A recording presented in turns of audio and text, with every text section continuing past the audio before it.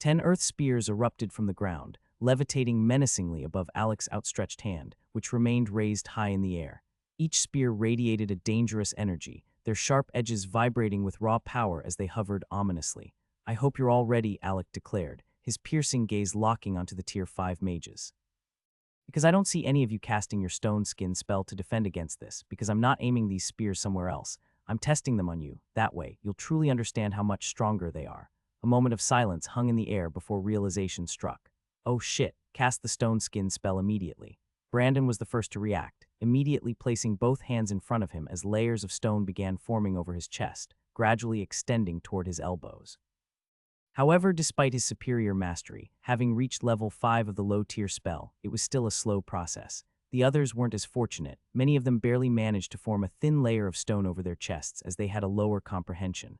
"Release," Alec commanded, his hand dropping in a swift motion. Like lock-on missiles, the 10 earth spears launched forward, each zeroing in on its target. Ag. Brandon, as the leader of the Tier 5 group, instinctively surged forward. He knew this wasn't just a show of power from Alec. This was another test, one designed to push them past their limits. By the time he stepped up, his entire body had transformed, his skin now a hardened rock-like texture, making him resemble a miniature stone golem, akin to the thing from the Fantastic Four, but with a more refined, human-like form. With a deep breath, Brandon raised his hand, and the earth beneath him dissolved into sand, rapidly swirling upward and ensnaring 3 of the incoming spears. At the same time, one earth spear was already locked onto him now. With 3 more redirected his way, he found himself facing 4 of Alec's deadly attacks alone. "Survive," Brandon roared as he clenched his fists, his control over the sand hardening around the 3 spears before dragging them toward himself. "Oh, that's a very bad mistake," Alec muttered, realizing what Brandon was trying to do. Brandon had attempted to shield 40 of the attack with his own body, confident that his team could handle the remaining 6 earth spears. It was a bold move, but a grave miscalculation. The moment the first spear reached him, reality struck hard. The spear, spinning at an incredible speed, pierced through his lower abdomen with ease. It was almost as if his stone skin defense was meaningless against the attack, and in truth, it was. Alec had imbued each of the earth spears he sent out with one of his 2 variant abilities, and the one that struck Brandon carried his sand control ability. As the mid-tier earth spear spell neared Brandon's stone skin defense, which was a rank lower, it didn't even need to struggle for supremacy. Instead, it eroded the stone-like defense, breaking it apart effortlessly before impaling him straight through the gut. Brandon's face contorted in pain, causing his focus to shatter, and he lost control over the other 3 spears, and they broke free from his restraint, flying towards their original targets. Desperate, he reached out to grab the spear piercing him, but the moment his hand made contact, its sand control ability flared. The spear dissolved into fine grains, wrapping around his body and forming a dense sand cocoon, imprisoning him with only his head and hands left exposed. The other mages fared no better. Those struck by spears imbued with gravity control were forcibly pressed into the ground, unable to rise no matter how hard they struggled. One unfortunate mage made the mistake of touching the spear, impaling him, and his hand was immediately flattened under an immense gravitational force. Seeing things getting out of hand, Alec swiped his hand, retracting the spell before anyone suffered permanent damage. After all, he still needed them alive and ready for the Blood Moon War. "I hope you all understand now what an evolved spell can do," Alec said, his voice firm. "Its power is already approaching the peak of mid-tier spells, and the best part, the mana consumption is only slightly higher than a basic spell, nowhere near the drain of a true mid-tier spell. See how overpowered it is. I could have sent 20 earth spears like that and wiped out your entire team. And just so you all know, I was holding back. I didn't even fully activate their abilities. You only triggered 50 of their power by touching them. Now imagine if you all could unleash a spell with that kind of strength," Alec said, planting a very ambitious image in the minds of the mages. What he didn't mention, however, was that without a variant ability, the spell's power would be significantly reduced to just slightly stronger than a mid-tier spell. The spears might still have enhanced piercing, increased range, or boosted damage, but they wouldn't be nearly as devastating as his own.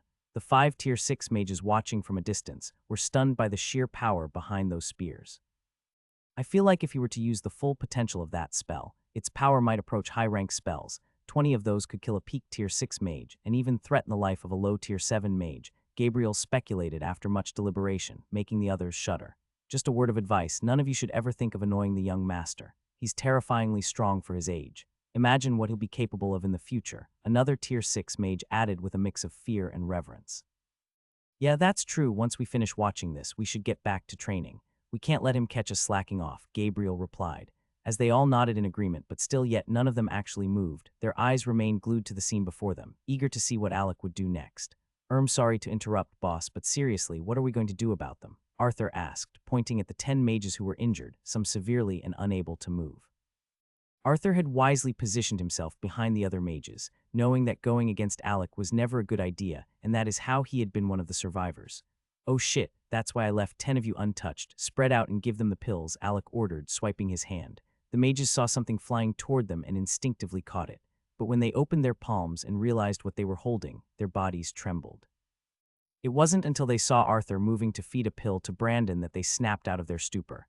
Quickly, they each picked an injured teammate and began administering the pills in their hands. Those are healing pills. "I can't believe it, the young master is actually distributing high-ranked healing pills to the injured mages," Gabriel exclaimed, shock evident on his face. The 4 other Tier 6 mages beside him mirrored his disbelief. It was common knowledge that the Gordon clan didn't even possess cultivation pills, let alone something as rare as healing pills, yet here Alec was, casually tossing out 10 of them. Healing pills were incredibly valuable, just one could stabilize someone with critical injuries, and if high-ranked enough, it could even pull someone back from the brink of death, if they still had breath left in them. They were also notoriously difficult to refine, which is why the limited supply produced by high-level alchemists was immediately seized by ancient and a few times by very powerful high-tier clans. For a mid-tier clan like the Gordons, possessing such pills was almost unthinkable. They lacked the power to acquire and protect them, the prestige to commission a high-rank alchemist to refine them, and the wealth to afford them. That was why everyone watching was stunned. Some even found themselves wishing they could consume one, knowing they might never see such a pill again in their lifetime. As they stood in awe, one of the injured Tier 5 mages who had taken a healing pill didn't just recover. He began breaking through on the spot, rising from the low Tier 5 mage realm to the mid-Tier 5 mage realm. All eyes snapped to him as they felt the surge of elemental particles gathering around him, making it clear just how potent the pill had been. Even Alec was caught off guard, as he had only intended to heal their injuries, but it seemed the mage in question had been stuck at a bottleneck for some time, unable to advance, and the pill had provided just the push he needed to break through. The pill that had been digested inside his body didn't just heal his injuries, it also cleansed his mana veins, clearing blockages in his mana flow. This allowed him to finally break through the bottleneck that had been stopping his progress, but that wasn't all. Alec stepped forward, placing his right hand on the mage's wrist, and closing his eyes as he used his mental energy to inspect the changes in the mage's body. This was one of the significant advantages he had over other mid-rank mages, because even Tier 6 mages typically needed to reach their peak before delving deeply into mental cultivation, as they only started cultivating their mental energy when they entered the Tier 6 mage realm. Alec's eyes opened with a satisfied smile. His quick inspection revealed that the mage's mana veins had slightly expanded after the healing pill had cleared the blockages. It was as if they were adapting to help him circulate mana more efficiently, an unexpected but fortunate development. As everyone stared at the 10 mages who had consumed the pills, an unmistakable wave of jealousy filled the air. Normally, no one would ever wish to be among the severely injured, but with the incredible benefits attached to it, many secretly wished they had been in their place. Before long, the 10 mages were back in peak condition, standing tall once more. Alec, with both hands behind his back, watched them with an expectant gaze. "If you're all ready, I'd like to move on to the next course of action," he announced. "Wait, young master," one of the Tier 5 mages suddenly spoke up, his voice filled with hesitation and disbelief. "I got a good look at the pill before I swallowed it, as much as I don't want to believe it, but with how fast my injuries healed, I have a strong suspicion. Please tell me, did you just feed us Tier 6 healing pills?" He could hardly believe what had just happened, but he was certain of what he had seen, the number 6 engraved on the pill before it entered his mouth. The moment he voiced his suspicion, the other mages also turned to Alec, waiting for confirmation. While they knew healing pills were treated as sacred relics in most clans, they couldn't ignore the undeniable fact that no Tier 5 pill could heal injuries of a Tier 5 mages this instantaneous, let alone completely restore their bodies. Even if the Tier 5 healing pill would do the same, it would eventually take some time. Deep down, they understood that only a pill beyond their current tier could have produced such results. But none of them wanted to dwell on it too much, as they felt they already owe their young master too much, especially the mage who had just made a breakthrough. The realization that their mana veins had been cleansed, and their mana now flowed more freely, left them all stunned, feeling if they cultivated properly, breakthroughs that once seemed distant now felt closer than ever. "Yes," Alec finally confirmed. A collective gasp spread through the group as his words sank in. And just so you all know, healing pills aren't the only thing I have, Alec continued, his voice carrying an air of certainty. Every day you train with me, you have a chance to earn a reward. That's if you impress me, don't worry. These will be things you've never had access to before. I am personally funding this war effort, and that's why I expect so much from you all. The mages' minds went into overdrive, their thoughts spiraled, not even processing the rest of Alec's words after he mentioned rewards. As they felt if healing pills were just the beginning, what else could he possibly have in store for them? This confirmed the Tier 6 mage's suspicions. Alec was the one who owned those pills, as there was no way the clan would be so wasteful as to use Tier 6 healing pills for mere training. Only a young mage with immense wealth could afford to be that generous, and they all made a mental note to hold on to their rich young master's leg tightly. If you're all done with your questions, let's continue like I said. Cast your earth spear spells at me, full power. Alec said, his voice steady, causing the Tier 5 mages to stare at him in shock. He wanted to take on the combined attack of 20 Tier 5 mages head-on. The thought was baffling. Though Earth Spear wasn't their strongest spell, it was still a powerful basic attack. Even if each spear alone wasn't deadly to him, they felt the sheer volume of them being casted by so many could overwhelm most mages. As they hesitated, still trying to process his order, Alec's voice rang out once more. Mid-tier spell Earth Skin. The moment Alec casted the Stone Skin spell, no one was even surprised anymore by his proficiency in it also. By now, they simply felt it would be normal if he had pushed most of the basic spells in his arsenal into the mid-tier level. As to them, he was some kind of perfectionist who refused to settle for less. However, those closest to Alec, like Arthur and Brandon, were left wondering when he had even found the time to practice his basic spells to such a high level, considering everything he had been going through at the academy. As these thoughts ran through their minds, Alec's body was instantly covered in a rocky exterior. It was almost effortless, as if he didn't even need to try. Beyond his high spell proficiency, his earth manipulation ability made his casting nearly instantaneous. Unlike their own stone skin, Alec's looked like a second skin, blending seamlessly with his body. It was thin, almost like a layer of hardened fabric rather than rough stones, but despite its sleekness, it was far sturdier than what any of them had cast. As the difference was clear, Alec's spell had been compressed, making it denser and significantly more powerful in defense. Come on, don't just stand there admiring my spell. We don't have all day, send your strikes in, Alec said, his sharp gaze sweeping over the mages. His words snapped them out of their daze. Immediately, they sprang into action, summoning their spells and launching attacks at Alec, though uncoordinated, but still yet it was over 30 spears surging toward him. Agnes alone had managed to fire 5 earth spears, and several others had unleashed multiple projectiles of their own. They weren't holding back. Mountain Top fell silent, as the only sound being heard was the sharp swoosh of earth spears cutting through the air, each one homed in on Alec with deadly precision, a testament to how much his words had fired them up. But as the spears entered Alec's 26-meter zone, something strange happened. Without him moving a step or even lifting a finger, the incoming projectiles seemed to be affected by an invisible force. And one by one, they crashed down and crumbled, unable to get any closer. Some managed to push further, reaching the 10-meter mark, but the result was the same. The moment they entered that range, they were slammed down as if a more crushing weight had descended upon them. It was clear that the gravity pressure increased in stages. The force at 10 meters was significantly stronger than at 11 to 20 meters, which in turn was stronger than at 21 to 26 meters. It was almost as if every 10-meter increment carried a progressively heavier gravitational force. Watching this unfold, many of the mages couldn't help but wonder, what if it had been them, instead of the spears who had attacked Alec at such close distance? Would they have even been able to take a step forward before collapsing under the pressure? But Alec's voice suddenly snapped them out of their thoughts. What about you, Brandon? All eyes turned to the Tier 5 mage sub-leader after that sentence, who also seems to have been staring silently at Alec. Brandon exhaled, shaking his head. I never thought I'd say this, but no matter how hard I try to catch up, you keep pulling further ahead. You were so relaxed while facing the attacks of 20 mages that you even noticed I didn't make a move. Alec smirked. Oh. You seem a little chatty now. Let me entertain you then. I didn't even need to observe to know you didn't attack. Even if I closed my eyes, I would still know. His words made a few furrow their brows in confusion. Why's that? Brandon asked. Alec crossed his arms before explaining. Simple, among the Tier 5 mages here, you surpass them by far in this same spell proficiency, so I expected your attack to at least reach me, and since none of the spears even touched me, I knew for sure that you hadn't made a move.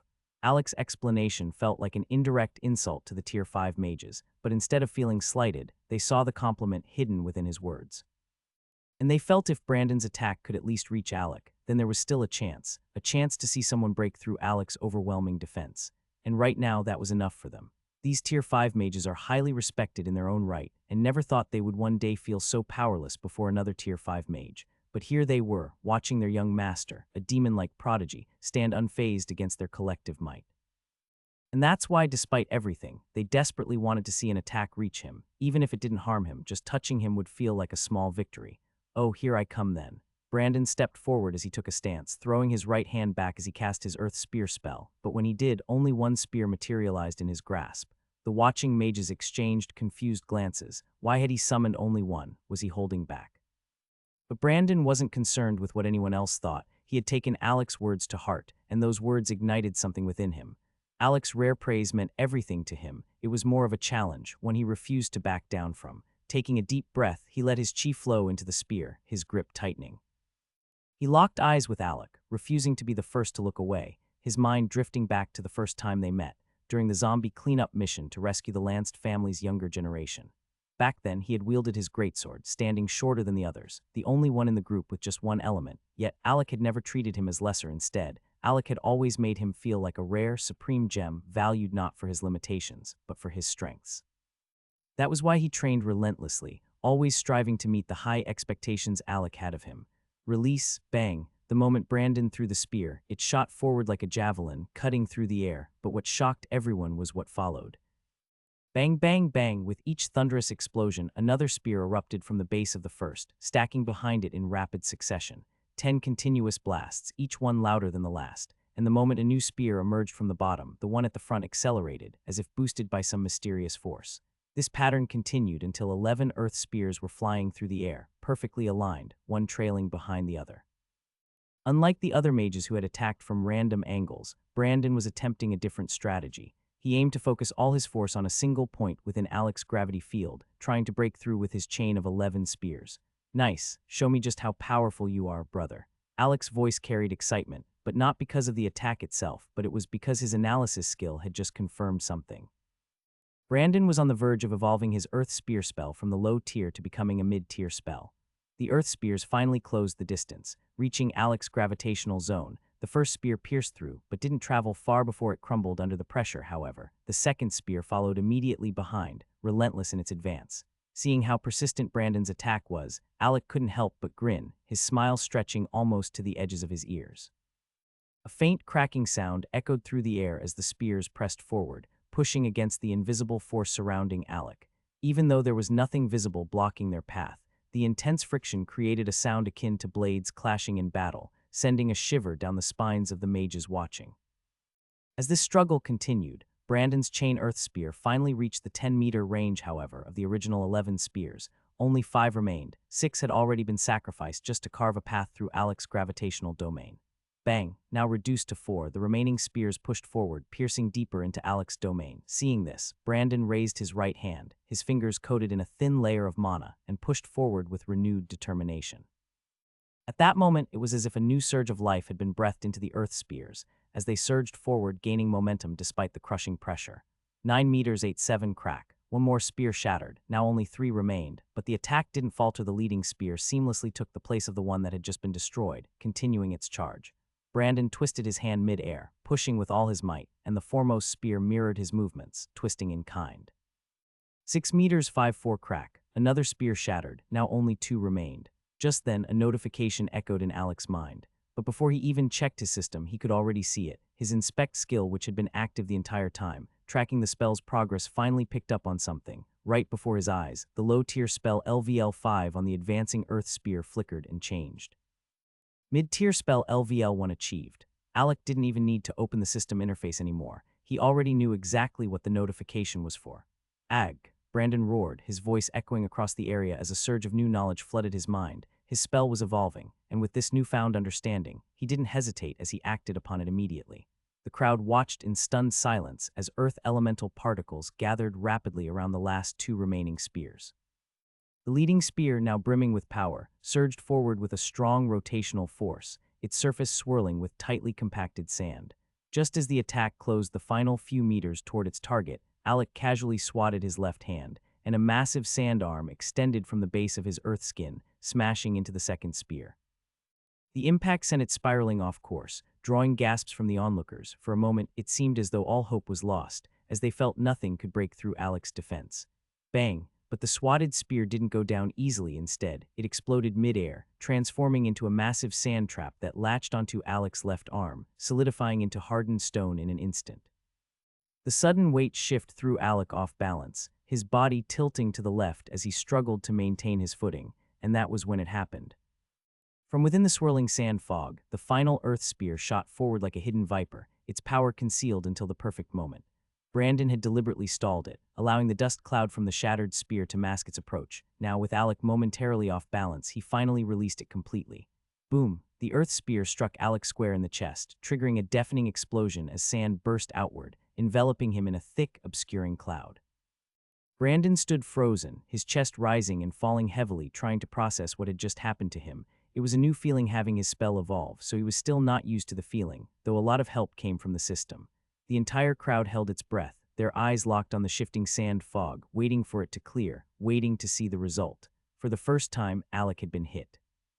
And in that moment, even those who had questioned his insistence on training basic spells now understood. They had just witnessed Brandon evolve his low-tier spell into a mid-tier spell, and the sheer destructive power it gained after its upgrade left them awestruck. Now they wanted to learn. As the sand fog began to clear, Alec's silhouette slowly emerged from within. With each step he took, the dust settled further, revealing his figure. Then a sharp crunching sound echoed across the field. The massive sand block that had latched onto his left arm suddenly crumbled under an overwhelming gravity force, disintegrating into fine grains at his feet. Before the spectators could even get a proper look at him, Alec started clapping, his slow, deliberate applause carrying across the field. Finally, he stepped out of the lingering dust cloud, a grin spread across his face. Beautiful. Finally, we have our first mage who has raised this set of basic spells to the mid-tier level. Let's all strive for it. His words rang with encouragement, directed at the remaining mages who had just witnessed Brandon's breakthrough. But while Alec was speaking, most of them weren't focused on his words. Their eyes were locked on one detail, the fact that, despite taking a direct hit, Alec was completely unharmed. The only evidence that he had even been struck was a faint scratch at the center of his chest where the earth spear had landed.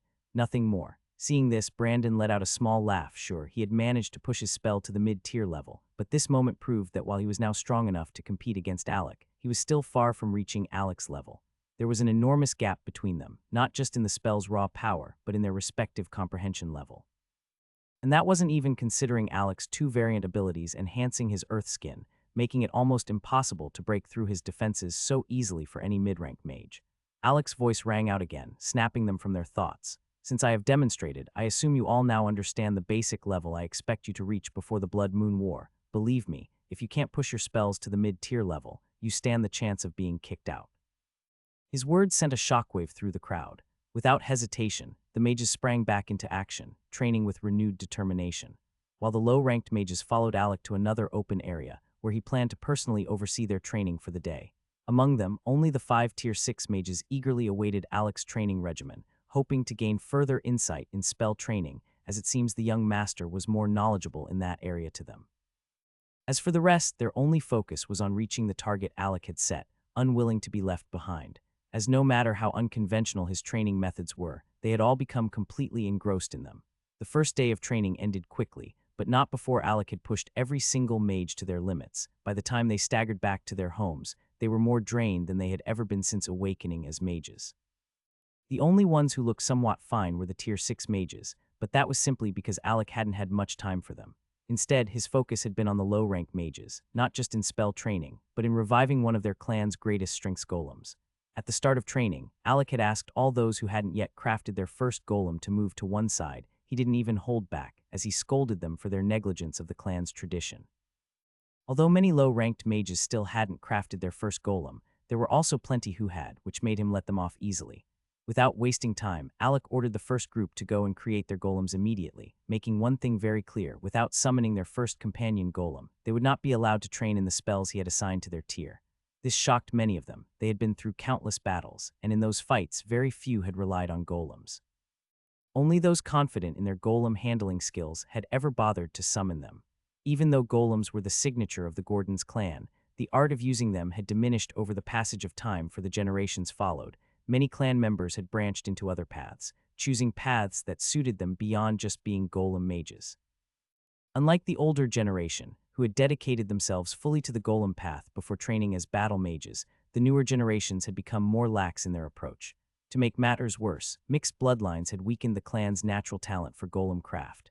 Many younger mages lacked the power, knowledge, or even resources needed to properly summon and advance their golems, making the practice feel outdated to them. Hearing that Alec wouldn't allow them to train without a golem was a complete shock. Some of the mid-tier mages were already breaking into a sweat, silently praying that Alec wouldn't enforce this rule on them.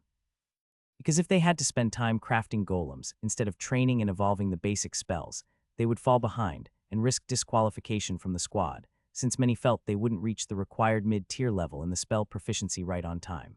Although the mid-tier requirement was currently only imposed on the mid-ranks Tier 4 and Tier 5 mages, but Alec had made it very clear to the low-rank mages that he would personally review their spell execution.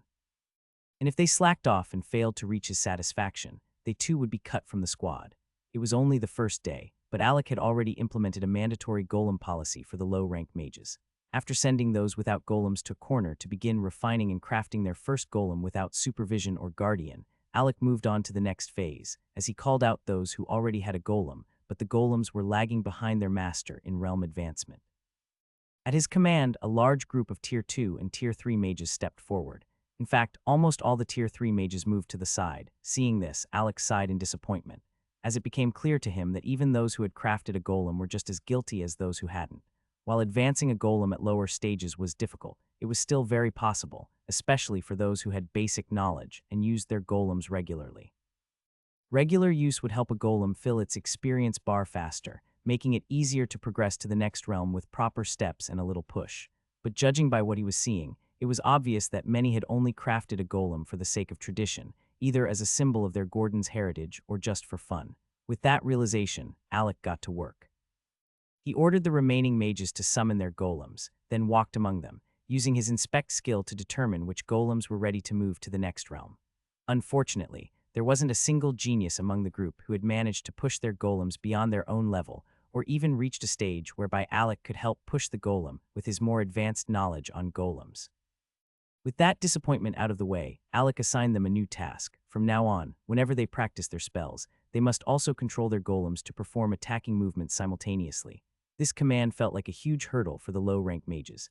They struggled to imagine how they could focus on spellcasting while also issuing proper commands to their golems. Dividing their attention between both tasks seemed nearly impossible.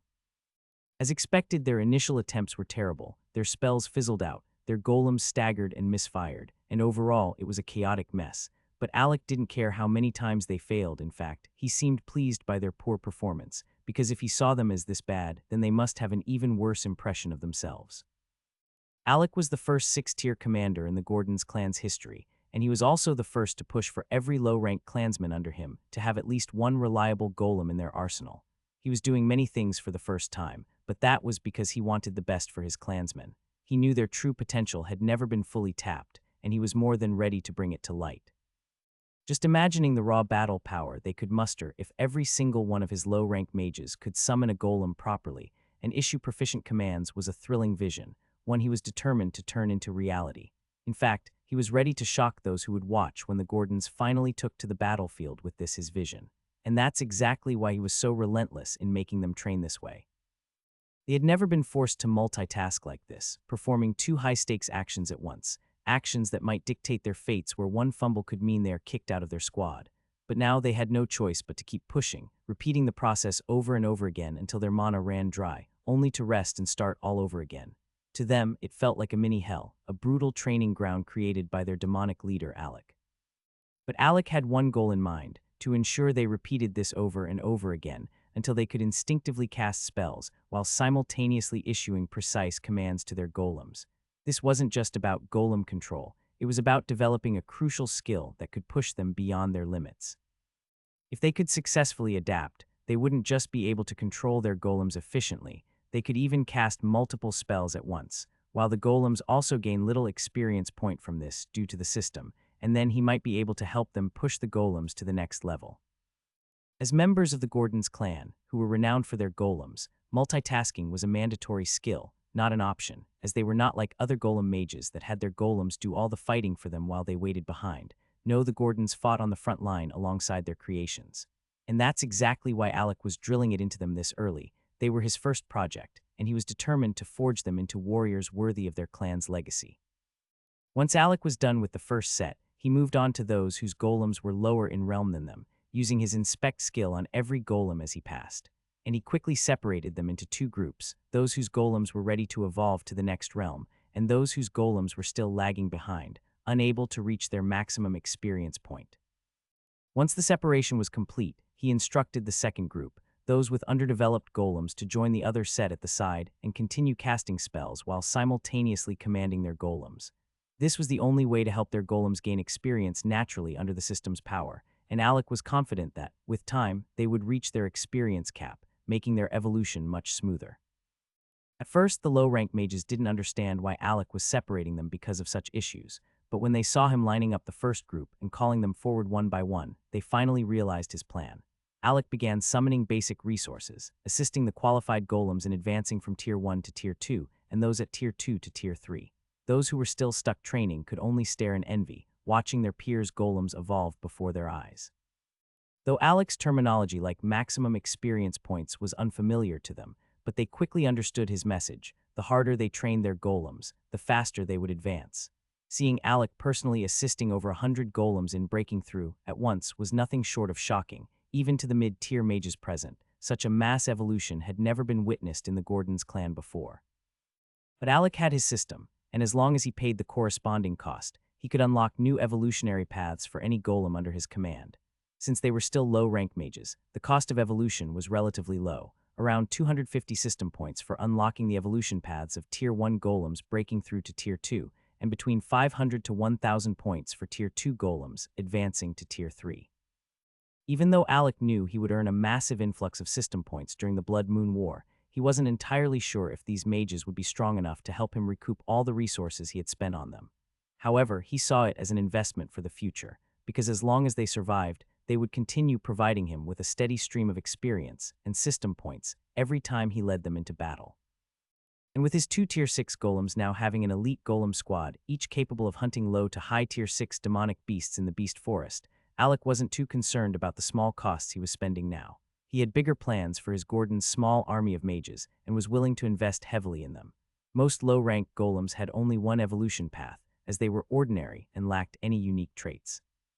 However, whenever Alec encountered a golem with 2 or 3 evolution paths, he made sure to explain the options to the mage who owned such golems, exactly as the system notification displayed. Once the mage chose their preferred evolution, Alec would begin the transformation process, carefully following the required steps for that specific evolution. For Alec, evolving low-rank golems was incredibly easy and fast with resources provided by the system after he had paid the system point fee, and he also made use of various elemental runes, especially now that he had experience tweaking even mid-rank golems.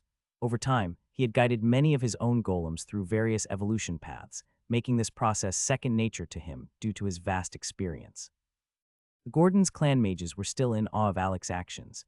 Those whose golems had successfully evolved into the next realm felt an instant surge in their overall battle power. Having a companion on the same tier which might be a little bit stronger was a game changer to them all. What truly amazed them, though, was Alec's expertise. Unlike random trial and error evolution attempts, Alec followed the precise system paths, ensuring a 100 success rate for each golem's breakthrough. Not only that, but every evolution path he selected was strong, stable, and tailored to maximize the golem's potential. After evolving each golem, Alec would immediately send its owner to join the others practicing spellcasting while giving commands to their golems. He knew that having a strong golem was useless if the mage couldn't control it properly. It would be like giving a child a greatsword. Sure, the child might injure others, but their lack of control would likely cause them to hurt themselves first. That's why Alec didn't give them any time and felt they would bond well with their newly upgraded golems in training, so he threw them straight into training, forcing them to immediately learn how to give precise orders while casting spells at the same time. Alec was determined to push them to a level where they could seamlessly multitask between commanding their golems and casting spells. That was how Alec spent his first day of training, ensuring that every low-rank mage who hadn't created a golem yet spent the entire day figuring out what kind of golem suited them best. Most ended up choosing earth golems, and once they reported they have accomplished this, Alec gave them the same command as the others: start spell training while simultaneously issuing commands to their golems. While the low-rank mages felt mentally drained and traumatized, the Tier 4 and Tier 5 mages were anxious, knowing Alec would soon turn his attention to them after his little demonstration in the morning.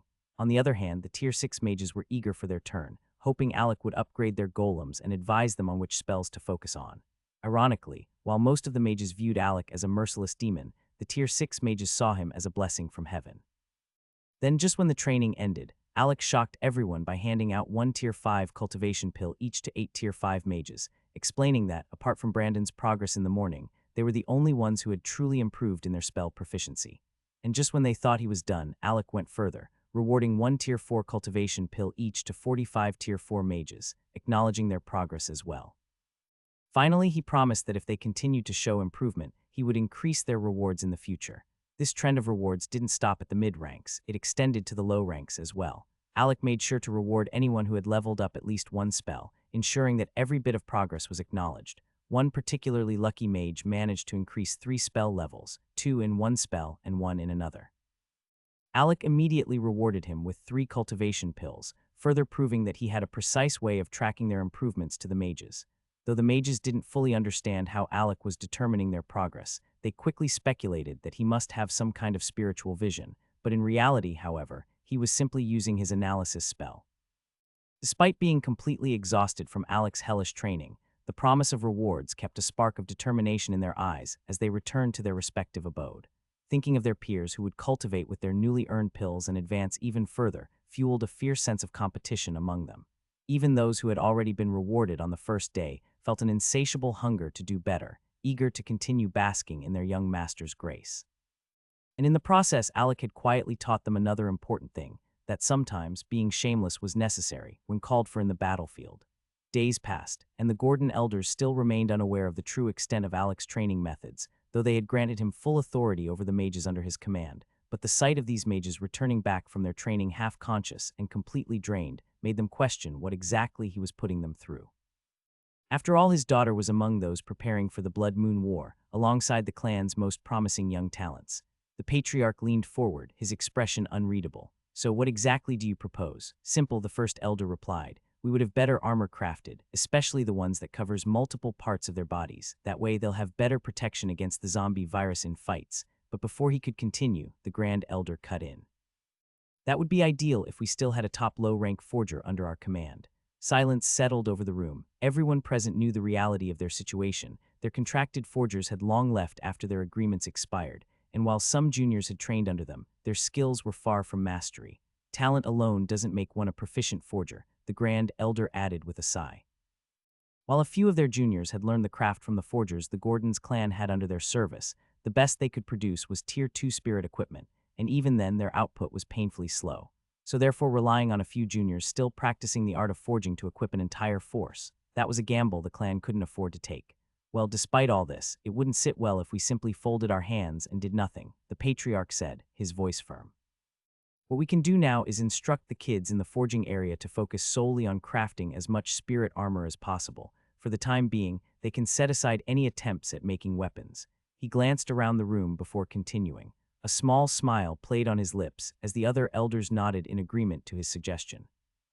They knew Alec didn't want their interference, but in this case, they believed their actions would only boost morale, and the patriarch was already picturing Alec's stunned expression when he presented the armor to some low-rank mages under him to help boost the morale of the mages. But while the Gordon elders had the luxury of strategizing in relative ease and laziness due to leaving everything to Alec as talked about, the other clans preparing for the war weren't as fortunate. Many of them were only now beginning to feel the weight of their decision, realizing, with growing dread, that only 7 days remained before the battle. Although the city lord had assured them that the city gates had been repaired and could withstand the next wave, but most clans remained skeptical. After all, the repairs had been completed in a rush, using only the limited resources available within the city. So despite the city lord's bold claims, it was clear to everyone that the gates were nowhere near the 100% strength he insisted upon. Though the city gates had no direct impact on those fighting in battle, many clans were still using them as an excuse to back out of their duties. They claimed they didn't trust the gates to hold after even a small breach, arguing that if the defenses failed early on, countless defenseless residents would lose their lives. And if such should ever happen, only those clans exempted from the battle would be confident in their own ability to gather all their strength to protect their territories and clan grounds. and that is why some of those clans supposed to fight made a petition to be exempt from the upcoming war, stating they needed to safeguard their people instead. However, the city lord firmly rejected these requests, warning that any clan that refused to participate would be charged as deserters under the Northern Kingdom's laws. A charge like that wasn't just a slap on the wrist, it meant total annihilation. If a clan was branded as deserters and found guilty for not complying with the Northern laws to protect the city they reside in, every single member of such clan would be wiped out. That threat alone was enough to silence many dissenters, especially those who lacked the influence to pressure the city lord. But the city lord wasn't just being stubborn. He knew fully well that if he gave in to even one clan, the rest would demand the same exemption. And it would set off a chain reaction, and before long, most of the city's forces would abandon the battlefield, leaving the city completely vulnerable, and that was a risk he wasn't willing to take. The real reason so many clans were now hesitating wasn't because of the gates. It was because they had seen firsthand the devastating losses suffered in the last battle. Although they had managed to repel the zombies at the last moment, it was a Pyrrhic victory. Too many lives had been lost to keep the city standing. Even those who had survived carried the pain of losing loved ones in battle. And now, the clans tasked with taking the front lines in the upcoming war were beginning to understand that pain, and it terrified them. War God Mage Academy grounds. With the blood moon drawing nearer, we've received even more requests for the Academy's assistance. Are we just going to overlook them? The new dean asked, his expression serious. Across the room, old man Alec barely looked up from his desk, where he was busy managing what seemed to be records for the logistics department of the War God Mage Academy. Of course, we'll overlook it. My so-called mercy eyes was blinded the moment my academy was treated like a beggar sect. Old man Alec scoffed, his voice laced with disdain. I don't care how many lives are lost or how many cities fall. All I hope for is to see the capital city wiped off the face of this planet. Let's see how much desperation the next blood moon attack will force upon the royal family. He leaned back in his chair, a dark chuckle escaping his lips. From the Demonkin's latest movements, it's clear that the Lord Protector of the Northern Realm won't last much longer.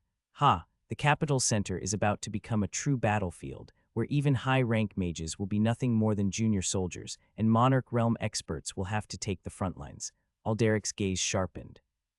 The royal clan has grown complacent. Their so-called peace nothing but an illusion, just because they've been untouched by war for too long. But that's about to change now. I just wonder, is that old thieving king truly prepared? The new dean smirked, intrigued. I'm not entirely sure what you mean by old thieving king, but if this brings misfortune to the royal clan, I'm all for it. Alec nodded, satisfied. By the way, I want you to send someone to that young boy's clan, a tier 7 mage at least. Someone to keep an eye on him in case things go sideways. You mean Alec? Of course, Alec confirmed. Send Terran. He's been locked up too long, itching for a fight since he wasn't allowed to enter the second dimension for a rampage. Let him burn off that pent-up rage while protecting his students in case things take a turn for the worse. Are you sure it's a good idea to let someone like Terran leave the academy grounds? The new dean frowned, his voice laced with concern. You do realize that aside from the orcs in the second dimension who already have a bounty on his head, he's also made enemies with the faction. And from the way things look, they won't be satisfied until he's dead. Alec chuckled, shaking his head. That's exactly why we should send him out. He's tough, and no one would be stupid enough to go after him from the faction, especially not with Mad Dog returning soon. And if they do send anyone, it'll be disposable hunting dogs, the kind with no ties back to them. He leaned forward, his sharp gaze gleaming with confidence. Besides, I doubt anyone they send would make it back alive, even though Terran hasn't been given access to the mental training rooms, which makes it harder for him to be able to repair his soul injuries, and hasn't made any progress in breaking through to tier 8 yet, but his earth manipulation keeps growing. It's almost like he's approaching the third stage. Alec smirked. If he does make that breakthrough, even the barrier to tier 8 won't be much of an obstacle for him. His mental strength will recover, and it'll likely even grow stronger. Old man Alderec's words carried a sense of finality, the glint in his eyes making it clear that Terran must be the one to be deployed. Second dimension, Demonkin Abyss region. Deep in the core regions of the second dimension, at the very heart of the abyss, where the strongest tiered races resided, the dual moons hung ominously in the sky, one glowing deep blue, the other a haunting purple. Their eerie light bathed the Demonkin arena, casting shifting shadows across the land.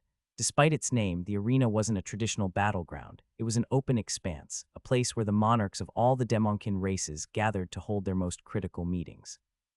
And today, the reason for their assembly was one monarch in particular, Asgoth. 72 Demonkin monarchs sat upon floating thrones, orbiting the debris-filled arena in solemn silence. Their expressions were serious, their auras oppressive, except for one. The man of the hour, Asgoth, lounged on his throne with complete disregard for the tension in the air. Unlike the others, who sat rigid with authority, he had shifted his throne into a half-reclined sofa, casually lying on his side. With his left hand propped under his head, he gazed at the others as if this meeting was nothing more than a dull inconvenience. Asgoth fluttered his eyes tiredly, his violet-hued skin pulsing faintly like a dying ember struggling to stay alight. With a lazy smirk, he turned his gaze toward the female monarch sitting just 30 meters away, flashing her his most charming smile. "Come on, Asgoth, be serious for once. Is the old man dead?" one of the monarchs demanded. But Asgoth simply scoffed, his expression unreadable. "Do I really owe you an explanation? Especially when you were one of the loudest voices against me scouting him out, claiming I was just satisfying my boredom and might end up dead. Come on, man, you made it back in one piece, just spill it." The monarch leaned forward, eyes glinting with curiosity. Asgoth, however, ignored him completely, blowing a kiss toward the female Demonkin monarch, who, as always, continued pretending he didn't exist. "If you won't talk, then I see no reason to have come here at all. This is turning into a waste of my time." Another Demonkin monarch stood up, his face concealed by a mask, with his two curved horns arching forward menacingly. Just as he was about to walk away, Asgoth's next words froze him in his tracks. That old protector will soon die, and at the hands of the very royal clan he devoted his life to protecting. And at that moment silence reigned for a brief second. Then suddenly, laughter erupted throughout the arena in the next second, mocking, cruel, and gleeful. They found it amusing, the thought of the Lord Protector of the Northern Kingdom, a man who had sacrificed his life force in hopes of cultivating further to cast the blood moon curse over the peak space gate above the royal palace, was ultimately betrayed by the very people he had sacrificed a lot for just to protect. For years, these monarchs had fantasized about killing him themselves, only to be restrained by the curse he had casted. The only way they could pass through the gate unscathed was if they surpassed the monarch realm and entered the realm beyond which none of them was confident in achieving yet, or if they decided to endure the curse and stormed into the capital at a great cost of having their realm reduced down to the peak tier 6 realm. But such lofty demons would never dare to repeat those mistakes, as some had tried in the past, only to be struck down by Ray Blaze when he was still a peak tier 6 mage, a man who had established himself as an unmatched force in his realm. Even now, despite rumors that Ray had gone missing in the second dimension, none of them dared to set foot on the surface of the Earth realm. After all, they had once considered themselves immortal, standing at the pinnacle of their race, challenged only by a select few in the abyss, such as the Fallen Clan and the Dragon race. But the day Ray Blaze had slaughtered monarchs like them, who had their realm suppressed by the curse, he had shattered their illusion of invincibility and reawakened their fear of death. That was why none of them had ever dared to pass through the space gates again, as the blood moon curse would suppress their realm, and the humans would do everything in their power to slaughter a Demonkin monarch on sight.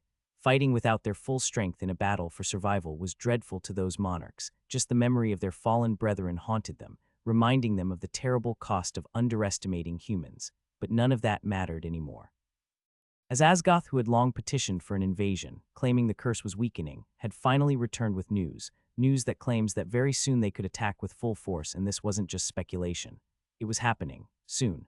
If that's the case, the masked Demonkin monarch finally spoke, his voice cold and calculating. "Then let's send the armies out again in the next war to terrorize them further, and cut them down those that might cause trouble early." But before anyone could agree, Asgoth cut in. "I have a better suggestion." His sly smile widened as every monarch turned to him, waiting for what he had to say. The days flew by until it was finally the day of the Blood Moon War. For the residents of Estonia City who had nothing to do with the battle, fear gripped their hearts, and they had already locked themselves inside their homes, praying that the mages fighting on the behalf of the city would return with a flawless victory. Wives wept as their husbands strapped on their weapons, preparing to join their squads.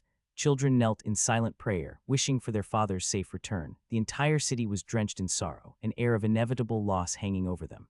Even before the battle had begun, the morale of the mages was devastatingly low. Many of them were reluctant, unwilling, and yet they still marched forward, because they had no choice.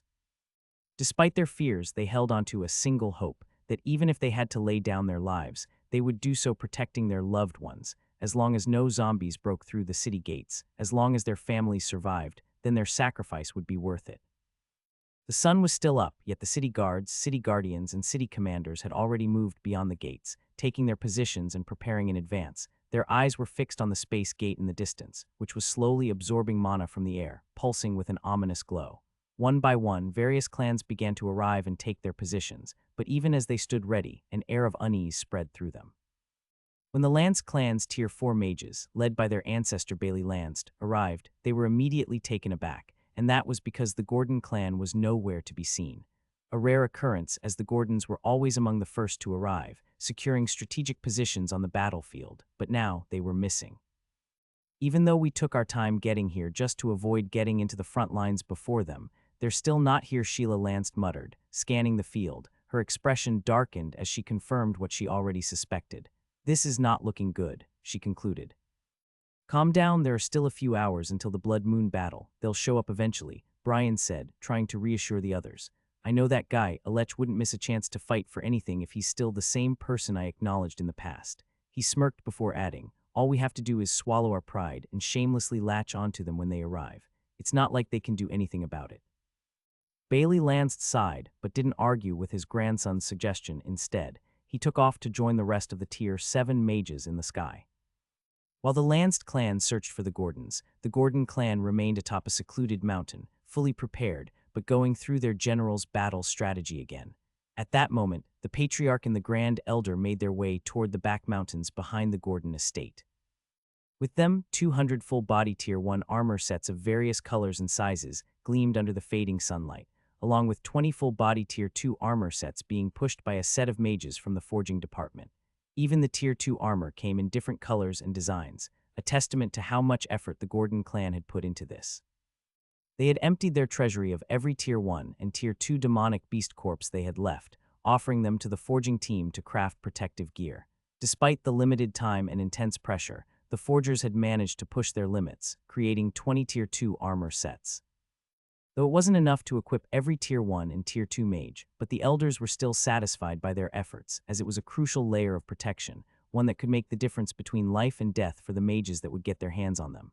Alec, I've got a surprise for you, the Patriarch called out, his voice loud and confident, but as he finally reached the mountain's peak, his words cut off abruptly. His eyes widened, his breath hitched. Before him stood the mages of the Gordon clan that were going to be participating in the Blood Moon War, and more than half of them were already clad in armor. But not just any armor. Each of them wore brown-plated spirit armor, perfectly fitted to their bodies.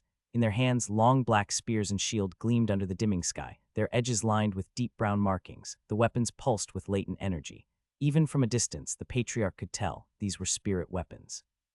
His shock was palpable. Where had these come from, he thought. But that wasn't all. Some mages carried staffs instead of spears, while those who held spears also had their primary weapons strapped to their bodies, some with spirit swords at their waists, others with spirit axes slung across their backs. The sight was nothing short of astonishing. What truly shocked the Patriarch was seeing Tier 1, 2, 3, and even Tier 4 mages fully equipped with spirit equipment sets, each tailored to their realm and element. It was a monumental feat, especially compared to what he had brought, which only fully outfitted the Tier 1 and 2 mages and lacked elemental compatibility with the Gordon's mages. The armor equipment that the Elder Council had crafted for Gordon mages was not purely from earth elemental materials, but all sort of elements, meaning most of the mages wouldn't be able to resonate with them, as the Gordon's primary element was earth. While they would still offer protection, the armors wouldn't provide any elemental enhancement, except for an increased physical durability. Yet here he was, witnessing something he hadn't even dared to dream of. Not only had Alec fully equipped every mage, but he had also done so with weapons that matched their elemental affinities. Tier 1 mages wore Tier 1 spirit armor, Tier 2 mages wore Tier 2 armor, and so on. The fact that Alec alone had managed to accomplish this, while he and the Gordon clan's Council of Elders could only provide basic armor for every mage, felt like an embarrassment. The Patriarch clenched his jaw before whispering urgently to Grand Elder Garrick, "Hey, make sure these guys don't bring those spirit armors up. Go down and store them all in your space. Ring, there's no way we can let the clan's mages see that we couldn't even match what their young master provided for them." Garrick blinked in confusion at first, but the moment his eyes landed on the fully armored mages, shining and radiating elemental power, only one word slipped from his lips: shit. Wasting no time, he rushed down the mountain towards the struggling mages pushing the cart of armor, swiftly swiping them all into his space ring. "You all don't need to trouble yourselves anymore. You can go now," the Grand Elder said smugly, waving off the mages before him. The mages, however, exchanged confused glances, thinking, if they had a space ring all along, why hadn't they just used it from the start? Why had they been forced to push such a massive load of armor up the mountain, when there had clearly been an easier option? The answer was simple: the Patriarch wanted a grand entrance. He had envisioned the armor arriving in style, carried up in glimmering carriages, sparkling in various colors, drawing the mage's awe and admiration. He had thought it would inspire excitement and anticipation, rather than simply handing out a space ring to Alec, who would distribute the armors in a mundane fashion. But now, that plan had completely backfired. Faced with Alec's far superior display, they had no choice but to hide their own efforts, as it would only pale in comparison. Without another word, the mages turned their carriages around and left, even though they couldn't help but wonder why they had been made to drag the armor up the mountain in the first place. But questioning the grand elder of the clan was not an option. "So what's this surprise you have for me, old man?" Alec asked, casually gesturing with 2 fingers. At his signal, the mages standing before him spread out, forming a neat line, a line that led directly to where the patriarch stood, as he was still stunned by their transformation. "We greet the patriarch," they all called out in unison, bowing with cupped hands toward George Gordon's, who finally started walking toward Alec. Alec stood next to a large stone pillar that was all the way up to his waistline, atop which a miniature battlefield had been sculpted from earth, depicting small terrains and figures to help visualize battle formations. But as soon as his grandfather reached him, Alec swiped his hand over the stone pillar, instantly flattening it into the ground, erasing the intricate display in an instant. "Why do you look so confused? You said you had a surprise for me, so what is it?" Alec asked, his sharp gaze fixed on his grandfather while his hands were clasped behind his back. The patriarch faltered for a moment, struggling to come up with a response. Luckily, the grand elder stepped in to save him. "The surprise is we came to wish you good luck and another flawless victory," he declared, giving the patriarch just enough time to compose himself and regain his usual authoritative demeanor. Alec, however, wasn't fooled by this. He definitely knew something was off, but at this moment he just didn't care, as his focus was entirely elsewhere. After weeks of rigorous training, the low-rank mages under him had managed to push the basic spells he assigned to them all the way to the peak of the low tier. They had also been made to spend hours practicing with spears and shields, ensuring that each of them mastered both weapons to a competent level. And all of this was only possible because of Alec's system and his newly acquired general title, which granted the mages under his command an unprecedented boost in growth and training efficiency. While the low-rank mages had only managed to push their spells to the peak of the low tier due to their realm restrictions, it was the mid-rank mages that truly exceeded Alec's expectations. Not only had every single one of them successfully advanced their assigned spells from the low tier to the mid-tier, but the sheer power they unleashed when casting them together was beyond anything they had imagined. Even they found it hard to believe that they were capable of wielding such destructive force anytime Alec commanded them to fire. And now, with the spirit equipment sets that Alec had provided to them, which was compatible with their primary element, it made the power output of all their earth spells skyrocket, except from the physical enhancement that came along with it. Of course, the Tier 5 and Tier 6 mages couldn't help but feel a bit jealous, because they hadn't received equipment sets like the low tiers and the Tier 4 mages. However, they held no grudges against Alec, because even without the spirit equipment, they could tell they had improved tremendously under his training. "That's not much of a surprise, though. Weren't you both supposed to show up here before we left to give us your blessings?" Alec said, raising an eyebrow. The patriarch quickly tried to play dumb, attempting to steer the conversation elsewhere. "So tell me, where exactly did you get this many spirit equipment sets to equip so many of our mages?" He narrowed his eyes at Alec, clearly suspicious. Alec simply smirked. "Well, that's a secret of mine. All you need to know is that I promised to fund this set of mages to battle, and I delivered," he replied. As he spoke, he briefly reminisced about how he had used the countless spirit equipment set fragments he had been accumulating from loot drops for a long time to craft full sets for his clan's mages. He had them all this time, but a real need had never arisen until now. The system spirit had once informed him that using fragments to craft spirit equipment wouldn't produce specialized equipments like the ones he had astral projection of crafting mastercraft for him, using system points and demonic beast corpses. But in the end, he realized that these crafted sets were just as good as the standard spirit equipment sets that were being produced outside in the main world. With that in mind, he had no hesitation in creating them, to help improve his mage's chances of staying alive in the battle. Every night, he had Arthur and Brandon venture into the Beast Forest first door, dropping them near where Earth elemental demonic beasts resided, as that is what he visualized before pushing all of them in, ensuring they kept a steady supply of dead beast materials for refining. Alec didn't really mind that the spirit equipment sets weren't specialized. As far as he was concerned, they were more than good enough. In fact, all he needed was 100 spirit equipment set fragments to craft a standard spirit equipment set, which meant that at least for every 10 demonic beasts of the same realm, same earth element his golems or his clansmen killed, he could generate a new set after the body had been refined by the ancient primordial tree, and he got his loot. The best part was that the system allowed him to choose the shape of the armor, boot, handguard, or from the variety of weapons when crafting the sets. That was when he realized he could even equip 2 weapons from the system's extensive list.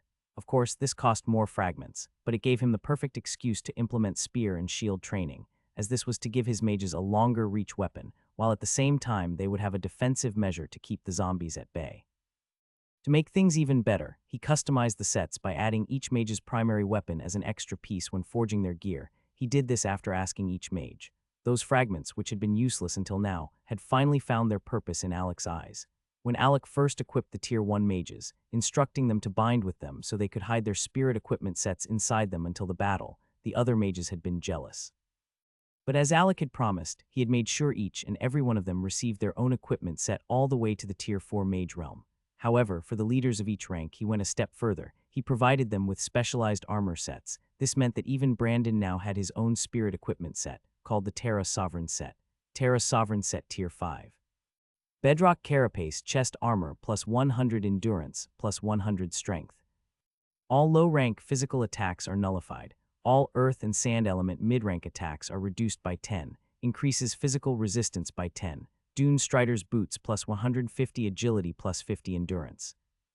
All earth and sand element low-rank spell consumption is reduced by 70. All earth and sand element mid-rank spell consumption is reduced by 30. The user can shift between solid and fluid terrain seamlessly, allowing effortless movement across sand, rock, or unstable ground. Stores up to 50,000 mana for emergency use. Titan-bound handguards plus 50 strength. Increases grip strength and weapon durability by 20. Enhances earth and sand element attacks by imbuing them with seismic force, causing minor shockwaves upon impact. When blocking or parrying, absorbs a portion of kinetic energy and releases it as a counterattack max stored energy. 3 hits, cooldown 5 minutes. Complete set bonus 20 bonus to all earth and sand element attacks. 20 bonus to all physical attacks, stackable with elemental attacks. 30 increase in mana. Plus 5 to all mental stats. Gains Terra's Dominion. The user can momentarily petrify enemies struck with a heavy attack or entrap them in quicksand cooldown, 10 minutes. If Alec were asked about the resources he had provided to the mages under him, he would easily say that Brandon had benefited the most. Even though Alec couldn't craft or provide spirit equipment armor for the Tier 5 mages as a whole, he made sure that their leader at least received a specialized spirit equipment set. And this wasn't just any set, it was on the same level as his own Infernal Mantle set, costing him just as much. While Alec did have spirit equipment set fragments for Tier 5 mages, he didn't have enough to equip the entire team, and that was why he didn't bother distributing them, as he preferred either to equip them all or have them all unequipped. As for Tier 6 specialized armor set or even spirit armor, he didn't even consider it. To Alec, Tier 6 demonic beasts were still the peak of his capabilities in the Beast Forest, and while he did have enough fragments to equip his 5 strongest subordinates, especially after refining all the Tier 6 demonic beasts given to him by the Academy for Business, he chose not to. His reasoning was simple: if the Tier 5 mages weren't getting their own armor sets, then the Tier 6 mages would have to wait as well. However, as compensation, Alec provided both tiers with cultivation pills, which made them happier than ever, as their dreams of advancing further after the Blood Moon War became more realistic than ever. Well, even if you don't want to tell us how you got all this gear, you still owe us an explanation for why you requested we have a meeting with the City Lord before you lead our mages into battle, right? The Grand Elder asked. Yeah, that's right. I just want to add a little term to your agreement with him, and I'm sure he won't disagree since it's nothing major. Alec replied. This caused the Patriarch to narrow his eyes. So what exactly is this thing you desire so much that you've delayed our march out of the city gates? It's quite simple, really. I want all the zombie corpses we killed to be handed over to us. None of them should be burned. Alec said with a wide smile. He paused, letting his words sink in before continuing. I know the usual practice is to burn them to prevent the Z-virus from infecting the land and mutating creatures, but instead of destroying them, have the city lord order his forces to leave all the corpses slain for the Gordon clan. I'm sure he won't have much of a problem with that. As Alec spoke, his smile widened, his mind already racing with the possibilities of what he would get when refining the zombie corpses. But while Alec was clearly excited, his expression was starting to seriously creep out both his grandfather and the Grand Elder. Though the Patriarch and the Grand Elder wanted to ask why Alec needed the corpses, but they quickly realized he had no intention of telling them, as he simply brushed off their curiosity, claiming it was a secret. When they asked how he planned to store so many zombie corpses, Alec casually showed them a high-quality space ring, the very same one that old man Alderic had given him when he handed over the demonic beasts for Alec to refine into pills for the Academy. The sight of such a rare and powerful space ring only left them more shocked, and they realized it was more than enough. At this point, when the patriarch looked at Alec, he no longer saw him as just a member of the younger generation. No, he saw a walking treasure trove, a golden goose shining with wealth. Just as the patriarch was about to shamelessly pitch an investment opportunity, probably for himself, the Grand Elder dragged him away before he could embarrass himself further in front of his grandson. Alec didn't bother waiting for them to return with the City Lord's confirmation, because he was already certain the request would go through.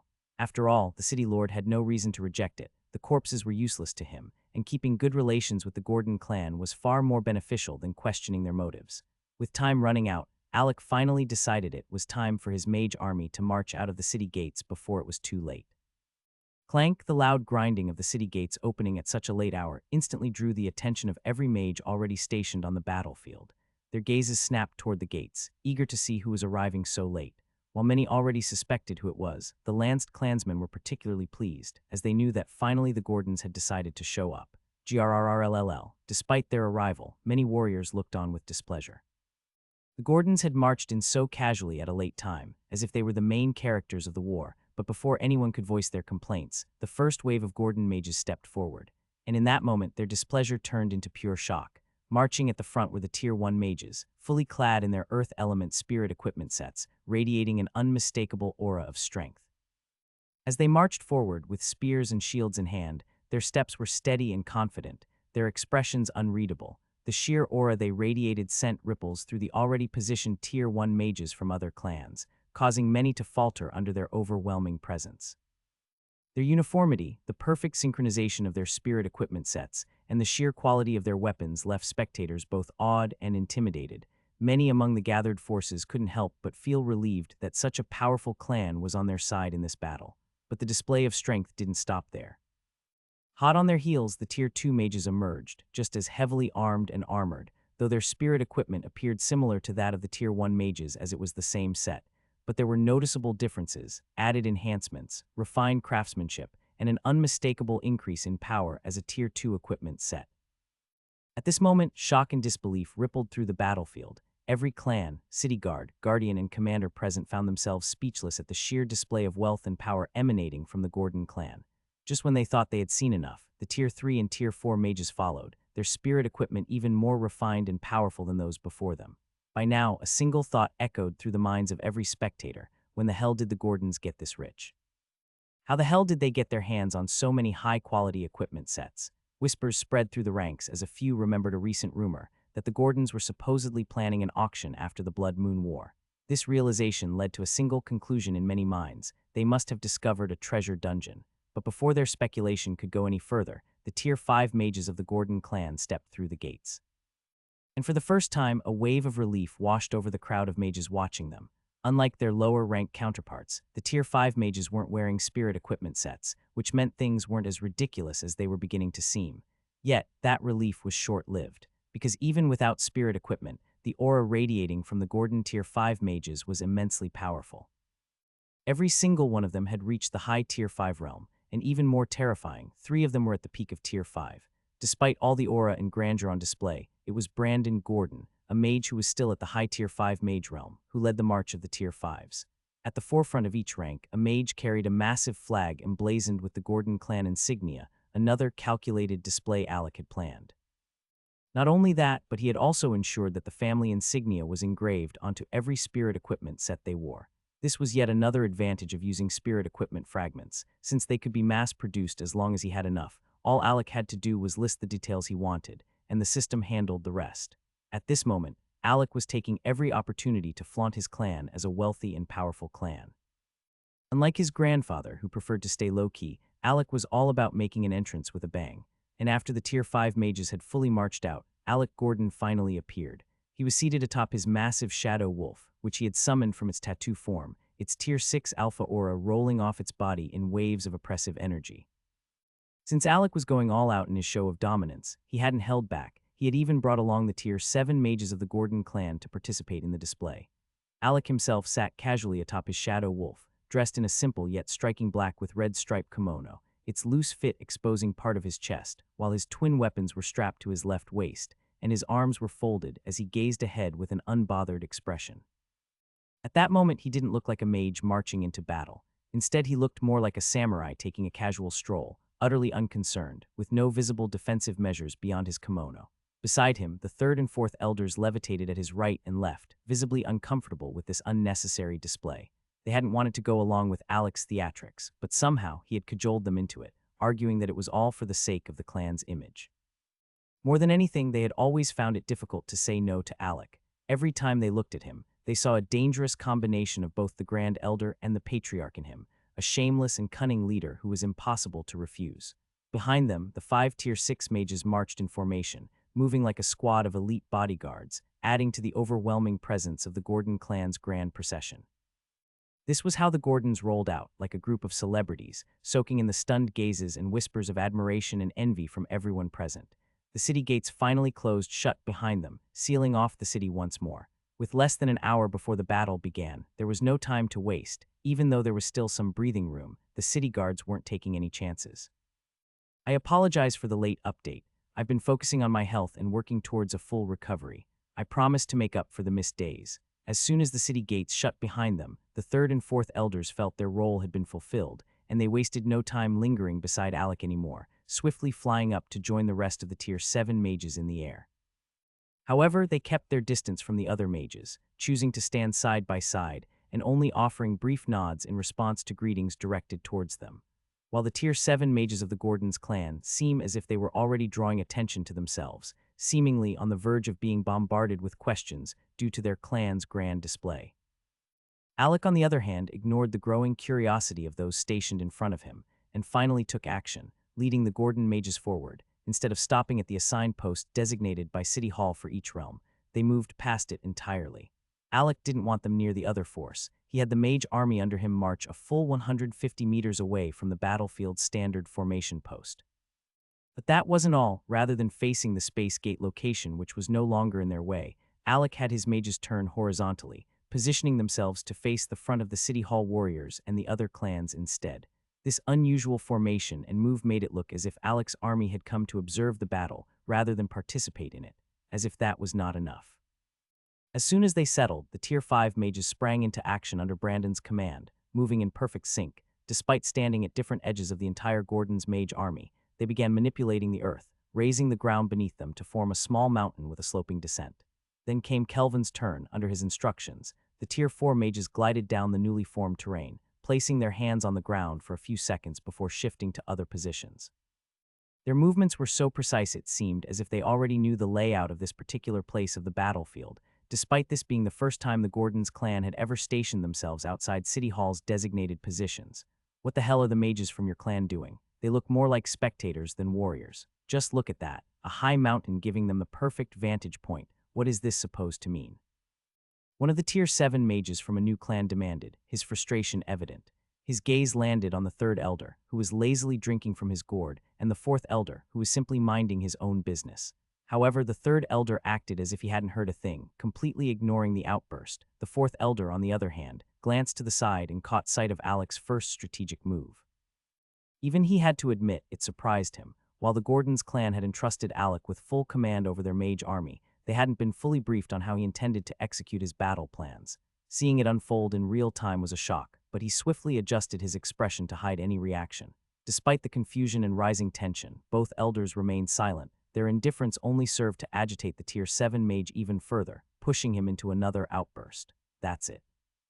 You have nothing to say. Do you think you're better than all of us here? The mage snapped, his aura flaring as he attempted to close the distance between himself and the Gordon's mages. This was just another mage who had heard of the Gordon's clan and felt they were no big deal, and decided to show off to establish himself. After all, they were the new mages around in the Estonia city and they needed face, and the Gordon's Tier 7 mages were acting like easy push-offs. But before he could make a move, a figure suddenly appeared before him, Sir Marcus, the newly promoted city commander. With a simple shake of his head, Marcus wordlessly disapproved of any reckless action. Attacking allies just minutes before a crucial battle was unacceptable. Turning toward the Gordon's elders, Marcus finally spoke. Why have your clan's juniors acted in such a manner at the final moments before battle? His tone was firm, dictating he needed an answer as an official of the city hall. The third elder, as expected, continued his act of blissful ignorance, as if he weren't involved at all. The fourth elder, however, let out a sigh, realizing that silence was no longer an option. Though he found the situation annoying, he decided to respond, if only to ease the rising tension. Well, Sir Marcus, I don't know what goes on inside the young master's head, and frankly, I have no control over what he does down there. He commands the mage army, not me, the fourth elder said casually. Though his explanation was simple, but the others didn't fully grasp the depth of his words. They assumed he meant that Alec had merely chosen that position for the Gordon's clan to position, and they had accepted it simply because he was the young master. However, the fourth elder was certain that once the battle began, they would understand. He was just too lazy to explain it to them beforehand. His son, Brandon, probably inherited that attitude from him.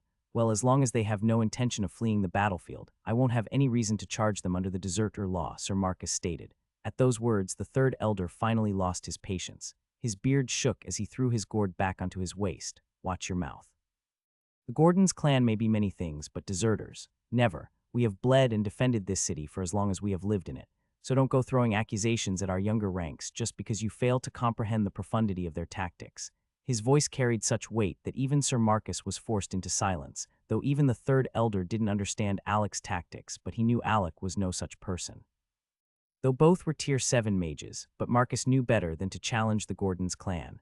Unlike most of these new clans who were delusional, the City Hall understood the true strength of the Gordon's high-ranking mages. He, along with Alistair, had been personally warned by the City Lord.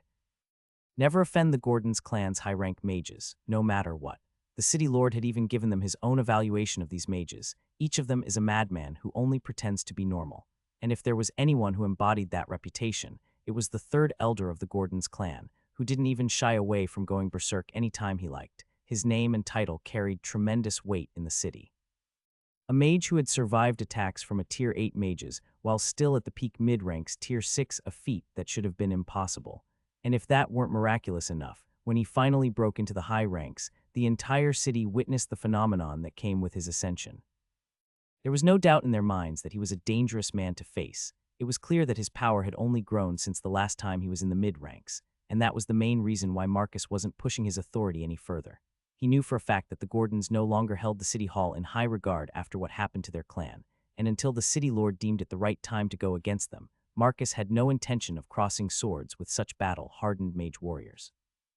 Especially not with the Blood Moon War approaching, strong allies were needed, not enemies. Besides, if he were to get injured in a confrontation with the Gordons before the war even started, he would have only himself to blame.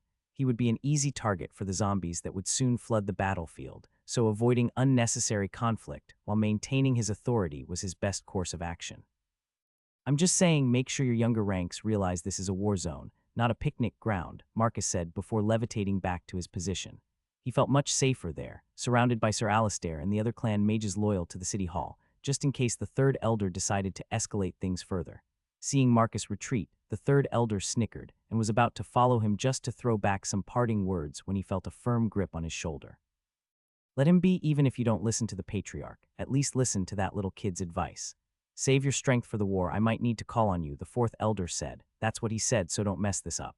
The third elder exhaled sharply, finally calming down. His gaze shifted downward, where Alec stood with his arms folded, observing everything. Meanwhile, the sub-leaders he had appointed were busy giving orders to the respective mages under their own commands. At that moment, the two elders understood why some might think the Gordons were here for sightseeing. Alec had stationed their forces completely separate from the other clans, and if he decided to use earth magic to conceal them, they could potentially sit out the entire war while the city hall mages and the other clans fought in their place. Just then, Alec turned his gaze towards them and flashed them a wide grin, causing both elders immediately looked away. Don't look at that boy again. He's the Grand Elder and the Patriarch incarnate in one body, every bad quality they have, wrapped in a single person with only a few redeeming ones. There's no way he doesn't know what he's doing. That kid has always been a fox, on par with veterans twice his age. Don't waste your time worrying about him, the third elder muttered. As he quickly made the fourth elder promise not to look down at the Gordon's position again, the last thing he wanted was to make eye contact with Alec, lest the boy use it as an excuse to cash in on the favor he was still owed.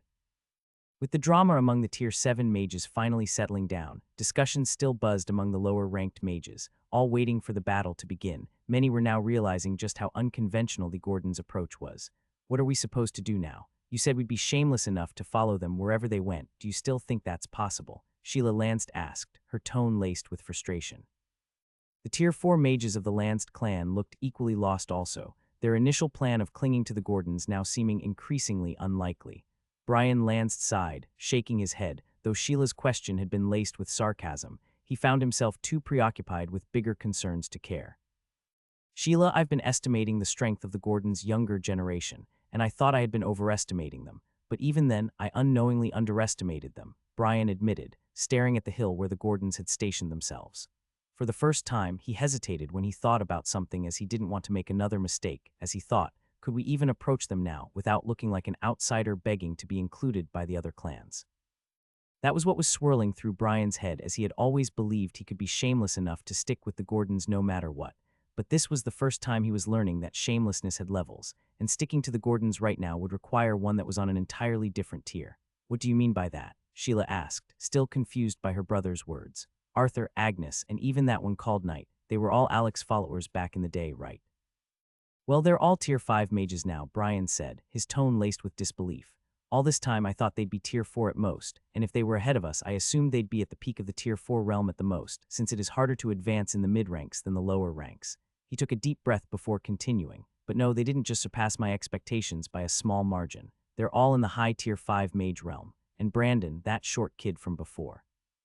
He's now leading the Tier 5 mages of the Gordons clan. He turned to his sister, eyes sharp. Do you understand what that means? This time it wasn't just Sheila who was listening. The mages from their clan, stationed with them and were aware of Brian's past connections to the Gordons' younger generation, started grasping the sheer absurdity of the Gordons' cultivation speed. What does it mean? Someone from the crowd asked. The surrounding mages leaned in, waiting for Brian's answer. Even members of other clans within earshot turned their attention to him as their curiosity piqued. It means Alec Gordons is much stronger than we thought, Brian said, his gaze fixed on Alec, who sat atop what appeared to be his demonic beast mount. Behind him, the Tier 6 mages of the Gordons stood at ease, showing no sign of exerting their presence, yet their mere existence was enough to send waves of speculation through the crowd. If Alec was truly leading them, did that mean he had already stepped into the Tier 6 mage realm himself? Though Brian hadn't voiced this thought, the fact that the Tier 6 mages treated Alec as their leader planted a seed of doubt in many minds. The mages watching began to reconsider everything they knew about him. But before anyone could discuss it further, the space gate finally started to shift. The space gate, which had been collecting mana in a dormant state, finally began to activate. As its swirling energy expanded, the attention of the gathered mages shifted away from the Gordons. After all, they had more pressing matters to focus on than the Gordons' peculiar positioning. So it begins again, Stephen murmured, hidden among the Tier 4 mages of the City Guardians. His gaze remained locked on the ever-widening gate. Hold your groups, take position. Prepare to vanquish the undead from our lands. The commanding voices of various clan tier leaders and city hall officers leading their tiers echoed across the battlefield as they issued final instructions. While the other mages scrambled to organize themselves, the Gordons clan mages stood unwavering. They were already in position, watching with quiet amusement as the others hurried to form battle lines. It was almost ironic, as many of these mages had arrived before the Gordons, yet they still seemed unaccustomed to such structured formations. Only the City Hall forces moved with precision. That's when it became clear to the Gordons mages why they had been different, and it was because they had trained together for over 2 weeks, and Alec had drilled them in unified attacks, synchronized movements, and seamless combat strategies. Their training had made them an elite, cohesive force, even capable of executing combo attacks as if they were a single entity. A guttural growl shattered the tense atmosphere as the space gate had reached its full size. A bluish hand clawed its way out, widening the crack, followed by a wave of countless unranked zombies spilling forth. With each undead that forced its way through, the entrance widened even further. More and more zombies poured out, tumbling onto the battlefield in droves. Within a single minute, their numbers had already swelled to over 5,000, and the gate was still expanding. At this rate, the flood of zombies would only grow worse. We can't let this continue. We must start thinning their numbers before all of the low-rank zombies come out, or before their high-ranking zombies emerge, Marcus said, his expression grim as he observed the sheer volume of undead pouring forth. Just so you know, no clan will agree to that, so unless you plan to send the city guardians in first, you might as well forget about it, Bailey Lance said almost immediately. Marcus's suggestion had merit, but the risks were enormous. Any group that charged forward to thin out the zombie numbers faced a high likelihood of being wiped out, as the distance between the human mages and the zombies was still too vast, so much so that even the most skilled archer mage among them would be unable to land a hit on the undead emerging from the gate on the other side. To make the plan work, they would need a squad of mid-rank mages, strong enough to hold their ground, to rush forward and eliminate as many low-rank zombies as possible before retreating. However, they had to be careful, and if the high-rank mages moved too soon to do it instead, their aura would be detected by the space gate, alerting the high-rank zombies on the other side, something they desperately wanted to avoid. But even with mid-rank mages taking the lead, the risks remained severe. As if the mid-rank zombies emerged faster than expected, they could quickly overwhelm the human mages with sheer numbers, and the worst part, all it took was a single scratch or bite to infect the mages. Bailey's words effectively shut down Marcus's plan, indirectly limiting his options to only the city guardians. As no clan would allow their own mages to be used as cannon fodder just to slow the zombie horde, and with the high-rank mages from various clans watching closely, it was clear they would not tolerate any attempt to sacrifice their people for the city's strategy. As a result, no decision was made. The hesitation cost them precious time, and the horde continued to grow. And then, just as they lost the opportunity to thin the numbers, as the situation worsened, Type 2 and Type 3 zombies finally emerged from the space gate. With the entire zombie army now taking shape under the command of the Type 3 mental zombie, their formations became alarmingly structured. The horde was split into two main ground divisions and an airborne unit. On the left, the first row consisted of unranked zombies, along with Tier 1 to Tier 3 zombies, both mutated and regular types. While on the right, the second group was composed of stronger Tier 4 to Tier 6 zombies, the majority of which were mutated. Strength and agility type Tier 2 zombies made up most of the force, outnumbering the more specialized hunter-type zombies. The sight of mindless zombies organizing themselves so efficiently under the influence of a Type 3 mental zombie sent a chilling realization through the human ranks. These creatures were far more dangerous than before. Even the high-rank mages acknowledged that if they had attempted Marcus's plan, any mage sent forward would have been doomed, trapped by the enemy's coordinated response with no way to escape. Then, with just a single word, the battle began. Attack. The order came from a peak Tier 7 Strength Type 3 zombie, standing at the forefront alongside two other peak Tier 7 zombies, acting as the main protectors of the mental Type 3 zombie commander. At their command, over 20,000 zombies surged forward, splitting into two fronts, charging recklessly yet with terrifying precision. Attack! Alistair wasted no time responding, shouting the order for the city guardians and guards to engage. Clad in plated armor and wielding large shields, they led the charge, with the clan mages following close behind. Amidst the chaos, the Lance Tier 4 mages maneuvered carefully, positioning themselves near the edge of the battlefield to avoid being at the direct front lines when the inevitable clash occurred. In the midst of all this, Brian Lance took a brief moment to glance toward the hilltop where the Gordons were stationed. Unlike the rest of the battlefield, they remained motionless, standing with an almost eerie calm.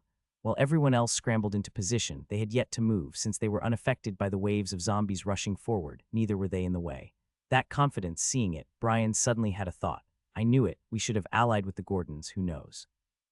If we had, we might not be scrambling around like everyone else right now, Brian muttered, frustration evident in his voice, as once again, he found himself blaming his father for whatever had transpired at the Gordons' estate, the consequences of that decision now more apparent than ever. The clash of swords and bursts of magic echoed across the battlefield, as the human mages engaged in fierce combat with the advancing zombie horde. Meanwhile, the high-rank mages and Type 3 zombies remained in their respective positions, silently observing the battlefield below them, neither side making a move yet, as if keeping each other in check. But the high-rank mages weren't the only humans watching the battle, as from atop the hill the Gordons' mages stood still, their eyes fixed on the chaotic battle unfolding barely 100 meters ahead of them.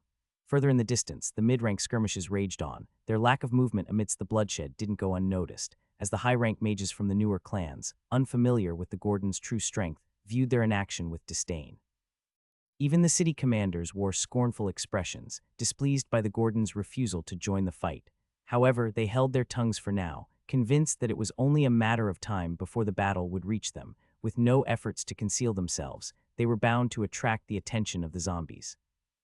Soon, more and more of the zombies would be drawn to their presence, swarming toward them due to the sheer pull of their life force, and with no reinforcements from the other clans, many high-rank mages began to picture the Gordons being overwhelmed and wiped out, a thought born less from logic and more from jealousy. To some, the Gordons' show of strength was infuriating. They resented that, unlike the other clans, the Gordons had yet to suffer heavy losses in past Blood Moon Wars. Their clan remained one of the least affected by the relentless conflicts that had weakened the city's forces over the months. But 5 minutes into the battle, all thoughts of the Gordons faded.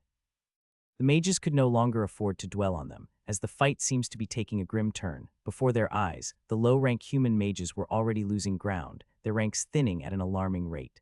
No matter how many spells were cast or defenses erected, it never seemed to be enough. The reason was simple. It was because the sheer number of zombies was overwhelming. The human mages were vastly outnumbered, forced to hold back thousands of zombies while barely thinning their ranks, all without the aid of large-scale destructive spells. The relentless pressure was quickly wearing down the city guards. Positioned at the very front, the city guards bore the brunt of the battle firsthand. They had the greatest combat strength among the human mages, and aside from the Gordons, they were the only ones who had brought shields to the battlefield. Their strategy was simple yet effective. The front line held their ground with shields raised while those behind them struck down the zombies. When the first line grew tired, the second line, which was initially attacking, would swiftly sheath their weapons and bring out their shields. For a brief moment, they would form a double-layered shield wall. Then the first line would then have a chance to retreat at high speed, creating a dangerous opening that some sharp-witted zombies tried to exploit. However, those that attempted to push through were met with brutal shield slams to their skulls, halting their advance. The second line would then lower their shields almost immediately to seamlessly take over the position of their predecessors, maintaining an unbroken defense, and that is what causes the skull crushing. This disciplined rotation was the only thing keeping the city guards from being overwhelmed. The tier leaders of the city guards ensured strict timing, preventing any mage from exhausting themselves before switching out. The coordination between the lines was crucial. It was the very reason the city guards had held their ground for so long. But as the battle dragged on, the situation worsened. The mages from the various clans, who had been supporting from behind with bombardment spells, had finally exhausted their mana reserves. With no more magical pressure forcing them back, the zombies pushed forward with renewed ferocity. And it only took 5 more minutes before the inevitable happened, a critical breach in the city guard's formation. And that was when all hell broke loose. The moment the formation broke, the tier leaders struggled to reorganize the mages under them swiftly in a retreating formation, but some of them were getting scratched in the chaos. Meanwhile, the clan mages, who had been hiding behind the city guards, relying on them for protection while casting spells, panicked instantly, and their fears made them easy targets, as the zombies seemed to instinctively identify and go after the weakest prey. One by one, clan mages were cut down, unable to keep up with the city guards' disciplined retreat. While some exposed their backs to the zombies which sealed their fate, it was a massacre. Watching the disaster unfold from atop the hill, Alec shook his head, his judgment swift and final. "What a bunch of greenhorns. Well, either way, it's time for us to make our move," he said, his tone calm despite the carnage below. The Gordons' mages, who had been itching for battle since they arrived, let out a collective sigh of relief. They had been holding themselves back as they felt stronger than ever, and were eager to test their new spirit equipment in combat. Watching the human mages die so easily had only made their restlessness worse. They wanted to charge in and turn the tide, but none dared defy their general's orders. Alec had insisted they call him general instead of young master or boss. "Have you found where all the Type 1 mental zombies are hiding?" Alec asked Legion, who stood beside him. Legion nodded in confirmation, as the surrounding sub-tier leaders under Alec were shocked. Not only was there a Type 3 mental zombie controlling the horde, but there were also multiple hidden low-rank mental-type zombies among them, and the one who had pinpointed them all was none other than the newly evolved Legion. This was the first time Alec had summoned Legion since his evolution into a quasi-lord golem. Not only had his cyborg-like form become more refined, with his human features appearing more distinct, but his strength had also surpassed expectations. And with his sensory abilities, which has improved significantly, it allowed him to detect and isolate the various frequencies emitted by the mental-type zombies with precision. As Alec glanced at Legion's new stats, a satisfied smile formed on his face. While Legion's raw strength was still lower than Titan's in the stats, it didn't mean he would lose in a fight. His arsenal of high-damage weapons, combined with his exceptional agility, made him more than capable of outmaneuvering and overpowering most Tier 6 mages. Alec had even purchased specialized weapon blueprints from the system store, allowing Legion and his summons to integrate them into their nanotech golem bodies, enabling them to construct and wield their specialized weapons seamlessly. Despite Legion's impressive evolution, Alec had witnessed Titan and his squad in action after his recovery, and there was no denying that Titan still remained his most formidable meat grinder on the battlefield. "Blow the horn," Alec commanded. Immediately, the mage leading the Tier 1 mages of the Gordon's clan raised a war horn and let out a deep, resonant blast. This was another strategic element Alec had prepared for the battle. As soon as the horn sounded, the Gordon's mages moved with precision, with the Tier 1 mages taking the front, followed by Tier 2, then Tier 3, and so on. Alec positioned himself at the center of the formation, standing alongside his sub-tier leaders and the Tier 6 mages, all of whom stood respectfully near his mount, awaiting his next order. But the horn's purpose wasn't just to arrange their formation, it was also a calculated move to draw the zombies' attention toward them. And it worked. Some zombies began shifting their focus from the low-tier human mages they were chasing, as heads snapping toward the Gordons. With Alec fully aware of the presence of low-rank mental-type zombies among them, he had already formed a theory that while a Type 3 mental zombie could effortlessly gather and command a horde of up to 1,000,000 zombies, maintaining control over such a massive force was a different challenge altogether. The Type 3 mental zombie had devised an efficient command structure by embedding lower-rank mental zombies throughout the horde. These lesser mental types acted as intermediaries, receiving orders from their superior, who is the Type 3 mental zombie, and relaying them to the zombies further away from the true leader. In essence, the lower-rank mental zombies served as the eyes, hands, legs, and ears of the Type 3 mental zombie, which remained hidden at the rear, far from the front lines. It couldn't effectively control zombies that were too distant, nor could it risk coming closer and exposing itself to danger from the high-rank mages that would try everything in their power to assassinate it.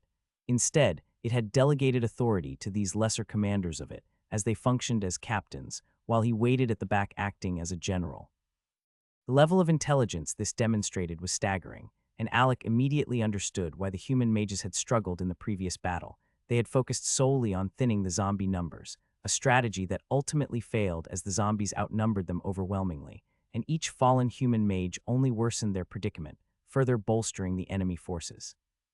The entire operation was orchestrated seamlessly by the Type 1 and Type 2 mental zombies, which the human mages were still unaware of, all of whom were receiving direct instructions from their Tier 3 superior. Communication between mental type zombies was as swift and efficient as a 5G internet voice video call. The Type 3 mental zombie can likely maintain a telepathic link with its subordinates over a range of at least 500 meters. Though it relied on them to execute orders, but it still remained the true mastermind behind the horde, the one Alec had set his sights on eliminating. If anyone else heard Alec's plan, they would have laughed it off as pure madness. After all, he was plotting to assassinate the most crucial figure in the zombie army, a being guarded by 3 peak Tier 7 zombies. "Alec, I won't lie, this plan of yours sounds suicidal," Arthur said, watching as nearly 1,000 low-rank zombies ranging from Tier 1 to Tier 3 began charging toward them. "And if I remember correctly, we always avoid suicidal plans according to you. So what's changed? Do you trust me, brother?" Alec asked, his gaze shifting to each sub-tier leader under his command. "With my life," Arthur replied instantly, while the others nodded in agreement. "Then understand this, until that bastard is eliminated, every future war will be worse than the last.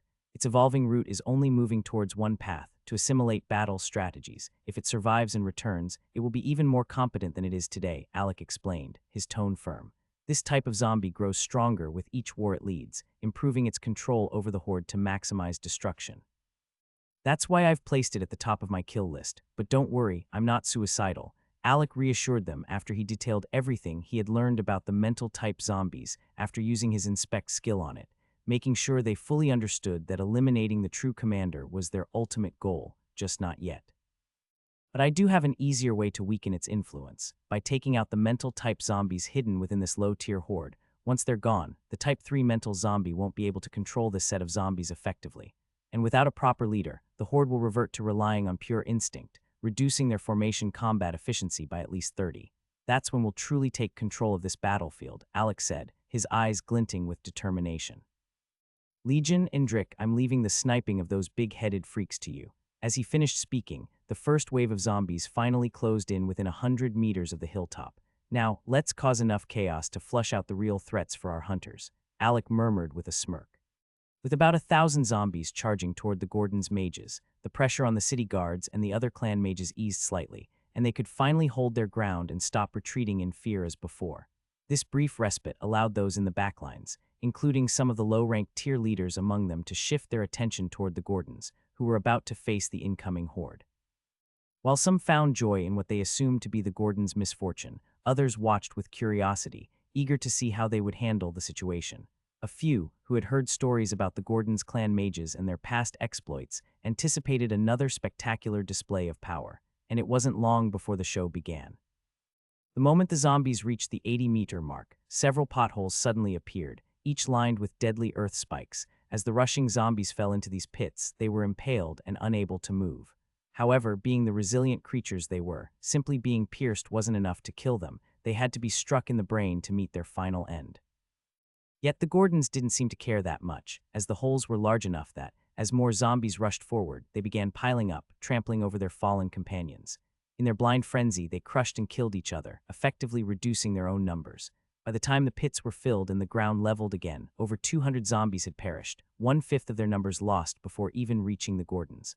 All low-rank mages, summon your golems. All Tier 1 mages conjure large rocks, ones your golems can throw at a fast and steady pace. As soon as your golem throws one, you should be forming the next immediately, just as I've taught you, Alec commanded. At his words, all 1,100 low-rank mages under Alec's command summoned their golems, preparing for the next phase of the battle.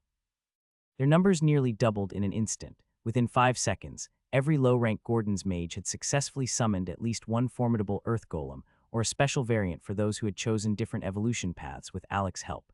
Each golem stood as powerful as its summoner. They were in the same realm as their owner, ready for battle. The spectators watched in stunned silence, mouths agape, as the Gordons' numbers multiplied almost instantly. But this was only the beginning. Every Tier 1 mage had conjured a massive stone for their golem, as they gripped it firmly in their hands. Tier 1 mages, take position, choose a target and have your golem set their aim. The sub-Tier 1 mage leader commanded. The Tier 1 mages relayed the mental orders, and their golems stepped forward to the very edge of the wide hilltop, towering over the battlefield.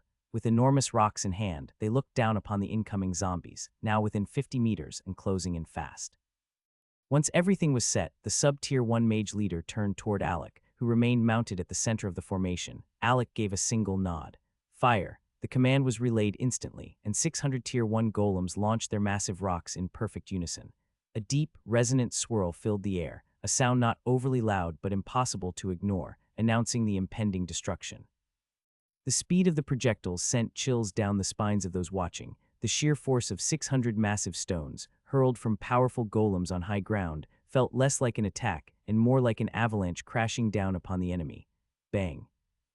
The impact was immediate and devastating. The battlefield was painted in blood as over 500 zombies were obliterated on the spot, their bodies crushed under the sheer force of the barrage. Those who somehow survived were left broken, crippled, and entirely incapable of continuing the fight. It was the single most gruesome, blood-soaked moment of the battle this battlefield had seen so far. Large chunks of flesh and bone were scattered across the battlefield, the zombies' bodies mangled beyond recognition after being struck by the first salvo of the golem's attack. Stop the momentum of the rocks heading toward the human mages. If you can redirect it towards the zombies, we must make sure our human mages are not affected, and in the process accelerate those still rolling toward the zombies, Alec commanded to another set of mages.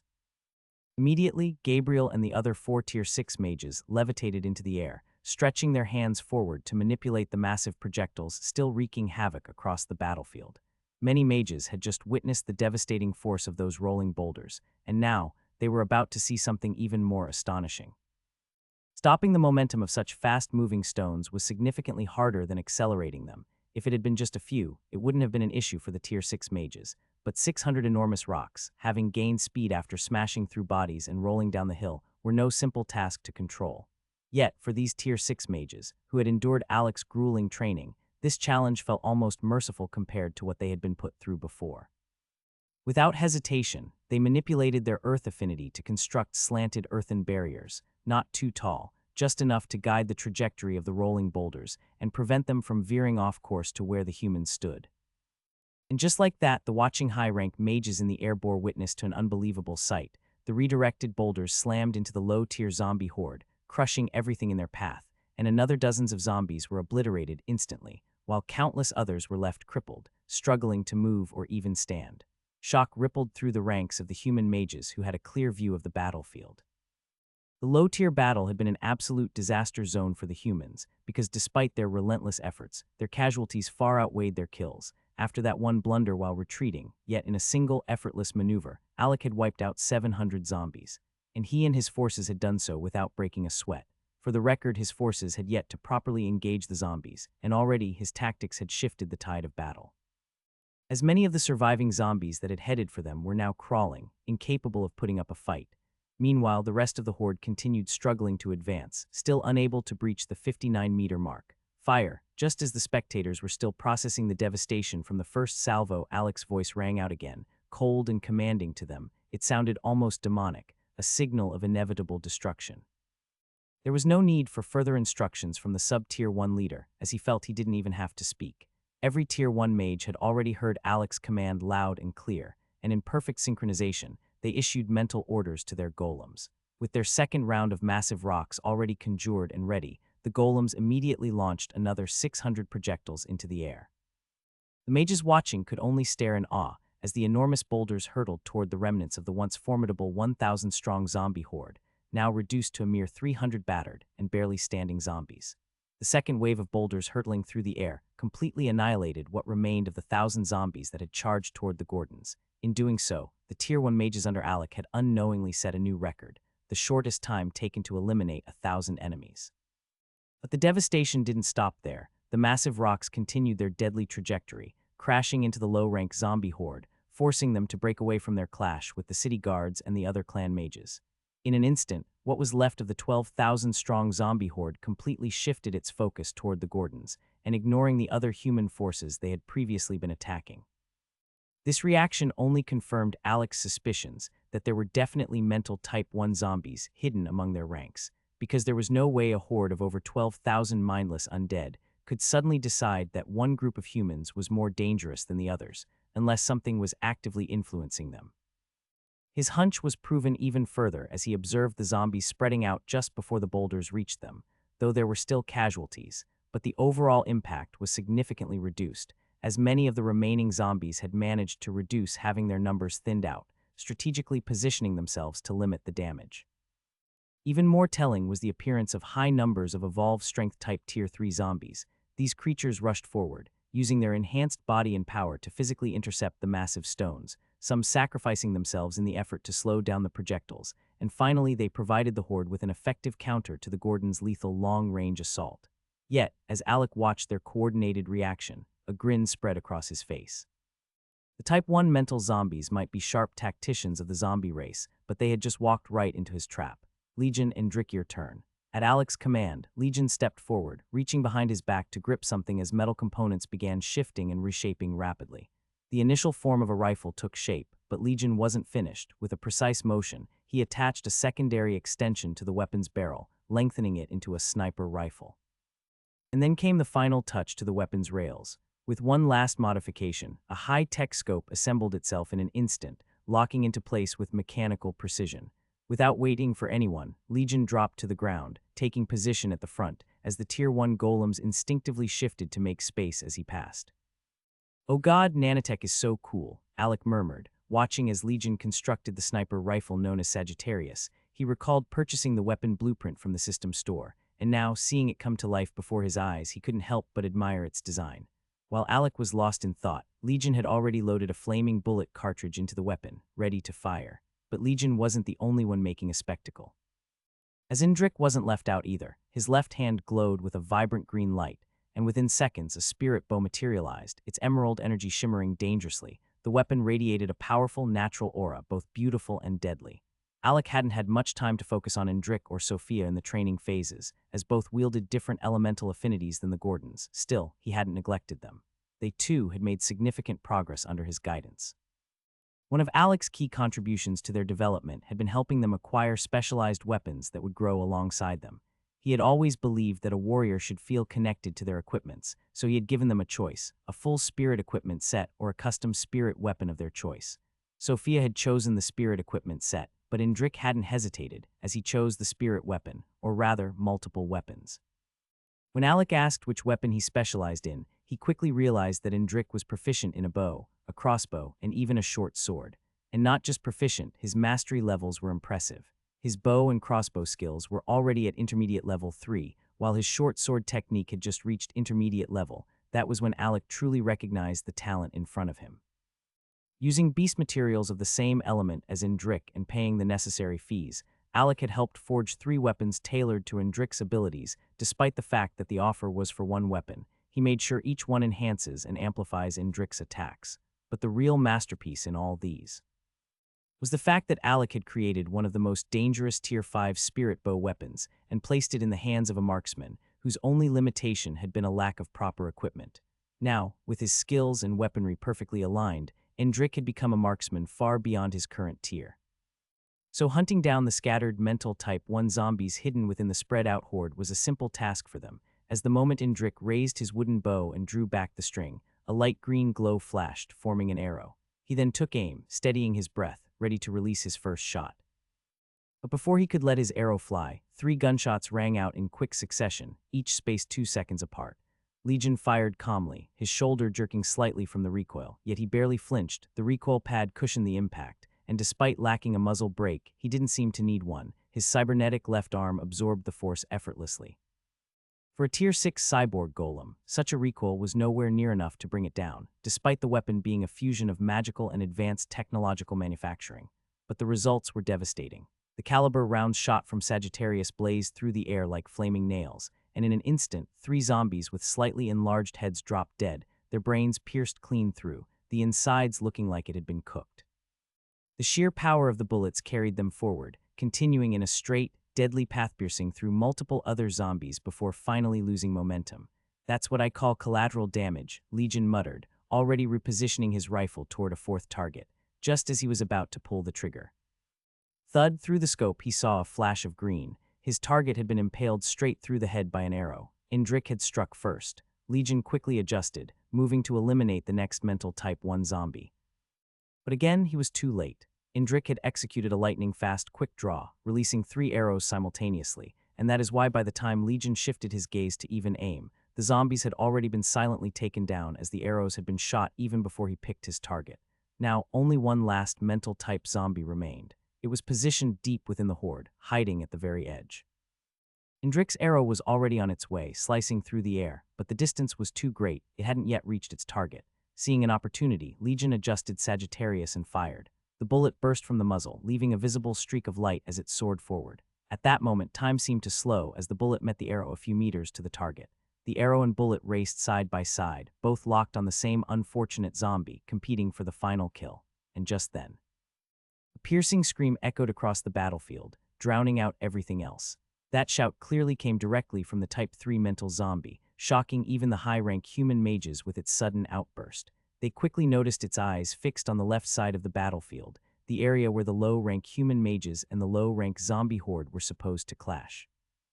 Alec's earlier feat of eliminating over 1,000 zombies had been impressive, but most high-rank mages had already shifted their focus to the mid-rank battlefield, where they felt the real danger lay. However, this single reaction from the Type 3 mental zombie had now dragged everyone's attention back to Alec's group. The Gordon elders, who had been observing the battle all along, couldn't help but let their expressions darken. "Do you remember when that boy said he might need to call on us soon, and we didn't take his words seriously?" the 4th elder asked, having quickly deciphered Alec's strategy. "Yeah," the 3rd elder replied, dragging out the word as realization dawned on him. "Well, I don't think he'll even have to call us.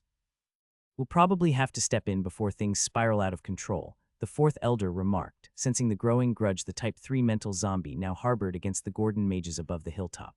The high-rank human mages were also quick to piece together what was happening.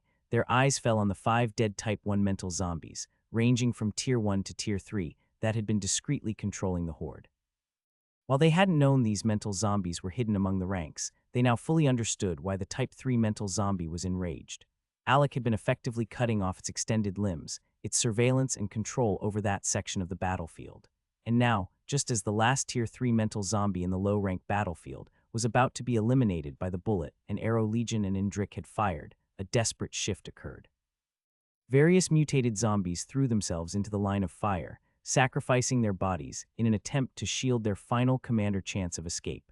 It was almost as if this was the Type 3 mental zombie's last desperate effort to protect the last mental type zombie there, the last piece that was allowing it to keep its surveillance over the low-rank horde. As if Alec managed to eliminate this last mental zombie, the Type 3 would lose its ability to fully comprehend the battlefield through the eyes of its subordinate. Worse still, it would no longer be able to issue commands effectively, given how far away it was from the low-tier zombies. That final mental Type 1 zombie was its only remaining link to the low-rank horde, and it was fighting to keep it alive. As several peak Tier 3 strength type zombies had already sacrificed themselves to shield it, but now, a new wave of danger emerged for the Gordon's mages, speed-type zombies. From within the chaotic swarm of mutated undead, these speed demons suddenly dashed forward, heading straight for the hilltop. Alec's lips curled into a smirk. The zombie army had officially marked him as their target. The reason was clear. The mental Type 1 zombie was trying to assassinate him. If you think just because your superiors saved you once, you're safe, then you're still just another brain-rotted fool, Alec murmured, immediately recognizing the Type 1's counterattack. He raised his hands and turned to the sub-Tier 3 mage leader. It's time to hunt down the hunting dogs. Tier 3 mages, take the front. Cast earth walls on both sides to trap the speed types in a narrow corridor, forcing them to come straight at us. Alec's voice carried authority, and the Tier 3 mages immediately stepped forward as the Tier 1 mages fell back, making space. The battlefield shifted as over 200 Tier 3 human mages and their golems took formation at the front line. While they didn't fill the space as completely as the Tier 1 mages had, the sheer aura of power they emitted was enough to send chills down the spines of those watching. A moment later, the air hummed with magic. Low-tier combination spell earth wall. The ground trembled as massive earth walls erupted on both sides, boxing the speed-type zombies into a long, narrow path of perfect kill zone. Finally, the fruits of their 2 weeks of training were on full display. The Tier 3 mages swiftly split into two groups, 100 to the left and 100 to the right, casting earth walls simultaneously. Their movements were perfectly synchronized, to the extent that their spells combined seamlessly to form massive walls on both sides of the dashing speed-type zombies who had just crossed the 40-meter mark. Though these walls weren't as massive as the city gates, they were tall and thick enough to prevent the zombies from leaping over easily. With the walls now in place, a long corridor stretched up the hill, funneling the zombies straight toward the mages. Now cast stone bullets. Alec's command rang out, and without hesitation, the Tier 3 mages extended their right hands toward the approaching undead. The speed types, sensing their imminent attack, swung their arms even harder, desperate to close the distance, their bloodthirsty minds picturing nothing but sinking their claws into human flesh. Low-tier combination spell stone bullets. The air crackled with magic as 10 stone bullets erupted from the fingertips of each member of the 200 Tier 3 mages. That meant a total of 2,000 bullets were fired simultaneously in barrage, rocketing toward the trapped speed-type zombies.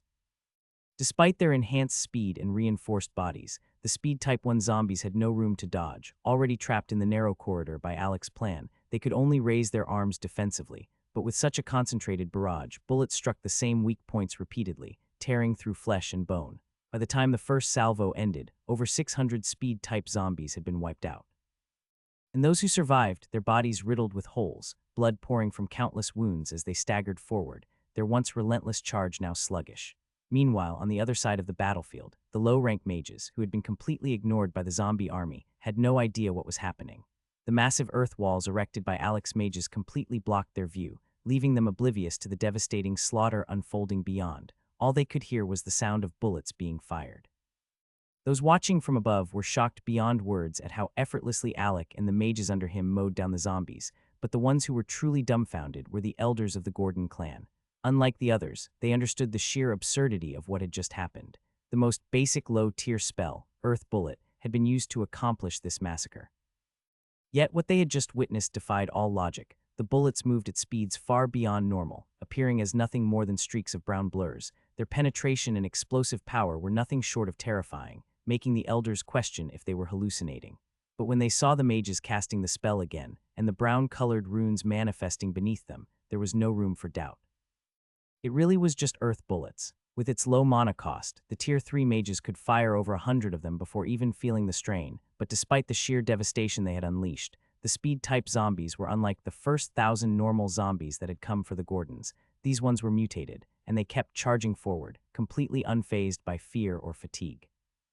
It was only a matter of time before the Gordons would be forced into direct combat with the remaining speed types who would survive their second attack.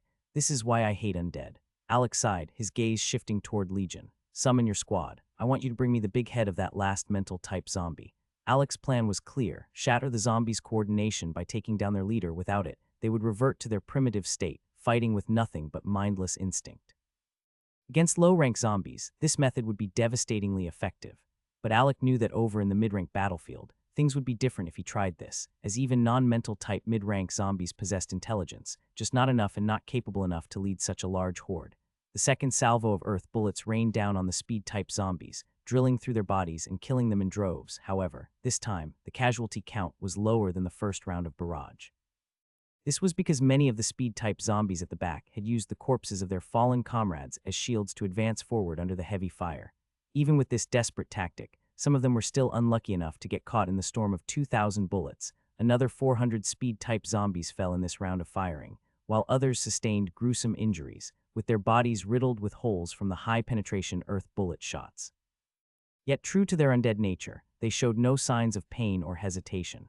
As the second salvo ended, some of the speed-type zombies swiftly discarded the corpses they had been using, realizing they were too damaged to serve as shields any longer. Others grabbed fresh bodies from those who had just died, determined to push forward still protected. This is exactly why we need to eliminate the mental-type zombies at all costs. Alec sighed watching the zombies trying to adapt to his tactics, and he knew these instructions the speed types were exhibiting would have come from the mental-type zombie, as only them were this ruthless. It's already trying to counter my strategy. What a drag. You could just send us in. This group of zombies is nothing special. My squad can handle them easily. Brandon suggested, crossing his arms. Hell no, that would be overkill. Young master, why not send me in my squad instead? I promise we won't let you down, Kelvin interjected. It was clear that both Brandon's Tier 5 Mage's squad and Kelvin's Tier 4 Mage squad were itching for a fight.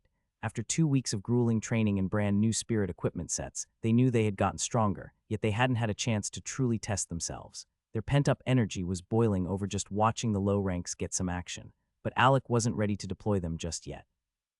Don't worry, you'll all get the chance to fight until you're exhausted. You should trust me by now, Alec said with a slight sneer. Beside him, Legion casually tossed 10 metallic, Rubik's Cube-like objects onto the ground. Within seconds, the cubes began to shift and expand, growing in size as though they were draining Legion's energy to take form. Clank.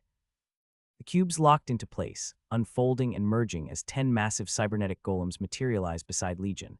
This was the first time Legion had summoned his minions in battle. In fact, even Alec's inner circle had no idea that Legion had reached the Tier 6 golem realm, let alone that he had gained the ability to summon an army of his own. So none of them were prepared for this spectacle. Alec took a moment to analyze Legion's summons carefully. Each had the same humanoid frame as Legion, but their bodies were distinct in color, and a number was printed onto their chests for identification. We fly, Legion said flatly, and without hesitation the boosters under his feet ignited, launching him into the air as he soared forward. The metallic components on his back shifted, transforming into a jet propulsion system that accelerated him toward the main horde of low-rank zombies surrounding the last remaining mental Type 1 zombie. Not far behind him, 10 glowing lights followed, his minions assembling their weapons mid-air as they moved in formation behind him. With Legion now focused on his own mission, Alec turned his attention back to the incoming battle in front of him. It wasn't that he was being careless, he was just that confident. The mental Type 1 zombie was already as good as dead. If the Type 3 mental zombie thought Alec was going to play fair, just because he had matched each wave of undead with opponents of the same tier so far, then it was about to receive a rude awakening. Because in the low-tier battlefield, no one was even capable of scratching Legion, let alone stopping him and his squad.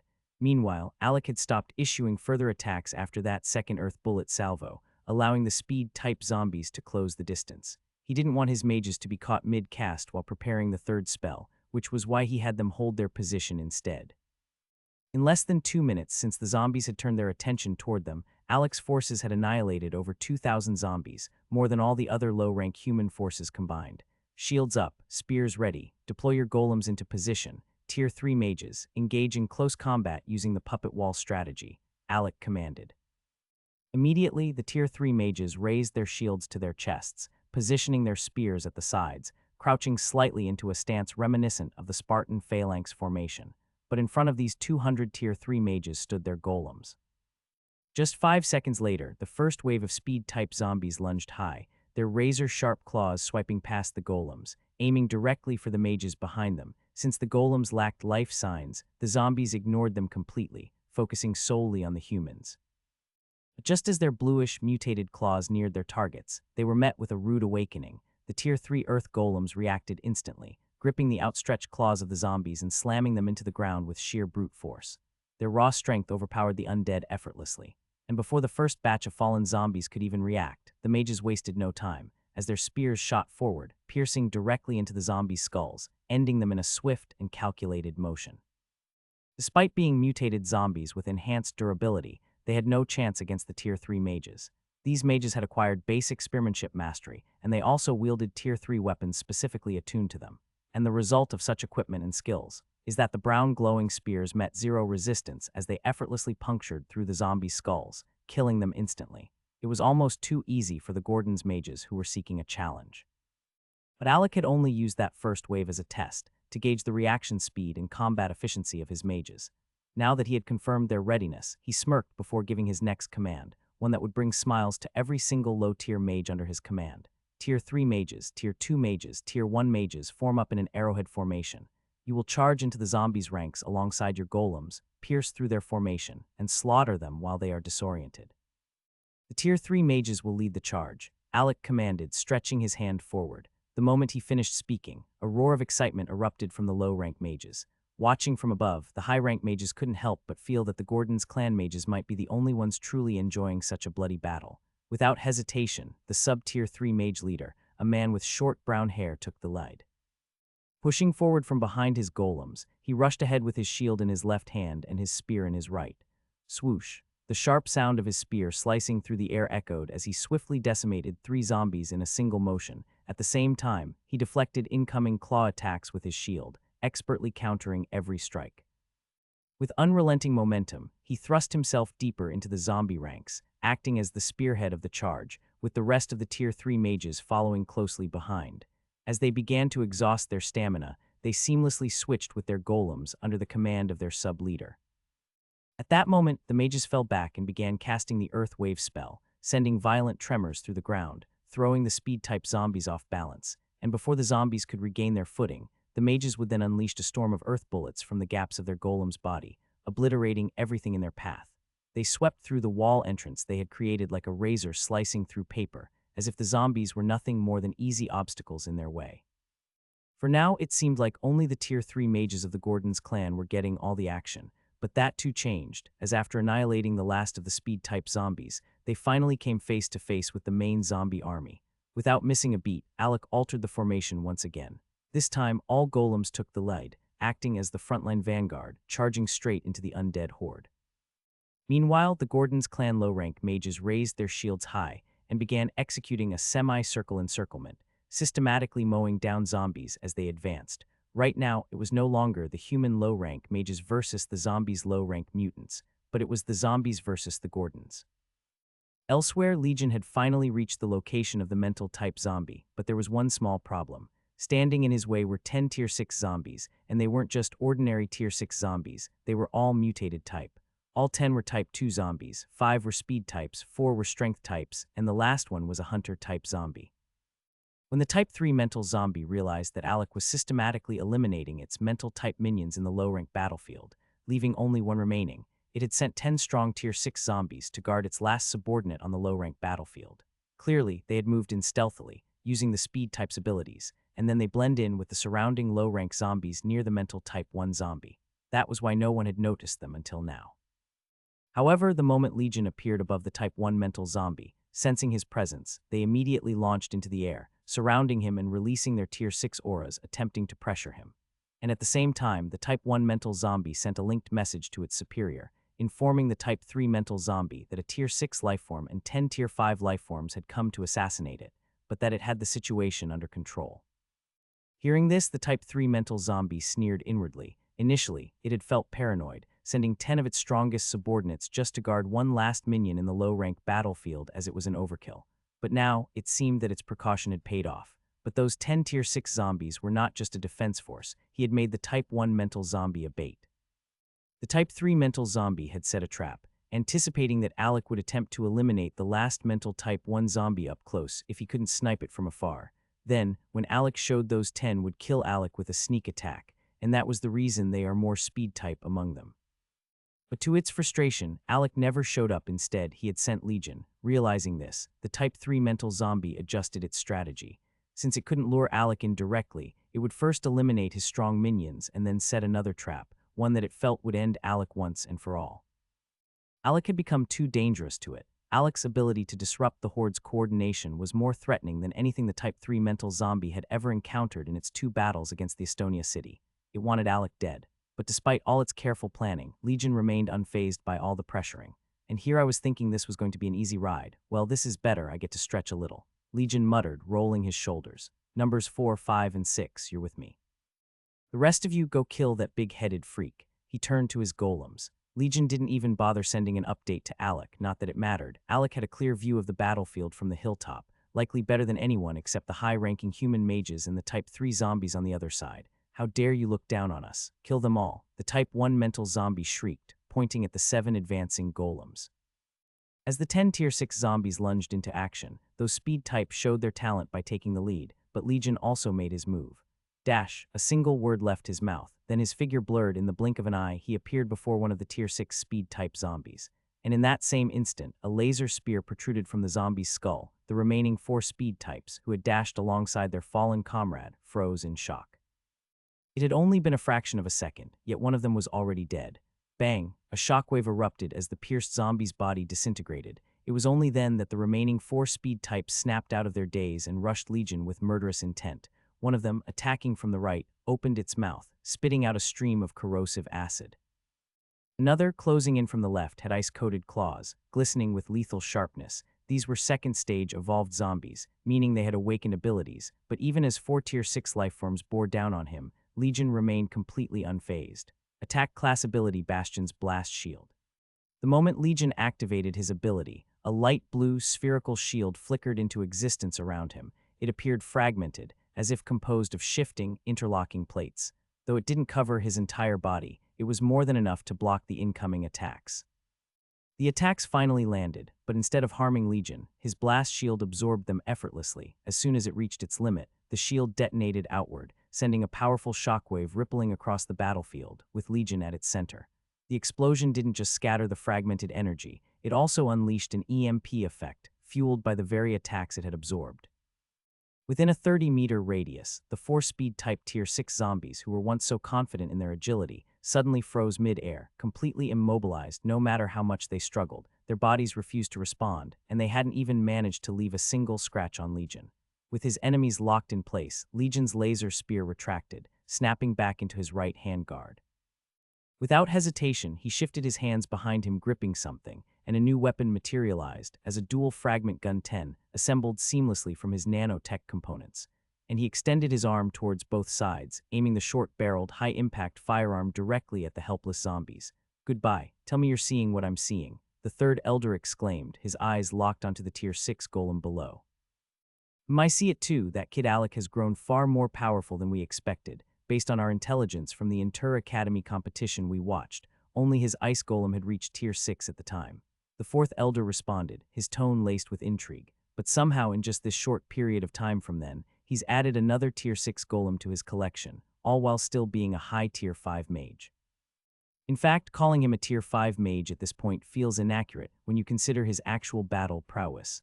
Back then, weren't there only 2 people who managed to push their golems to Tier 6 while still being at Tier 5? The third elder furrowed his brows as he asked. Yes, Garrick and George, Old Fifth's talent only truly blossomed when he reached Tier 6, but even then, both the Patriarch and Garrick had only achieved this because the entire clan supported them, providing all the necessary resources. The fourth elder nodded. In fact, a lot of what that kid does defies our understanding. The fourth elder replied, shaking his head in disbelief. The more he shines, the more I feel tempted to replace George with him. I'd much rather have a giver as Patriarch than a stingy old man with a dual personality, the third elder admitted. What we should be more concerned about is whether Alec could finally help the Grand Elder evolve his golem to high rank.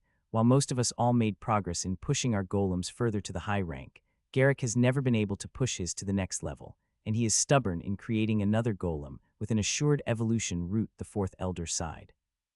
And from what I've heard, Alec has always been a genius when it comes to golem cultivation. He even trained under Old Fifth to study beast golems, and when he returned back from the academy, he took over the Gordon's mage army under his wing, convincing nearly everyone to create a golem and guiding them in their evolution.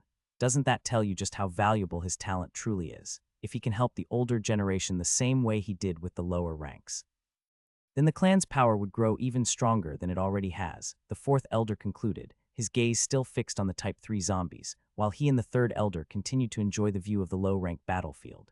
At this moment, nearly all the high-rank human mages had stopped watching the mid-rank battlefield entirely. As the situation there was looking grim, it was only a matter of time before they collapsed, though some of the high ranks wanted to intervene, but they knew it wasn't ideal.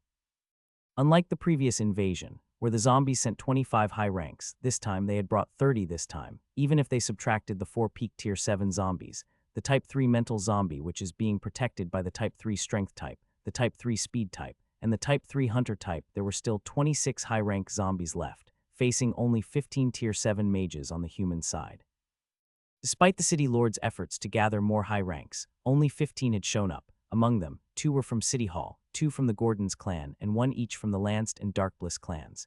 This meant the remaining 9 came from lesser experienced clans, either new clans that migrated to the city or old clans that hadn't participated in a Blood Moon War in a long time. These clans lacked the combat experience of the Gordons or the Darkbliss Patriarch, who fought regularly. So facing the ×2 number of zombie high ranks would be incredibly difficult for them, which is why the high-rank forces were stalling for time, even if it meant sacrificing some mid-ranks in the process. They lacked the courage to initiate the high-rank battle. Instead, they hesitated, prioritizing self-preservation over engagement. They would only feel secure if they fought at the last possible moment, using all their strength to defend, making it harder for them to be killed easily as long as they put everything into holding the line. But now, however, their attention had been completely drawn toward the low-rank battlefield, all because of the Type 3 mental zombie. Above the chaotic battlefield, they were shocked by what they saw, something they had never expected, something that should never have taken place in the first place.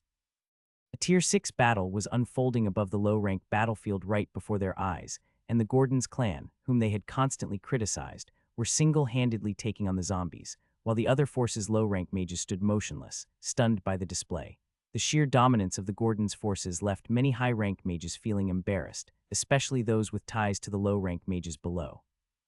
Marcus, unable to hold back his frustration, shouted at the city guards, admonishing them for just standing still instead of taking advantage of the Gordons' tactics to eliminate zombies from their own standing position. It was an ironic sight. The very people he had once accused of potential desertion were now the ones holding the front lines against overwhelming numbers, while his own juniors did nothing. Among all of this, another realization dawned on the other clan's high-rank mages watching. Alec Gordons, the heir of the Gordons clan, wasn't just a skilled fighter, as the rumors had suggested. He was leading an entire mage army, but for the moment only the low rank had been utilized, and from what they had saw so far, he was clearly leading with the aura of a seasoned general, all while commanding a Tier 6 golem with ease. The sheer display of talent and leadership made those who knew of his past Blood Moon achievements uneasy. His advancement speed was too fast, and they felt it was only a matter of time before he was fighting alongside them on the same high-rank battlefield. If that happened, it would only mean one thing: the Gordons clan was rising more in power, and at least 80 of them didn't want that to happen. Bang! Legion didn't hesitate at all as he emptied his entire 6-magazine bullet clip into the frozen Tier 6 zombies, the loud explosions of his close-quarter weapon ringing out like mini-detonations across the battlefield. With the gun's wide hit cone ability, each shot covered a broad area, allowing Legion to hit multiple targets at once, even while aiming in 2 different directions with his dual weapons. By the time his barrage ended, the paralyzed Tier 6 zombies had already been obliterated, their heads blasted apart, and large chunks of their bodies missing from the sheer force of the fragment gun's firepower. This wasn't just an execution, it was a showcase of the weapon's devastating strength.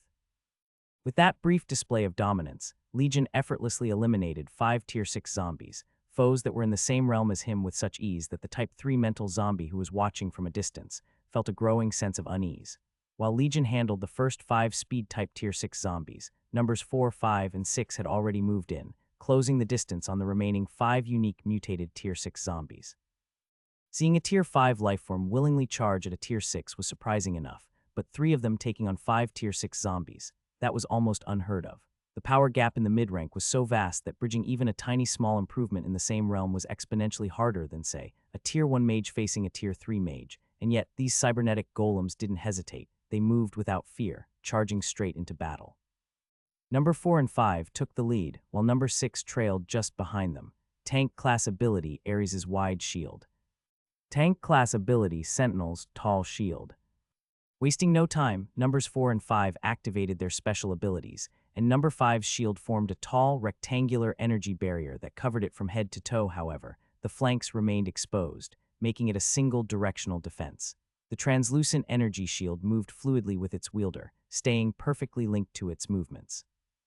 Meanwhile, number 4's ability deployed a much wider shield, designed not just for personal protection, but it was also able to safeguard any allies behind it.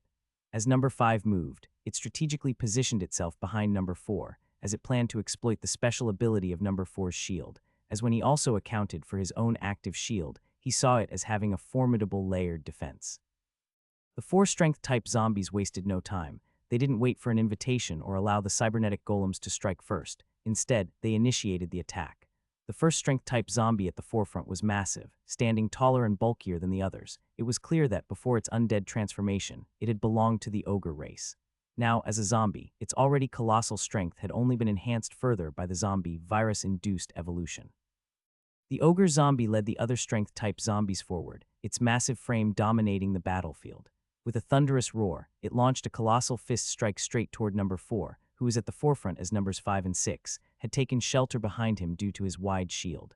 A ghostly afterimage of the ogre's monstrous fist lingered in the air, radiating raw power as it barreled toward its target. But number 4 didn't flinch. Instead, as he closed the distance, he extended his right hand, and in an instant a weapon materialized, a broad, short sword with a glowing blue-white laser blade. If Alec had to name this weapon, he would have called it a lightsaber, if not for its broader design and metallic hilt. The core of the blade shone with a pure white light, while the edges pulsed with an icy blue glow, giving it a deadly yet elegant appearance. In his left hand, a uniquely crafted firearm emerged, distinctly different from standard guns. The moment both weapons had fully formed, number 4 pushed forward, refusing to slow down even as the ogre zombie's attack loomed closer. Argh, the ogre zombie's roar erupted like a shockwave, shaking the air before its giant fist attack even landed, but number 4 wasn't about to stand still and take the hit without doing anything, even with his defensive shield activated. After all, despite the shield's formidable protection, it wasn't invincible. It had a damage threshold, and once exceeded, it would collapse and enter a cool-down period before it could be summoned again. So instead of bracing for impact, number 4 did the unthinkable. He dashed forward, leaving number 5 and 6 behind, as he was planning on meeting the Tier 6 attack head-on, a move that none of the high-rank human mages watching had expected.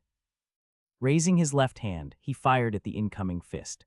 Sling! The sharp whir of razor-sharp projectiles sliced through the air as he emptied his 6-round clip. The blades soared with deadly precision, twisting and curving in the air like a lethal dance, before embedding themselves into the ogre's massive fist. A small network of cracks formed along the fist's surface, but number 4 knew it wasn't enough to fully stop the attack, so he made a split-second decision. He sacrificed his left hand's firepower. With a swift movement, he pressed his firearm against the side of his left leg, and in an instant, his cybernetic components activated, locking the weapon into place. His own body had just created a holster. With the gun out of the way, number 4 raised his sword to his chest, gripping it with both hands as he assumed a defensive stance. His goal was simple: hold off the incoming attack just long enough to give numbers 5 and 6 a chance to capitalize on the opening and launch a counterattack. Bang! The ogre zombie's fist slammed into him with full force. His shield shattered instantly after absorbing its maximum damage output, and his body was sent hurtling downward, crashing into the ground. The impact was so intense that his body skidded across the battlefield, crushing several low-rank zombies in his path. But his act of sacrifice was not in vain. With the ogre's focus on number 4, numbers 5 and 6 seized their opportunity, as number 5 immediately activated his cryo-launcher and fired. Kaboom! A loud explosion rang out as the barrel of the barrage cryo-grenade launcher released 3 ice-coated shells, each radiating an intense cold aura. This specialized weapon was known for its ability to drastically slow down enemies after multiple hits, a perfect counter against the already sluggish ogre zombie. The 3 icy projectiles arced through the air before descending toward their target, each one precisely locked onto the ogre via number 5's weapon tracking system. But the mutated zombies, unaware of the danger, did not take the attack seriously. One of the strength-type zombies displaying a surprising level of loyalty to the ogre zombie swatted at one of the incoming shells, trying to protect the ogre zombie as if it were defending its leader. This act of instinctive coordination was yet another reminder of why Alec felt the mid-rank zombies were far more dangerous than low-rank zombies. Because unlike the low ranks, which would turn into a mindless horde attacking on instinct after losing their leaders, The mid-ranks, on the other hand, exhibited intelligence, strategy, and organization, which was why Alec had never believed that simply killing the Type 2 mental zombies would be enough to cripple the mid-rank zombie forces in the mid-battlefield. Bad move.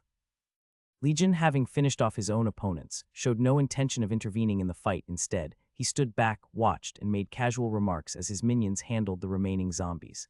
As for the last Type 1 mental zombie, it had already been captured. Number 1 stood behind it, with a plasma gun pressed against the back of its head, while the others positioned themselves in a tight formation, creating a barricade around their hostage. The once arrogant Type 1 mental zombie now trembled in fear, completely at their mercy. Legion had made that remark because he knew exactly what was about to happen. The cryo launcher wasn't just an ice-based weapon, it also had a wide area of effect, meaning anyone caught in its splash radius would be affected. And the strength-type zombie, in its arrogance, had foolishly attempted to swat the shells away instead of dodging them. But even if it had tried to evade, it wouldn't have mattered. Legion understood the weapon's mechanics. As long as they were within range, they would still suffer the blast. Boom! A muffled explosion rang out as icy shockwaves spread in all directions, engulfing all 4 strength-type zombies. Instantly, their movement slowed significantly, with their limbs feeling heavier as a thin layer of frost began creeping over their bodies. Unlike most debilitating effects, which typically just restricted movement, the cryo launcher was just as destructive as any grenade launcher. The only reason these mutated zombies were still standing was their insanely durable skin and natural resistance to damage. Even so, after the first blast of 3 shells, their overall mobility had dropped considerably. While they weren't completely immobilized, their movements had slowed just enough to create an opening. Number 4 or any of the other cybernetic golems could actually see an icy status bar hovering above the zombies' heads. However, it was only half full, meaning the stasis effect hadn't fully kicked in yet. The mutant zombies could still move, just not as freely as before. But that was about to change. Number 5 still had 6 rounds left in his magazine, and with each shot firing 3 shells, he had enough firepower to completely freeze them in place without hesitation. He raised his massive cryo launcher, gripping it firmly with his left hand, and took aim. The loud mechanical thud of the launcher firing echoed across the battlefield. But this time he wasn't alone. Standing beside him, Number 6 had also raised his own cryo launcher 16, an even more advanced model than Number 5's. At this moment, neither of them was concerned about their weapon differences. Their only focus was on one thing: emptying their magazines on the frozen, struggling zombies. The skies above the low-rank battlefield were soon painted with icy fog, as the relentless barrage of cryo shells and the muffled explosions overwhelmed the battlefield. The sheer force of the bombardment was beyond what low ranks could withstand, but the low-rank zombies, driven by their limited intelligence and blind loyalty, still threw themselves into certain death by icy shockwave, all in a desperate attempt to save the Type 1 mental zombie. If it had been any other race, the low-rank mages would have long since retreated, fully aware that even a shockwave from the mid-rank battlefield could instantly obliterate them. But these zombies didn't have the same instinct for survival. Only the mental type zombies, along with the more intelligent mid-rank mutants, had developed a true fear of death, a realization that their next death would be final. This was exactly what was happening to the Type 1 mental zombie that had been captured. As it watched its kind fall apart, it could see its own demise unfolding soon before its eyes. By the time Number 5 and 6 had emptied their magazines, they could already tell that 2 of the strength-type zombies had been completely wiped out. The ogre zombie, once the most intimidating of them all, was gone, along with its loyal follower. Their bodies had been completely vaporized, leaving behind nothing but a lingering icy mist mixed with the faint scent of blood. As for the 2 remaining strength-type zombies, they hadn't fared much better. Though they had been positioned further back, they had still been caught in the blast radius of the cryo launcher's explosions, and the stasis effect had fully taken hold. Their bodies began to plummet at an incredible speed, yet no matter how much they struggled, their movements were agonizingly slow, even slower than a tortoise. The stasis lag effect had completely disrupted their motor control, leaving them unable to correct their trajectory mid-air. Bang! Both zombies crashed into the battlefield below, landing directly in the midst of the already dwindling low-rank zombie horde. Their impact created a massive crater, sending a shockwave that ripped apart the surrounding zombies, effectively thinning their ranks even further. Alec swung his arm and ordered the low-rank Gordon's mages at the front to immediately form a shield formation, abandoning all attacks in favor of stacking a 2-layered shield barrier, their only hope of surviving the shockwave from the Tier 6 battle. Luckily, they had been gradually eliminating zombies from a distance and fighting on the outskirts, so when the shockwave finally hit, they weren't too severely affected. The other city low-rank forces, however, weren't as fortunate. Some of their low-rank teams had ventured too deep into the zombie horde, hoping to snatch some easy merit after witnessing the Gordons breaking the zombies' morale. But instead of victory, they found themselves blown away by the shockwave, a truly humiliating moment for any mage. Meanwhile, number 5 and 6 stood firm, their mechanical eyes locked onto the dust cloud, patiently waiting for their enemies to reappear. They knew better than to be fooled by the Tier 6 zombies' attempt to mask their presence.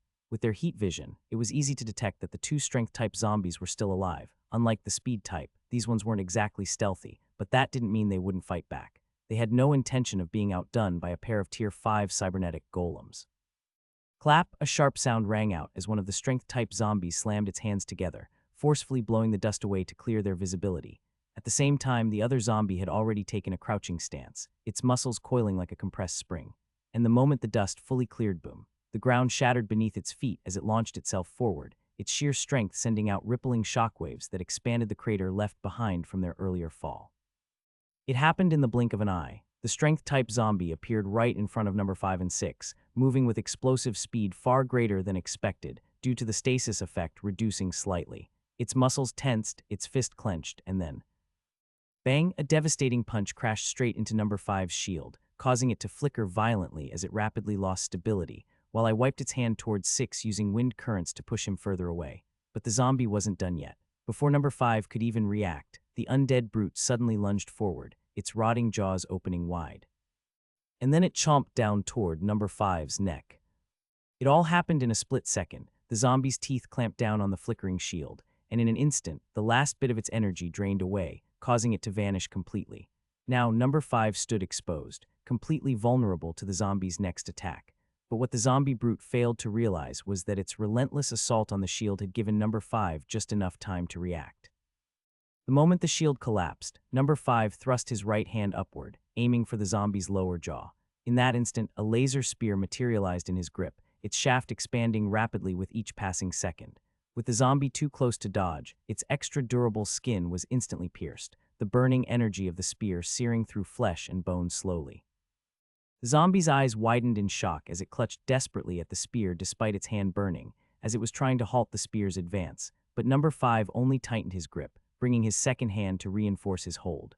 With a grunt of exertion, he shoved forward with all his strength, as the spearhead tore through flesh and bone and squealed, until it burst out from the top of the Tier 6 zombie's skull. 2 more to go, Legion muttered, shifting his gaze to the last strength-type zombie, only to find it already slain by a battered but standing number 4.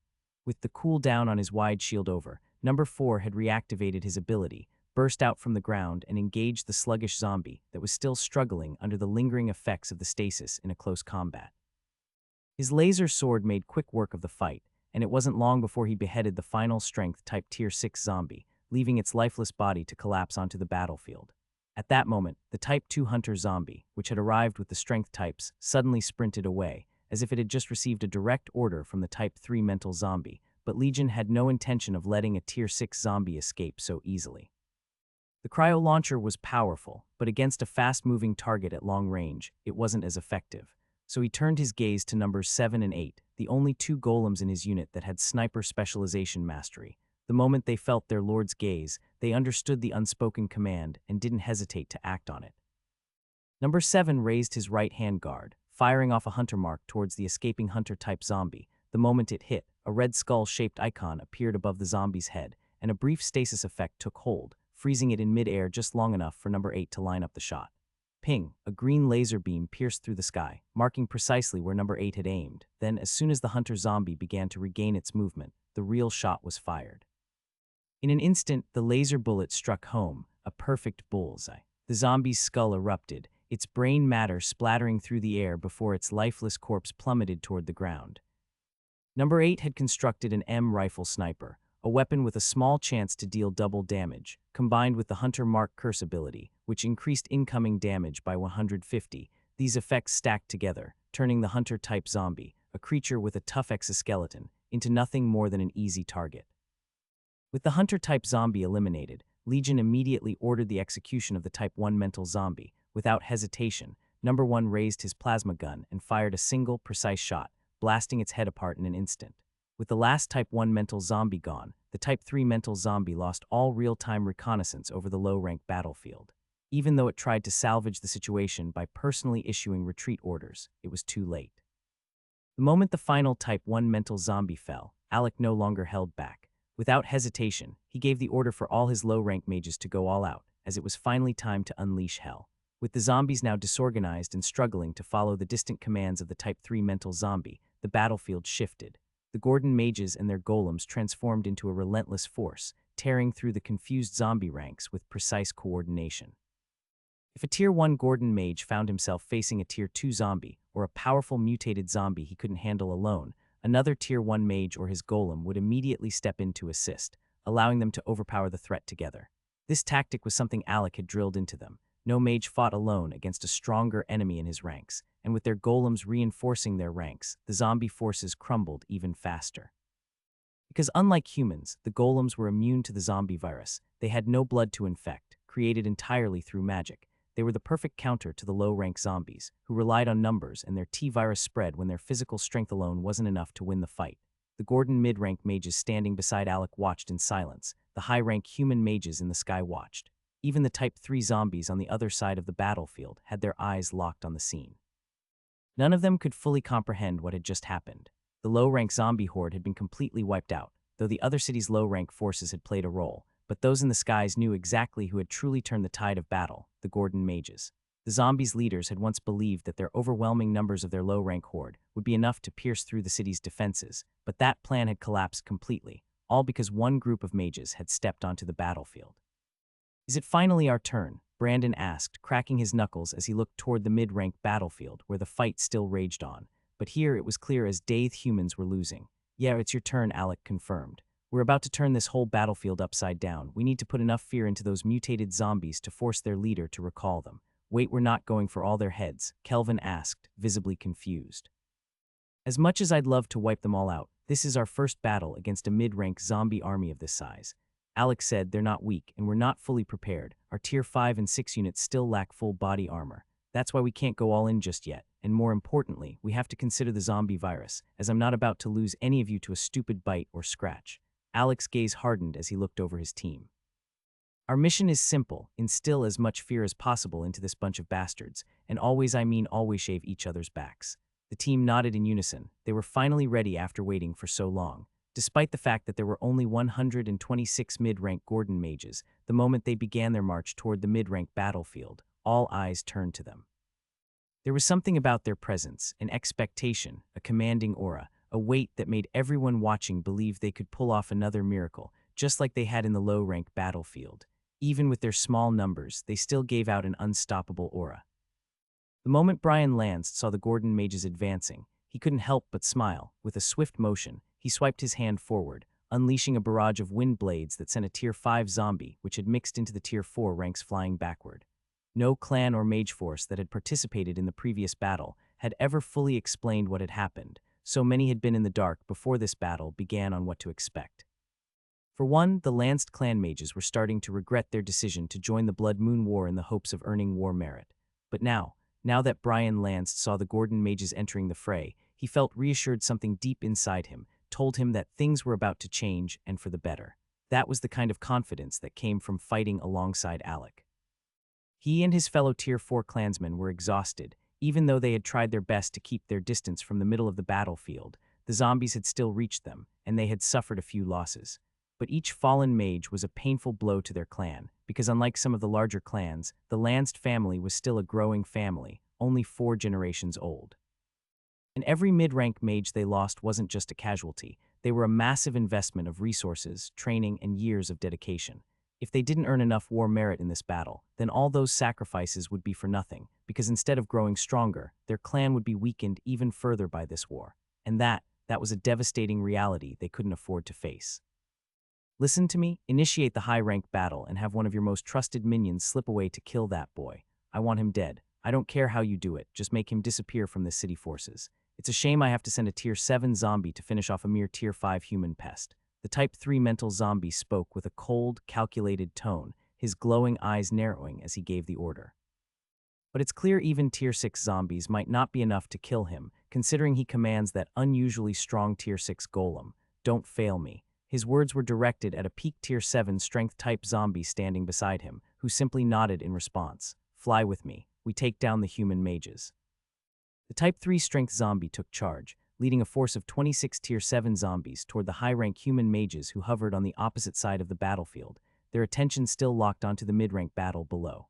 But that focus shattered instantly the moment they felt the surge of mana radiating from the incoming tier 7 zombies. Their claws were outstretched, their postures battle-ready, showing that the high-rank fight was about to begin. Why are the zombies moving now? It's still too early in the fight, this shouldn't be happening yet. A certain high-rank mage voiced his alarm, but his words meant nothing, as the zombies weren't going to pause the battle just because it wasn't the right time for the humans. Some of the mages looked shaken, caught off guard by the sudden charge. But others, they were already in position, ready for battle. Among them were the Gordon elders. This feels off, the fourth elder muttered, his eyes narrowing. From what I learned, even in the last battle, the zombies never initiated combat this early. The fourth elder crossed his arms, his gaze drifting toward Alec. That uneasy feeling in his gut only grew stronger as he put the pieces together. The high-rank zombies had chosen this exact moment to strike, right after Alec set his sights on the mid-rank battlefield. It was too much of a coincidence to ignore. Do you think the kids are in trouble? The third elder asked as he summoned his golden golem. Though it was still in the tier 6 realm and didn't match its master's realm, but whenever the third elder merged with it, his strength surged all the way to the mid-tier 7 mage realm, and right now he needed every power-up he could get against the overwhelming number of enemies before them.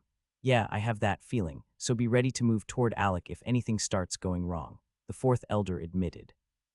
The golden golem surrounding the third elder broke down into countless shimmering pieces, swirling around him in a brilliant display of magic before fully assembling into golden armor that encased his body. In his hands he gripped his naginata, the golden shaft firm in his grasp, as its short blade gleaming with bright light. No problem, the third elder responded before dashing forward, keeping pace with the rest of the high-rank mages as they surged toward the zombies at the front lines. It was almost ironic, despite being severely outnumbered, despite knowing that some among them would have to face multiple opponents, some even facing certain death, but none of them hesitated.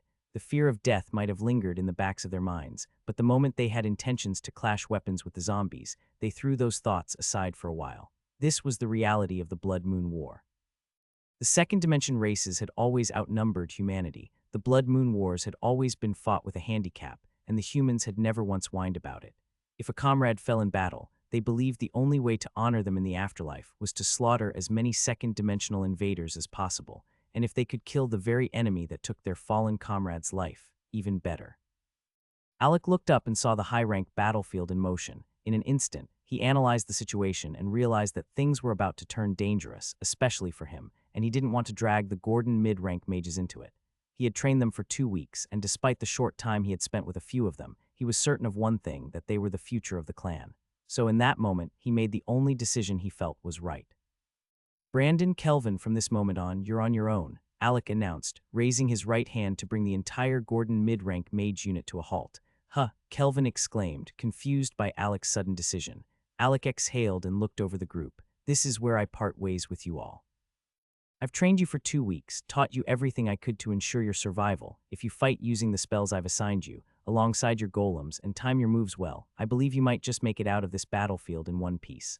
Arthur, who had been silent until now, opened his mouth to protest, but Alec cut him off. Don't argue. This is an order, Arthur, Knight, Agnes. You 3 will assist Brandon in keeping things smooth. Kelvin, it's time to step up and lead your team. This is exactly why I assigned sub-leaders, so that if I had to leave, you'd be able to make decisions in my place. Alec continued with his voice firm. His gaze swept over them. I know you can do this. You've all come a long way. You're warrior mages of the Gordon clan. Now go prove to them just how much of a menace we are. Your job is to root and clash with the enemy at the front, but hit them from the sides. That way, they'll be forced to split their attention between you and the rest of the city's forces. And don't think for a second that just because you're fewer in number, they'll go easy on you. Finally, Alec turned to Endrick and Sophia, smirking. And you too, don't get yourselves killed. I still have to work your asses harder before you can even think of repaying me for everything I got you. Bottom line, don't you dare die on me. With that, he clapped both of them on the shoulders, concluding what felt like an uncharacteristically sentimental speech. Take care of them, will you, Gabriel? Alec said, his tone leaving no room for argument. Gabriel was momentarily stunned. He hadn't expected Alec to send them away as well. Whatever danger Alec sensed must have been serious. But there was no point in questioning it now. I will, Gabriel responded curtly. Now move out. At his words, the 125 mid-rank Gordon mages began marching toward the front lines, heading straight for the left flank, where they would be attempting to break through the zombies' ranks. The Tier 6 mages hovered slightly above the rest, careful not to attract too much attention, but it was already too late. The Gordons' growing reputation had made them an immediate target. From the zombie ranks, a force of about 500 Tier 4 zombies, accompanied by several Tier 5s, broke off from the main horde and charged toward them. Seeing this, Alec quickly issued another order to Legion. Have number 7 and 8 locate the hidden Type 2 mental zombies in the horde and take them out. Legion responded instantly, gesturing with his hand. As number 8 flipped his left hand over his eye, activating a high-tech scanner glass that covered his vision, likely designed to detect heat signatures among the zombies, as he waited for any slip-up from the Type 2 mental zombies. Meanwhile, number 7 began assembling his sniper rifle from the nano compartment within his armor. Within seconds, his weapon was fully constructed. As the zombies closed the distance, Kelvin and Brandon both shouted in unison, "Boys, activate your stone skin spell." A ripple of energy spread through the ranks as every mid-rank Gordon mage activated their enhanced defensive spell, and unlike before, their stone skin had advanced to level 1 of the intermediate stage. The once bulky and cumbersome spell had now compressed, forming a sleek rock-like layer across their skin. Tiny cracks and vein-like patterns appeared along their bodies, giving them a battle-hardened look without restricting their movements at all. Despite its cracked appearance, stone skin was anything but fragile. It has now become one of the strongest defensive spells they had mastered at the mid-rank. Next up, Earth Spears. Now fully armored against bites and scratches that could lead to infection, the Gordon's mages advanced toward the enemy, but their Tier 4 members had an even greater advantage, as they have already been equipped with full body armor sets that reinforced their protection. Unlike the other city forces, the Gordons didn't wait for the zombies to reach them, they struck first. With their defenses set, the Tier 5 and Tier 4 mages quickly split into columns, standing side by side.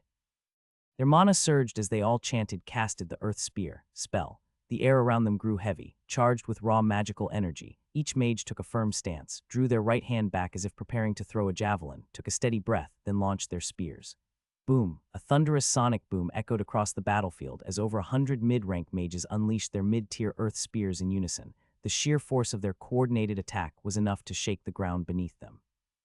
For the zombies, it was the sound of impending doom.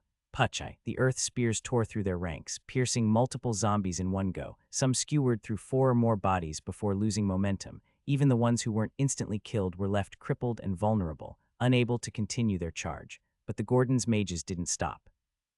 They continued summoning and launching Earth Spears, using the spell's low mana cost to their advantage. They could keep this up all day, and they intended to rain destruction upon the enemy. However, amidst the chaos, several speed-type zombies managed to break away from the horde, darting toward the Gordon's flanks. Unlike their strategy in the low-rank battle, no earth walls had been deployed to restrict movement, but that was exactly what the mid-rank mages wanted. Kelvin wasted no time urging his Tier 4 mages forward, and the speed-type zombies, sensing an opportunity, veered toward them in a reckless charge, but the Gordon's mages were ready. As the zombies closed in, the mages swiftly summoned their spirit equipment shields, and with precise coordination, thrust their spirit equipment spears straight at their heads, killing them instantly. However, Tier 5 strength-type zombies had mixed into the assault, their tougher exoskeletons making them far harder to bring down with a single strike. Some took multiple hits before they finally fell. Yet, despite the increasing difficulty, the Gordon's Tier 4 mages never wavered. They held their ground, unyielding, striking with relentless precision at every opening they found. So the Gordon's mages fought in tight-knit formations of 3, executing precise, synchronized attacks, while one mage focused entirely on blocking and deflecting the Tier 5 zombie strikes, using either their shield or a spear swat to repel incoming attacks. Another mage would be responsible for targeting the zombie's lower limbs and joints, aiming to cripple its movement, and finally the third mage would be delivering the killing blow straight to the head, taking advantage of the zombie's weakened stance.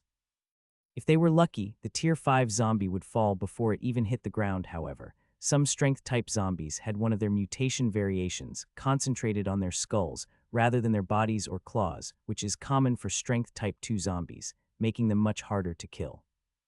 Against these tougher foes, the mages focused on forcing them to their knees first, as once the creature was immobilized, the trio would strike it together at close range, driving their spears straight into its skull, a much easier target when it wasn't towering over them. While the Tier 4 mages handled the first wave of stray zombies that had broken toward them, the Tier 5 mages shifted tactics. Rather than launching more Earth Spears, which would have affected their allies too, They opted to another spell instead, as they cast the earthquake spells toward the advancing second wave of zombies in the distance. This created unstable terrain, making it difficult for the next wave to push forward, while the Tier 4s finished off their current opponents. Brandon kept a sharp eye on the battlefield. There was no way he would let his team, or the Tier 4 team, get overwhelmed from facing more zombies than they could handle. Arthur, Knight, and Drick, you're up. The rest of the Tier 5 mages moved forward with the Tier 4s. Brandon ordered, sending out his special Tier 5 squad. Finally, we get to stretch our legs. Let's go, Arthur shouted, launching himself forward. Mid-dash, his body blurred into a streak of silver, sprinting toward the second wave of zombies still struggling against the earthquake spell. The others soon rushed in after him, fully prepared for battle as black and green light trailed behind Arthur's silver light. Brandon, despite his own eagerness to join the fight, remained in place. Leadership had its responsibilities, and he couldn't afford to just run off. Alec had emphasized that no matter what happened, the Tier 5 mages must stay close to the Tier 4 mages, as their survival depended on each other. As long as they fought as a team using the assigned spells, they could overcome any hurdle, which was why they were moving side by side. Watching from a distance and seeing the team holding their ground, Alec finally decided it was time to act. He had a strong feeling that someone powerful would be sent after him, but there was no way he was just going to sit and wait for his execution. Ag. It hadn't even been 30 seconds since he had that thought when over 1,000 zombies came rushing toward his position. Seeing such a move, Alec was fully assured that this was the work of the Type 3 mental zombie. He had purposely stationed himself alone with only Legion and his unit of cybernetic golems, essentially making himself bait, and it seemed the enemy had taken it. There was no logical reason why 1,000 mid-rank zombies would move toward a single mage. Even though Legion and his squad surrounded Alec, they had no life essence that could attract the zombies. And the life signal of one mage was not enough to lure this many zombies, especially when there were other, more plentiful targets available in front of them. That was why Alec was convinced the Type 3 mental zombie was orchestrating this attack.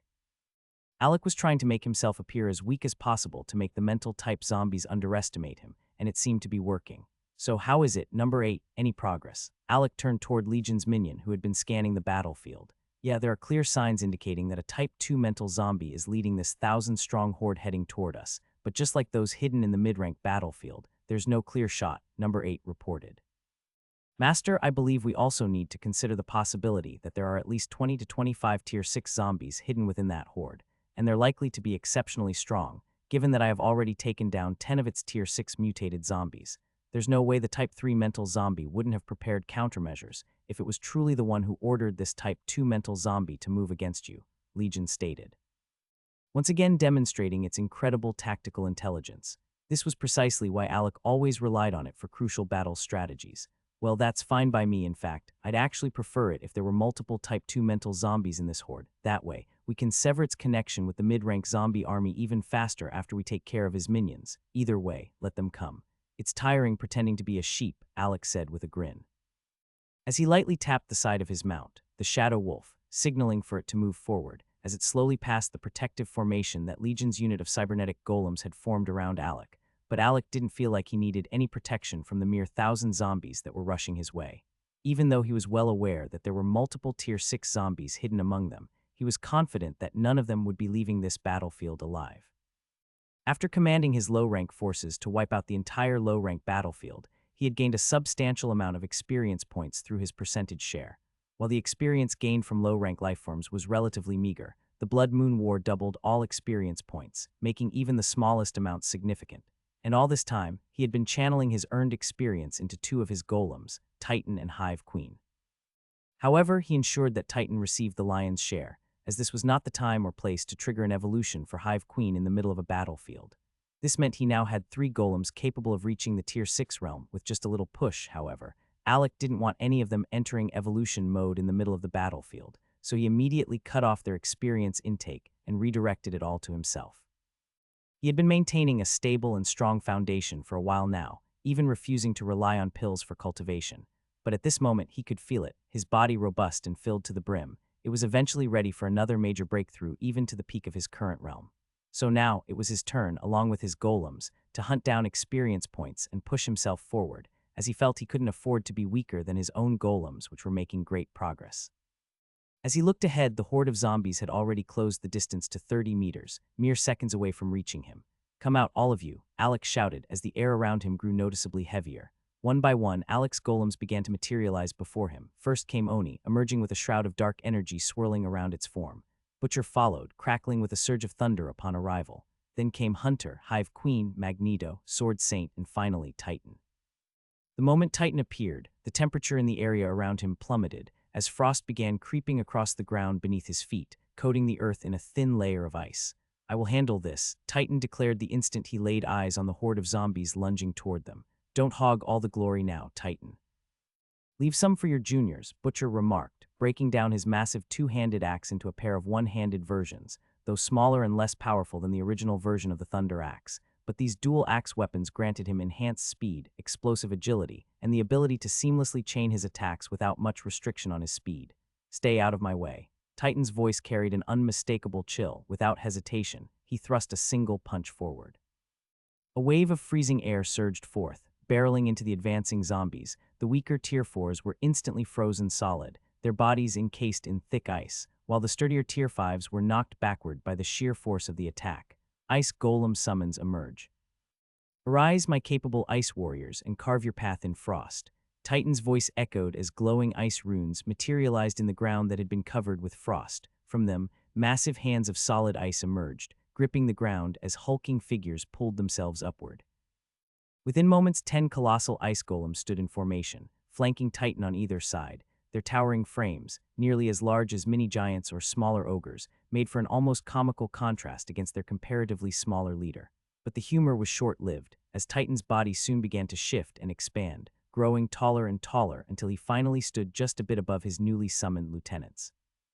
Titan stood proudly at 8 feet, towering slightly above his summoned golems, who ranged between 6.5 to 7 feet in height. His entire body was encased in an imposing ice armor, swirling with intricate ice runes that pulsed with a faint glow. In his right hand, he gripped a long chain, its links forged from solid ice, running all the way to a massive spiked mace resting against the frozen ground. In his left hand, 3 elongated ice claws extended from his hand guard, giving him a fearsome, almost predatory appearance. The weaponry bore a striking resemblance to an ice-forged version of Lynx's weapon for those familiar with Shadow Fight. If not, a quick search would clarify for the very curious ones. As if his menacing presence wasn't enough, Titan slowly swiped his left hand across his face, causing a half-ice mask to form, covering the side of his face where his half-ice crown was levitating on. While his uncovered face remained stoic and emotionless, the masked side bore a deep, frozen scowl, making it appear as if his very essence radiated cold fury. Meanwhile, his summoned golems began conjuring their own weapons, massive heavy ice armaments forged from the frost itself. Some wielded colossal ice axes and maces, others carried wide, blunt clubs and hammers, each one sculpted with brutal efficiency. One golem among them, however, took a different approach, constructing a pair of ice shields. The left shield was massive and broad, offering full body protection, while the right shield was smaller, compact, and uniquely designed to shift between his handguard and fingers, even allowing it to be thrown like a boomerang. But their preparation wouldn't go unchallenged. The zombies, having momentarily hesitated, were now gearing up to strike once more. The only reason they had held back this long was due to the mental-type zombie leading the horde, which had grown increasingly cautious. After all, it had not expected another Tier 6 golem to suddenly emerge from nowhere, and not just one. Alec was now surrounded by an entire force of deadly, battle-ready golems, each exuding a presence that promised devastation. The battlefield had just shifted, and it could sense it. This fight was about to become a whole lot more dangerous. Though the Type 2 mental zombie held the numerical advantage, but it still didn't feel secure with such a force against Alec's group. After all, these weren't ordinary humans. Scratches and bites wouldn't be enough to infect them or weaken them over time, making them far harder to eliminate than human mages. In fact, even if the zombies managed to kill one of Alec's golems, it would stay dead and wouldn't rise again as an undead zombie, stripping the mental Type 2 zombies of one of their race's greatest psychological weapons, the ability to break human spirits by forcing them to fight their reanimated comrades. For the first time, the Type 2 mental zombie itself felt the unfamiliar sensation of fear. Desperate, it sent a message back to the Type 3 mental zombie, requesting reinforcements under the pretense of wiping out the enemy for good. When the Type 3 mental zombie received the sound transmission, it frowned in frustration. It knew for a fact that it had already sent 30 Tier 6 zombies as part of the 1,000-strong force that would be attacking Alec. While the zombie horde was vast, Tier 6 zombies were not disposable resources either. diverting 30 of them had already eased the pressure on the Tier 6 human forces battling against the mid-rank zombie horde, giving them a moment to breathe, a mistake that could prove costly. More frustratingly, its subordinate was suddenly panicking over a new set of summoned golems. From its own spiritual scans, the Type 3 mental zombie had already determined that only one of them was a true Tier 6. Since it was positioned too far away, it couldn't sense the sheer pressure Alec's golems were emitting, but could only read their realms from afar, and it dismissed the threat.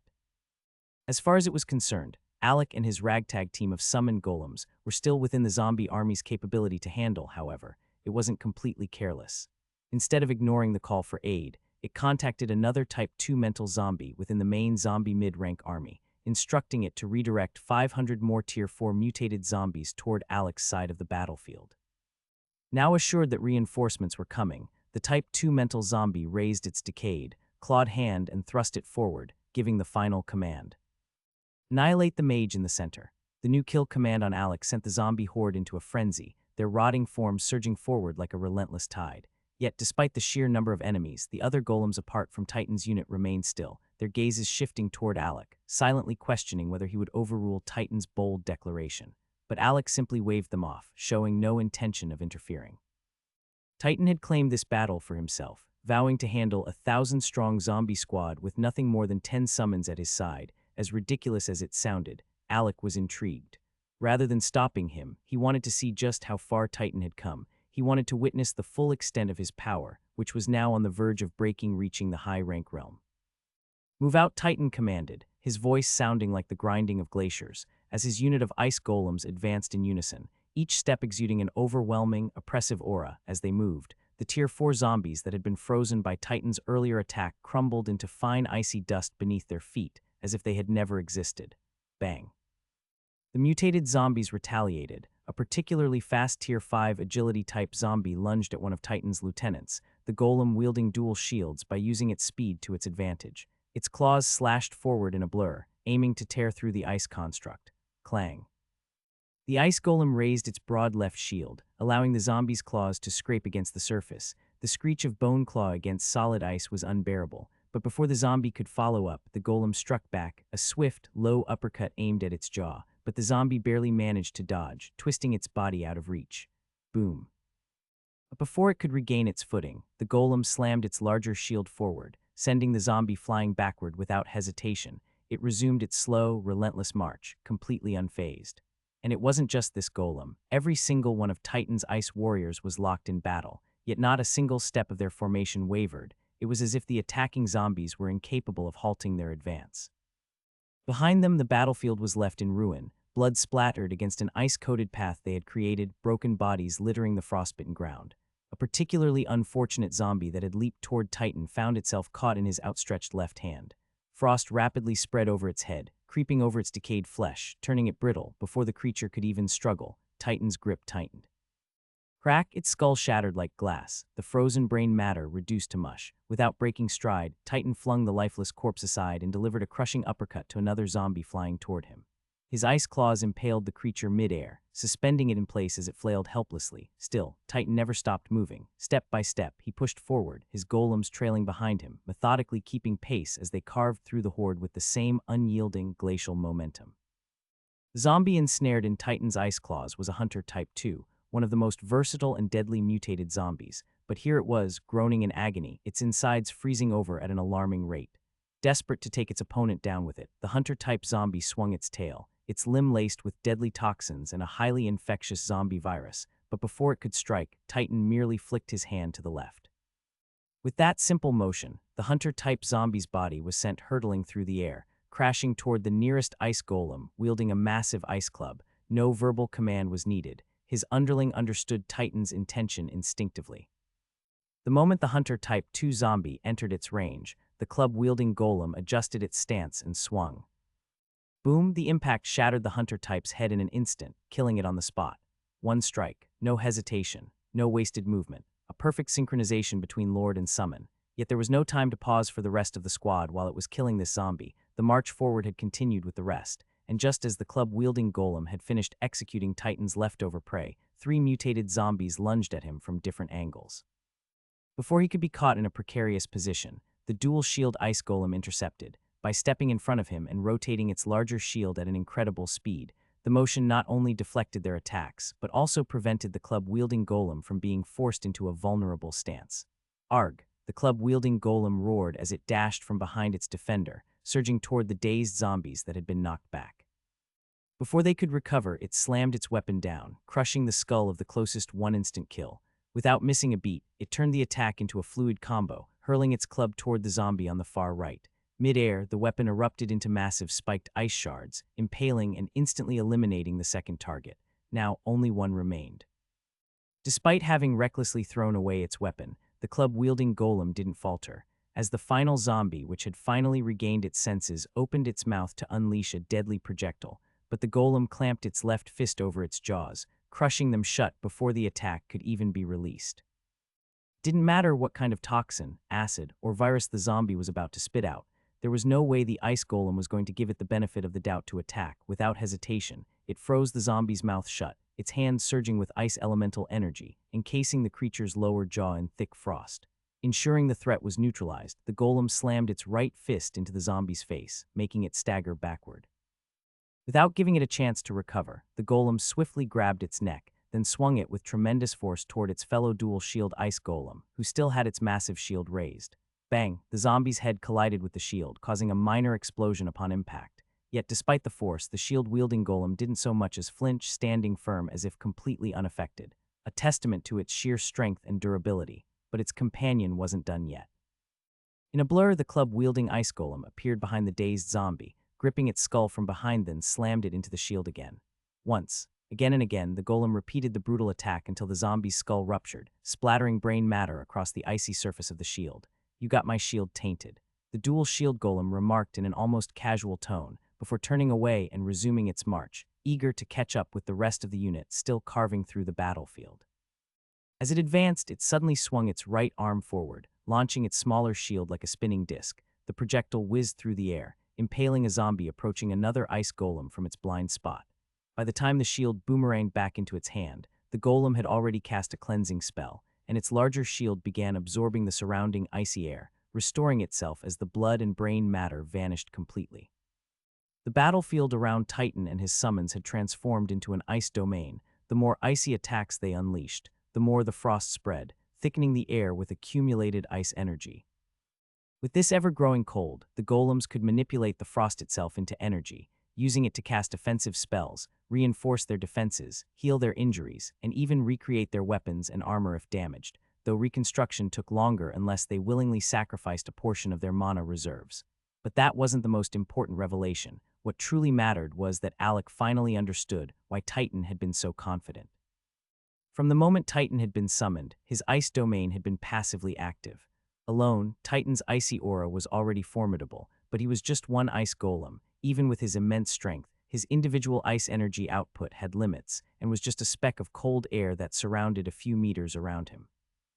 However, now that he was surrounded by 11 ice golems, each radiating their own frost, the domain around them had become a generator of pure icy energy, a relentless storm of freezing power that only grew stronger with every passing second. The ice domain was evolving by itself. The ice domain had not only expanded, but it had also begun severely impacting the zombies. Their movement and attack speed were significantly reduced, making them easy prey for the golems. For the Tier 4 zombies, survival became nearly impossible, as they were rapidly frozen into solid ice sculptures while combating for long under the ice domain. Their Tier 4 undead mana wasn't enough to shield the cold aura from invading their bodies. This was hardly surprising, considering the domain was powered by ice golems' use of ice energy, with the weakest among them already at high Tier 5. Against such overwhelming frost energy, Tier 4 zombies stood no chance. Unfortunately for the zombies, deactivating or escaping the domain was looking impossible, as to deactivate would mean all 11 of them run out of mana at the same time, or a stronger fire-based domain crashed and destroyed the ice domain. The ice domain moved along with the golems, ensuring they remained in its chilling grasp. This synchronization explained why the golems maintained a steady marching pace, always moving in formation. Even when one fell slightly behind to eliminate an enemy, at least 5 ice golems remained beside Titan at all times. Even Tier 5 zombies also suffered from the domain's debuff effects, as their attack speed and spellcasting power heavily diminished. Due to them lacking an ice affinity, they couldn't resist the domain's effects, making them sluggish and vulnerable. I owe you 3 and the shield getting tainted makes it 4. I'll settle my debt later, the ice golem who had his ass saved remarked to the dual shield wielder golem as it finally caught up with the formation. Now wielding 2 large ice clubs, as it resumed its brutal efficiency of slamming and knocking back zombies, crushing anything that dared to get too close. For the more stubborn undead zombies, a simple kick was enough to send them flying backward, while an occasional ice explosion spell blasted their legs into frozen chunks, making it easier to slam the heads. Within the icy domain, the peak Tier 5 ice golems were as strong as low Tier 6 lifeforms, as their powers were being amplified by the domain's augmentation. This was how Titan and his forces carved a path through the zombie horde, unstoppable, precise, and brutally efficient. Each step left a trail of frozen corpses. There were no wasted movements, no hesitation, no emotion, as if massacring the undead was nothing more than routine work. And then they finally stopped after 5 minutes of carnage. Before them, only 100 zombies remained. Out of a 1,000-strong force, Titan and his ice golems had annihilated 900, all without losing a member of their unit, not to talk of suffering a single scratch. The ice golems stood ready, eager to charge forward and end the battle. Each of them had faced countless battles against Tier 6 demonic beasts in the Beast Forest, some of which even possessed Tier 7 battle prowess. Through their numerous near-death encounters, they had developed flawless formations, syncing perfectly to adapt to stronger opponents. Now as they stood before the strongest remnants of the 1,000-zombie army, not a single one flinched or faltered. The ice golem closest to Titan on his right absent-mindedly spun its axe, rotating the ice handle in its grip, though its face remained expressionless, but the anticipation in its eyes was undeniable. And here I was wondering where you all had been hiding. Turns out the main squad was holding back all along. If I had to guess, your mental type commander is lurking somewhere in the middle right, isn't it? Titan remarked, his gaze sweeping over the gathered zombies. Don't think that just because you wiped out a bunch of Tier 4s and a few low and mid-ranked Tier 5s, you and your summons are anything specia. The peak Tier 5 zombie had barely finished its sentence when one of Titan's lieutenants conjured an ice spear from the frost-charged air around them and launched it with devastating force. The spear pierced straight through the zombie's skull, sending its body flying backward from the sheer impact. The surrounding zombies instinctively moved aside as their comrade's lifeless corpse crashed to the ground, skidding several meters before coming to a stop. This was an act from the lieutenant to stop the disrespect it felt Titan was allowing. Found you, Titan muttered, eyes locking onto the Type 2 mental zombie in the midst of the zombies that had also shifted to avoid the attack. From the beginning, his true target had always been the mental type, the slaughter of the 1,000-zombie horde. That was just a side job he took upon himself. After witnessing this display of sheer power, the Tier 6 zombies within the horde finally realized staying on the sidelines was no longer an option. The gap between Titan's golems and the zombies was vast. Despite being in the same realm, Titan's ice golems were a rare breed, all in the rare rank, each capable of battling 3 opponents of the same tier at once with ease.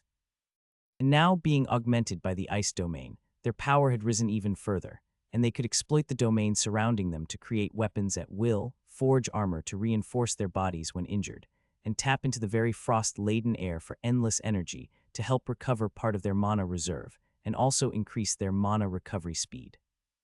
All of this combined made them far superior to the average peak Tier 5 lifeform, and that wasn't even considering their vast battle experience. They had faced stronger and more numerous opponents countless times before, and fear was a foreign concept to them who faced death every day. Hope you're ready, 'cause I'm coming for you, Titan said, his gaze locked onto the mental type zombie. With a flick of his wrist, a barrage of razor-sharp ice shards shot forward, aiming straight for his target. But before they could land, 2 Tier 6 zombies appeared in front of it, shielding against the attack by sending forth their own attack to cancel out Titan's strike. At the same time, the rest of the zombie army surged forward. HMPH. For the first time since the battle began, Titan's right hand moved, the one gripping the heavy ice chain. With a single, powerful swing, all hell broke loose. Titan lunged forward, swinging his massive spiked mace into the charging horde. The front line, composed entirely of Tier 5 strength-type zombies, was obliterated on impact, their bodies crushed into pulp as the massive weapon tore through them. Even in all this chaos, the mental-type zombie had still attempted to lay a strategic formation, trying to make things difficult for the golems, but against overwhelming strength, such schemes were meaningless. Titan yanked the mace back, steadying it mid-air with both hands before slamming it into the ground with devastating force. The ice-covered earth shattered, as the spiked weapon embedding itself deep into the ground. The zombies that had survived the initial attack stared in horror. Blood dripped from the spikes, pooling onto the frozen terrain. For a brief moment, fear crept into their rotten mind, but the fury of the undead zombie for the living was relentless.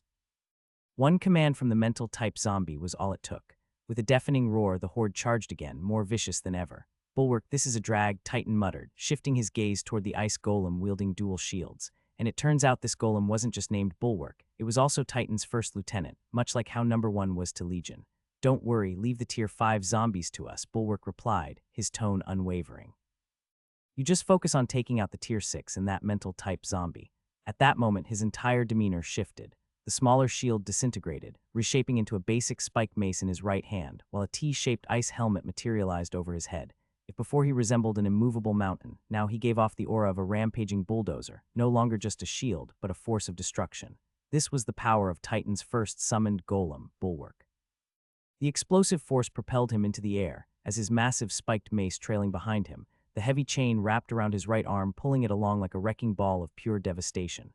Above Estonia City, from various clan houses, high and mid-rank mages could be seen levitating, watching the battle unfold from a distance. For mid-tier mages, seeing the battlefield clearly from such a far-off vantage point, especially without standing at the city gates, was difficult. However, by focusing mana into their eyes, they could sharpen their vision enough to observe specific angles with clarity. High-rank mages, on the other hand, had no such limitations. Their breakthroughs into the high rank had fundamentally transformed their bodies, pushing them beyond human limits, so something like seeing across vast distances without expending mana was effortless, a mere afterthought. At this moment, every single mage watching from the city, even the city guards observing the battlefield, was fixated on one particular grouped Gordon's clan mages. Expressions varied. Some were surprised, some relieved, some wore smug "I told you so" looks, while others were filled with caution, none more so than the city lord himself. His wariness toward the Gordon's clan only deepened, no matter how he thought about it. He couldn't figure out how they had acquired such a vast arsenal of spirit equipment and weapons, without having exchanged any for battle merits. As if they did, he would have an account of it, since such process passed through the city hall. There were also no records of carriages delivering such high-value goods into the city in recent months. Furthermore, the Gordon's clan had no certified forgers under contract to them, so he was completely lost here. The city lord had been keeping tabs on the clan, always watching for any sudden growth in power, yet here was a slip-up, when he hadn't noticed until now. Though the power boost seemed concentrated among low and mid-rank mages, but it was proof that he didn't have as firm a grasp on the Gordon's activities as he thought. Elsewhere in the city, Terran also observed the battle. For the first time, he was witnessing Alec's full power in action, and he had to admit he was shocked. Alec's level of battlefield control was far beyond expectations, almost like he was watching a general of the War God Mage Academy in the making. And his golems. They were only growing stronger. This only confirmed what Terran had suspected. Alec's potential as a golem mage was still far from its peak, and it wasn't just his raw fighting ability that set him apart. His strategic mind was equally terrifying. "I don't even think I'd need to step in to protect him like the Dean has requested. This kid has every opponent dancing to his tune like a puppet master, but worse. They don't even realize they're being drawn into a trap until it's far too late." Terran murmured, watching intently. Above the Gordon's clan estate, a gathering of the clan's highest-ranking figures stood watching. At this moment, they were experiencing the greatest shock of their lives. After entrusting Alec with full command of the clan mages, a lingering doubt had always gnawed at the back of their mind. That was the real reason they had all gathered to watch this battle firsthand. Were they right to place their trust in Alec? Would he lead their clan's mages to victory or to annihilation? If their forces were completely wiped out, it would take years to rebuild completely from it if the city lord doesn't keep to his promises of double merits. But now, as they watched the battle unfold, their doubts were ruthlessly shattered. The low-ranked mages under the Gordon's banner had played a crucial role in the complete annihilation of the lower-tier zombie horde. More importantly, not a single mage had died. Not one. Alec had orchestrated the impossible. Now, as the elders watched him shift his focus toward the mid-rank battlefield, one thing was clear: either they win or draw in the mid-battlefield. Alec had already changed the course of this battle. They were confident that victory was within their grasp, smiles spreading across their faces, until a scream tore through the air, followed by a rain of blood cascading from the skies. Immediately, every high-ranked mage snapped their attention toward the sky, where the most crucial battle of all was taking place, the Tier 7 battlefield. There, a Tier 7 mage wielding a sword had been grievously wounded. His left arm hung limp, completely paralyzed as the zombie virus crept up his veins like blackened roots. Though he fought desperately to contain the infection, it was clear he wouldn't last much longer as he was still facing his opponents, and once he fell, he would rise again as one of the undead zombies. Before him, two mutated Tier 7 zombies, one a strength type, the other an agility type were poised to lunge at him, ready to end his life at any second now. He adjusted his grip on his sword, shifting into a defensive stance. If he was going down, he was determined to at least taking one of them down with him. Even if it meant becoming a zombie himself later, he refused to be a burden to the remaining high-rank human forces. They were already struggling against the sheer numbers of their enemies. If he died, his two opponents would be freed to wreak havoc on his allies, and when he rose again as an undead, he would become yet another dangerous foe they hadn't accounted for. That was why, before he died, he felt he had to take at least one of them down. Spear 2 Jungle King coming. Golden Battle Arts double slash. Just as he braced himself for the most intense fight of his life, two voices rang out from above, causing his breath to hitch. Lifting his gaze, his eyes glistened with relief. From the right, the third elder of the Gordon's clan descended, his naginata slashing through the air in two swift arcs. A fraction of a second later, two golden energy slashes, dense with power, hurtled toward one of the zombies, distorting the very air around them. Meanwhile, the fourth elder drove his spear downward from above, gripping it firmly with both hands as he unleashed his attack. Behind him, a colossal tiger materialized, its muscles tensed, its body crouched low, poised atop an illusory hill, as if waiting for the perfect moment to strike. The instant the fourth elder thrust his spear toward the second zombie, the tiger sprang into motion, lunging forward in perfect sync with the attack. It mirrored the fourth elder's movement, its massive form matching the speed and trajectory of the chi-infused spear in his hands. With Bulwark and the rest of the Ice Lieutenants handling the remaining Tier 5 mutated zombies, Titan finally had the freedom he needed, the freedom to go after the mental-type zombie without any distractions. Even before landing, he noticed the 30 Tier 6 mutated zombies staring at him like he was some kind of fool. Titan recognized that look all too well, but he was more than ready to wipe the smugness off their faces. Turning his left hand, he tightened the ice chain wrapped around it while gripping the end chain of the massive mace with his right. As he began spinning the weapon in the air, its size grew with each rotation, yet none of the Tier 6 zombies showed any signs of concern. They were confident, after all, they were in the same realm as Titan, they felt like. Why should they feel pressured by a mere golem?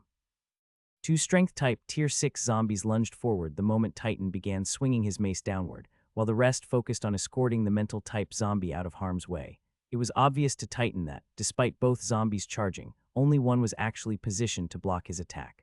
Let's see how long you keep underestimating me. With that thought, Titan put all his strength into the downward swing. By now, the mace had expanded to the size of a small mountain, a massive spiked sphere that radiated destruction, yet the strength-type zombies remained unfazed. One leaped into the air while the other spread its arms wide, muscles twitching as it grew slightly taller. As its eyes burned a dangerous shade of red, its stance making it clear. It planned to stop Titan's mace with nothing but its bare hands.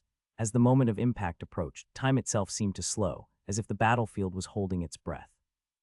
Bang! The moment the mace struck down finally, an explosive shockwave erupted, sending icy fog swirling outward like a halo. With Titan and the strength-type zombie at its center, the zombie that had attempted to stop the attack was now on one knee, its face contorted in disbelief at the sheer force behind Titan's strike.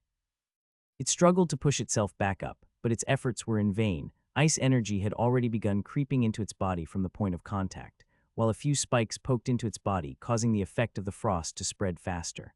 As frost spread rapidly, it engulfed its hands that it was using to hold up the massive mace, and crawling up to its elbows faster than it could comprehend.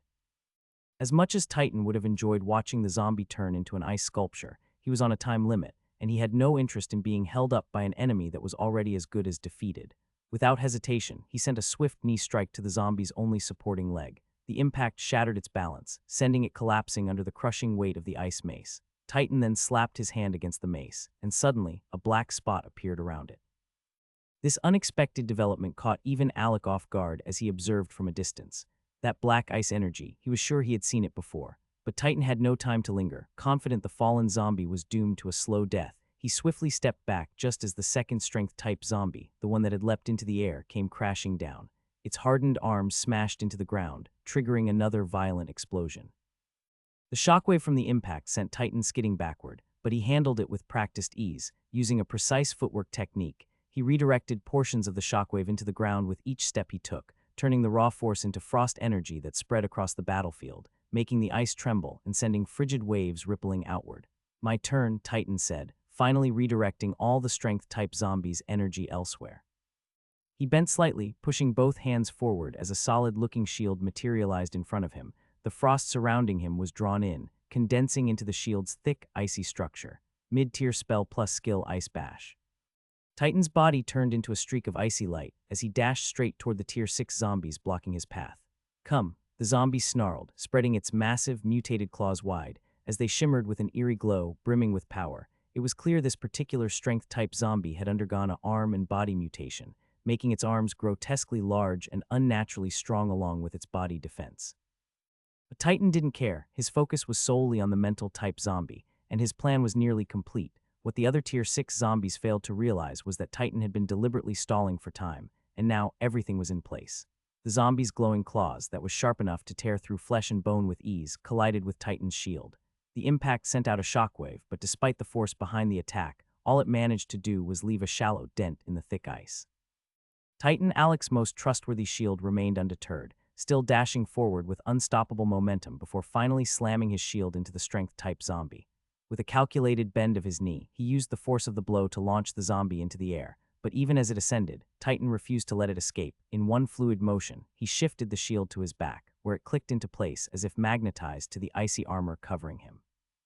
At the same time, his right hand conjured a long ice chain, its tip fitted with a sharp kunai-like blade that clattered against the ground as he gripped it.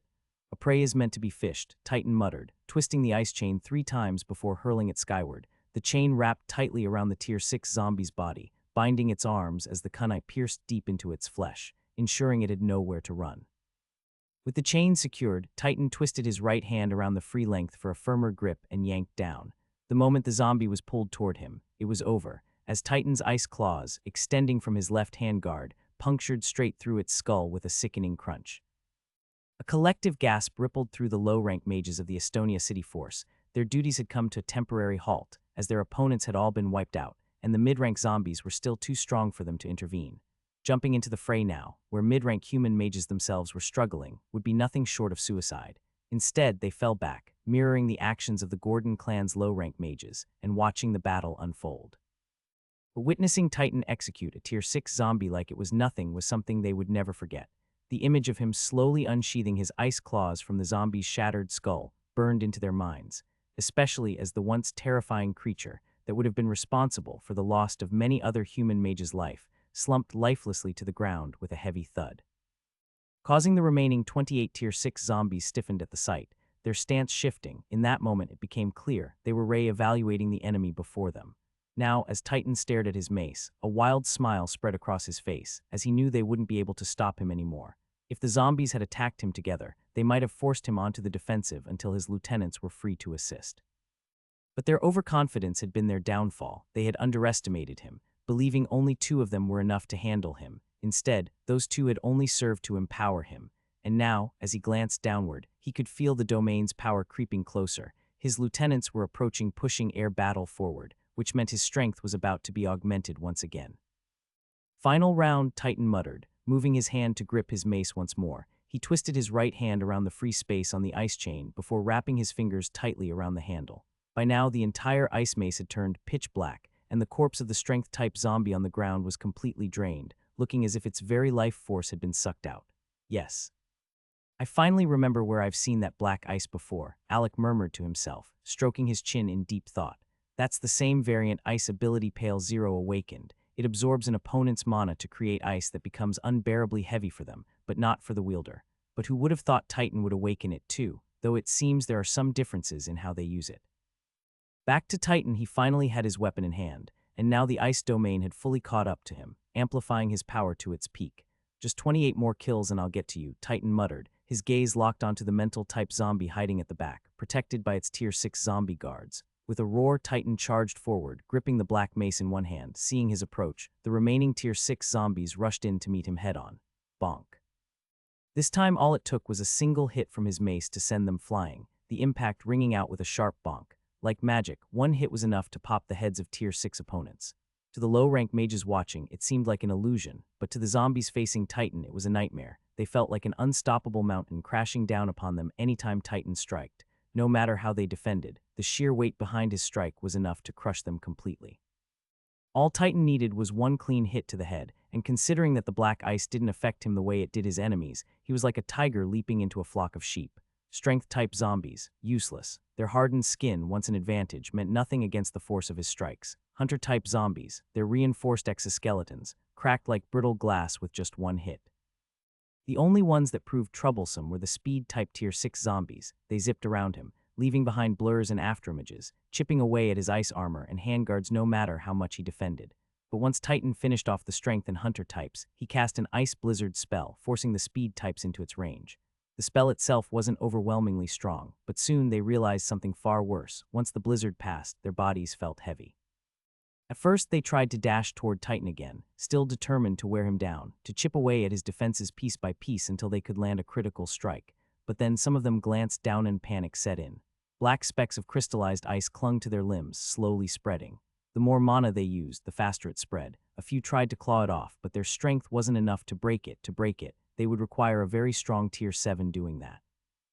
Titan had sacrificed some of his mana to mix specks of black ice into the ice blizzard, and the agility-type zombies which had been caught in the blizzard were now dealing with the consequences.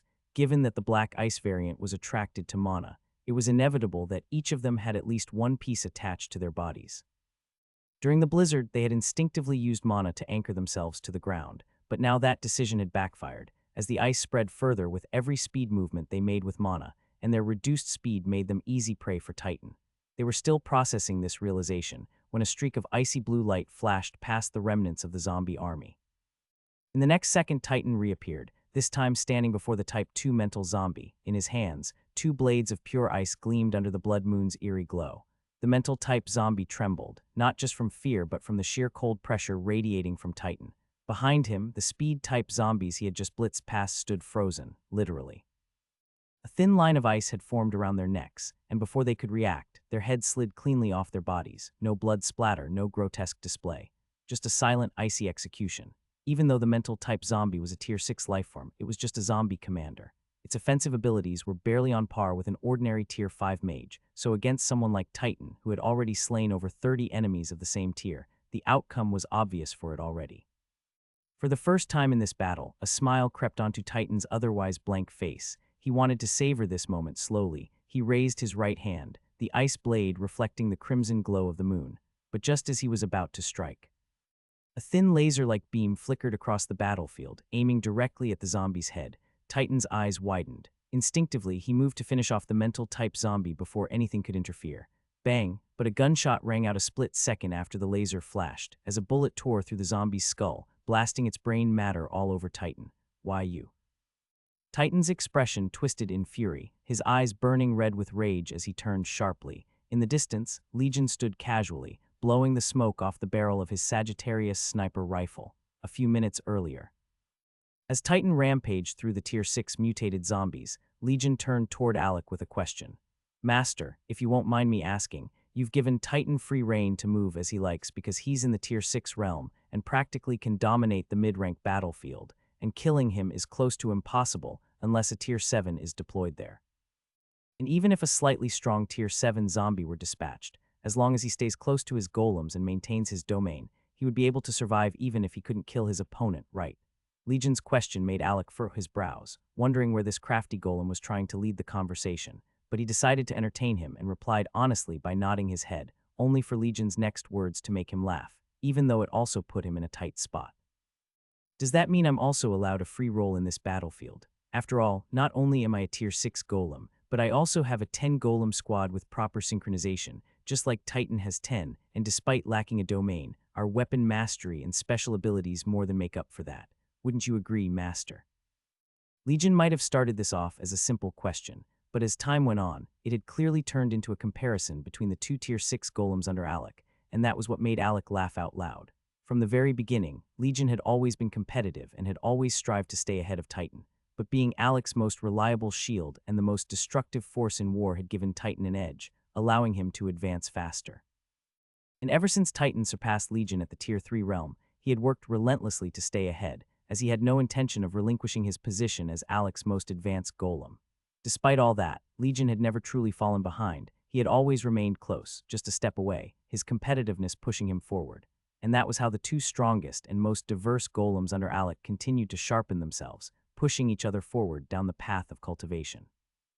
Yes, you're given free reign, just like Titan. You can move through the battlefield on your own terms. You don't have to stick so close to me all the time. It's not like I don't have enough bodyguards around me, Alec finally replied, giving Legion the answer he had been waiting for. Alec even went so far as to reassure him, making it clear that there were plenty of other golems stationed closer to him, so much so that he was rarely ever alone. With this validation, Legion no longer held back. He waved his left hand forward, signaling his unit to follow as he began constructing his sniper rifle.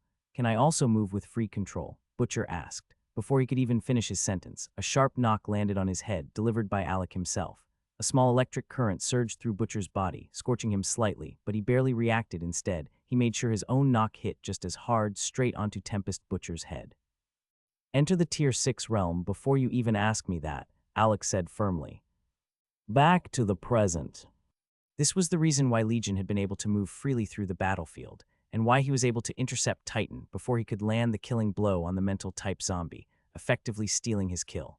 Even though Alec knew that eliminating the mental-type zombie wouldn't significantly weaken the mid-rank battlefield, he was still optimistic about their overall impact and wanted them gone.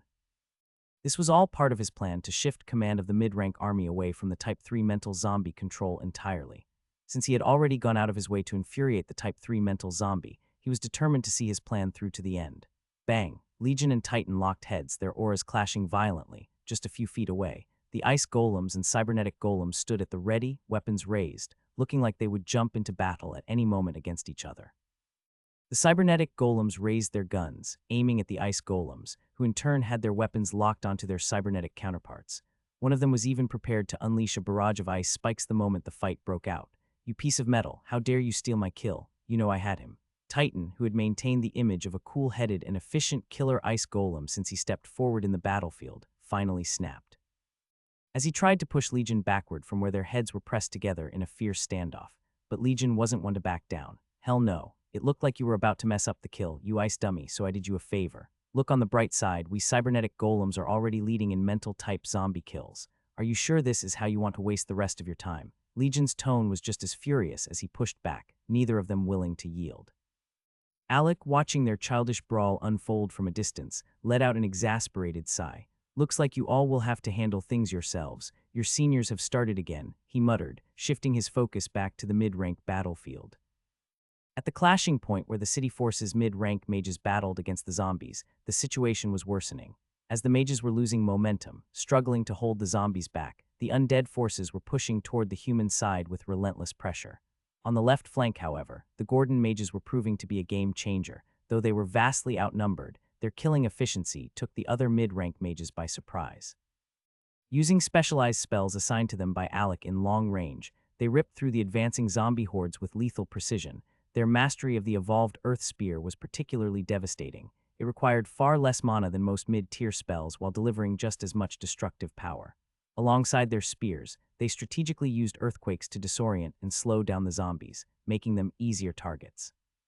Earth walls of varying sizes were also erected at key locations, forcing the undead into dead ends or into kill zones where the mages could easily eliminate them. Despite their efforts to keep the zombies at bay, it wasn't because they feared close combat. Far from it. Any zombie unlucky enough to close the gap met a horrific end. Leading the charge were the Tier 4 mages. Their spirit equipment sets and weapons augmented their strength to terrifying levels.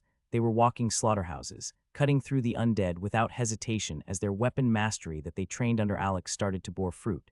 And then there were the lone hunters, mages who fought independently, taking down their targets with lethal precision. Akka, Arthur the Silver Flash, Knight the Shadow Knight, Agnes the Witch of Water and Earth, Indrik the Versatile Mage, Sophia the Warp Mage. In just 10 minutes, these 5 had terrorized the battlefield so thoroughly that the Gordon mages had already come up with nicknames for all of them. They were hunting down lots of Tier 4 zombies all the way to Tier 5 mutated zombies at an astonishing rate. Among them, Arthur stood out, not just for his efficiency but for his flair. As he was fully clad in silver armor formed by his golem, he embodied flashiness to the fullest as he looked like a silver knight from medieval time. He was surfing through the battlefield with twin silver blades conjured from his metal abilities, while riding on the Earth Wave spell that had been casted on what looked like an Earth Glide board. He then displayed a swordsmanship style that was both unorthodox and newly refined. It was the result of 2 grueling weeks of training under Alec, though calling it training was generous, as Alec had simply forced Arthur to fight him repeatedly with weapons, delivering crushing defeats to Arthur until the weapon mastery took root. Unlike traditional swordsmen, Arthur's style was uniquely his own, something Alec suspected was influenced by the system itself. The system likely analyzed his fighting patterns, gathering data on how he wielded both his sword and his fists. Then, upon leveling up the mastery, it infused him with deeper insights tailored to his evolving combat style. Alec theorized that system-driven mastery wasn't just a sudden gain, it required the user's body to be pushed to its limits first, which is why he had Arthur repeatedly beaten down and forcing his body to adapt to the weapons, and he was certainly progressing, even if he couldn't fully grasp it in the moment. But with the system tracking his every improvement, Alec could see his growth as clearly as if it were laid out before him, even if it's little by little.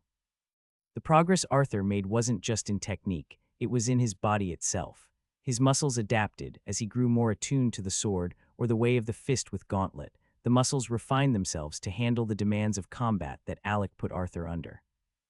This was why the system only imparted specialized sword techniques once a user leveled up properly, as by then, their body had already developed the necessary strength and control, ensuring they could execute the new moves naturally without risk of injury.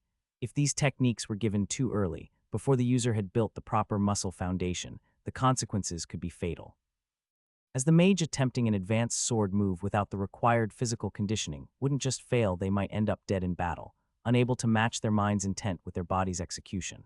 Arthur, now wielding his abilities like a living weapon, tore through zombies with ruthless efficiency, and with his secondary element being metal, it made him even deadlier, as his blade slashed effortlessly through throats as he dashed between Tier 4 enemies and even encountered a few Tier 5 threats. Whenever he found himself in a tight spot, Enraging was there, either pulling him out with his branches or finishing off enemies from a distance with wood-enchanted arrows. At the heart of the mid-rank battlefield, Enraging had summoned a towering tree with deep roots anchoring it to the ground. Unlike a normal tree, this one lacked branches or leaves. It was a single, massive wooden pillar, and at its peak stood Enraging, with bow in hand, scanning the battlefield with unwavering focus. From this vantage point, he provided cover for the Gordon's mages, his sharp gaze ensuring that no ally within 100 meters would go unassisted. String, thang, the steady rhythm of his bowstring echoed through the battlefield as he loosed mana-infused arrows with plant affinity. The thrill of precise shots coursed through him, and soon he began experimenting, embedding plant spells into his arrows. To his surprise, they carried even more power, and yet this was not the only thing he could do. Though it seemed like Enraging had created the towering tree log just to gain a higher vantage point for attacking, but that wasn't true. Its true purpose ran much deeper. The roots that extended into the ground didn't just stay in place. They stretched out across a 50-meter radius, forming an underground web of entanglement. Every time Enraging cast his entanglement spell, these roots would burst from the ground, ensnaring Tier 4 zombies and making it easier for the Gordon's mages to cut them down. He deliberately avoided targeting Tier 5 mutated zombies, knowing that restraining them would require an overwhelming number of root vines. Beyond his entangling roots, Enraging also provided long-range assistance with his arrows. Since there were only about 20 Tier 5 mages, and most of them stayed in one place, he had a clear line of sight on them. Whenever they faced serious trouble, a light green arrow infused with an enchanted plant spell would zip through the battlefield, arriving just in time to turn the tide. Agnes. She was like a force of nature, demonstrating exactly why in large-scale battles, magic path mages had to be eliminated first, as if left unchecked, they could decimate entire sections of an opposing weak army, and that was precisely what she was doing while levitating slightly above the Gordon's mages. With relentless efficiency, she unleashed devastating combinations of mid-rank water and earth spells. Her water shields wrapped around the Gordon's mages, coating their armor with an extra sleek layer of protection against the zombie virus. Agnes didn't just overwhelm the battlefield with raw power, she controlled it. She created patches of mudded ground near the charging zombies behind, slowing large sections of the horde. When they finally realized they were at a disadvantage of being targeted by long-range earth spells, they attempted to take to the air, but she was already a step ahead. A massive, specially prepared water bomb rune that had been camouflaged detonated in the sky, right where she had anticipated they would retreat to. The explosion sent shockwaves through the air, tearing apart weaker zombies and leaving the survivors momentarily disoriented. But even those who managed to endure the blast had no chance of escape, because they were falling straight into the outstretched earth spears of the Gordon's mages, who had been waiting for the perfect moment to strike. Caught mid-air with no way to maneuver for a few seconds due to the explosion, they were swiftly impaled and eliminated. As the zombies fell one by one at the Gordon's mercy, elsewhere, Knight was slipping through the battlefield's shadows, systematically assassinating Tier 5 zombies every 15 seconds, and he wasn't alone. Sophia moved with him. The only reason there was a 15-second interval between each of his strikes was the cooldown time on his shadow travel spell. Normally, it only took 10 seconds to reset, but carrying another person along increased both his mana consumption and the cooldown slightly. It was a small price to pay for the efficiency they achieved together. Despite the fact that Knight had advanced to the mid-rank, he still couldn't cast his shadow spells instantaneously. This was proof of how deep and complex the shadow element truly was. Only a high-rank shadow mage with enough proficiency could perform such a spell effortlessly, even without even its chance. Though while it might seem like his cooldown time hadn't improved much, or had even increased when carrying someone, the spell itself had evolved in other ways. Its stealth had become far more refined, and the strikes he delivered after emerging from the shadows now carried additional power. Alec had personally pushed him to refine this particular spell, while also practicing what the others focused on, and that is mastering their assigned Tier 5 spells. As a result, Knight had only managed to advance that certain shadow travel spell to intermediate level 1, but even that was enough to make him a terror on the battlefield, embodying what it means to be a true assassin-class mage. Unlike the others, they weren't concerned with thinning out the Tier 4 numbers. With cooldowns attached to their most powerful abilities, they focused entirely on eliminating key Tier 5 zombies, the main fighting force of the mid-rank horde. But against agility-type zombies, they came the closest to death. The agility-type zombies reacted unnervingly fast to their attacks, even when they struck from the shadows. At Tier 5, these creatures didn't just have the fastest movement speed, they also had the quickest reaction time and attack speed. The first agility-type zombie they encountered nearly killed Knight. As the moment he and Sophia emerged from its shadow, it swung its arm backward in a lightning-fast strike, without even turning around, as if it had sensed them without sight. The sheer speed of the attack caught Knight completely off guard. He hadn't even launched his strike yet, but the zombie's claw was already inches away. It was so fast that, for a split second, he could feel the phantom sensation of his head being sliced off before the claws even made contact. Just when Knight thought he was about to be critically injured, an unexpected saving grace intervened, as he felt something swirling around the exact spot where the zombie's claw had been aiming. Sophia, who had been right beside him, had instinctively cast a small, swirling shadow portal that merged seamlessly with his face like a mask. So the moment the agility-type zombie's claw struck, instead of tearing into Knight's head, it disappeared into the black void of the portal, mid-tier spell warping gates. Sophia finally completed her spell, pointing at the zombie's chest, and then a second, smaller shadow portal appeared right in front of its ribcage, and the zombie's own claw, which is now emerging from the new portal, plunged straight all the way into its heart. The creature let out a pained shriek. Its heart had been pierced, but since it had already been dead once, this wasn't a fatal wound. Only a headshot type of attack would truly end it, however. The pain from having its own greatest weapon, its claw tear open its own chest, was real, and for a split second the zombie hesitated. That brief moment was all Knight needed, as his hands twirled, and in the next instant he leaped into the air, with his legs wrapped around the agility type so as not to fall off, before driving his daggers repeatedly into the zombie's skull until it collapsed lifeless. And just like that, their deadly partnership began. Knight couldn't explain it, nor did he need to. Alec had simply told them to stick together and fight as a unit, unlike Arthur and the others who moved independently. At first, Knight had assumed Alec saw him as the weakest link, while Sophia believed she had been paired with him for protection, but after only a few hunts of Tier 5 mutated zombies, they quickly realized just how well they complemented each other. Not only did their shared shadow abilities allow them to execute devastating combos, but their fighting styles naturally synchronized in a way that made them one of the deadliest teams on the battlefield, capable of taking on enemies even the others chose to avoid. This was how the 5 of them dominated the battlefield, carving a name for themselves. Their relentless assault had drawn the attention of the main zombie army that had been facing the city force's mid-rank mages. And it wasn't just the Tier 5 and Tier 4 mutated zombies this time. Now, even a few Tier 6 zombies were beginning to shift their focus toward the Gordon's mid-rank team, recognizing the growing threat they posed. Alec, still seated atop Midnight, observed the unfolding battle, his mind working tirelessly to devise a swift way to end the mid-rank zombie horde faster before his clan mages start to grow tired of battling such high-numbers zombies. He believed that if the mid-rank army was wiped out, the high-rank mutated zombies, despite their advantage over the human mages, would be forced to retreat back into the space gate. After all, without an army to breach the city and convert more humans into zombies, their continued assault would be pointless. The high-rank battle would take much longer before they had a chance to overrun the city's defenses, and by then, the blood moon might already have ended. As he watched, Alec noted how the Gordons were redirecting a portion of the zombie army to the side, giving the Estonia City other forces a much-needed breather. Even the Lanced forces were biding their time, waiting for the perfect moment to move under the Gordons' banner in the mid-rank battlefield. Meanwhile, Titan and Legion, having settled on a bet over who could kill the most mental-type zombies, had resumed their selective hunting. The two squads were nearly untouchable on the battlefield, unless they were intercepted by a large group of Tier 6 zombies, but with Alec's strategic efforts so far, their numbers had already been thinned considerably. That's when the realization struck him. If he could completely wipe out the remaining Tier 6 zombies, Titan and Legion would be free to act without restraint, eliminating the mental-type zombies at an even faster rate.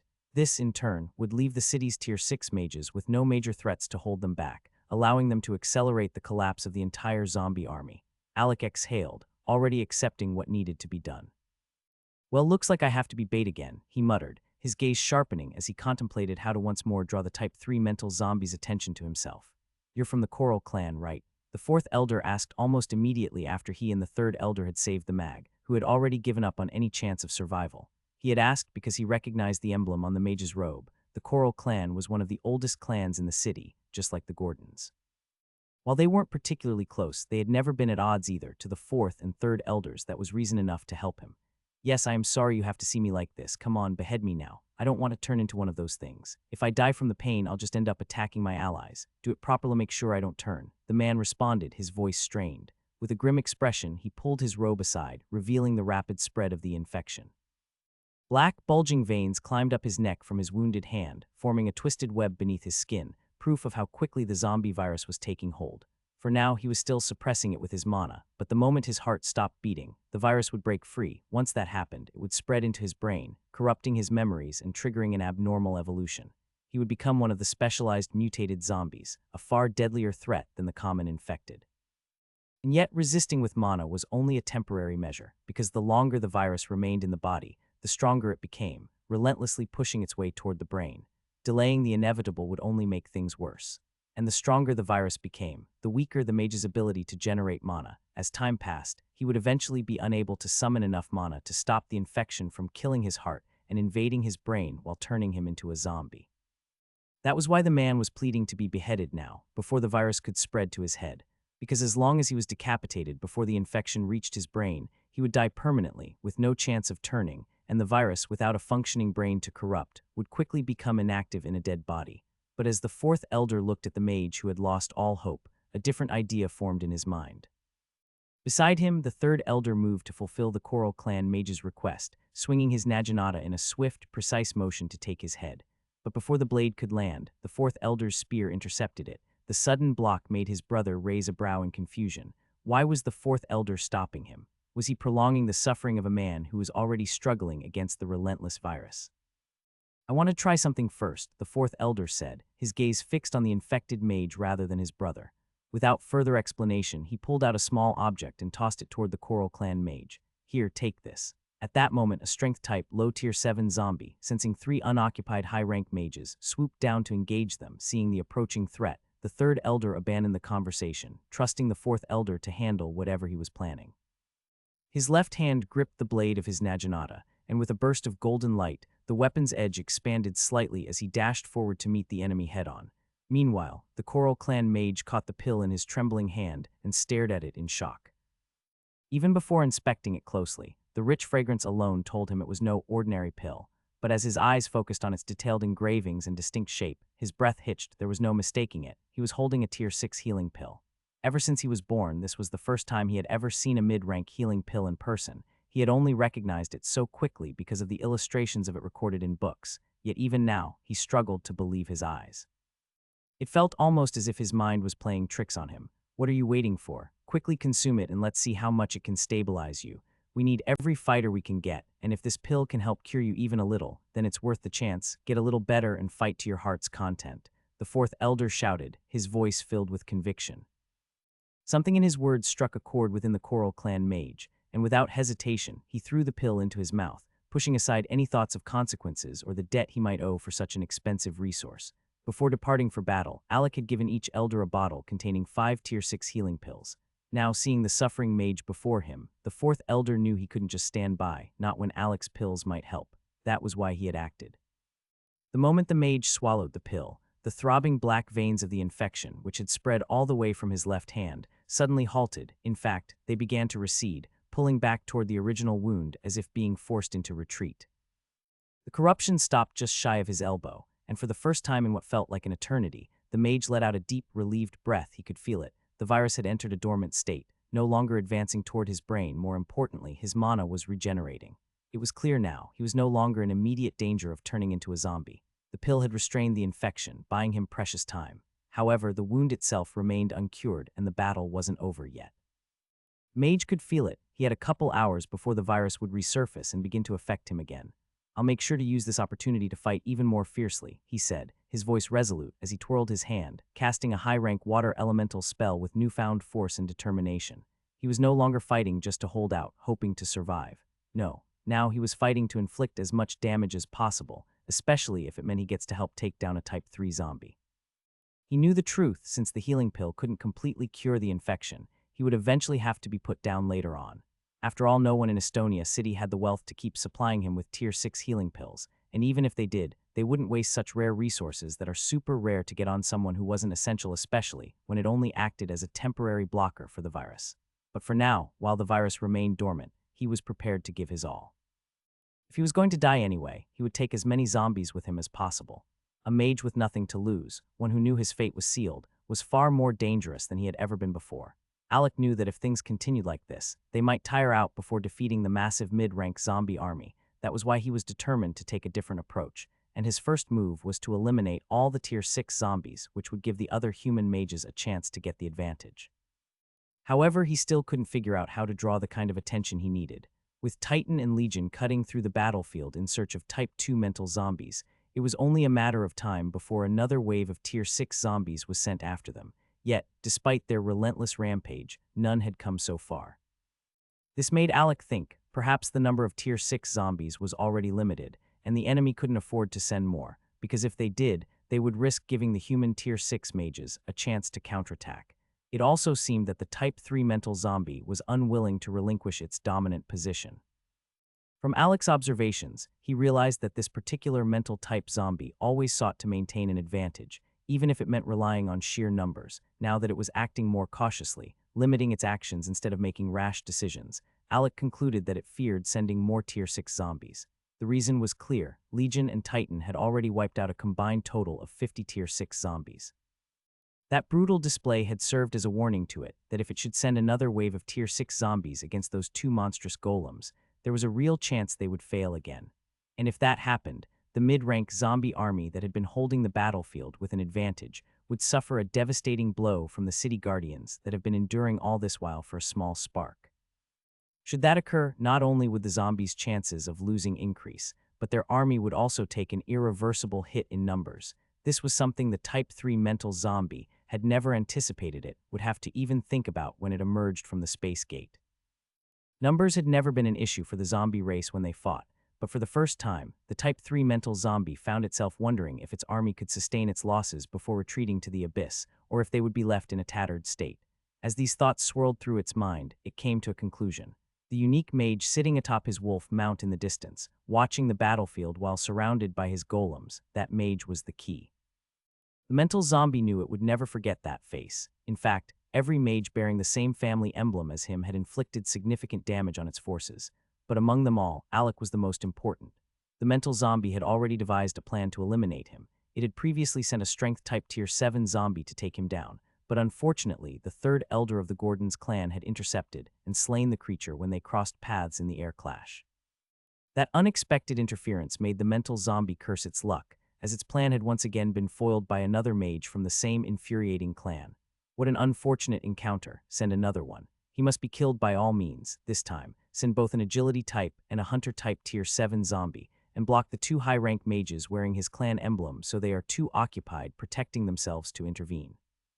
The mental zombie commanded, This time, he had given the order to the agility type beside him instead of the strength type that was leading the high-rank zombies. With that order given, two streaks of light shot out from the high-rank battlefield, heading straight for the mid-rank battlefield. However, the moment the fourth elder of the Gordon's clan who was now free saw this, an ominous feeling washed over him. He had no doubt that Alec was involved in whatever was happening. Without hesitation, he dashed forward, determined to stop the Tier 7 zombies before they could reach Alec.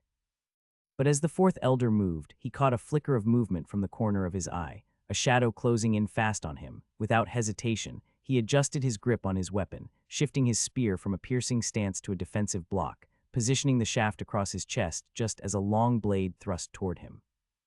His quick reflexes saved his life, but the sheer force of the impact sent him hurtling through the air as he crashed onto an unoccupied section of the battlefield, landing firmly on both feet with a grunt.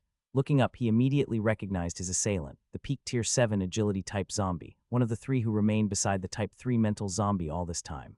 Damn it, I was right. This definitely involves Alec, and they're deploying a peak powerhouse just to keep me from helping him. He muttered, realization hitting him like a hammer. As he processed the situation, his eyes flicked toward the air, as two streaks of light hurtled toward the mid-rank front lines, just where Alec was far from, but then another golden light surged after them. The third elder had finally broken free from his opponent and was now in pursuit. However, almost as if on cue, the hunter-type zombie abruptly turned back, intercepting the third elder before he could intervene. Meanwhile, the agility-type zombie accelerated even further, streaking toward the mid-rank battlefield at alarming speed. Alec, watching all of this unfold, narrowed his eyes. He had suspected the Type 3 mental zombie would send Tier 7 reinforcements earlier, likely aiming to eliminate Titan and Legion. But now, seeing how the agility-type zombie completely bypassed their position, the truth became clear. So that's your game, take me out, and the troublesome golems fall with me. Good plan, but do I look that easy to kill because I command golems? Alec murmured, a smirk creeping onto his face. His aura flared as his resolve solidified. He patted the side of his massive wolf, Midnight, his voice steady and determined. Midnight, let's do it. Boys, spread out. We're taking down a Tier 7 lifeform even before Titan and Legion officially does. Despite being prepared for what was to come, Alec knew that taking on a Tier 7 zombie alone was nearly impossible. As he locked eyes with the rapidly approaching agility-type zombie, he realized there was no way to evade the incoming attack. His only option was to steel his resolve and take the strike head-on. Bang! The impact was immediate. The low Tier 7 agility-type zombie lunged, slamming its claws toward Alec. In response, Alec swept his right hand forward, summoning 7 layers of earth shields in rapid succession. This wasn't just an ordinary low-tier defensive spell anymore. It was one of his most advanced techniques, which had now been refined to the mid-tier rank, and the once rough, rocky shields now gleamed with a polished, brown earth hue, their surfaces smooth and reinforced. The more mana he poured in, the more layers stacked up, but even at his limit, he couldn't push beyond the 7th shield. Still, Alec had always been confident in this defense. As no mid-tier mage he had faced had ever managed to break more than 3 layers. That confidence made him believe he could at least withstand the initial strike from the mutated zombie.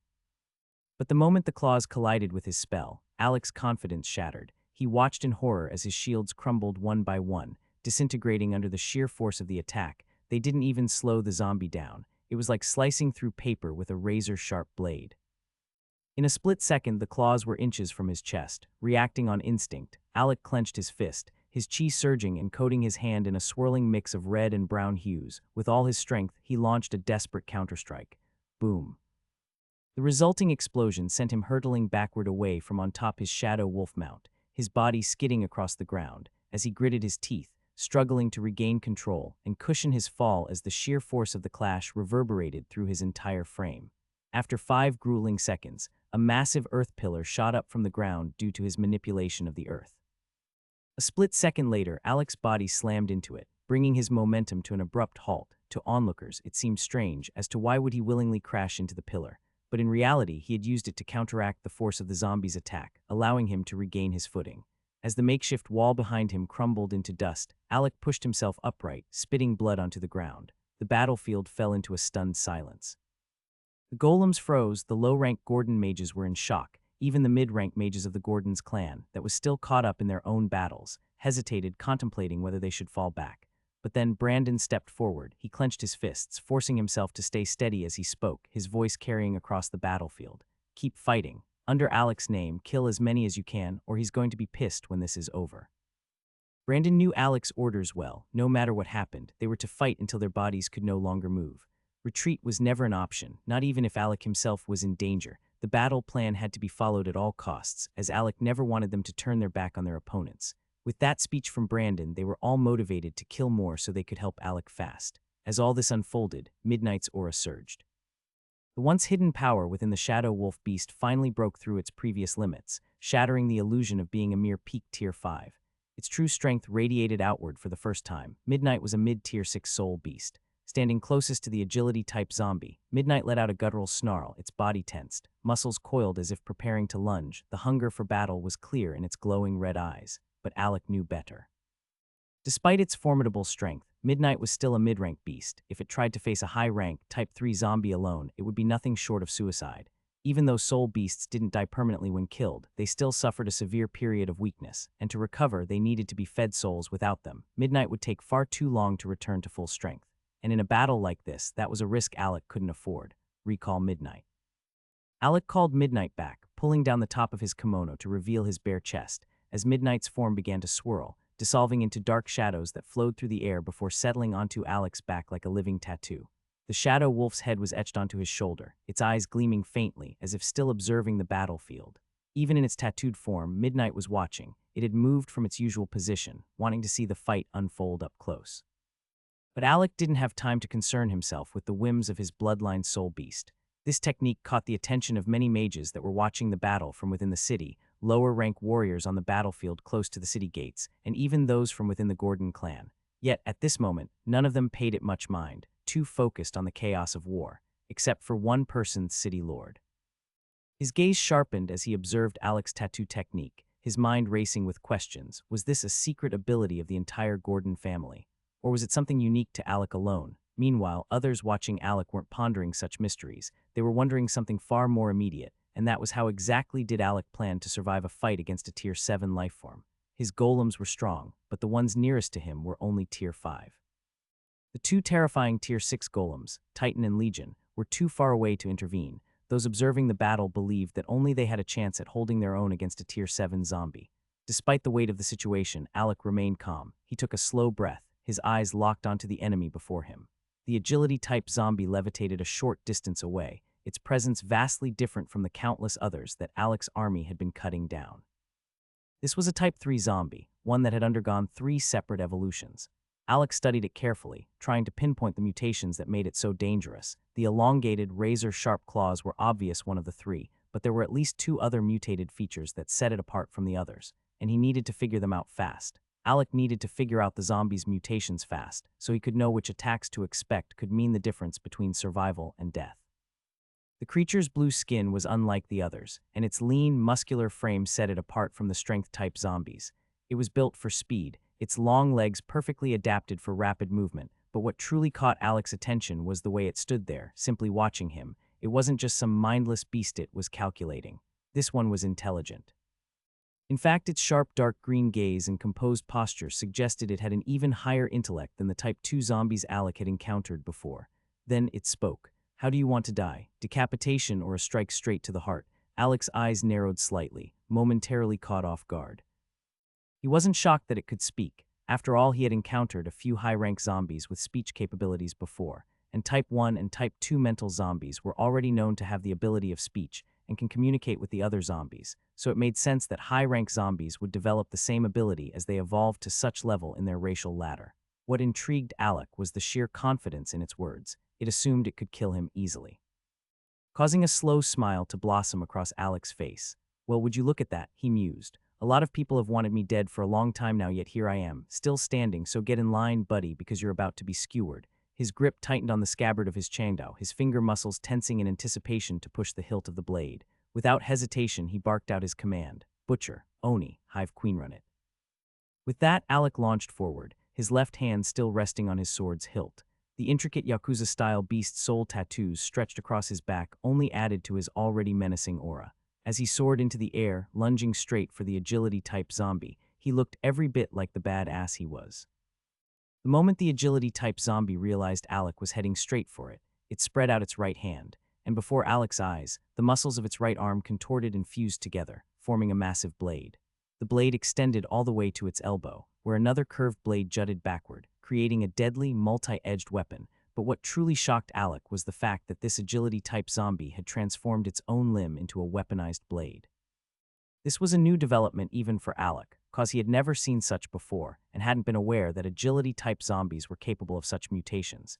He could assume for the main time that this particular zombie's evolution was unique. All of this happened in a split second, as the zombie raised its bladed hand the next, with the bladed hand now engulfed in blazing green flames. Just from a glance, Alec instinctively knew that he couldn't afford to let those flames touch him. Because something about them felt more than just deadly, they seemed infectious, and for someone without an antidote to the zombie virus, getting burned by that fire was not an option. But backing down was never on Alec's agenda. As the momentum of his jump started to die down, he ignited red flames beneath his feet, pushing himself forward. He was still slightly short of reaching the agility-type zombie, but he wasn't done yet. In that instant, he activated an ability he had never used since advancing, the evolved version of his Flaming Aura innate spell, Flaming Spirit Body. Innate spell Flaming Spirit Body Hell Flames variant. As mages break through new realms, their innate spells evolves. The integrating new runes which are constructed always correspond with their original abilities or the old innate ability of the previous realm. This allowed the upgraded versions to coexist with their previous forms, but Alec had rarely used his fire innate spells. Even his earth-based innate spell which had evolved still remained unused, yet he preferred sticking to the older version, never seeing the need to test the new one. Still, one thing remained certain. No matter how far he progressed, his innate runes would continue to grow with him.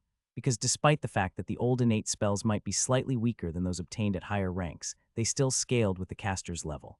If a Tier 5 mage used an innate spell they had acquired in the Tier 2 realm, its power would still match their Tier 5 strength, though it would enter a cool-down period afterward. That was the nature of innate spells. They could be casted instantly with minimal mana consumption, but in exchange, they had cooldowns. This was why almost all Knight spells had cooldowns as well. It was all because Knight struggled to obtain mid-rank shadow elemental spells. He relied heavily on his innate abilities. Fortunately, Alec's fire innate spell cooldowns weren't as restrictive as others. However, the real advantage of Alec's Flaming Spirit Body was that it didn't function like traditional innate spells. It didn't have a set cooldown. Instead, it would only extinguish if he ran out of mana, was hit by an extremely powerful water-based spell way stronger than him, or if he chose to cancel it himself. As Alec activated Flaming Spirit Body mid-flight, it felt as if his entire body transitioned into another state. The edges of his muscles ignited with dark, eerie flames, and even his hair rippled like black fire in the wind as I was blazing with black flames. He hadn't activated this ability to enhance his attack power. His goal was purely defensive. He needed to counter the Tier 7 zombies' toxic green flames. His red flames provided fire resistance, but they couldn't neutralize foreign fire. That's why he had chosen the black flames, which had the ability capable of not only devouring fire but consuming it as fuel. For Alec, the black flames were his best countermeasure. With precision, he used his left thumb to push the hilt of his Changdao slightly out of its scabbard. The moment the blade began to slide free, his right hand was already in position.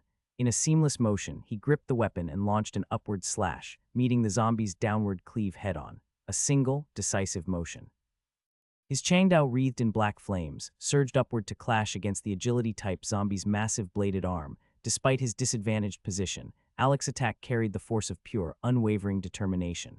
Clank, boom, two blades clashed, followed by a violent explosion, one side crackling with eerie, toxic green flames, the other engulfed in dark, consuming fire.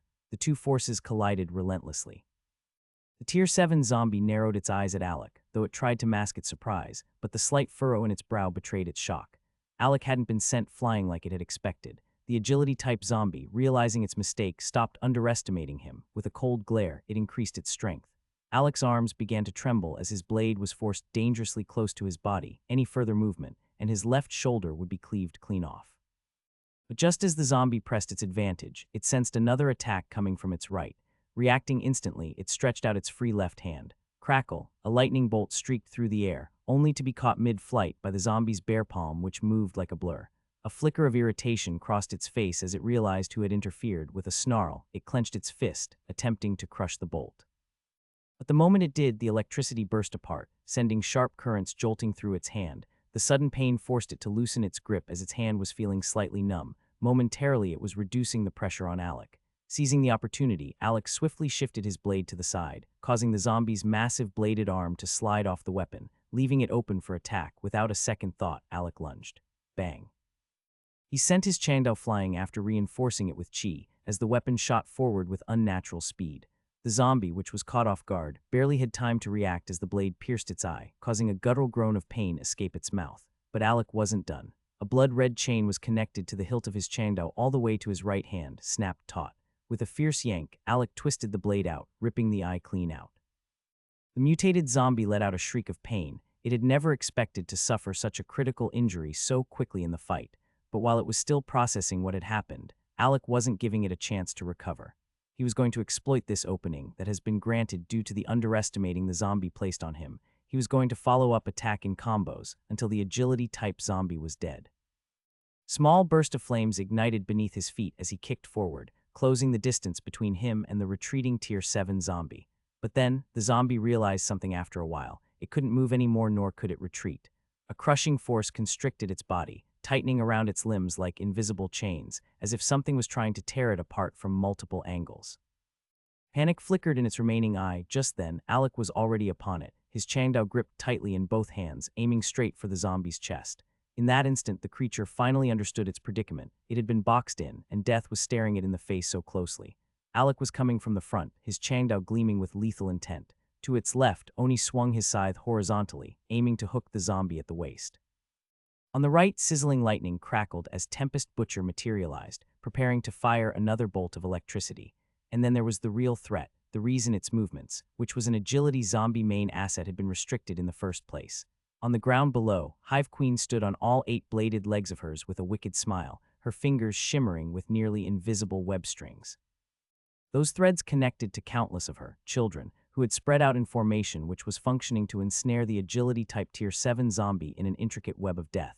Die, you bastard! Alec roared as he swung his blade downward. A scorching wave of black flames erupted from his Changdao, slicing through the air with terrifying intensity, ready to cleave the Tier 7 zombie in two. High-tier skill phase. The voice of the Tier 7 mutated zombie rang out, just as it was on the verge of receiving a devastating attack from 3 different angles. Its dark green eyes gleamed with an eerie brilliance, and in the next instant, its entire body twitched violently. Alec watched in shock as the mutated zombie's form blurred, its body vibrating at such an unnatural speed that it seemed to slip through the hundreds of web-like strings restraining it, and in a split second, it was free. 3 deafening bangs echoed through the battlefield. A leg, a bladed arm, and a claw lashed out in 3 different directions. The next thing Alec knew, both he, Oni, and Tempest Butcher were sent hurtling backward from the location they came from, slamming into the ground hard. Alec's injury was the worst. The zombie's bladed hand had carved a deep gash across his chest, leaving behind traces of toxic green flames that immediately sought to burrow into his wound. But before they could spread, the black flames coating Alec's body surged forward, gnawing at the green fire, consuming it completely and preventing infection from entering the injury. Still, the sheer force of the Tier 7 agility zombie's attack had been overwhelming. Butcher lay motionless, his chest caved in, and the lightning that once cloaked his black stone body flickering weakly. Even Oni had been sent flying far into the distance, making Alec unable to detect his current state due to the silence over their connection. Alec coughed, spitting out blood as he struggled to push himself off the ground. Every fiber of his body ached from the impact, gritting his teeth. He raised his head, following the gaze of the agility-type zombie. It was no longer focused on him. Instead, it was staring directly at Hive Queen, who stood just below, her hands still glowing with shimmering, nearly invisible strings as she stared back. The zombie's right bladed arm was already drawn back, positioned high above its opposite shoulder. Its intent was obvious. The Hive Queen was next, though she was only a Tier 5, but she had successfully restricted its movements, however briefly. But for that, the Tier 7 zombie had marked her as a great threat. It functioned almost like a carefully designed like a killing array formation, capable of slaughtering enemies in droves, as any mage below Tier 6 who was unfortunate enough to get caught in it would have been instantly shredded. Even a Tier 6 opponent would have been completely bound, the razor-sharp threads slicing deeper into their skin with every movement. But this was no ordinary enemy. This was a Type 3 zombie, a high-rank lifeform. Even Alec had never expected taking one down to be easy, but he hadn't anticipated that it would have a skill technique powerful enough to break free so quickly. He had always known that Hive Queen's array wouldn't be able to hold a Type 3 zombie indefinitely, but that was never the plan. All he needed was a few seconds, just enough time for him and his 2 trusty golems to strike and end it. But even the most carefully laid plans can fall apart in execution. That was why it was always crucial to improvise. Hunter, it's on you now. Start the next move. Alec gritted his teeth and pushed himself up, blood dripping from his wound as he issued the command. The remaining golems, which had spread out earlier to not disrupt the Hive Queen's trapping array of string webs, now rushed forward to intercept.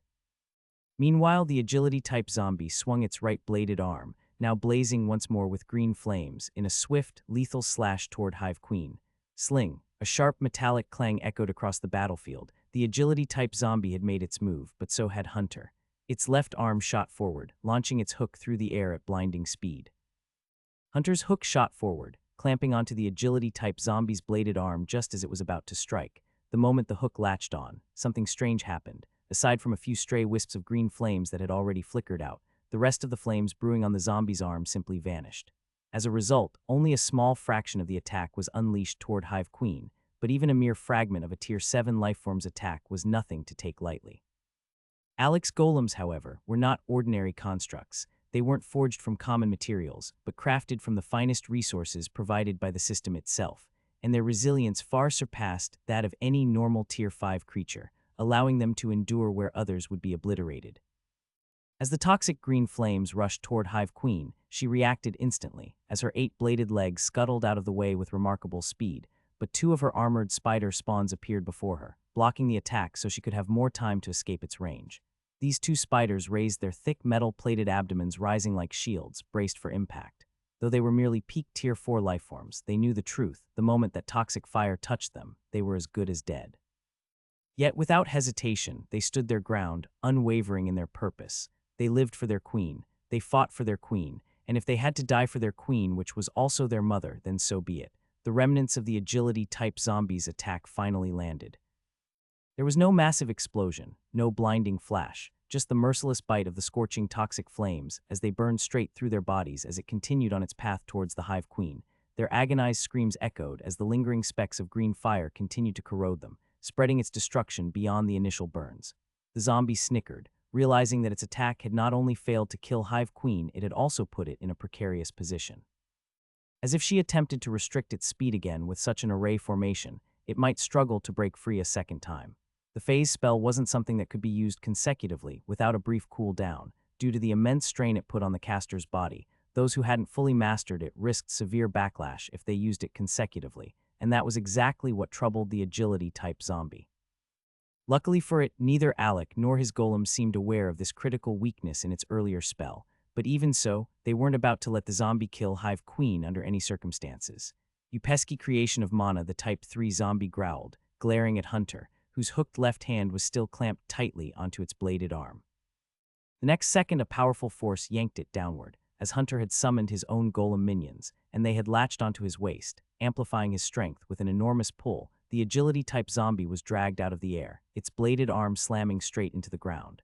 The impact left the zombie momentarily disoriented. Before it could regain balance, Sword Saint appeared in a blur, using his right leg to smash into the zombie's face with a brutal kick. "You disgusting creation of dead consciousness," Saint spat as he made a comeback to the mutated zombie's statement. But the agility-type zombie recovered faster than expected, and without hesitation, its left claw shot toward Saint's neck, aiming to strangle him on the spot. Meanwhile, the remnants of the green toxic flames continued streaking toward Hive Queen. But at the last moment, Magneto arrived, gliding effortlessly through the air on his metallic surfboard as he intercepted the flames, flipping the underside of his board toward the attack, and absorbed the toxic energy into the material. The agility-type zombie, still keeping a side view of this, momentarily lost focus upon seeing its attack neutralized. That brief distraction was all Saint needed. With a flash of steel, he blitzed past the zombie, his blade slicing deep into its chest. Though the mutated zombie had a durable body, but it wasn't as abnormally tough as a strength-type or a hunter-type zombie, which had thick exoskeletons protecting their vital organs. Meanwhile, Saint's swordsmanship followed an extreme path, one dedicated to cutting through everything in its way. His blade sliced deep into the mutated zombie's flesh, leaving behind a gaping wound with all of these variables added, yet it still wasn't enough to bring the agility-type zombie down, as the wound was healing slightly. At that moment, the zombie finally realized why its mana had been restricted, and with a quick shift, it reshaped its bladed arm into long, razor-sharp claws, allowing it to slip free from Hunter's hook lock.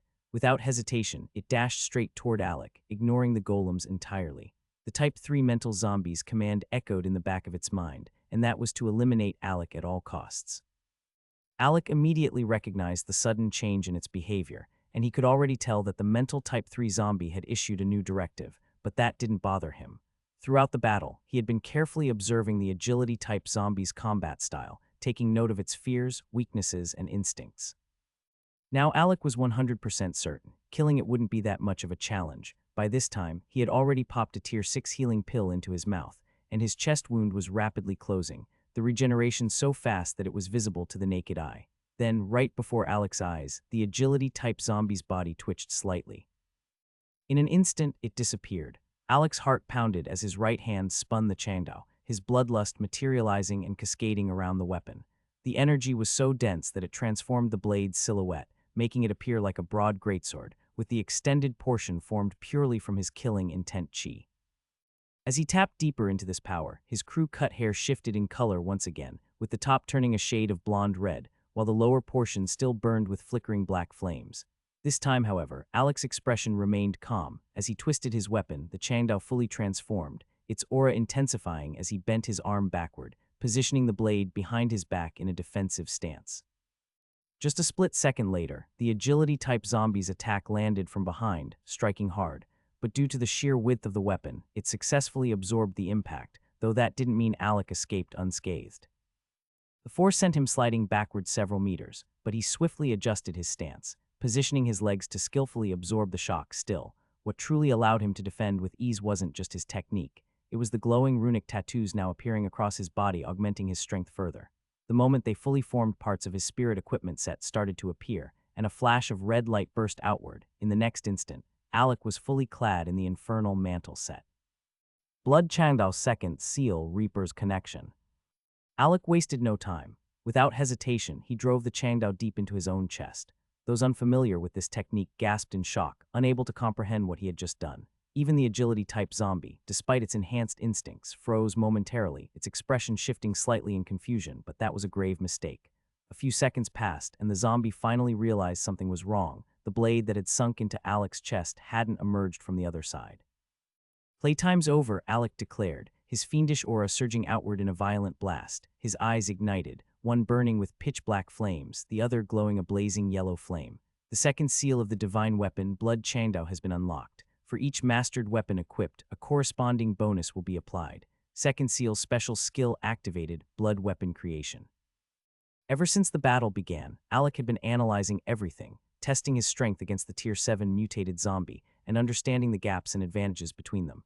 But now he felt he had learned enough, and it was time to go all out. He dashed forward, closing in on the agility-type zombie, a move that caught the mutated zombie completely off guard, as never in its wildest nightmares would it have imagined Alec would challenge it in a battle of speed.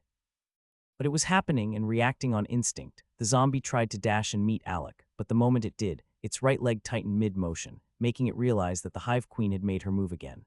Snarling, the zombie turned its gaze toward her, only for the Hive Queen to screech defiantly back.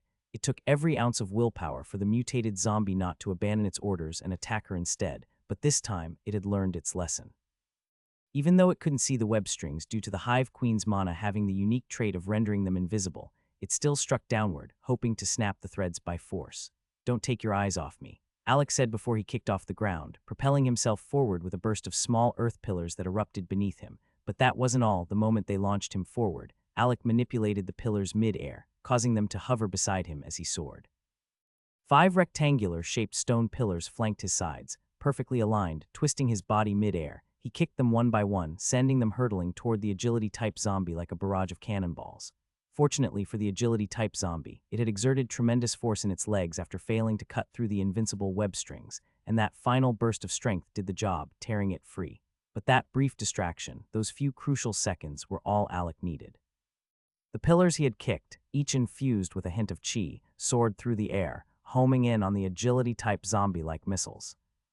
Letting out strange, distorted sounds, the pillars hurtled forward, but the agility-type zombie evaded 2 with ease and swiftly swung its hand to deflect the remaining 3. Yet just as it finished dealing with the projectiles, Alec was already closing in. Twisting mid-air, he used the flames beneath his feet to propel himself into position, then swung his left leg around in a powerful hook kick. A thunderous explosion echoed as Alec's flame-powered kick slammed into the zombie's raised left arm, which had shot up in defense, but even that wasn't enough to fully block the attack. Alec's eyes gleamed with intensity, and the flames beneath his feet erupted to an even higher level, pouring more force into his kick and nearly lifting the zombie off its feet. Refusing to be overpowered, the mutated zombie threw its right hand into the block, reinforcing its defense with both arms, abandoning its casual one-handed combat style it had been doing since. In an instant, Alec withdrew his leg, using a flame burst beneath his feet to propel himself backward, but as the agility-type zombie prepared to dash forward, it suddenly realized. Both of its legs were locked in place again. The golems were trying to frustrate him, and they were succeeding. This time, it wasn't just the Hive Queen restraining it. Oni had joined in. His soul chain, which is linked to his reaper-like scythe, had coiled around the zombie's left leg, and together they tried to yank it back, but it kept its ground. "You pests won't lift me off the ground." It snarled, slashing its hand toward Alec, sending a massive claw-shaped slash crackling with toxic green flames straight at him. Mid-tier spell Earth Wall. The moment Alec's feet touched the ground from retreating, he cast a defensive earth spell, but this time, instead of forming a wide barrier, he compressed the spell's energy into a rectangular wall directly in front of him. Though smaller than usual, the denser concentration of energy ensured that the flaming slash couldn't break through, a clear adjustment from his earlier mistake, when the mutated zombie had easily shattered his 7-layer shield. As Alec pressed his back against the earth wall, green flames erupted from both sides, but the barrier held strong despite the toxic flame. Enduring the impact, by the time he emerged from behind the stone wall, he was already issuing another mental command to the Hive Queen. Blast his ass. She didn't hesitate, sending 2 of her mana-sucking spawns which lunged at the agility-type zombie, trying to sink their fangs into its flesh. But the moment they bit down, their teeth shattered, unable to pierce through its formidable defense. Realizing they couldn't drain its tier 7 mana to amplify their explosions, they self-detonated anyway. And just like gasoline catching fire, the first explosion set off a chain reaction. The moment one blew up, the rest of the Hive Queen's spawn followed suit, detonating like dominoes as they reached it. Meanwhile, amid the chaos, Alec had used this move to obstruct the mutated zombie's line of sight, granting himself a perfect opening. With a swift motion, he swiped his hand sideways, materializing a double-edged blood scythe attached to a chain that ran from its handle all the way to his elbow. With a quick tug of the chain, the weapon's handle snapped into his grip as he assumed his stance. Flame wheel first move portal jump. Alec's left hand ignited with brilliant red flames as he punched the air beside him. Instantly, fire runes materialized, spreading in a formation that stretched 26 meters around him. Within seconds, 5 massive flaming circles appeared, the first positioned directly beside him. Each circle blazed with red flames around its perimeter, while the inside remained a pitch-black void. They aligned precisely, all facing the mutated zombie's position. But he wasn't done. Alec raised his left hand, pointing a single finger toward the agility-type zombie location, and as the dust settled, its figure came into view, standing there virtually unharmed. Despite the relentless explosions, the Hive Queen's spawns had barely scratched it, a stark reminder of just how untouchable a Tier 7 mage was to weaker lifeforms, as even if it had stood still and taken every single blast head-on, they still wouldn't have been able to kill it. But Alec wasn't concerned with any of that. He had finally set everything in motion and was ready to follow up with another spell. Even though he was already splitting his focus to maintain the flame wheel spell, he pressed forward. Mid-tier spell X100 gravity push. The moment Alec cast the spell, the agility-type zombie, which was just about to vanish, suddenly felt its body being weighed down. It wasn't enough to force it to its knees or crush it to the ground, but the pressure was just strong enough to keep it from accelerating and disappearing like before. With the flame wheel's first form in place and the restrictive gravity spell keeping it locked, Alec dashed straight into the black flaming circle beside him. The onlookers gasped, but before they could even react, something strange began to unfold. Within the 26-meter-wide spell formation, time itself seemed to slow, as a swift red flash darted around the battlefield, leaving behind a long, burning slash with each movement before vanishing into another flame wheel. For 5 full seconds, the battlefield was filled with nothing but red streaks, flashing through the air like phantom blades. By the time the movement stopped, over 50 crimson slashes hung suspended in mid-air. Even though the Tier 7 mutated zombie was still capable of movement, it was agonizingly slow, completely trapped within the temporal lock of Alec's spell. And with gravity push weighing it down even further, breaking free became impossible. Then the fire wheels shattered, dissolving into countless fiery particles, revealing Alec 26 meters away, now on one knee, arms spread wide, still gripping his scythe. Yaido. The moment the words left his mouth, the scythe vanished, and the 50 suspended slashes finally rained down, the agility-type zombie eyes widening. Instinctively, it tried to cast its phase skill to escape, but it wasn't fast enough. Over 50 blazing strikes descended all at once, shredding its body into countless slashed pieces. And the most terrifying part, even after the attacks were over, the cuts continued to burn, devouring the zombie's flesh with relentless, scorching flames. Ah. The Type 3 mental zombie's enraged scream was loud enough to jolt the still dazed mages watching back to reality. They had all just witnessed Alec Gordon slay a Tier 7 mutated zombie, a feat that seemed almost unbelievable even though they had just witnessed it. Alec was still in the Tier 5 mage realm, yet he had just defeated a high-rank lifeform, even with the help of his golems. Many onlookers struggled to comprehend what had just happened.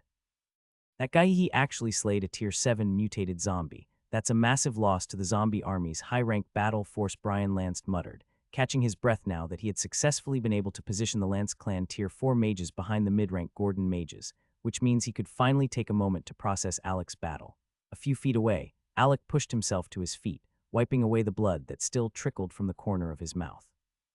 But he didn't care, as he could feel a refreshing sensation surging through his body as his system notifications beeped urgently in his mind, but he ignored them for now. He had just slain a high-rank enemy, and the thrill of victory filled his lungs. Since the beginning of the battle, the Type 3 mental zombie had only screamed twice in frustration, and both times were because of Alec, and it was seething now. Alec raised his blood-stained hand to the sky and roared with mana infused into his lungs. Ahhhhhh. Kill them all, Gorduns. His voice thundered across the battlefield, shaking the very air. Yes, kill them all. Brandon, seeing the Gordon's clan mages' morale surging, wasted no time raising his own hand, rallying the Tier 5 mages, who now surged forward with renewed energy, their battle cries echoing through the battlefield, follow behind the Tier 5 mages. Kelvin wasn't about to be left behind with his own battle cry. He rallied the Tier 4 mages of the Gordon clan. And funny enough, the Lance clan Tier 4 mages, without hesitation, latched onto the momentum, following the same orders as if they had been part of the plan all along. To Brian, in such a battlefield as chaotic as this, where it was about to turn into an all-out free-for-all, he felt there was no safer place than behind the Gordons. Gabriel, who had been waiting alongside his 4 colleagues for a chance to fight, levitating just above the Gordon's mage, exchanged a glance with Alec. Their eyes said it all. They were itching for battle, tired of babysitting the Tier 5 mage group. Alec understood their frustration. The Tier 5 mages had already performed beyond even his expectations under Brandon, and it was time for Gabriel and the others to join the real fight. In response, Alec raised his left hand, pointing toward a small group of Tier 6 zombies clashing with Tier 6 mages from the city. The human mages were outnumbered and barely holding on, and if they didn't receive backup soon, they risked either death or infection. Alec had no intention of letting the Gordon's limited number of Tier 6 mages to dwindle, so he strategically chose a battlefield where reinforcements for the zombies wouldn't arrive immediately. This way, Gabriel and his group would have enough time to engage and retreat if things turned south. "What's next for us, Master?" Butcher asked, surveying the area. The battlefield around them was completely leveled, the aftermath of the explosions and shockwaves from their battle against the Tier 7 zombie. Just thinking about it gave Alec a clearer perspective. He now understood why battlefields were always divided the way they were. As if Tier 7s fought too close to the mid-rank battles, the sheer force of their clashes would wipe out countless Tier 4s, while unlucky Tier 5s could suffer fatal injuries. Even those who survived would carry wounds ranging from minor to severe. Only the Tier 6s could withstand the shockwaves of a Tier 7 fight, escaping with, at worst, light injuries if the attack was not directed at them, reasons why he was still bleeding until the system energy started to heal him. Alec realized that, for the moment, no zombies were looking in his direction, nor had another assassin zombie been sent after him. This led him to suspect that the Type 3 mental zombie had reconsidered its strategy, likely re-evaluating its losses after relentlessly targeting him. However, that didn't mean Alec would simply let it go after its repeated attempts on his life. But first, there was something else he needed to check. Using his mind, he accessed his system interface. And as expected, old notifications from his earlier battle popped up first. Equipped Scythe-type weapon, second seal powers adding effect. Scythe Mastery, Intermediate Level 3. Critical Attack Chance plus 40. Level up LVL 96. Congratulations on entering the peak Tier 5 Mage realm. Alec quickly swiped away the old notifications and opened his status tab. Even as he stood there, he could feel the system injecting a surge of energy into his body, a direct result of his leveling up activities. One thing immediately stood out to Alec. His Devourer bloodline capacity had increased by 1. This puzzled him. He had expected it to expand when he first entered the Tier 5 Mage realm, yet something had apparently delayed the process. Regardless, it had now sorted itself out, bringing him back to where he expected to be, but that wasn't the only noteworthy change. His scythe techniques had finally appeared among his displayed skills. Since Alec had a wide range of skills, many of which came from his golems, the system only displayed the ones he used frequently and it deemed important. And the fact that scythe techniques had now surfaced meant that even the system had recognized it as one of his primary combat skills. Scrolling down a little further, Alec saw something that made him grin, although he had spent a significant portion of his system points when getting his clan mages ready. But due to the sheer scale of the battlefield, combined with double experience gains and the shares he received from his golems and clan mages' kills, his system points balance had skyrocketed from 3.5 million to 5.6 million, just shy of 6 million. He wasn't expecting to push his balance back to the 7.5 million range he once had, but at least his investments had paid off handsomely. Finally, I can push one of you past the 300 mark, Alec murmured, eyeing his available points with satisfaction. Alec already knew what he wanted. He had been saving up every available point he could get, never once bothering to use them, as he was waiting for the right moment, the moment he could push one of his three main stats past the 300 mark. Now, with enough points at his disposal, he had made his choice, and that was agility. I already know what we'll do. You all will reinforce the Tier 5 army of the Gordon's clan. Along the way, the rest of Legion and Titan squad will join up with you, Alec commanded, turning to Butcher, who had questioned him earlier. What about you, Master? What will you do? Hunter asked. Me. I'll be hunting down Tier 7 mutated zombies with Titan and Legion by my side. If I can take out the top generals and make that Type 3 mental zombie even more terrified, why waste time going after Tier 6 soldiers? Alec replied as he instructed the system to allocate 53 points into his agility stat. The moment the stat change took effect, Alec's body trembled and he dropped to his knees. And here I was thinking I was used to this pain, he muttered through clenched teeth, letting the searing sensation course through his body. His muscles twitched violently before the discomfort finally began to subside slowly. While Alec endured the agony of pushing his agility beyond the 300 mark, the mages observing the battle from within the Estonia city could hardly contain themselves. Especially the city lord and those who had downplayed the impact the Gordon's clan would have on the battlefield if they chose to fight.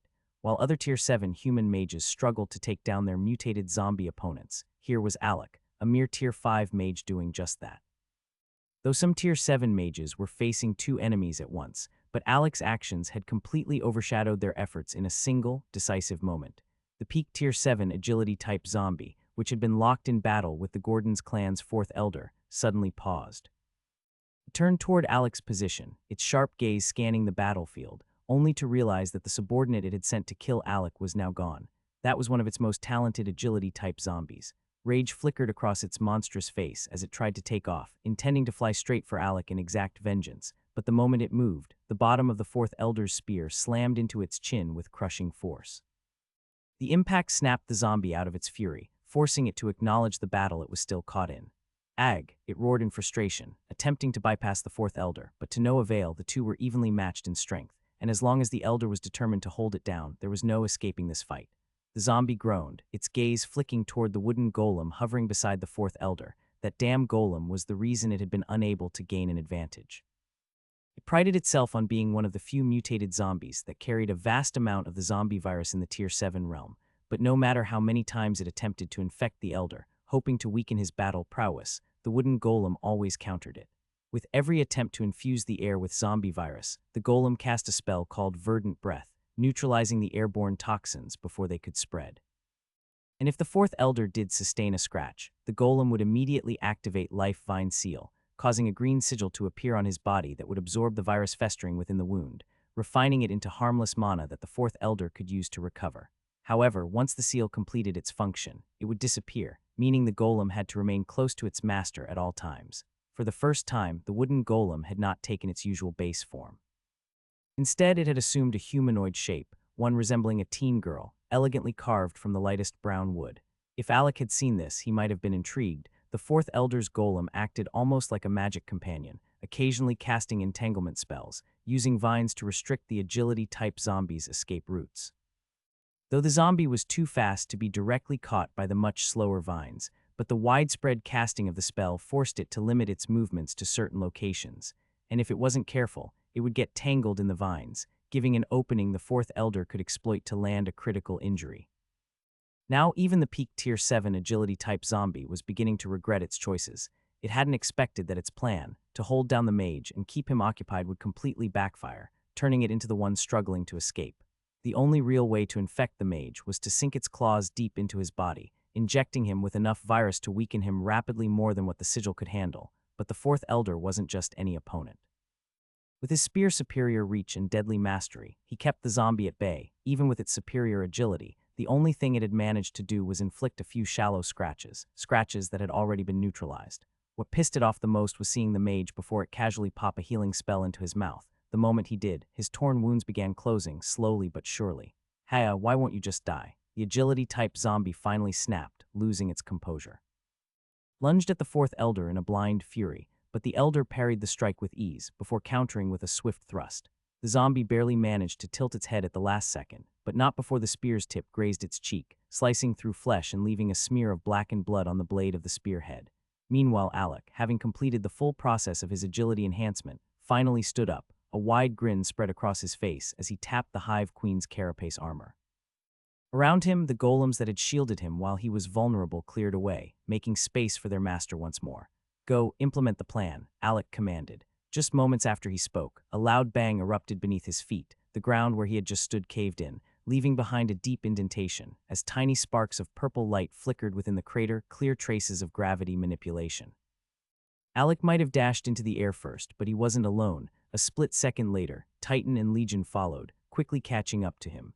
The streaks of flames, ice, and jet propulsion cutting through the sky toward the high-ranked battlefield left many watching in shock. No one could quite grasp Alec's intentions.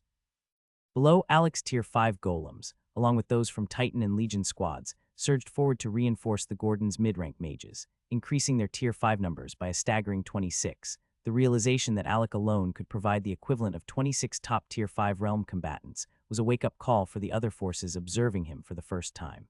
They were witnessing firsthand the rise of a mage who would soon earn the title one-man army. Master sent me to deliver a message. He says you don't have to hold back anymore. The battle is nearing its end. Now is the time to unleash chaos. Oni whispered stealthily beside Brandon. Brandon's eyes gleamed at those words. All this time, he had watched Agnes, Arthur, Knight, Sophia, and even Indrik dominate the mid-rank battlefield while he remained in formation, focusing on keeping the mages of his clan alive. But now Alec was giving him permission to go all out. It felt like a weight had been lifted from his shoulders, though he had no problem leading his clan mages, ensuring their survival, but deep down, he had realized something after leading for the first time. He wasn't a general, he was a fighter, and he had spent too long standing behind others, giving orders, while the enemy constantly tried to take his head, recognizing him as the strategist of the Tier 5 mage group. But now it was his turn to fight. He despised the idea of using others as a shield just so he could issue orders from the safety of formation. That wasn't the kind of leader he wanted to be. He didn't want to stand behind, calculating moves. He wanted to be at the front, leading the charge against the zombies, fighting with his blade, dictating the flow of battle with his own life on the line, just like Alec had done against the Tier 7 mutated zombie. And he wasn't the only one who felt that way. Right now, Alec had become more than just a commander. He was a spiritual leader to the Gordon's mages on the battlefield. His decisive action in eliminating a high-rank foe had cemented his image in their hearts, as many of them wanted to follow in his footsteps, to fight as he did. Ah, Brandon roared as brown tattoos began to surface across his skin. His spirit equipment swiftly materialized, encasing him in the Terra Sovereign set. The moment his armor fully formed, a dangerous pulse of mana erupted from his body, drawing attention from nearby zombies. To them, he was now a beacon of high source vitality. As 5-strength type zombies ranging from low tier to peak tier 5 immediately dashed toward him, the Gordon's tier 5 mages instinctively moved to form their shield formation, preparing to intercept. Stay clear. These ones are mine. Brandon's voice was firm. The surrounding mages hesitated for only a moment, but Alec had drilled them well to never disobey the tier sub-leaders unless Alec himself countered their orders, so without hesitation, they spread out, giving Brandon the space he demanded. This sudden shift in the Gordon's formation didn't go unnoticed by those watching. Even Arthur and Knight, positioned at the edge of the Gordon's formation cutting down strays, glanced back. The moment they saw Brandon fully clad in his spirit armor, they exchanged knowing smiles. Took you long enough, Arthur commented as he swung his blade, intercepting a Type 2 agility zombie that lunged at him with dual silver blades. His strike lodged deep into the creature's neck, but instead of stopping, he followed up with a swift kick to its knee. The impact shattered the mutated zombie's kneecap, forcing it to the ground and giving Arthur the perfect opening to complete his swing, decapitating it in a single motion. Mid-tier spell Sand Cone. Brandon, on the other hand, simply swiped his right hand forward. In response, 5 massive cones of sand erupted from the ground, their pointed tips locking onto the charging strength-type zombies. As they dashed forward, the cones mirrored Brandon's hand movements, spinning at incredible speed. Bang! A thunderous explosion shook the battlefield as the attack struck. The cones weren't just fast, they were devastating. 2 of the strength-type zombies didn't even have time to react before their heads were obliterated on impact. The other 3 fared only slightly better. One lost a massive chunk of its torso, while another had half its side blown apart. The last, though luckier than the others, only had its left arm completely severed when the cone struck. Pain rippled through the zombies since their evolved consciousness registered the damage. One of the remaining zombies moved, its muscles throbbing, roared as it charged forward, throwing a punch with its remaining right hand. The arm visibly swelled, veins bulging as power gathered within it. Mid-tier skill exploding punch. Brandon, who remained unfazed, raised his left palm to meet the attack head-on. Boom! A shockwave blasted outward as their strikes connected, sending dust and debris flying. The mutated strength zombie's eyes widened in shock. It had expected a massive explosion upon impact, yet nothing happened except for the shockwave. It felt a deep, growing dread as it stared at the mage before it. It knew it had landed a clean hit, but in the last moment, it had felt something draining part of the force behind its punch. And whatever power remained, the mage before it had taken it head-on like it was nothing. Its skill wasn't meant to be easily contained. It didn't differentiate between friend and foe, and every time it used that attack, the main target would take the brunt of the damage, but the residual energy would always spread outward in a devastating shockwave. Yet this time, only the shockwave had been released, leaving the surrounding Gordon's clan mages and golems completely unscathed. That meant only one thing: the mage before it had absorbed the attack's full force with ease. For strength-type zombies, which prided themselves as the pinnacle of raw power among zombie evolutions, this realization was shattering. As the human before it wasn't just strong, he was overwhelming it completely. Recognizing that it had no chance of winning in a direct fight, the zombie resorted to another tactic. It opened its mouth wide, revealing rows of decayed yet dangerously sharp teeth, lunging forward in an attempt to bite Brandon. But Brandon had already noticed the glow of his Titan-bound handguard. A third of its intricate carvings had lit up, signaling that it had stored energy from his previous block. Clad in his spirit equipment set, he felt an immense surge of power, so much so that these zombies no longer even seemed like a challenge. Without hesitation, he swiped his hand, slamming the zombie's open mouth shut with a forceful slap before it could sink its teeth into him. The dazed creature barely had time to react before Brandon's fist was already before its eyes. "Release," he commanded. Using his left hand to grip the mutated zombie's shoulder, he positioned his right hand before its face and unleashed the stored energy absorbed from the zombie's earlier attack. Boom! A ring-shaped blast of kinetic energy erupted from his handguard, shooting straight through the zombie's skull. The creature froze, its entire body trembling as the destructive force tore through its head, killing it instantly. Even as Brandon held onto the lifeless corpse, the remaining zombies watched in horror. A wide, smoldering hole gaped in their fallen comrade's head, thin wisps of smoke rising from the burnt remains of its brain. With a small thud, Brandon released his grip, letting the body drop unceremoniously to the ground. Then, without hesitation, he turned his gaze toward the last 2. 3 down, 2 to go. Brandon had finally unveiled his true strength, which is further augmented by his new spirit equipment. His display of power instantly placed him on the radar of those keeping an eye on the Gordon's clan. After all, someone who could eliminate Tier 5 enemies with such ease had no business remaining an unknown figure in Estonia City. The 2 remaining zombies trembled as they stared at the mage before them. Their instincts screamed at them to lunge forward, to sink their teeth into him, to obey the primal urge that drove all lower-level zombies toward the living. But unlike mindless undead, these 2 had evolved beyond mere hunger. At higher realms, certain zombies awakened consciousness and intelligence, and with it, the fear of true death. Unlike their lower-tier counterparts, who threw themselves at prey without hesitation, these 2 understood that if they fell here, there would be no coming back. This was the difference between them and the normal undead skeletons that embrace with faith. Yet, hesitation would not save them, as Brandon had no intention of waiting. Mid-tier spell Sand Prison. Brandon's fingers moved rapidly through a series of intricate hand signs, and the sand that had burst apart earlier from the sand cone spell now responded to his command, rising from the ground and wrapping around the zombies' joints, dragging them downward. The more they struggled, the faster they sank, as if the very earth beneath them had transformed into a bottomless pit of quicksand. Their muffled growls faded as they vanished beneath the surface. Brandon brought his hands together once more, sealing their fate. Mid-tier spell Sand Crush.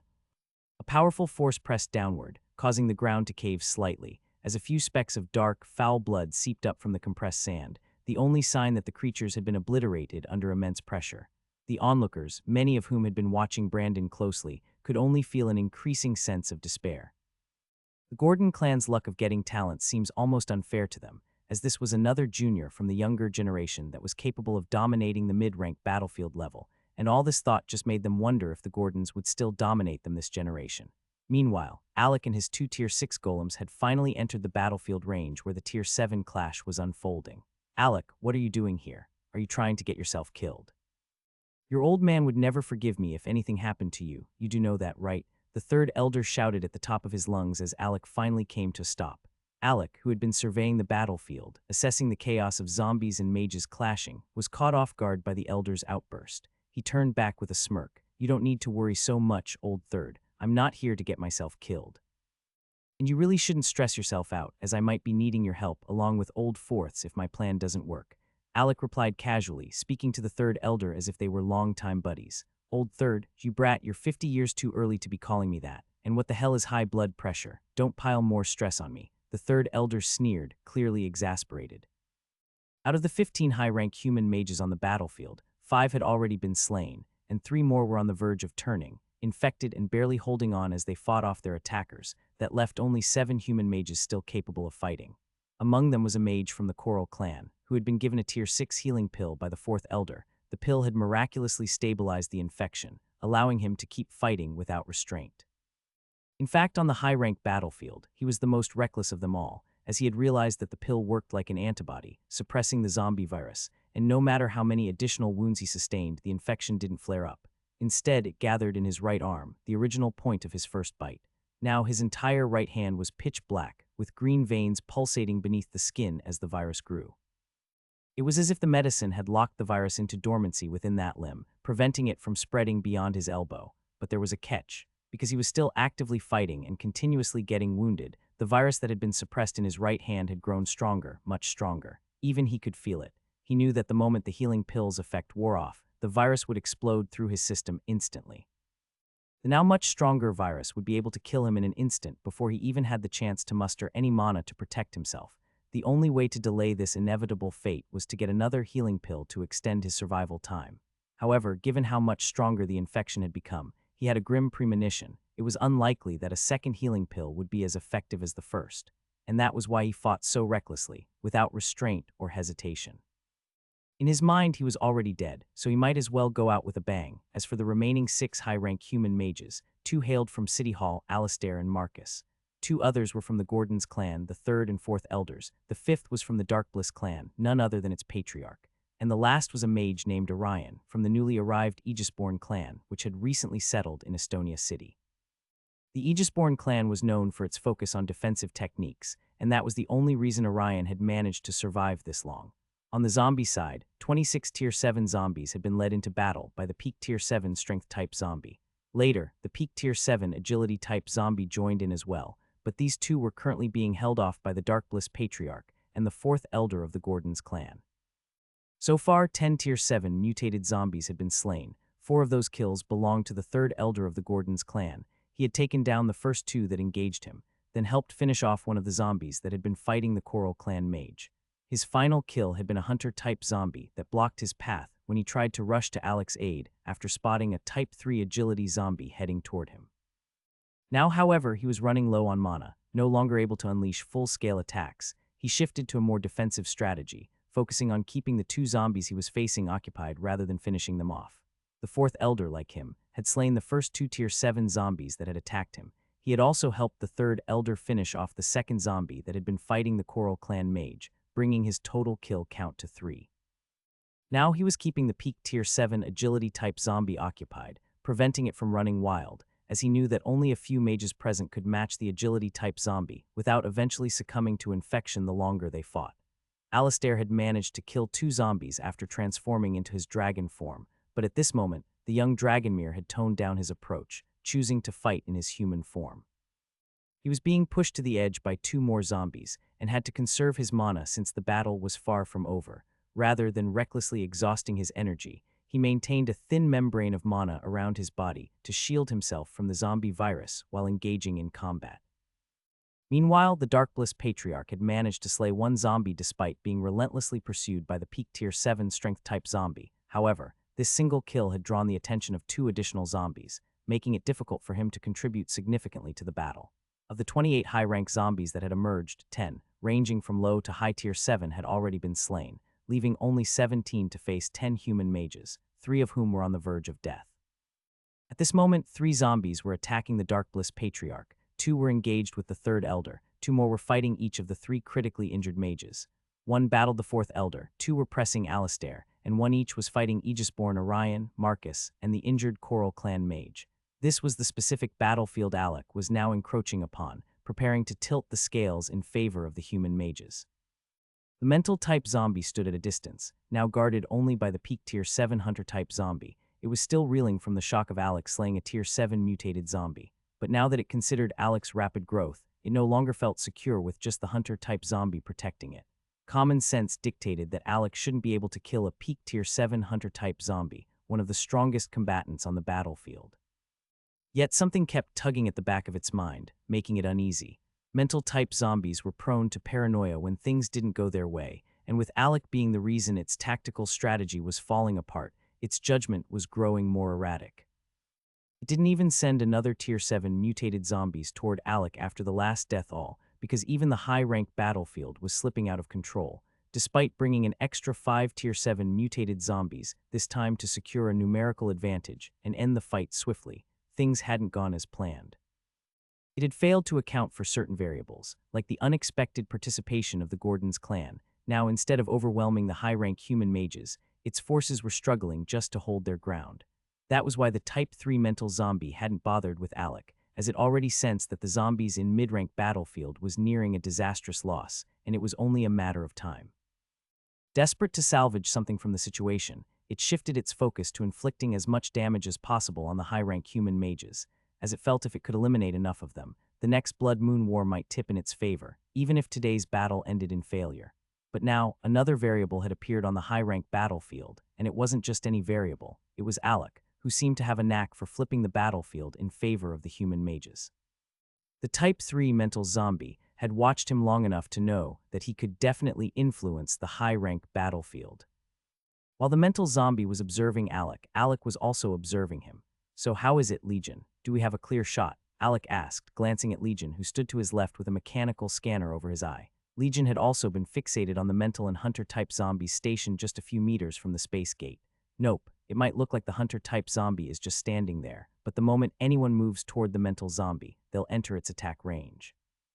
"And I'm really getting a bad vibe from that one," Legion replied. "Well, it's easy to see why. That's the strongest zombie on this battlefield," Titan added. "Its aura isn't even unleashed, yet it remains unnervingly calm despite the massive losses on the zombie side," he continued. "And its presence surpasses both the strength and agility type zombies, even though they're all in the same realm." "That alone tells you how dangerous it is," Titan concluded, his gaze locked on the hunter-type zombie standing protectively behind the mental zombie. Its long tail swayed slowly behind it, coiling and uncoiling in a controlled motion.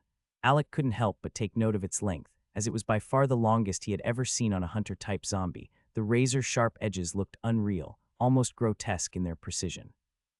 It made him wonder how a zombie's evolution could turn what was originally a supportive spinal structure into such a lethal weapon.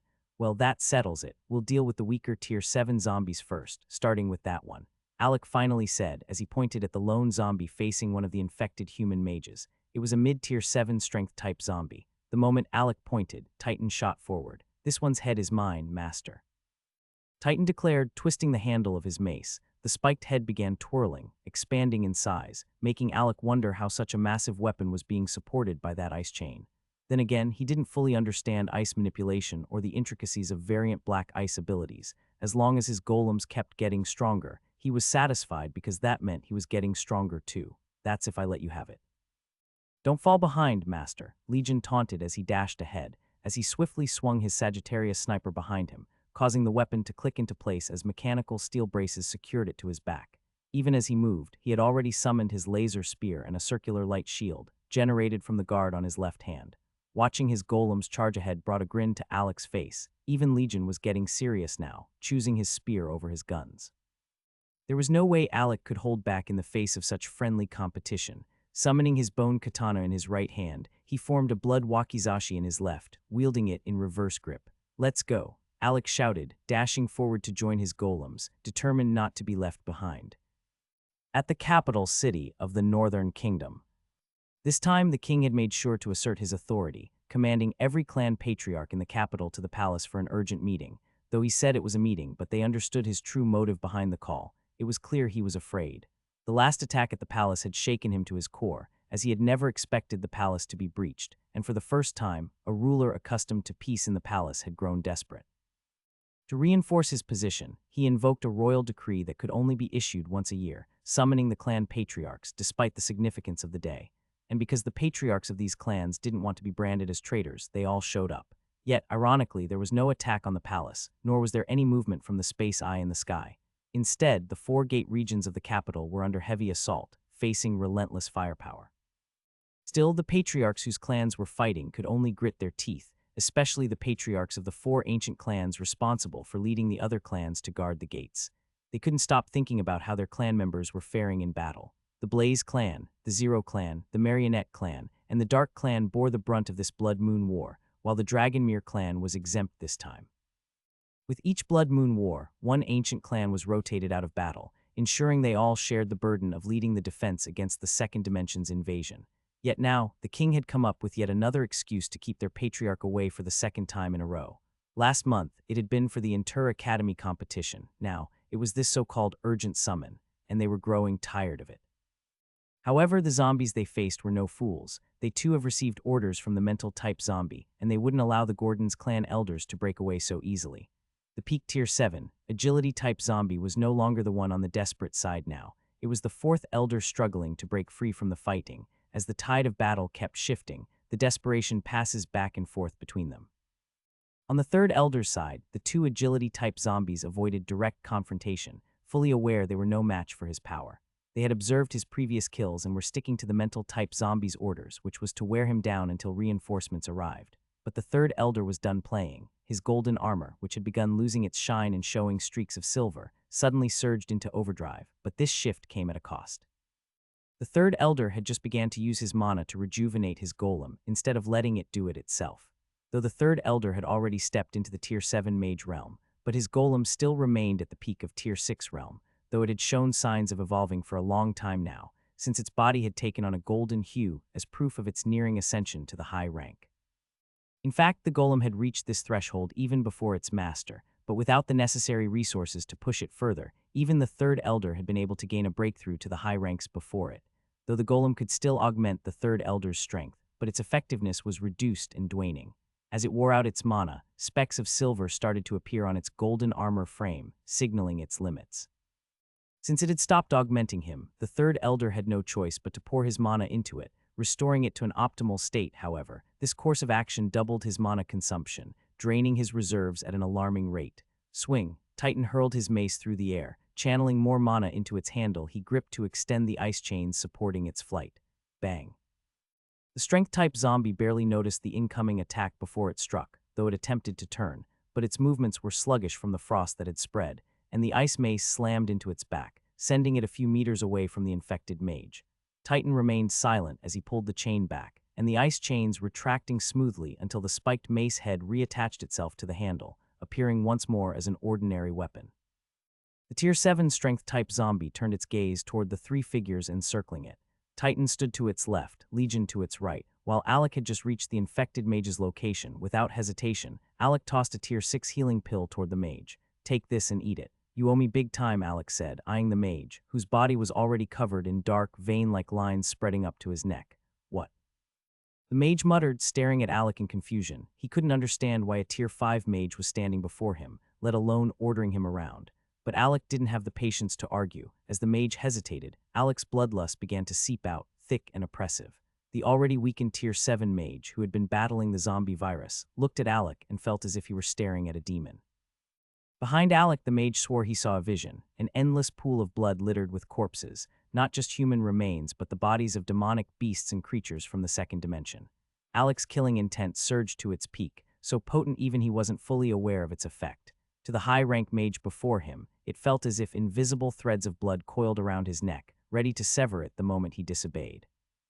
Alec's figure blurred before his eyes, shrouded in darkness, with only a menacing crimson glow radiating from his gaze. Seeing the mage frozen in place, Alec snapped him back to reality with a sharp slap. "Swallow the pill, now, or I'll be forced to decapitate you right here," Alec threatened, his voice carrying an edge of finality, as he had no intention of letting another mage succumb and turn into a zombie mid-battle, giving the zombies even the slightest advantage. As he knew full well that was exactly what the mental-type zombie was waiting for, foe at least one human to turn and give them another fighting force. "Oh, I will," the mage stammered, jolted from his daze. Without hesitation, he swallowed the pill. Ordinarily, such a thing should have been impossible, a Tier 5 mage overwhelming a Tier 7 mage with aura alone, unheard of. Only high-rank mages wielded the ability to suppress weaker opponents with their presence in such a manner, a skill that evolved as their power grew. Mid- and low-rank mages could use their aura to pressure weaker foes, weakening their combat effectiveness if their opponent couldn't resist the pressure. But at higher tiers, this suppression evolved into something far more potent, a mental domain capable of drawing weaker opponents into an illusory space of their own making. Yet Alec had done the unthinkable. He had pulled a mage 2 tiers above him into his killing intense domain, a feat beyond reason. However, this wasn't solely due to Alec's strength. The infected mage had already been mentally exhausted, fighting against the zombie virus corroding his body, which caused his mental defenses to be severely weakened, making him vulnerable. And Alec. He wasn't just any Tier 5 mage. His mental power was unnaturally high for his rank, enhanced further by the relentless growth of his blood-killing intent chi, a force that fed on every kill, growing stronger with each drop of blood spilled for a period of time. It was understandable why the high-rank mage had fallen under Alec's bloodlust, and this was because Alec had just slain a Tier 7 mutated zombie earlier, a feat that had drastically intensified his killing intent. Whenever Alec wielded his bloody chando, a weapon that had absorbed the blood of countless powerful foes he faced, he constantly exuded waves of killing intent. In moments of anger, those waves surged into a full-blown storm, but now, the weapon which had been nurturing and refining the killing intent chi of Alec's fallen enemies had been embedded deep within him. So whether he realized it or not, his abnormally high mental stats mixed with his weapon made him a walking embodiment of aura pressure, and only those significantly stronger than him would remain unaffected by this. The most ironic part, Alec himself was still unaware of this phenomenon. As he watched the infected mage's body begin to absorb the pill's effects, a sudden impact blindsided him.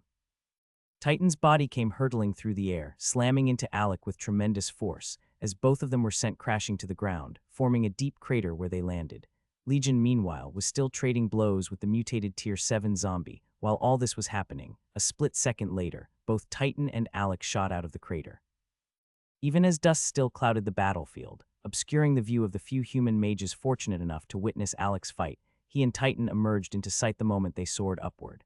The mutated strength-type zombie, which had been pummeled Legion with relentless strikes around, was suddenly forced onto the defensive as Alec and Titan joined the fray. Their attacks flowed seamlessly, as if they were moving in perfect sync. Yet the strength-type zombie was not to be underestimated. It met their blows head-on, refusing to buckle under the relentless barrage. Even as it was being overwhelmed from 3 directions, it held its ground, its skin seemingly hardening to withstand their strikes. The low-rank mages standing at the city gates could only watch in awe. Their eyes struggled to track the rapid movements of both Alec and his golems, as well as the mutated zombie. At this level of combat, all they could perceive were bursts of color each time they clashed with the mutated zombie. Realizing that despite their combined assault, the zombie's defense showed no signs of breaking, Alec decided to take extreme measures. He exchanged glances with his golems, both flanking him on either side, and sent them a mental command to give him space and prepare a powered strike the moment he broke through the zombie's defensive rhythm. Without hesitation, they shifted their positions, feinting an attack from the flanks to momentarily divert the Tier 7 zombie's attention. In that instant, Alec bent slightly in mid-air before rocketing forward at incredible speed. Beneath his feet, a blazing red flame ignited, a manifestation of his bloodlust merging into his flames to make it burn hotter than ever. Alec blitzed through the air, shocking the zombie. He was still adjusting to his newfound speed after his agility stat reached the 300 mark, though he hadn't yet reached his full potential, but he was gradually gaining control and beginning to tap into his maximum velocity. The mutated Tier 7 zombie quickly realized that Alec was the true threat. While the 2 golems had only been a feint, it redirected its gaze toward Alec as it stretched its body, with its muscles contorting and bulging as it increased its mass, temporarily boosting its already formidable defense. This defensive skill was the only reason Alec and his golems hadn't been able to cut it down yet. Alec raised his bone katana high in his right hand, while gripping his blood wakizashi in an inverse grip near his waist with his left. The moment he entered striking range, he swung downward in a diagonal slash, aiming to cleave through the zombie's neck. The blade cut through the air so fast that all the zombie saw was a blur. It almost felt as if it were facing an agility-type zombie of the same realm rather than a human mage, but it didn't falter at this. For two reasons, the zombie remained unfazed. First, it felt Alec's attack pattern was too clear. It could see exactly where he intended to strike. Secondly, it underestimated Alec, believing that despite Alec's speed, he still lacked the raw power to break through its hardened defense. As Alec's katana descended, the zombie raised both arms above its head, bracing for impact. A loud crank rang out as the bone katana met its thick, reinforced skin. The moment his blade connected, Alec pivoted, using his left foot to push himself to the side. The force of his katana swing had been enough to propel him even closer. So now all was left to him as Alec twisted mid-air. He released his grip on the bone katana, which had lodged itself into the mutated zombie's hardened skin. Without hesitation, he shifted the blood wakizashi from his left hand to his right, bringing the weapon upward in a rapid, rising slash aimed at the zombie's exposed side. Puchai, Alec didn't let up. The long tear from his initial strike had exposed a weakness in the zombie's defenses. Its joints inside were vulnerable whenever it casted its defensive skill, almost like muscles from those parts were being moved to reinforce the front body defenses. Seizing the opportunity, he gripped the shorter wakizashi with both hands and lunged forward, delivering a relentless barrage of stabs into the vulnerable area. His blade pierced deep with each strike, ignoring the agonized roars of the mutated zombie. Just as he was about to continue his assault, a shadow loomed in his peripheral vision. Reacting instantly, Alec raised his right hand and activated a spell he rarely used in battle, one he had been pushing to the peak of its rank. Mid-rank spell Infinity Gravity Vortex. A swirling void, like a miniature black hole edged with a deep purple hue at the sides, formed at the center of Alec's raised palm. The Tier 7 zombie, which had been preparing to swat him away, suddenly found its left arm being wrenched forward, the gravitational force skewering it into the vortex. A piercing shriek of pain echoed through the battlefield as the zombie realized what had happened. Gravity was among the most formidable forces, and Alec had leveled up this mid-tier spell to the peak of the mid-rank that it was at an extent that it now rivaled a newly learned high-rank spell, perhaps even surpassing one, given that gravity-based magic was inherently destructive. Before it could react, its entire left arm, up to the elbow, was swallowed by the vortex. The relentless suction threatened to drag its entire body further in, but the mutated zombie quickly coated itself in a mana bubble and triggered a controlled mana explosion. The burst of force propelled it backward just in time, allowing it to escape complete annihilation, while also disrupting Alec. Alec finally clenched his right fist, causing the black hole to vanish, but the damage was already done. The zombie's severed hand lay in a pool of its own dark, corrupted blood, still dripping from the wound. In just a few seconds, Alec had not only disabled the zombie's defensive skill, but had also severed its other hand, drastically weakening its combat capabilities. It had all happened too fast for the creature to fully comprehend what was going on. Without hesitation, Alec stretched out his left hand, and the bone katana, which was still lodged in the zombie's right arm, was forcefully yanked free, as fresh spray of blood followed as the blade tore through its flesh, which is now vulnerable after its defenses had been compromised. The katana twirled through the air in a controlled spin before seamlessly landing back in Alec's grasp.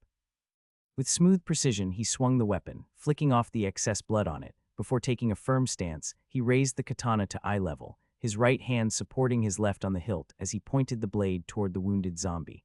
A slow breath escaped Alec as a shift began within him. His black flames flickered to life along the edge of his katana. At the same time, his blood wakizashi hovered beside his waist as if sheathed in the air, held in place by the sheer force of his bloodlust, which only continued to grow stronger. A dense blood-red fog now swirled behind him, thick and ominous. As if responding to his will, the mist condensed, forming a scabbard of blood to hold the wakizashi in place, as though it were an extension of Alec's very being. No words were spoken, only intent. Whatever Alec willed, the blood mist around him responded, almost as if his killing intent chi had birthed a consciousness of its own. "I will tear you to pieces," the zombie roared, pointing its remaining hand at Alec in defiance. But before it could make another move, a sharp flash of chi cut through the air, a spear of energy piercing its outstretched arm, pinning it backward in place. With that move executed, Alec had vanished from the mutated zombie's sight. While it was still trying to process what had happened, Alec had already reappeared behind it, the soles of his feet blazing with red flames, boosting his speed like a pair of jet-propelled boots. Time seemed to slow the moment he materialized behind the creature. Alec was beginning to fully grasp the extent of his speed. His hands moved effortlessly, faster than ever. If his physical strength and attack power were at the Tier 6 stage, then his agility, when amplified by either his flames or gravity, could rival that of even a high-ranked Tier 7 mage. He angled his bone katana, its blade engulfed in black flames and swung in a wide horizontal slash. There was no resistance, only the faintest struggle at the start, but the black flames burned through, searing flesh and making the katana's path effortless. The Tier 7 strength-type zombie's head began to fall, its face still frozen in shock, unaware even in death how it had lost. It had underestimated Alec, and that misjudgment had sealed its fate. Absorb. Even as the battle ended, Alec heard two distinct desires resonate in his mind, one from his katana and the other from the bloody Changdao, which was currently fused with him. It had been a long time since he had gone through this process, but today, for the first time, he could clearly hear the hunger of the bloody Changdao more clearly, likely because, at this moment, it was fused with him. Alec placed his hand on the zombie's headless corpse. Drain, that was all he said. Immediately, the corrupted blood began to flow from the decapitated body, drawn out by an unseen force. Yet that was not the end. The blood underwent a transformation, the filthy black impurities being separated and cast aside while the purified essence turned into a crimson mist, merging seamlessly into the growing bloodlust swirling behind Alec. The moment it happened, Alec felt his heartbeat quicken. No, he felt something even deeper, a surge of energy coursing through his body. Then a system notification appeared. Level up. Not only had he leveled up again, but a portion of his expended mana had also been restored. Given that Alec had been fighting non-stop without rest, mana depletion had been a major concern. He had planned to rely on the spare mana stored in his cape when things got rough, but now that worry had been averted. He realized that by draining blood with the bloody Changdao skill, he could recover mana directly, though not pure since it didn't belong to him. But at this moment, when he was still in battle and would expend it back, he didn't bother to refine it. However, he wasn't done yet. As he drove his bone katana into the dried, lifeless body of the fallen zombie, he watched as the weapon began assimilating its bones. As Alec observed his katana slowly enlarging, its structure reinforcing itself, others were not as calm about what they had just witnessed. That boy, he's awakened a terrifyingly strong intent. It will serve him well in the future, but he's showing off far too much. There's no way we can cover this up. A Tier 5 mage fighting 2 realms above his own. He's drawing attention to much attention. The Grand Elder sighed. I don't think we can stay under the radar much longer with this new generation, the Patriarch responded, his gaze locked onto Alec. It's like having multiple Dracos running around. This is exactly why we must avoid the Blood Moon battle at all costs. By the time the bone katana had fully absorbed the zombie's remains, Alec could feel the change. A faint gleam now coated the weapon, its surface almost crystalline. The assimilation had not only strengthened the blade, but also advanced its form. It was evolving after absorbing bones from stronger lifeforms. Master, Legion called out, snapping Alec out of his daze. As there were still 2 other infected mages who needed immediate assistance. As for the one they had just rescued, he was still in shock, trying to process the fact that he had just digested a Tier 6 healing pill. The zombie virus had been contained in the center of his chest, the exact spot where he had first been cut.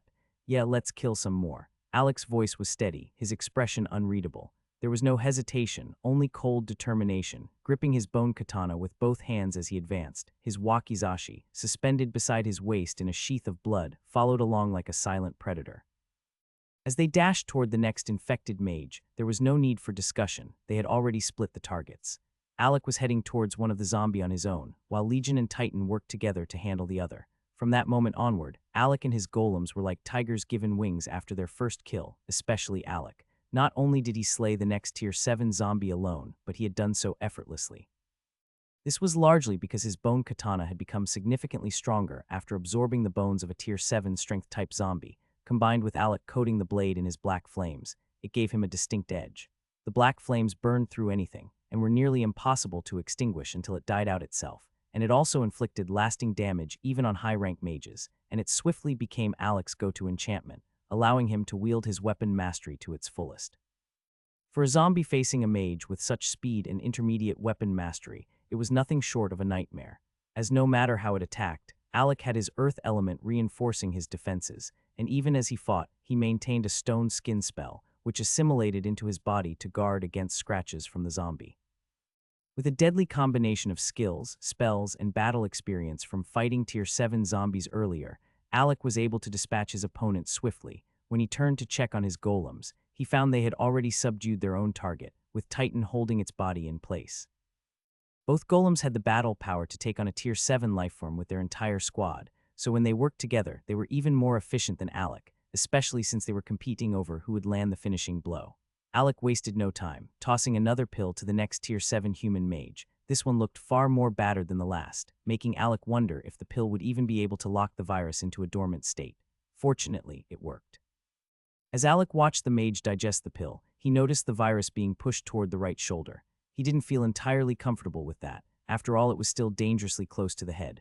For now, though, the infection had been contained, and the entire right shoulder had turned pitch black, pulsing with green vein-like patterns that beat like a second heart. "I don't care who you are, just make sure to survive and pay me back," Alec muttered, unaware of how fierce he looked to the middle-aged man staring at him, as not only was Alec holding onto two zombies without any fear of infection, but the way he handled them made it seem like the zombies should be afraid of him instead. He was draining the blood from the corpses, strengthening the blood mist behind him. Two bloody hands had materialized in the air, one gripping his bone katana and impaling one of the corpses to assimilate its bones, while the other held the wakizashi near his waist. This allowed him to accelerate the process, swiftly moving on to the next enemy. When Alec turned toward the third infected mage, he saw a golden naginata slicing through the air in a horizontal arc, severing one zombie's head, while a sharp earth shard impaled another through its right eye. Standing before the third infected high-rank mage was the third elder of the Gordon's clan, panting heavily as he caught his breath while watching Alec. "Don't you know how to do anything other than make me worry? I burned way too much mana just trying to get close to you," the third elder grumbled between ragged breaths. "You say that, but just by looking at you, it's clear who should be worried about whom," Alec replied, tossing two pills, one Tier 6 healing pill for the infected high-rank mage and a Tier 6 cultivation pill for the third elder. "You brat," the elder was about to scold Alec, but stopped short as the pills landed in his hands. "This should help you recover a portion of your mana, just enough to survive. Now hurry, we need to help the fourth elder and leave the outsiders to fend for themselves," Alec said, his voice unwavering.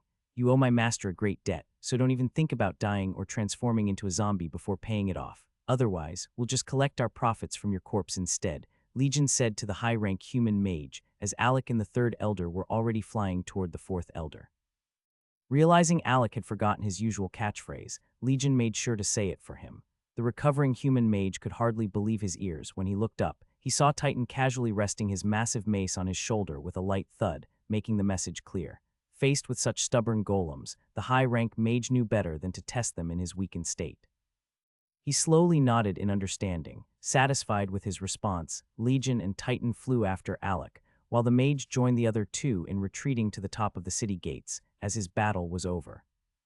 The Type 3 mental type zombie was beginning to lose its composure. From its perspective, this battle should have already been won.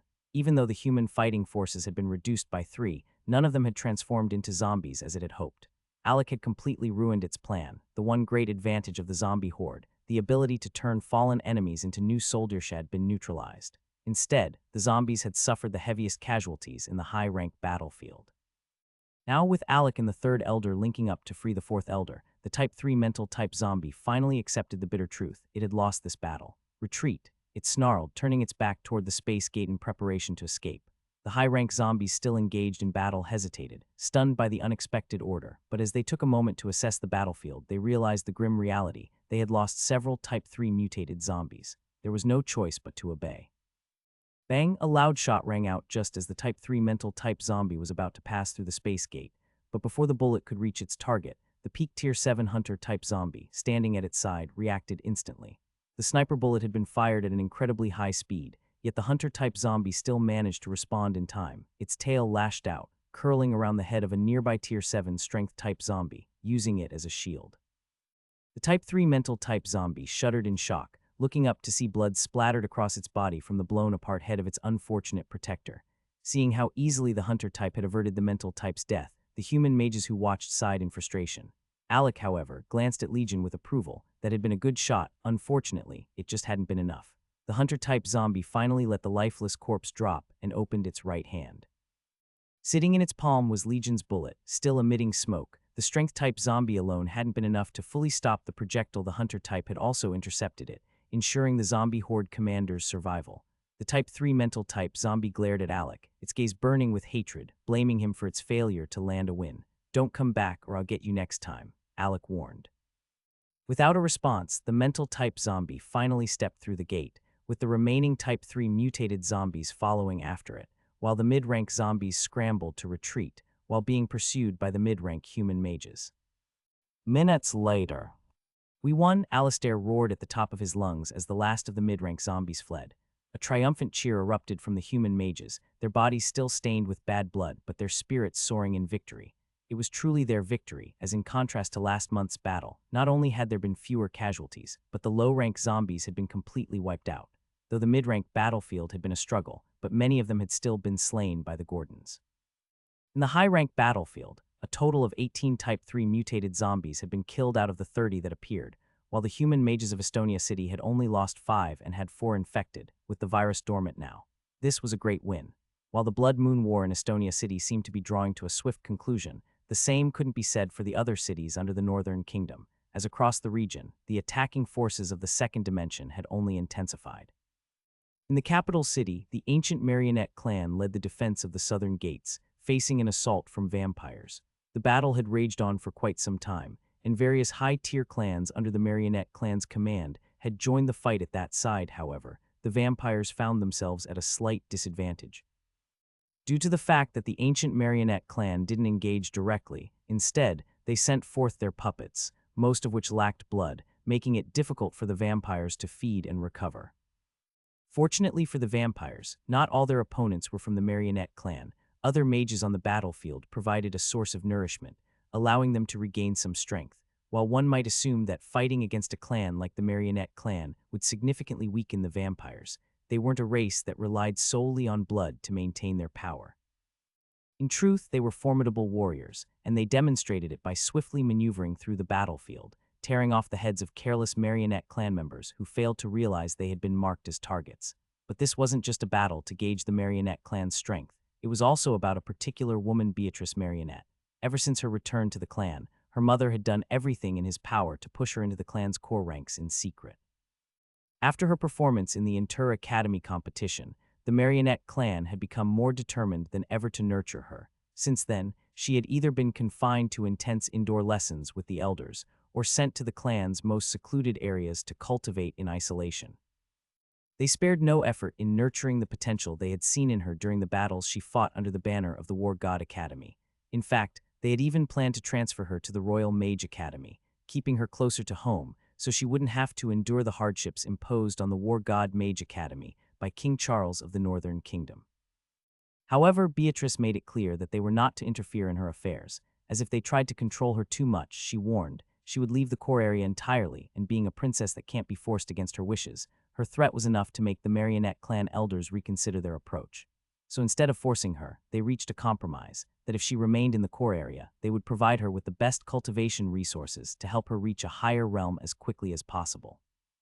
At first, she refused their assistance, insisting she was capable of progressing on her own, but the elders found a way to trap her in their plans. They began using Alec as an example, planting the idea that if she didn't accept their help, the gap between her and Alec would only continue to grow. For Beatrice, who had already noticed the widening gap between them, the argument struck deep. In the end, she agreed to their training. It soon became a common tactic for them to invoke his name whenever they wanted her to push her limits during training. Behind it all was the matriarch of the Marionette clan, Beatrice's mother, though Beatrice remained unaware of her influence. But she did notice how the clan elders have always treated her exceptionally well since she was a child. She had always preferred staying in the inner area, as even the outer ranks wouldn't dare to accept her due to her status as the child of their leader. But now the elders had finally succeeded in bringing her into the core area to train, and it had all been made possible because of Alec's name. The child born out of wedlock to the matriarch never experienced motherly love. She was kept at a distance because her grandfather's wishes, the ancient Grand Elder, refused to let his daughter, the matriarch of the Marionette clan, care for a child who lacked a father from a powerful clan. As a result, Beatrice grew up within the Marionette clan, but never fully had a family love and was cared for by lots of servants. Yet the elders who knew her true identity as a member of the main family's bloodline always showed a biased favor toward her. As time passed, her talent for puppetry became evident, but even then her grandfather refused to acknowledge her as his blood. Despite her mother's repeated appeals, however, after the Inter Academy competition, everything changed. It was the ancient Grand Elder himself who ordered that the little princess, still unaware of her true lineage, be brought back into the core area and trained alongside the clan's elite young mages, though in private.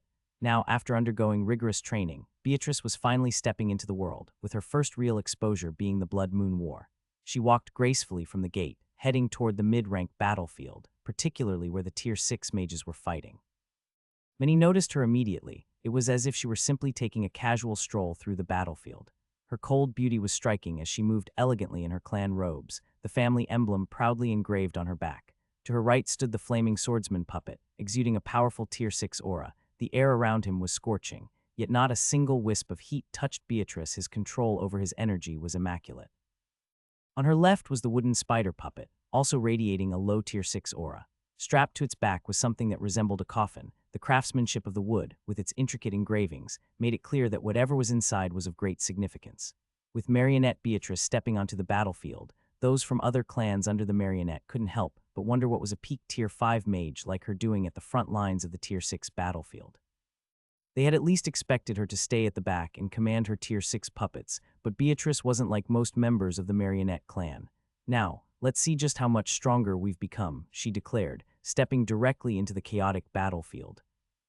3 mid-rank noble vampires immediately turned their attention to her. Upon seeing her cold, breathtaking beauty, they became intoxicated, their hunger sharpening as they lunged toward her, eager to taste what they imagined to be the sweetest blood they had ever encountered.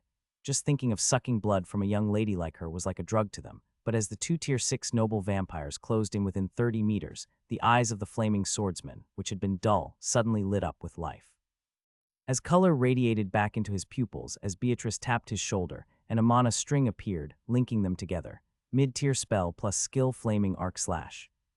In one smooth motion, the flaming swordsman unsheathed his sword and performed a swift, mesmerizing sword dance. As a surge of searing orange flames engulfed the vampires lunging toward him, in the next instant, he stood precisely 30 meters away from his previous position, his blade still ablaze. Those watching were stunned to see the Tier 6 noble vampires, no less beheaded in an instant with their bodies burning.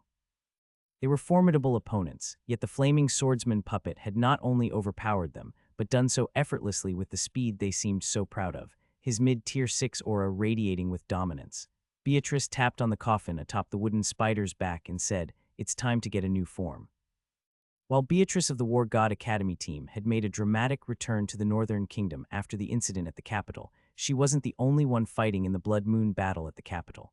On the West Gate, another set of War God Mage Academy members dazzled the capital's forces. Their names were Pale Zero and Kate Colossus. Pale, upon returning to the Zero clan, had been trained like one of their elite. As promised by the clan patriarch, the once contentious matter of his variant ice had been laid to rest, and the head enforcer no longer sought to remove it after being reprimanded and punished by the Zero clan's patriarch. Now, the clan viewed Pale as a future pillar, placing him alongside their most promising young elites. However, not everyone welcomed him. Many core family children, who had trained as elites since birth, resented the sudden inclusion of an outsider in their ranks. But again, it was the patriarch's decision, so they could only bottle up their grievances and watch as Pale advanced in leaps and bounds. Kate, on the other hand, had now been chosen as the heir to her father, surpassing all her once favored brothers. Being a girl in the Colossus clan meant she had to work twice as hard just to be recognized, yet even then, her father, the patriarch, had dismissed her potential, sending her to the War God Mage Academy instead of an esteemed Royal Mage Academy at the capital, believing she wasn't worth investing in, and he feared she would bring shame to the clan if she was that close. But now, when people spoke of the War God Academy team, her name was always mentioned. And when they asked which clan she hailed from, the answer was always the Colossus clan. That alone had thrust a once deteriorating high-tier clan back into the limelight, and clans that had once regarded the Colossus clan as insignificant were now eager to curry favor, bearing gifts in hopes of aligning themselves with a family that could soon rise in prominential because of Kate. Realizing this, Kate's father finally turned his focus toward nurturing her, and so both Kate and Pale stood together, fighting at the West Gate. They battled side by side. Kate was clad in a Tier 6 spirit equipment set, crafted specifically for her, though it surpassed her current peak Tier 5 mage realm, but she proved that she was strong enough to wield it without any major drawbacks. The only limitation was that she couldn't access its full augmentation, as she had yet to reach Tier 6. This set had been custom-made to her preferences, her father sparing no effort in mending their strained relationship. But to Kate, it didn't matter. All she wanted was to grow stronger, strong enough to never be a burden again, as she once had been in the War God Mage Academy team. She still felt like she hadn't contributed enough, but she never forgot Alec's last words to them as a team after the capital issue. "We all accomplished this together. You should all know that without a single one of you, this wouldn't have been possible. But today, we've shown everyone in the capital which academy truly deserves the title of the greatest despite the king's verdict. So don't relent, fight harder, grow stronger, and return as mages worthy of the War God Mage Academy."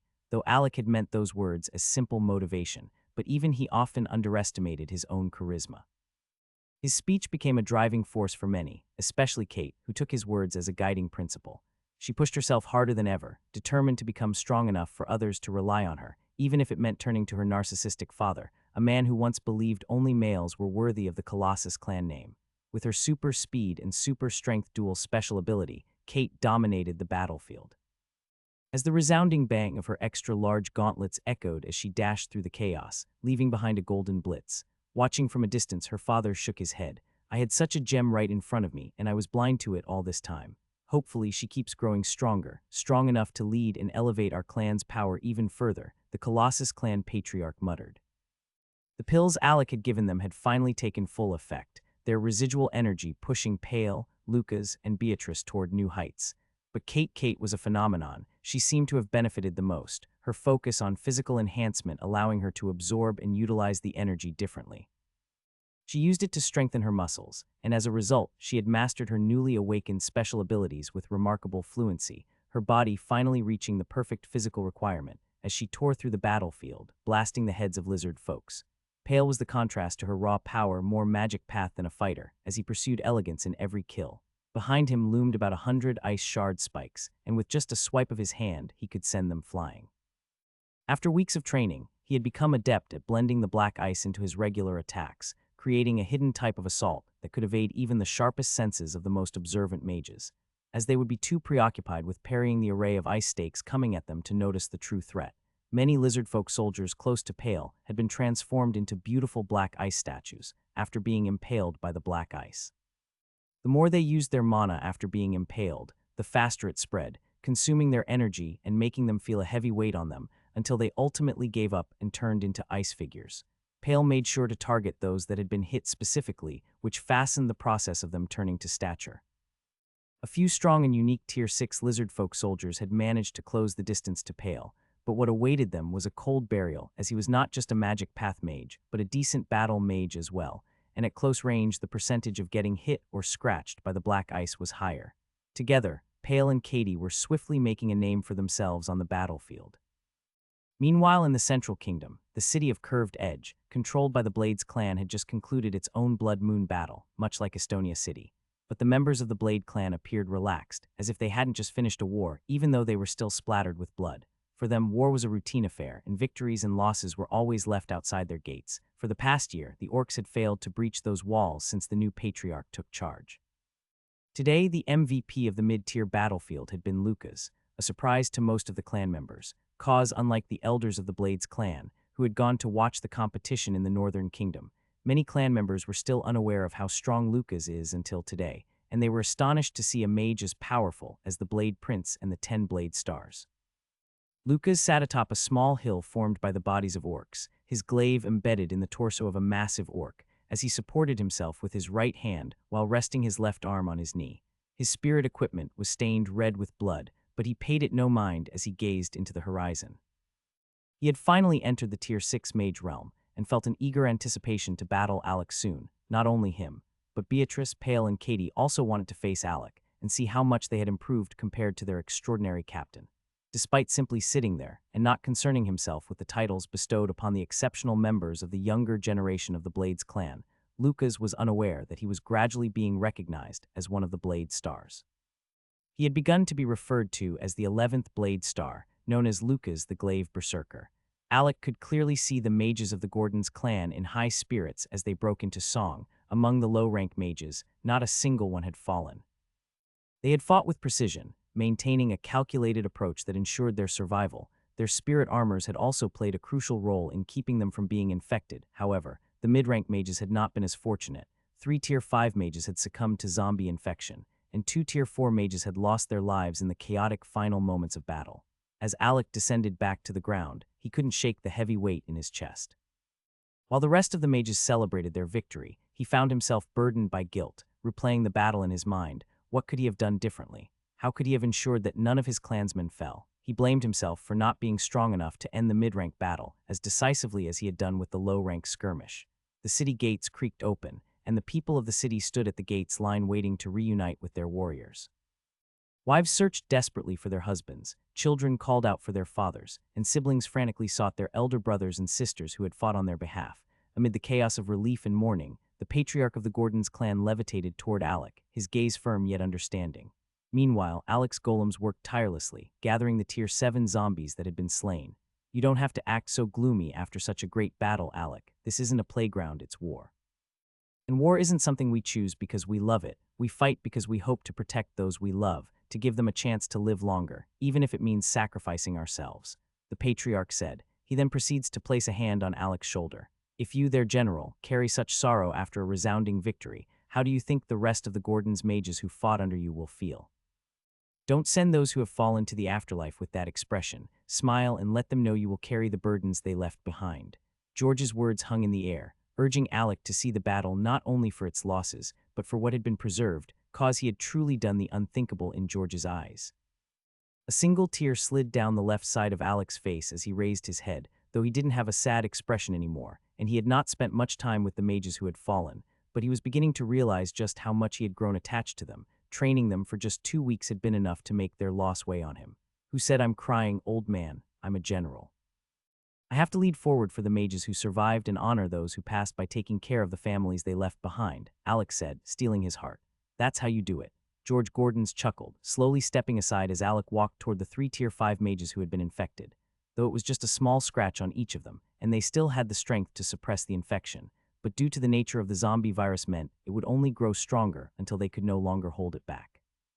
The 3 mages were celebrating with the rest of the Gordons' mage squad, but beneath their joy, a dark shadow lurked in their eyes. "Catch," Alec called out as he approached. The 2 mages turned just in time to see 2 pill bottles flying toward them. They swiftly caught them, and upon opening the bottles, found 5 Tier 6 healing pills inside. Alec wasn't holding back, he was going all out to help them. The very pills he had reserved for Tier 5 mages, Tier 6 mages, and the elders, he had now given to them as well, 5 each. Based on what Alec had observed of the pills' effects, he estimated that 5 should be enough to delay the virus's progression for at least 3 to 4 days. Realizing the value of what Alec had placed in their hands, the mages quickly cupped their hands in gratitude. Silently, they thanked him in their hearts. These pills would give them precious time, enough to return home, see their loved ones, and say their goodbyes before the inevitable. When the time came, they would be executed to prevent the virus from turning them inside the city, avoiding a chaotic outbreak that would force the city hall to intervene. What are you waiting for? Swallow them fast and stop wasting precious time, Alec ordered. Without hesitation, they quickly took the pill, and the virus within them began to be restrained, however. Unlike the usual reaction, their infection wasn't as black as the virus seen in Tier 7 mages, a clear indication that Type 3 zombies carried a far more potent strain than their Type 2 counterparts. Fortunately, they were mages, because if an ordinary human had been bitten, they would have turned instantly, as their bodies lacked the mana reserves needed to resist the infection. Even for a mid-rank mage, being bitten by a Type 3 zombie meant inevitable transformation within minutes, as their limited mana pool simply wouldn't be strong enough to suppress the virus. From his position alongside the other city guardians, Stephen observed the Gordon's mage from afar and shook his head. Though he spoke to himself, those nearby overheard his words as they weren't saying a thing and just staring at the Gordons. Among them were several mid-rank mages recently assigned to the Estonia city from the capital, and were unfamiliar with Alec's reputation, so they had never expected that the presence of a single clan could shift the tide of battle so drastically. Rumors of the Gordons' formidable combat abilities had circulated before this battle, but like many others they also had dismissed them. After all, they felt if the city hall, which is publicly recognized as the strongest force in Estonia city, could barely make the remaining clans survive, how could a clan that hadn't fought in months, with no recent experience against the zombies, possibly change the outcome?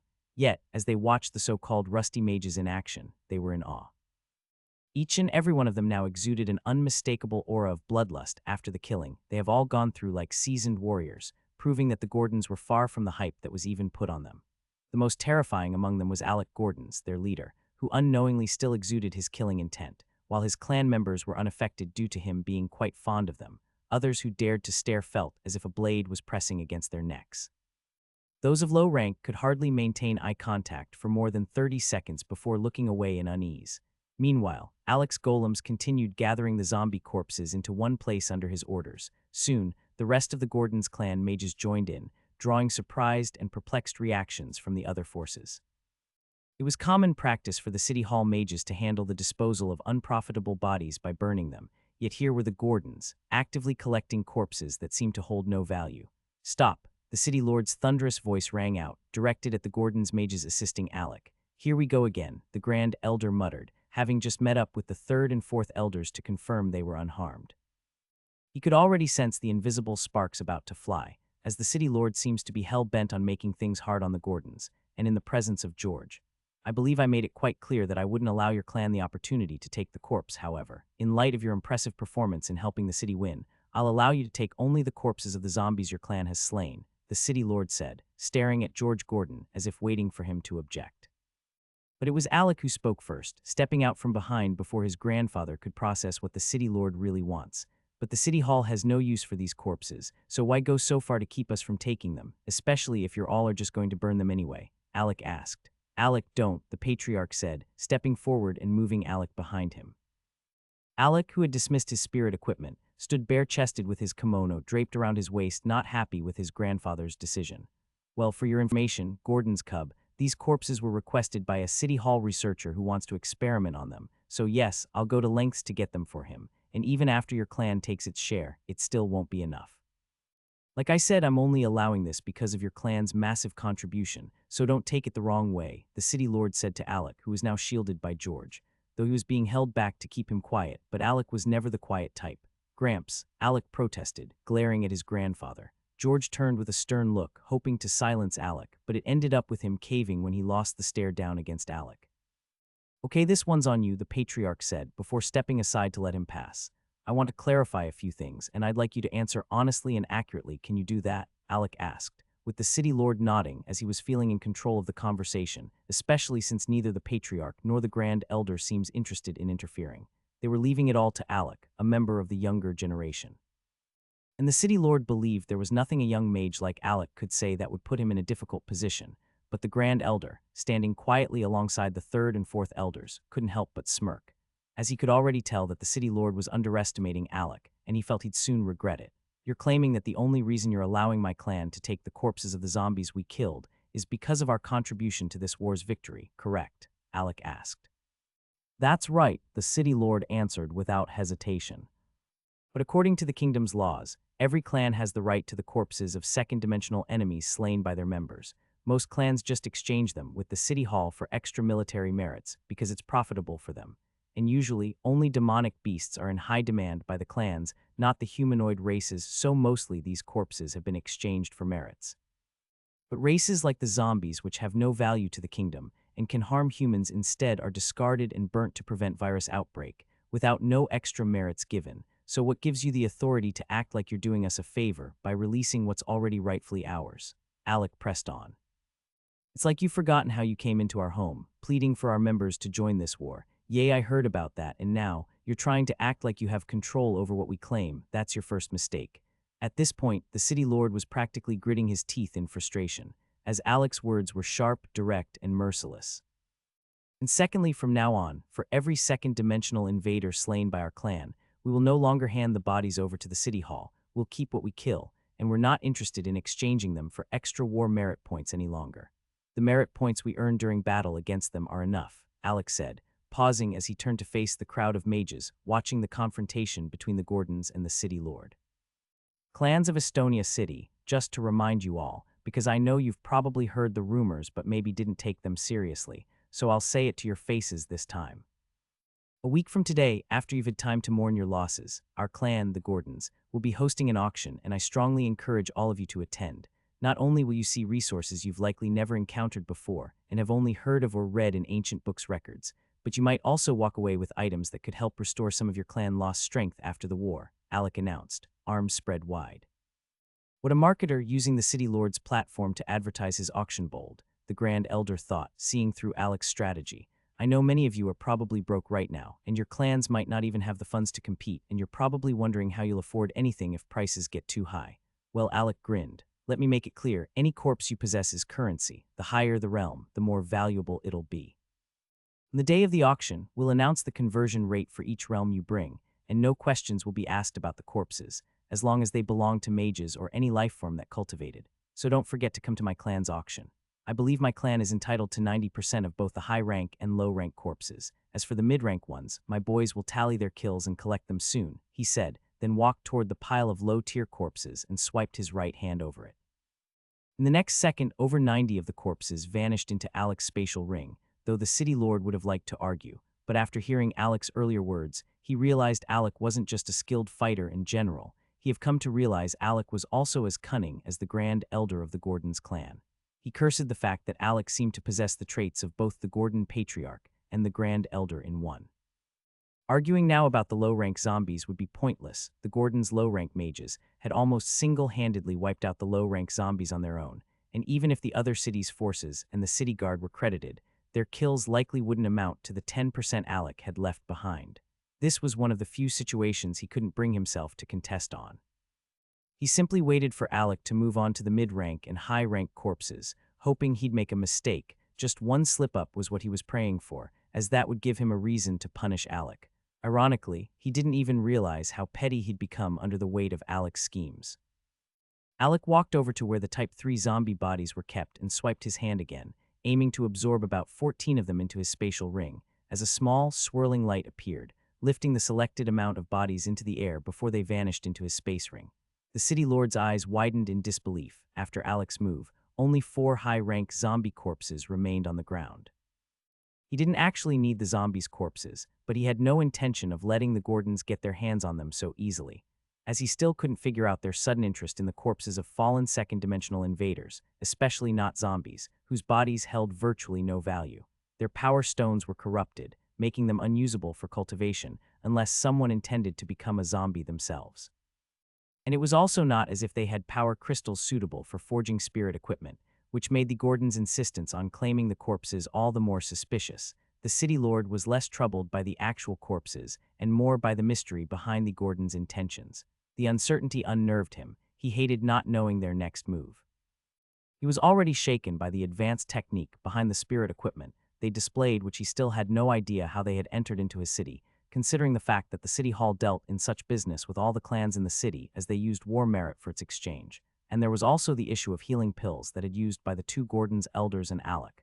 Everything about the Gordons seemed to grow more mysterious by the moment, and from his perspective, that was a dangerous thing. Just as he was about to speak, a hand landed on his shoulder, pulling him slightly back. Turning, he saw it was his own son Alistair. 14 high-rank zombies were taken down by the Gordons. It might be embarrassing, but they really contributed more to this battlefield than many of the other clans combined, Alistair said via mental transmission. The city lord finally stepped back, unable to voice a single complaint. Just looking at Alec made him want to explode, to crush the boy's head. But there was nothing he could do. Alec had used the laws of the Northern Kingdom to corner him completely. If he decided to go on in his intention to punish Alec, it would make it seem like he had no regard for the kingdom's laws, which, on its own, was a serious offense. Just like that, Alec stepped back and allowed the Gordon clan's mid-rank mages to move in and collect the exact number of corpses corresponding to their kills. By the time they were done, a little over 50% of the mid-rank corpses remained. How exactly do the mid-rank mages of the Gordon clan know the exact number of enemies they've slain? Are you trying to rig this just because your clan had a good battle? The city lord finally snapped, unable to hold his frustration any longer. His mission had been clear from the start. Whatever the Gordons were after, they wouldn't get it. He couldn't argue about the low-rank or high-rank corpses. Their influence were too obviously and could be measured. But the mid-rank battlefield had been the most chaotic, full of blood and overlapping skirmishes, and he felt there was no way that anyone could accurately keep count of their kills under those conditions. But Alec only smiled. Don't worry, since I'm in such a good mood, I don't mind explaining it to you. Esteemed lord, you see, my clan was having a contest to see who could rack up the most kills, both in the low and mid ranks. So every single member was keeping count, all because the one with the highest number was to receive a reward. And before you question the validity of this, you can ask any mid-rank mage from the other clans who fought nearby. I'm sure they would have heard our members shouting out to keep tally. Funny enough, we never imagined that our little game would end up being what proves our innocence. Alec added with a smirk. His calm, confident explanation left the city lord completely speechless. It was like every question he asked, Alec already had a sharper answer ready, almost as if he could see the future and plan around it in advance. The city lord turned to the city guardians, and those at the front gave a silent nod. They too remembered seeing the Gordon mages counting aloud with each kill during the battle. At the time, it had seemed absurd to them, as to why would anyone bother shouting numbers during such a dangerous, chaotic fight. It had looked like a joke, a strange habit from the Gordon's mages who didn't understand the gravity of war. But now, knowing the real reason behind the counting, it was even more baffling. While everyone else was fighting for their lives, gripped by fear, the Gordons had turned the battlefield into a competition, a game to see who could rack up the most kills for a reward in their clan. It left the others questioning whether the Gordons were simply on a different level or a different realm altogether, as how could anyone face such danger with such calm? It was unreal.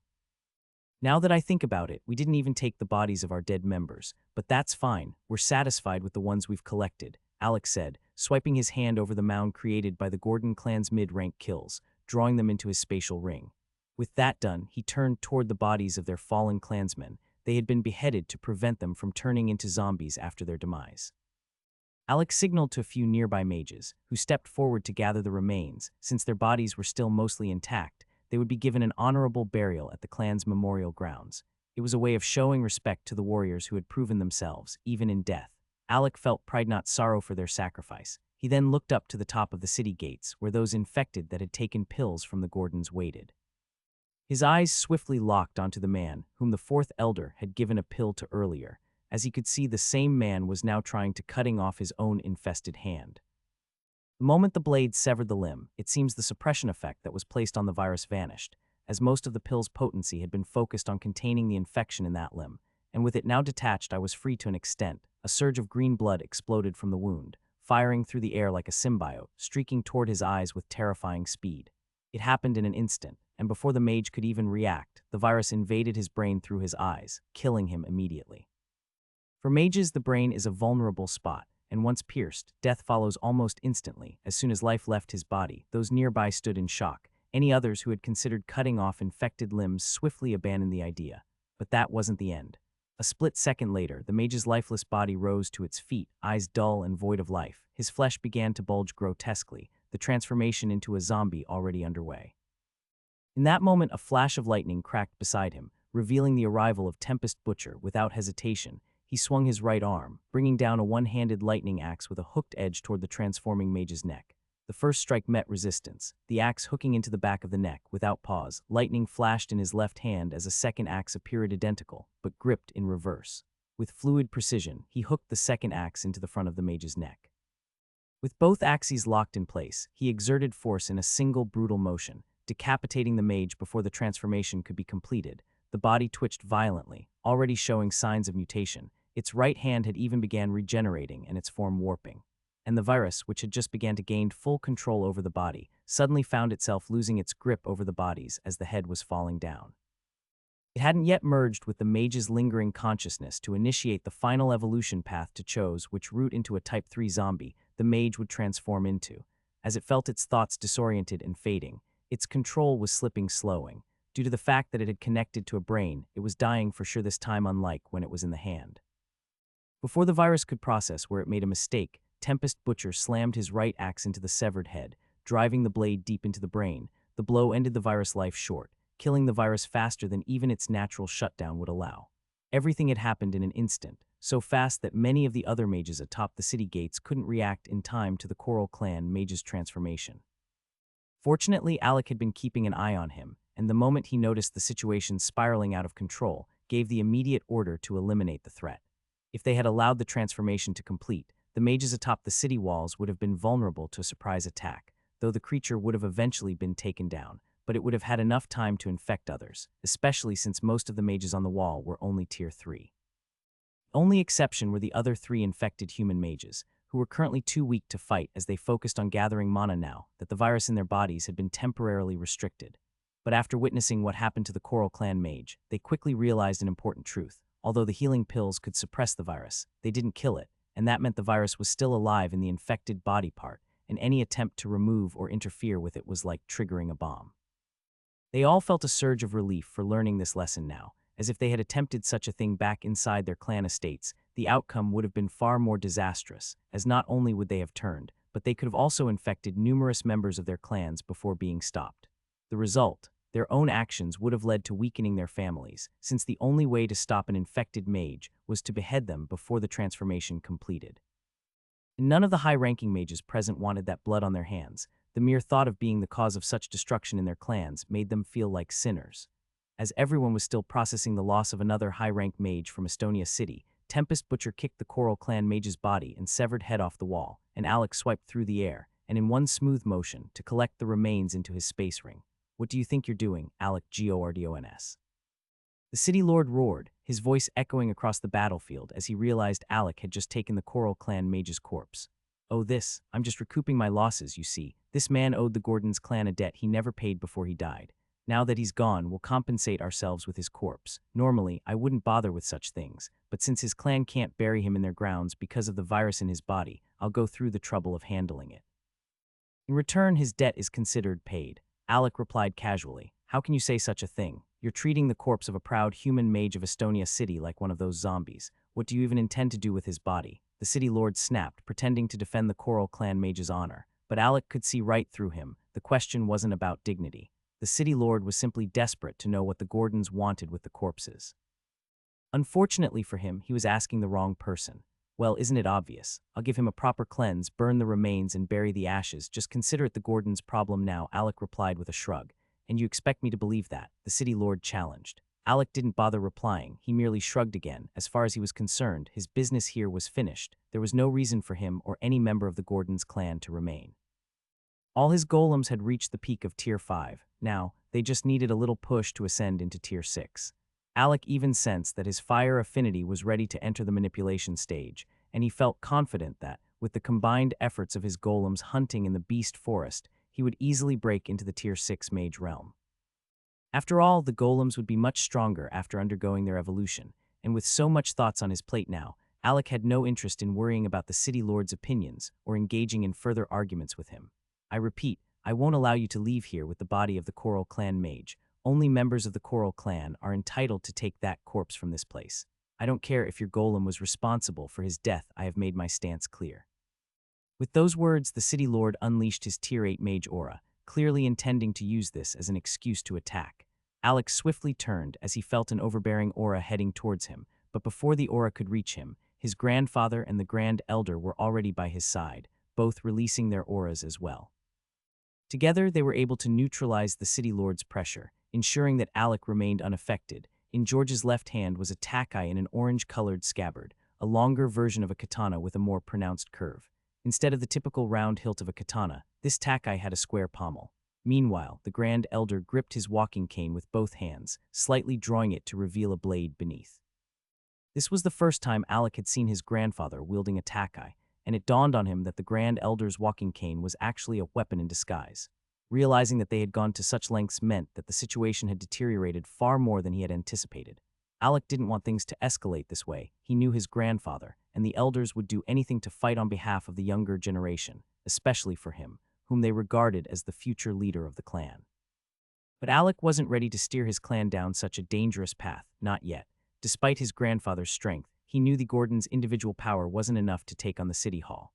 There was no way the City Hall would act alone. They would surely rally other clans with long-standing grudges against the Gordons, forcing them to face multiple enemies at once, a move like that could lead to the clan's downfall. The Gordons hadn't yet reached the point where they could bare their fangs openly, and Alec wasn't about to become the reason the City Lord got the excuse he needed to strike, especially not now, when the clan was still unprepared for such a confrontation. "No problem. You can have him," Alec said calmly, waving his left hand as the corpse tumbled out of his space ring along with its head, sliding toward the City Lord, who stopped it by placing a foot on it. The faces of the Gordons' elders and patriarch nearly twisted in shock. None of them had expected Alec to let go of the body so easily. They all knew just how notoriously stubborn he could be. But once the body was relinquished, they eased their stance and withdrew their aura pressure. The City Lord followed suit, sensing that he no longer had leverage over them. "Gordons mages, let's go home." "We've done our part," Alec said, and many of them moved with arms slung over their comrades' shoulders, heading back toward the city. To the City Lord, it was oddly amusing that a mere youth had become the spokesman for the Gordons clan, though he knew Alec was George's heir. but today he realized just how much autonomy that boy had, and how dangerous that combination of martial prowess and eloquence truly was. It solidified a chilling thought in his mind, and that was the fact that Alec was one of the Gordons who had to be eliminated before he grew any further. Alec's rapid rise in power unnerved him, but more than that, something else had shaken him. He, a Tier 8 mage, had just had his aura completely neutralized by George and his brother. It exposed how deeply he had underestimated their strength. He had always assumed that when the time came to tear off the mask of diplomacy and attack, he'd be able to crush them with ease. But that single moment had shown him just how limited his vision had been all along. I need to start making plans, the city lord thought grimly, and assumed that those mages stuck in the Tier 7 realm could never pose a threat. But this Gordon's clan, they grow more mysterious with each passing day, and no matter what, he felt he must be the one to see their downfall. He finally turned to face the rest of the city's forces who had aided in the battle, putting on a practiced smile. Just as he was preparing to deliver a heartfelt speech in appreciation of their efforts, a voice cut through the moment. My clan would also like to retrieve the corpses of the 2 Tier 7 zombies I killed, the Darkbliss Patriarch said flatly. If you don't mind, I would prefer that only my standard merit points be calculated. What? The city lord looked stunned, taken aback by the unexpected request. But the look in the Darkbliss Patriarch's eyes made it clear. This wasn't a request. He had made up his mind. It drove the city lord nearly mad, as to why even the Darkbliss clan, which was known for avoiding unnecessary waves, was now trying to claim zombie corpses like the Gordons. Was there some hidden secret about them that he had yet to uncover? He leaned in, lowering his voice as he asked, "If you don't mind me asking, what does someone of your stature want with a zombie corpse?" The Darkbliss Patriarch responded plainly, "The Gordons clan is organizing an auction, and you also heard Alec mention that corpses of tiered lifeforms can be used as currency. I'm just taking my chances." At that moment, the city lord noticed the shifting expressions among the other remaining clan's members present, and with a sinking feeling, he realized he'd made a serious mistake. He had asked that question in front of far too many people. Very soon, his fears were confirmed. One after another, clan leaders began requesting the corpses of the zombies their clan members had killed. Every single one of them wanted a seat at the Gordons clan's upcoming auction, and were eager to discover what the clan had to offer.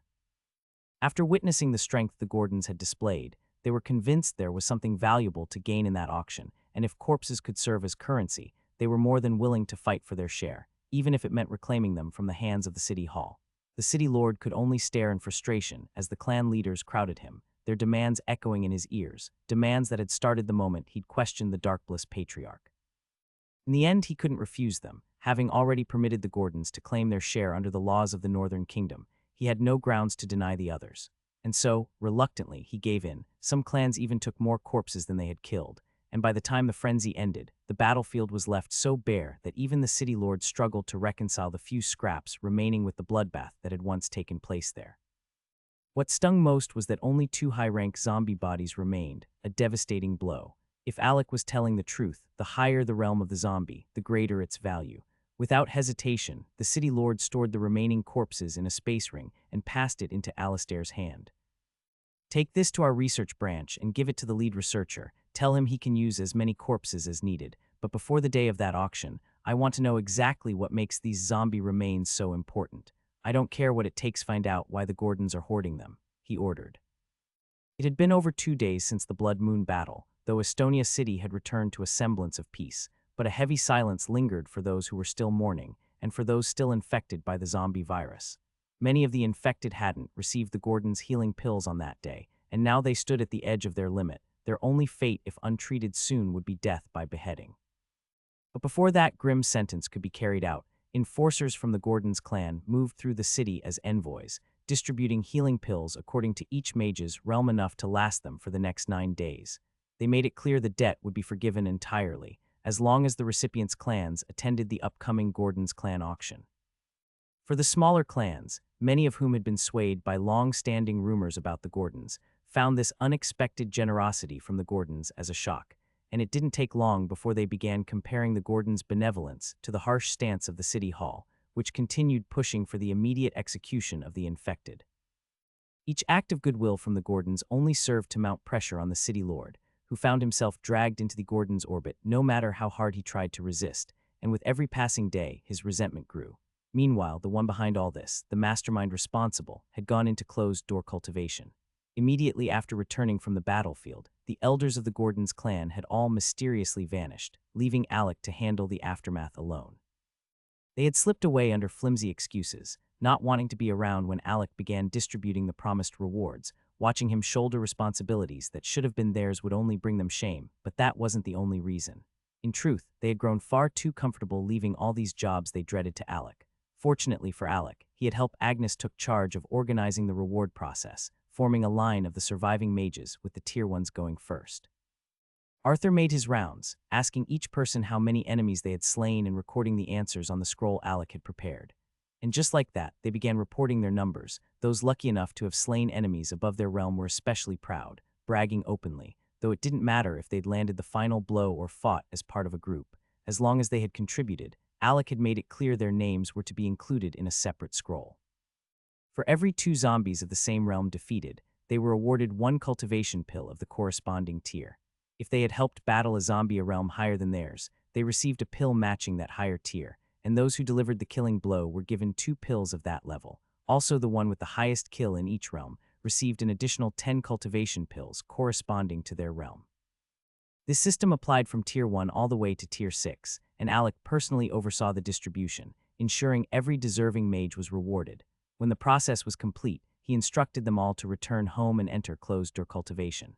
As the rewards settled in their hands, the atmosphere in the inner court turned festive. The Gordons' inner courtyard was the only place large enough to accommodate all of them, along with their waiting families which buzzed with joy. Everyone was reunited with mothers, wives, children, or siblings, proudly sharing stories of their contributions in the war and how the young master had honored them by awarding cultivation pills for their efforts. Alec stood quietly, watching each person leave the courtyard. For once, he allowed himself a moment of pride. He hadn't gone easy on them. He had trained them relentlessly to harden their minds and prepare them for the brutality of war. But even so, the difference in their auras now compared to 2 weeks ago was stark. Each and every one of them exuded a subtle, sharpened killing intent, the kind that only real battle veterans could produce. Most people would simply find their presence intimidating and find it hard to stare at them for long. But Alec, who had unconsciously wielded killing intent many times, could see it for what it was and why they were so intimidating. A faint traces of dark red fog was clinging to their bodies, the lingering shadow of killing intent. And this intent was hidden from the naked eye. Only when Alec focused deeply could he truly see how much their killing aura had grown. They were nothing like the inexperienced group of mages he'd been handed just weeks ago on the back mountain of the Gordons' clan. No, now they were veterans battle-tested mages who would pave the way for the next generation of the Gordons' battle mage division. It's true what they say, 1,000 rounds of training can't compare to one true life or death battle, Alec murmured as he continued using the system to monitor their growth, which seems to have been influenced by him. This was the real reason he had handed out the pills. Each one of them had fought under his command in an intense war, and the number of kills they'd accumulated made their progress undeniable since the system regarded them under Alec and helped them accumulate experience. Though the system had delayed their breakthroughs during the heat of battle, but that suppression wouldn't last forever. Now that the conflict was over, it would soon lift the restrictions, allowing their true growth to manifest. And this was what Alec wanted to avoid. While it was normal for mages to advance slightly or even break through to a higher realm after war, it would raise suspicion if nearly 90% of those who fought under him suddenly improved all at once.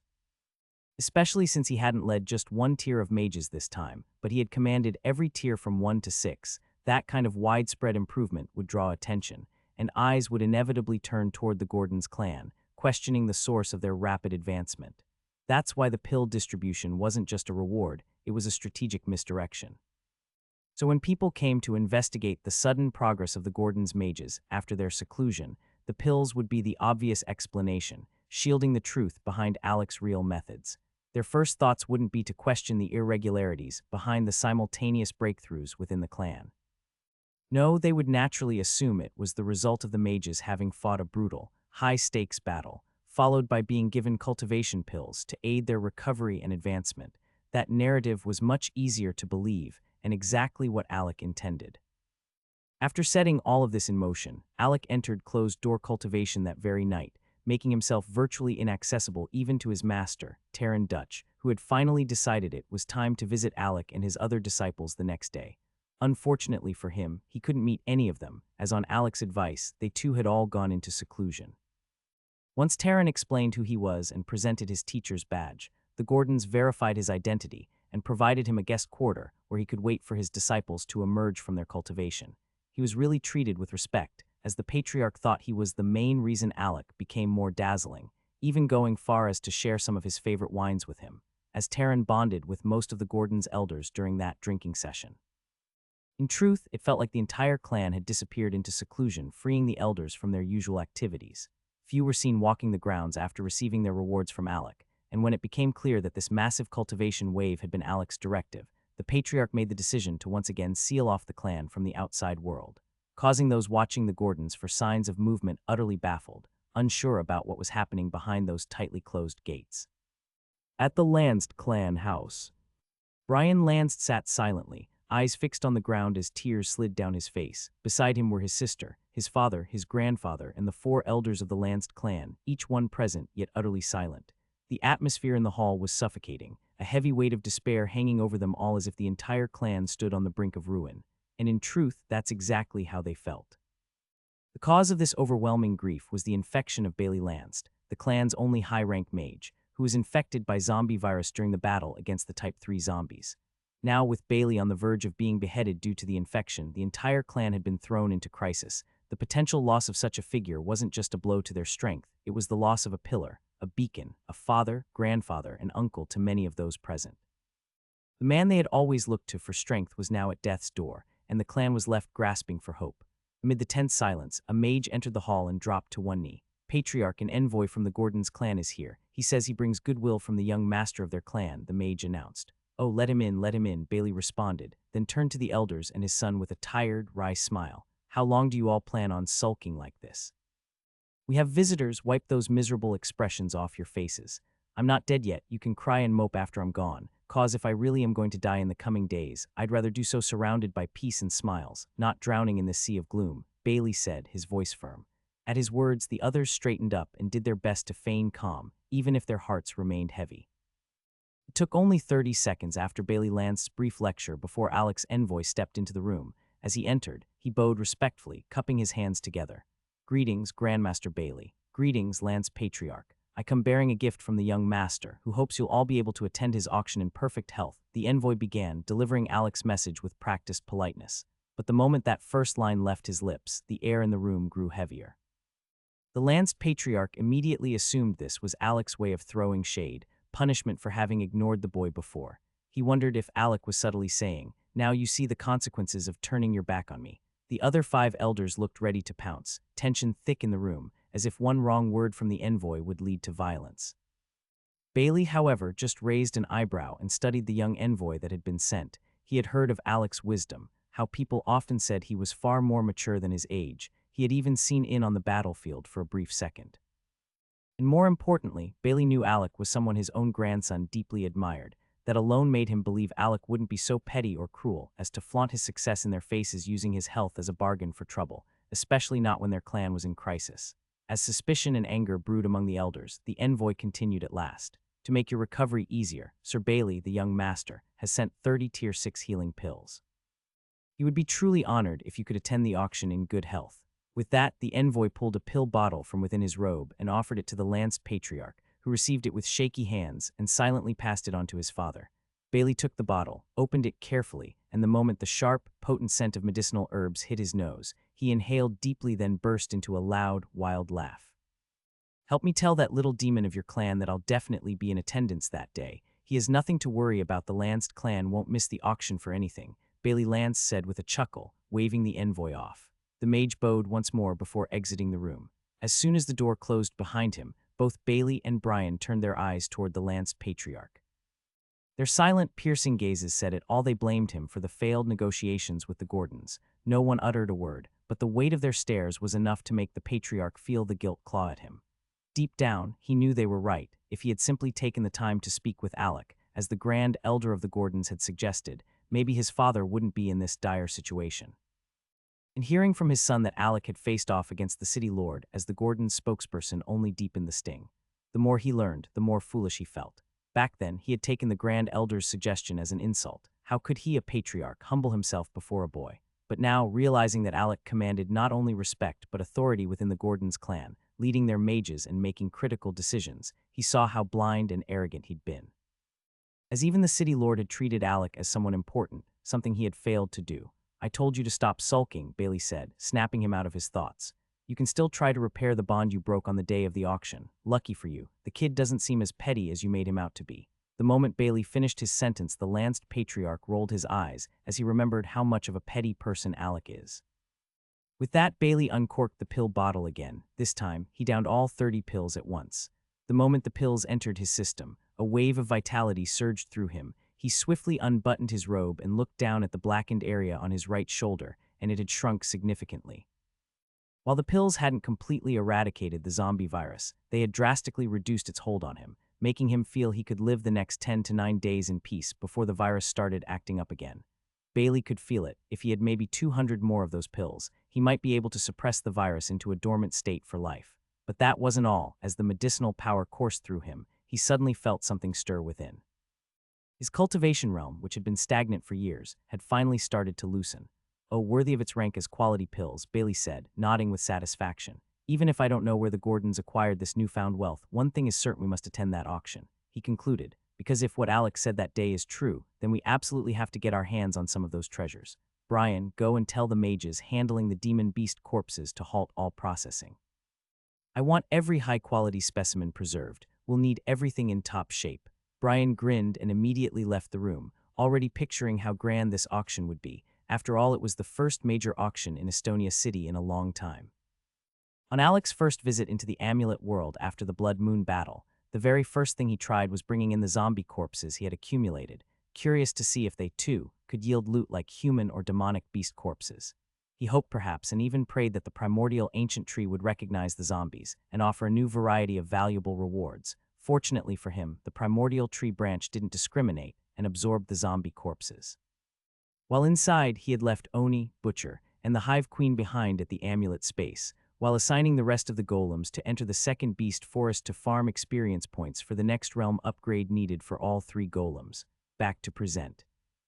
As the drowsiness of cultivation throughout the day to solidify his realm crept in and he felt the pull of unconsciousness, Alec decided it was finally time to summon his 3 new Tier 6 golems and examine their updated status tabs before entering the amulet world again and seeing what the zombie corpse would give him. Stepping into the back courtyard, he channeled a strand of mana into the space pouch at his waist, just beside his student badge, and called forth Oni, Butcher, and Hive Queen.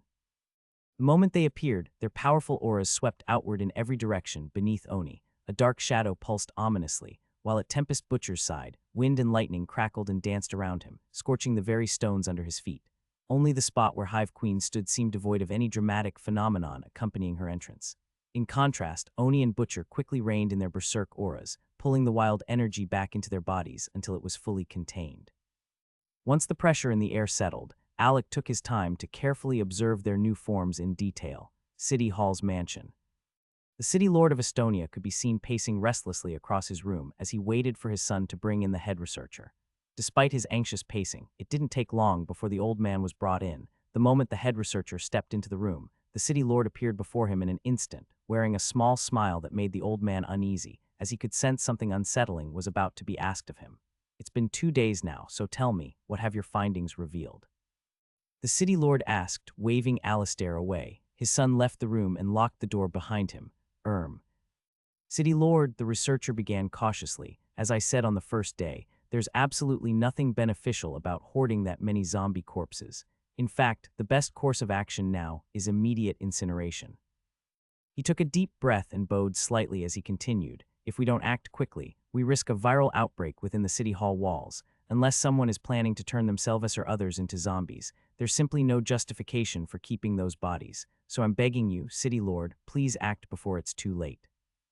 But in the very next second, the city lord lunged forward, grabbing the old man by the neck and lifting him off the ground. His cold, menacing gaze scanned the researcher's trembling body. "I don't care how many of you pests die. All I want is results, and I want them soon. You have 2 more days. If you can't give me the answers I need, I'll kill you myself and make your assistant the new head of the operation." He growled. "Do you understand?" he hissed. The old man, choking and gasping, nodded frantically to deliver a swift and silent answer. Satisfied, the city lord dropped him, and the researcher collapsed, coughing violently, then swiftly hurried out of the room the next second without even looking back. Alone once more, the city lord resumed pacing until Alistair stepped in just as the head researcher bolted from the room. "Father, we seriously need to incinerate those bodies before they create an abomination we can't control," Alistair said, prompting the city lord to raise a brow, turn to face his son, and ask, "What do you mean?" "The accumulation of that many zombie corpses in one place has proven more harmful than helpful. They may be dead, but the virus is definitely creating something even in its dormant state. Some researchers have made a mistake or two while tampering with or improperly cutting into the corpses these past day, which lead to them getting infected, and we had to dispose of them by beheading. You must realize that this research team was sent from the capital and our own clan, but in just 1.5 days they have already been reduced by 50%. That kind of loss won't sit well with the higher-ups. There's also something I believe you need to see, something that might change your mind," Alistair added, motioning for his father to follow him. The city lord felt genuinely surprised, as it was rare for his son to speak out so strongly, so he chose to do the one thing that felt right: follow him. A few minutes later, they entered the chamber where all the mutated zombie corpses were stored and experimented on. For the first time since their arrival at City Hall, the city lord witnessed the horrifying consequences of gathering hundreds of dormant zombie viruses in one place. The room's walls had begun to grow infected, mangled, fleshy tissue that clung to the walls like a parasitic mold. Some patches pulsed and glowed, with one large bulge visibly beating like a heart. After containing that many dormant virus in one place, it had forced it to adapt and it was changing. "If we're not careful, we'll end up creating a new type of zombie, one this world has never seen, and under our watch," Alistair explained. The city lord fell silent for a long moment before he finally spoke. "2 more days. If they still can't give me answers, I'll shut the operation down myself." The moment he said this, the head researcher sighed in relief. "On the contrary, there's someone I want dead as soon as possible, but unfortunately he's become someone who can't be easily killed," the city lord said. "I'm guessing that's Alec Gordon's," Alistair replied, prompting his father to nod. "If he's allowed to grow any further, he'll become someone like their patriarch, only bolstering the Gordons' strength even more. That clan feels like an illegitimate child of Lady Luck, filled with endless talent," the city lord grumbled, stroking his beard. "Well, if you're so concerned about their growing strength, we should really attend the auction, and since these corpses might be useless in 2 days, why not use them as a bargaining chip instead of wasting them by burning?" Alistair suggested, but his father shook his head. "I have a strong feeling their increasing strength is tied to these corpses, the very same ones that nearly sparked a clash between us. Whatever they're doing with them, I want to uncover it. And I refuse to do anything that might contribute to their rise. If we get no results, they'll be incinerated. Period." Alistair could only shake his head in silence. As he was unable to sway his father's decision, he followed him out, hoping they wouldn't come to regret this decision. Alec looked at all 3 of his newly evolved golems with a hint of surprise, especially at the Hive Queen. He'd had a premonition that they would all begin to revert to a more humanoid form at Tier 6 with another form due to how Legion and Titan had turned out, but the Hive Queen's transformation still caught him off guard. He hadn't expected any of his golems to take on such a striking form, and not wanting to stare too long at her beautiful face, he turned to Oni instead. Oni now stood at about 65. His body had slimmed down into a leaner frame, though it still unmistakably bore the weight and presence of a golem, as during his evolution, Alec remembered purchasing a unique set of black stones from the system shop that had now fused with Oni's body, giving him an entirely black form, like a living statue in dark armor. On his back floated a levitating black ring of light, with 6 different types of blade handles protruding from its circumference like embedded scabbards. His face was still hidden behind his signature demonic mask, but now it bore 2 short, curved horns that swept backward. The expression etched on the mask still has its changing attributes as well, but this time it was the face of a grinning demon with its tongue out that he had on. The eye sockets were carved open, allowing the blue soul light of Oni's eyes to gleam through. They carried emotion, wisdom, and a quiet intensity, though the mask concealed much of what he felt. For now, Oni had only 2 visible arms present, causing Alec to wonder if his transformation would bring the whole 6 arms out. But for now only 2 showed, making him look more human than the Usra battle lord he is. And in his left hand, he held his long, ominous scythe, the Dark Reaper, which had clearly been upgraded too to match his master's breakthrough. It now featured a double-edged blade and radiated an even heavier aura of power than before. After taking in the full sight of his golem, its body wreathed in flickering black shadows, Alec finally opened his status tab. But Alec wasn't complaining about their hard work. The more Tier 6 golems he had, the greater the army he could field. And he was confident that if a Blood Moon War happened again, he wouldn't have to lift a finger to deal with mid-rank opponents, not with his clan mages and his golems around him. The thought of how much he could dominate the mid-rank battlefield made him smirk. He was on the verge of pushing all 8 of his main golems to Tier 6, and each one could summon 10 golems limited to the peak Tier 5 realm. That meant 8 Tier 6 Quasar general rank golems, each commanding 10 captain-level subordinates, the equivalent of 80 peak Tier 5 powerhouses. Just imagining the devastation they could bring if he went to war with any clan, especially when his main golems eventually stepped into the Tier 7 Mage realm, made him grin. If things played out right, he alone could wipe out an entire high-rank force. The sheer volume of experience points waiting for him to harvest under the guise of a hero made his face twist into a sadistic smile. Luckily, Arthur wasn't around to mock his expression, as Alec turned to examine Butcher's newly transformed body and his stat improvements. Special skills: Advanced Axe Mastery LVL 5 Peak. Advanced Close Quarter Combat Master LVL 1. Summons: Captain Rank Storm Knight Golems 1010. Seeing Butcher's updated status made Alec reflect on something he didn't really put his mind on before. With all of his golems stepping into the Tier 6 realm, their elemental affinity seems to enter the first stage of manipulation. But the real intrigue was in what variant abilities each would awaken. He already knew Titan's own was the Black Ice, but he was especially curious about what surprises Butcher and Oni had in store for him, particularly since Butcher had reached the manipulation stage in 2 different elements. Alec hadn't expected wind to be one of them. Butcher rarely used it, and Alec had nearly forgotten that his initial evolution had his name changed to Storm Knight. Over time, Butcher had leaned heavily into lightning, mostly ignoring the wind aspect. Either way, Alec was eager to see just how much his creations had grown. He noticed that the lightning axe on Butcher's back had clearly undergone an upgrade. It looked far more dangerous now, with 2 elemental cores embedded into the handle, and swirling currents of wind forming visible spheres around it. Alec wasn't even sure if it could still be called a lightning axe at this point. After studying the newly evolved Tempest Butcher, Alec turned toward the Hive Queen, but instead of the usual 8-bladed legs, she now stood on 2 feet, clad in what looked like an upgraded version of her previous black armor. Her skin had a flawless, human-like sheen, but Alec hadn't forgotten that she belonged to the class of flesh golems. Her evolution path still baffled him. He had created her using clay, and some other materials the system provided, like the spider-like lower body, which caused her 8-bladed legs to grow stronger with each mana-baptized breakthrough. But now, he wasn't even sure if she was still following the flesh golem path, or if she'd become a unique anomaly crafted through the system's various material experiments. Still, seeing her standing upright felt satisfying. Her face still bore 8 eyes, 4 on each side, dark red, haunting, and strangely beautiful in their own terrifying way. She also had long, gray hair that flowed down to her waist. I really need to study more about the flesh golem path.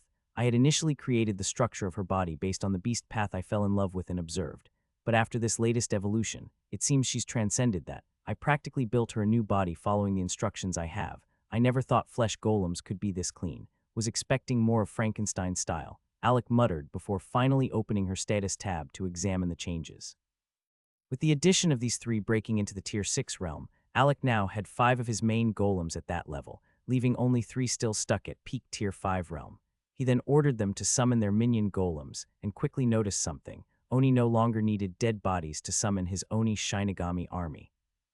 However, there was still a minor issue. While Oni could call on his existing Shinigami, he definitely still needed fresh corpses to create new ones, and at the moment, he only had 5 subordinates, remnants of the old group. The difference this time was that every single one of them had advanced to low Tier 5, as their limits of peak Tier 4 realm had shattered the moment their leader stepped into Tier 6 realm.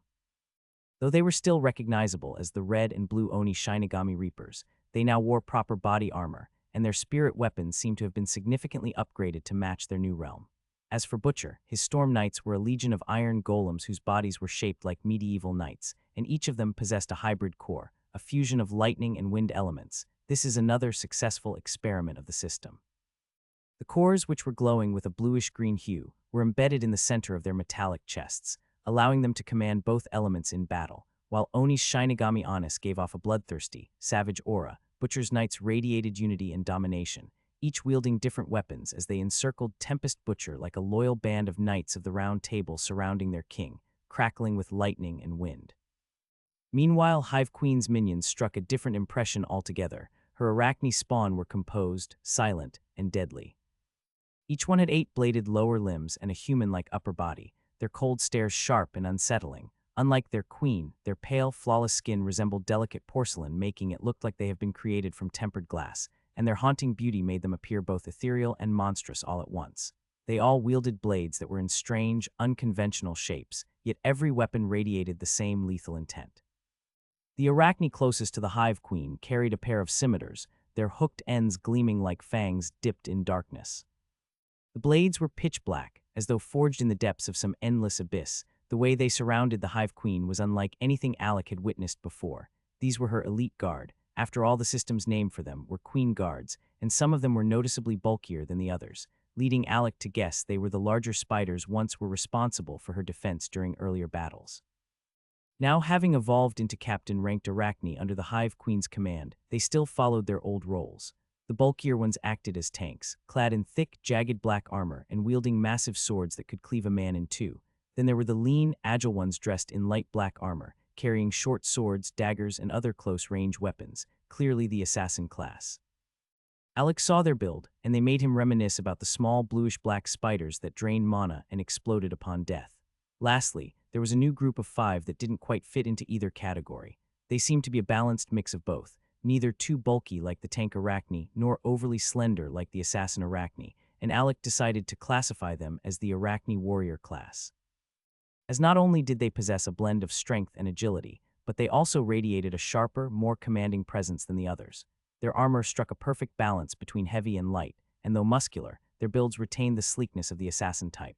Alec noted that even the arachne closest to the Hive Queen, her right hand seems to belong to this class, reinforcing his suspicion that these warriors were the true leaders of the 15. The warrior arachne were hybrids, a perfect blend of both classes, and all 5 of them dual-wielded weapons. 3 in particular stood out, each pairing a short blade with a longer one, as if deliberately combining the precision of the assassins with the brute strength of the tanks. In his mind, he mapped it out clearly: 15 captain-rank queen guards divided into 3 classes, 5 in each: tanks, assassins, and warriors. And it was clear to him that when these 15 moved in unison, they could easily dismantle an entire squad of mid-tier opponents without breaking formation. Just seeing this made Alec feel a deep sense of pride and satisfaction at how far his golems had progressed. But while he was pleased, he knew the work was far from over. He still needed to help Magneto, Hunter, and Saint break into the Tier 6 realm as well, and there was no time for rest. And that was without considering his own situation. He'd been intentionally holding back from breaking through to the Tier 6 Mage realm, suppressing his mana flow to a stop, and refining his physique instead with the mana in his body, deliberately avoiding even summoning his fire element in the past day for the fear of triggering its evolution into the manipulation stage. Alec wasn't ready for that pain yet. For now, the priority was clear: bringing all his golems into the Tier 6 realm was the mission that mattered most. After having a feast of the sight before him, Alec ordered his golems to recall their summoned minions before storing them back into his spatial pouch. He returned to his room, ready to surrender himself to sleep. Not only was he eager to go back into the amulet world to reap the benefits of having 6 Tier 6 golems leading their squads through the 2nd level of the Beast Forest hunting, but he was also exceptionally curious about what rewards awaited him from the zombies he'd fed to the primordial ancient tree the day before. It was time to harvest his spoils, and those were the thoughts lingering in Alec's mind as he drifted off. His consciousness slowly pulled into the world of the amulet, which glowed on his chest silently as Alec connected to it. In the next split second, Alec found himself in the amulet space, which seemed on the verge of breaking through to another stage now that he had reached the peak of the Tier 5 Mage realm. He could sense it. The interior of the amulet world was pulsating with energy, eager to expand. Since it was connected to him, every time he advanced to a new realm, the amulet world also underwent improvements, and the most noticeable being the increase in its spatial dimensions.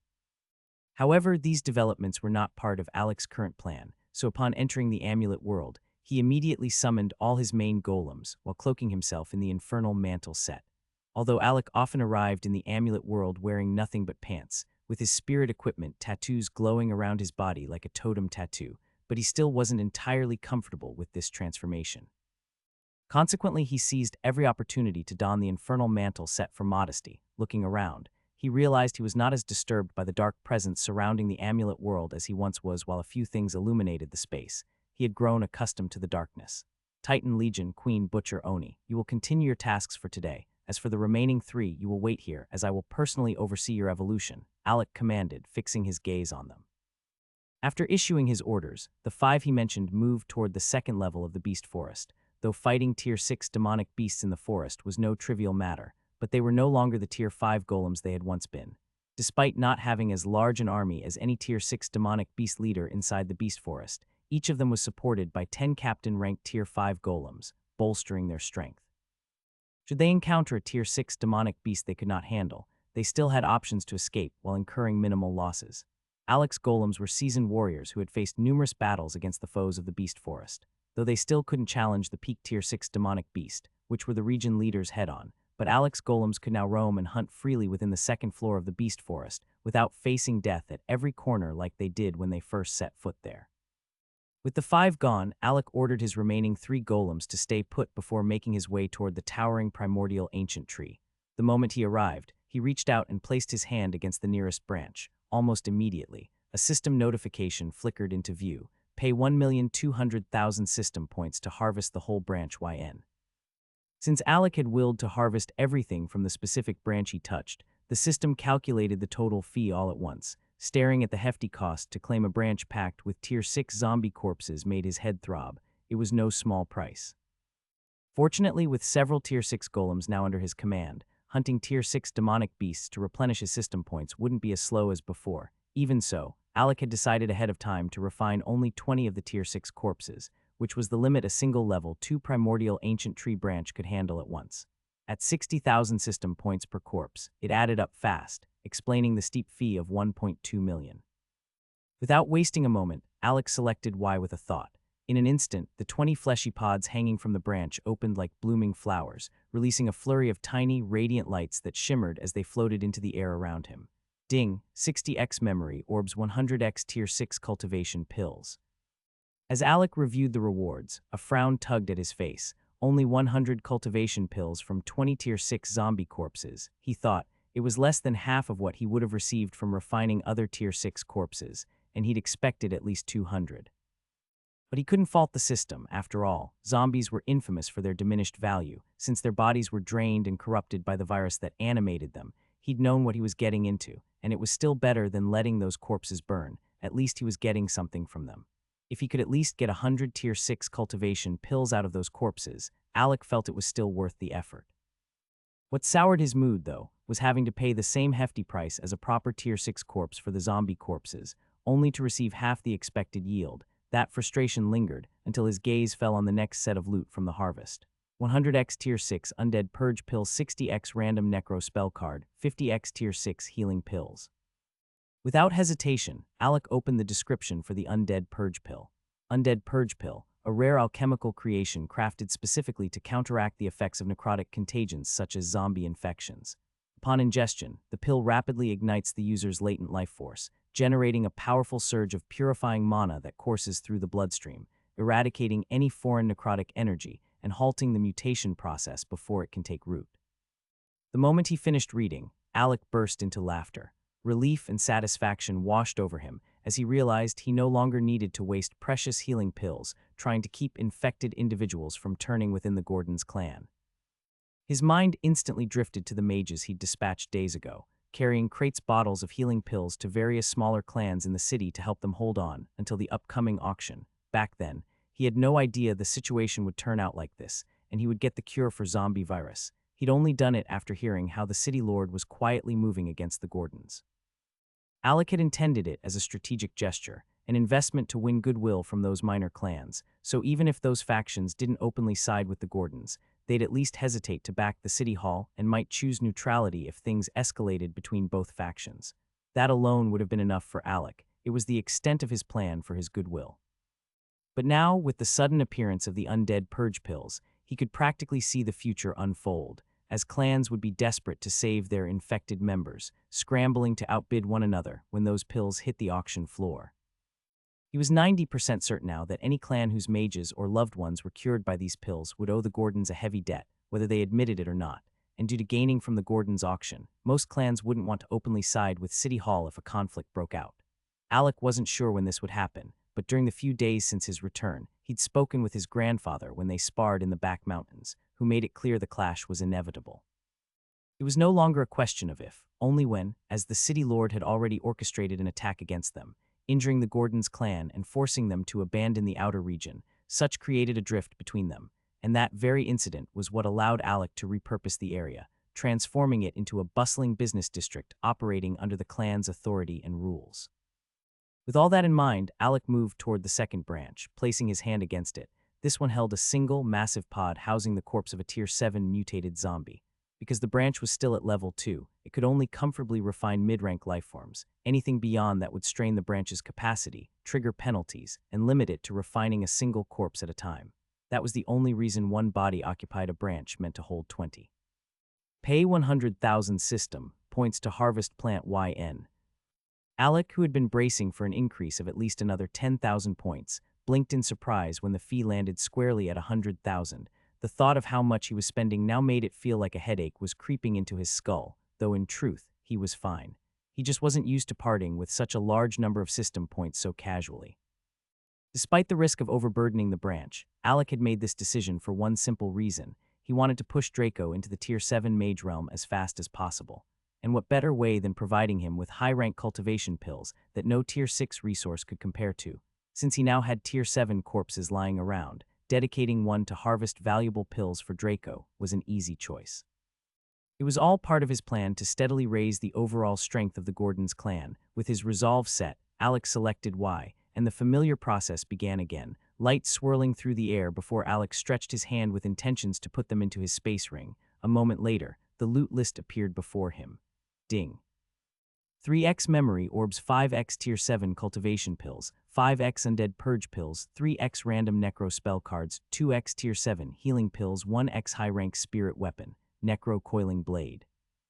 Alec blinked, slightly stunned, as the loot from the tier 7 mutated zombie appeared before him. For a moment, he tried to recall which zombie type the branch had devoured, and quickly remembered it was one of the agility types.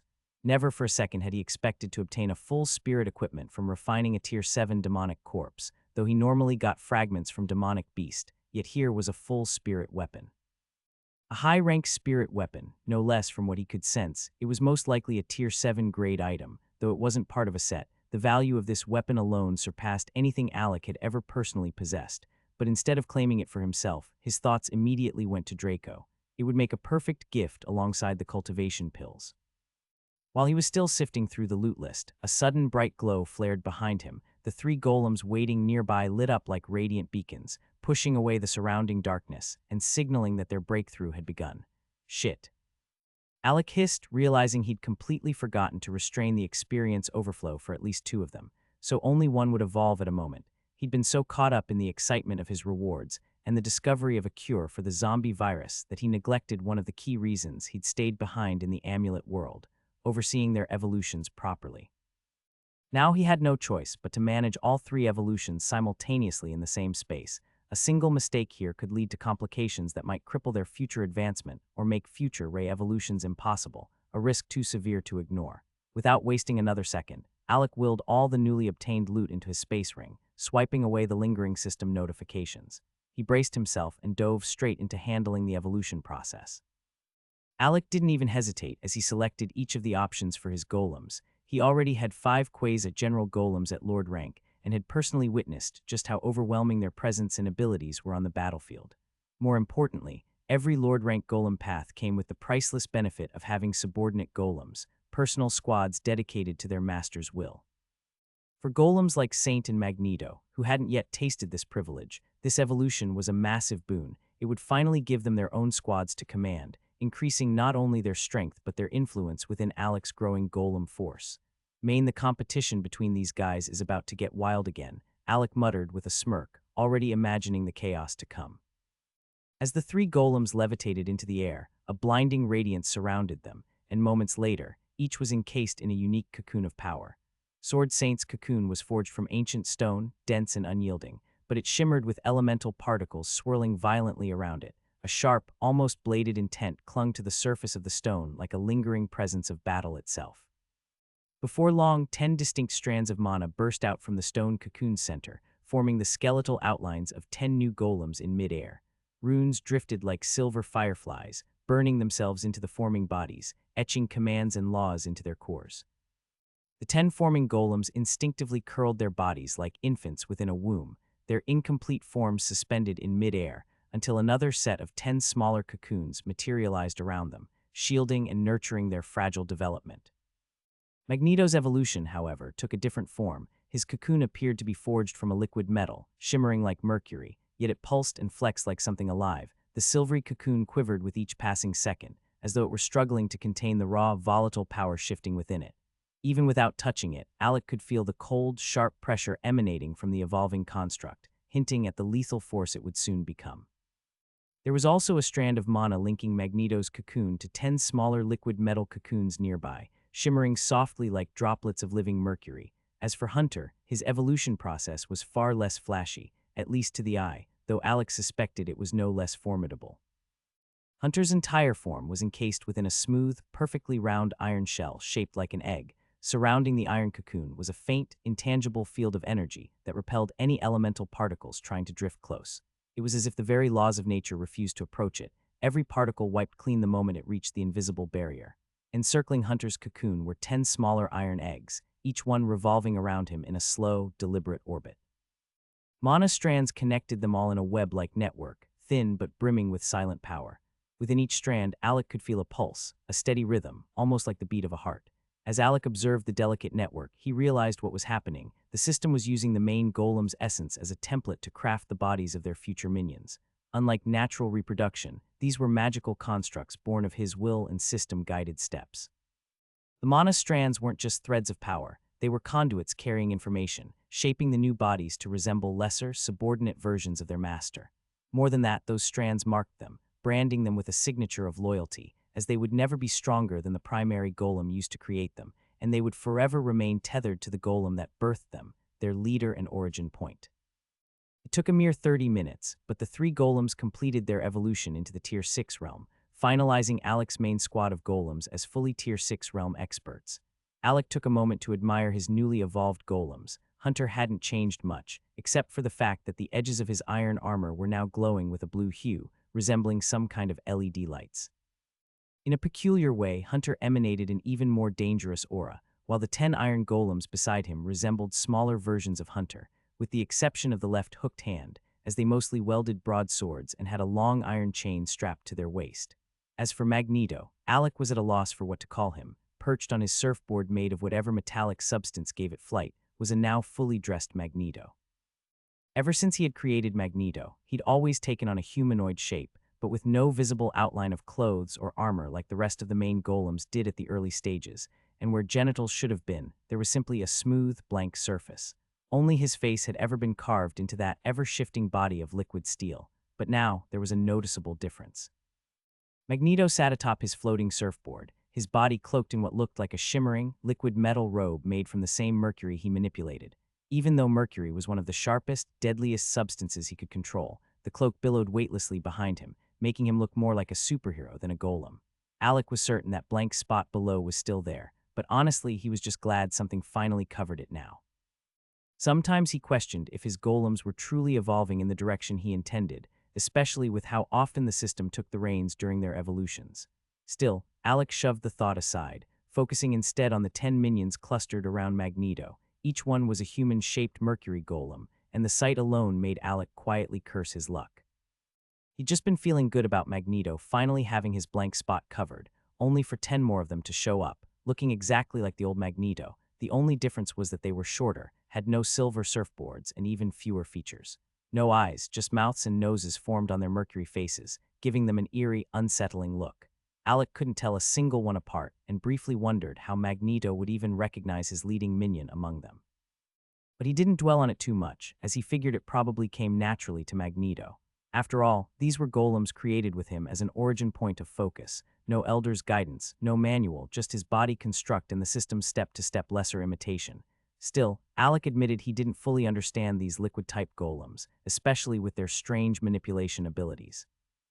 Now that Magneto had stepped into the Tier 6 realm, Alec hoped to learn more by watching him battle. For a moment, he even considered visiting the second elder of the Gordon's clan, the only known specialist in liquid-shaped golems. It was tempting, since the man's knowledge could save him a lot of trial and error, even maybe help him understand liquid golem's strength more. But Alec shook the thought off as quickly as it came. His grandfather had always warned him about the second elder's reclusive nature. The man wasn't exactly fond of guests, and ever since losing his daughter during a blood moon battle, he'd withdrawn even deeper into seclusion. It wasn't worth the trouble to trouble a man still grieving, and that is why the patriarch had taken his son under his wings. Well, what the hell are you all still standing around for? Get out there, join your lot, and earn back my points. I'm running on fumes after all I spent. Alec snapped, waving them toward the second gate of the beast forest. The three of them moved without question, vanishing through the door and leaving the chamber in a still, peaceful silence. One Alec found himself savoring as he leaned back and casually popped a pill into his mouth. Bang. A violent explosion burst from within the moment the pill reached Alec's stomach, like a dam collapsing under the relentless pressure of a raging river. That was exactly how it felt. Every bone, muscle, and fiber in his body tore apart and reformed in split seconds as the storm of energy inside him spiraled out of control. He coughed up a mouthful of dark blood as his aura surged, growing stronger by the second. Alec silently thanked the stars he hadn't attempted this breakthrough in the real world. If not, his entire house would have been reduced to rubble from the shockwaves alone. Black and crimson flames coiled around him, while his skin shimmered with an earthy brown glow, giving him a weighty, immovable presence. Like that, Alec fought his way through the chaotic storm of his ascension into the Tier 6 Mage realm. He'd been holding himself back for far too long, though his limits had been reached, but he kept delaying it, waiting for the right moment. But now that he'd finally unleashed it all, he realized just how much power had been pent up inside him. The torrent of mana flooding his body was unlike anything he'd experienced before. While Alec battled his breakthrough within the amulet world, chaos stirred in the Gordon's clan's inner region, not chaos in the form of literal flames, but something just as disruptive, as over 900-something mages were breaking through at once. It was like a state of emergency for the Gordon's clan elders, who hated unnecessary stress and complications. None of them could have predicted a day where so many breakthroughs would happen simultaneously. Sheer number of cultivators ascending caused the mana density in the entire Gordon's inner region to spike unnaturally high, transforming the inner region temporarily into a perfect haven for cultivation. In the midst of the chaos, the Gordon's clan elders were forced to step in, as the clan estate golem spirit alone wasn't enough to mask the overwhelming surge of breakthrough auras erupting across the estate, so the elders scattered to key points around the territory, casting restriction spells. One after another, the spells connected, weaving together into a massive, shimmering brown array above the entire Gordon's clan land. The enormous formation floating above their compound was bound to stir suspicion, as anyone who saw it would start wondering what was happening behind closed doors, but the elders didn't care. Let them be curious. Suspicion was a far safer thing than letting the truth of how that many mages were breaking through slip out. Where's that boy Alec in the middle of all this mess? The first elder grumbled, feeling the strain more than any of the others. Quit whining, you lazy old fool, still trying to dump everything on the younger generation already. You should be ashamed, the grand elder shot back with a scoff. Well, you know this would have been the perfect time to have him around. Someone's gotta tally up all these new Tier 6 mages, and I sure as hell know it won't be me, the third elder added with a sly grin. Slacker, the grand elder muttered, shaking his head. The pain Alec was feeling refused to subside, stirring genuine concern within him. The pain of breaking through wasn't meant to be this consistent, nor was it supposed to linger for so long. After all, this wasn't his first time undergoing a breakthrough. It was meant to be more of a refreshing feeling, and if there was one thing Alec understood, it was the clear signs when something wasn't right. At this point, he was certain the pain wasn't coming from his overflowing mana battering his muscles and flesh as it forced his physique to evolve. Without wasting another moment, Alec swiftly delved into his inner self, stepping into his microcosmic universe. The instant he arrived, the source of his problem became clear. At the very center of his microcosmic world was a small, radiant ball of light, steadily devouring specks of surrounding light that drifted near it. Orbiting around it were the three powers Alec had awakened, revolving like their own unique stars, though even among them there were obvious differences. The Earth Mountain remained the strongest of the three, and even now it held two distinct objects circling it, a purple stone emitting continuous current-like waves downward, and a swirling, miniature sandstorm. Both hovered close, like loyal sentinels to the mountain's might. Not far off pulsed the beating heart, split cleanly between searing red flames and ominous black fire, throbbing steadily with life. On another side loomed the multiple demonic beast faces, representing his devourer bloodline, looking unchanged from the last time Alec had seen it. And that was because, despite having ample opportunity to devour other bloodlines, Alec had been cautious and holding out for only the most valuable and potent. If he were to claim another demonic beast for his next bloodline soul form, he wanted it to be one with an affinity entirely different from his own. Just as the Shadow Wolf granted him limited control over shadow abilities and the Golden Horned Drake over metal, Alec now only sought powers he didn't already possess, and while his current soul beasts had all ascended to Tier 6, he still hadn't decided what creature would become his third. The small light gathering at the center of Alec's microcosmic universe was the only clear sign that his breakthrough to Tier 6 was progressing smoothly. Once it completed its accumulation, Alec's mana regeneration and overall capacity would rise significantly, while his physical body would ascend to a new tier alongside his breakthrough. But that wasn't the real problem. The true issue and the root cause of the intense, unrelenting pain he'd been enduring lay in his heart of flames. It beat with an uneasy, restless rhythm, a clear sign that his fire element was on the verge of an evolution. The sound of its pounding began to echo in his ears, growing louder with each pulse. Alec instinctively moved his hands to cover them, but it was useless. The sound wasn't traveling through air. It was resonating within him, bypassing physical barriers and hammering directly against his eardrums, so no matter what he did, it found him. Before he realized it, his consciousness began to slip, his body growing weightless as it floated toward the blazing heart. The flames coiled around him, and in the next instant, Alec fell into a deep trance-like sleep. He could feel the searing heat licking at his spiritual body, and yet that was the strangest part. There was no pain, not even the slightest discomfort. The flames surged through him, reshaping his spirit, while he drifted silently in their embrace. Meanwhile, back in the Gordon's clan compound, the elders were preoccupied doing damage control, working hastily to cover up the unusual occurrences around the estate before word could spread to outsiders. But in their frantic efforts, they'd completely overlooked one important detail. They still had a guest residing within the inner region, someone who wasn't a member of their clan, and who was observing everything with unnervingly sharp interest. Taryn had only been at the Gordon's clan for a few hours, but in that short time he'd shared drinks with the elders in the morning and spent the afternoon touring the inner regions, guided personally by the first elder. And throughout it all, a single thought kept surfacing in his mind: the Gordon's clan was far too strange. While the Gordon's elders were busy scrambling to cover up the unusual phenomenon that had erupted within their estate, they completely overlooked one important detail. A guest who wasn't even part of their clan was still residing in the inner residential area, quietly observing everything with keen, unsettling interest. Taryn had been at the Gordon's estate for only a few hours, yet in that time, he'd shared drinks with the elders in the morning and spent the afternoon touring the inner region, personally guided by the first elder. And during that tour, one thought had firmly taken root in his mind: the Gordon's clan was far too strange. There was a real ease among the members, like they had no problems whatsoever, and he saw this as a source of strength which reassured them, a strength they hide behind layers of humility. Taryn didn't know why they made such efforts, but one thing was certain: this was no ordinary mid-tier clan. In his eyes, they were already sitting at the peak of the mid-tier rankings, biding their time for reasons yet unknown.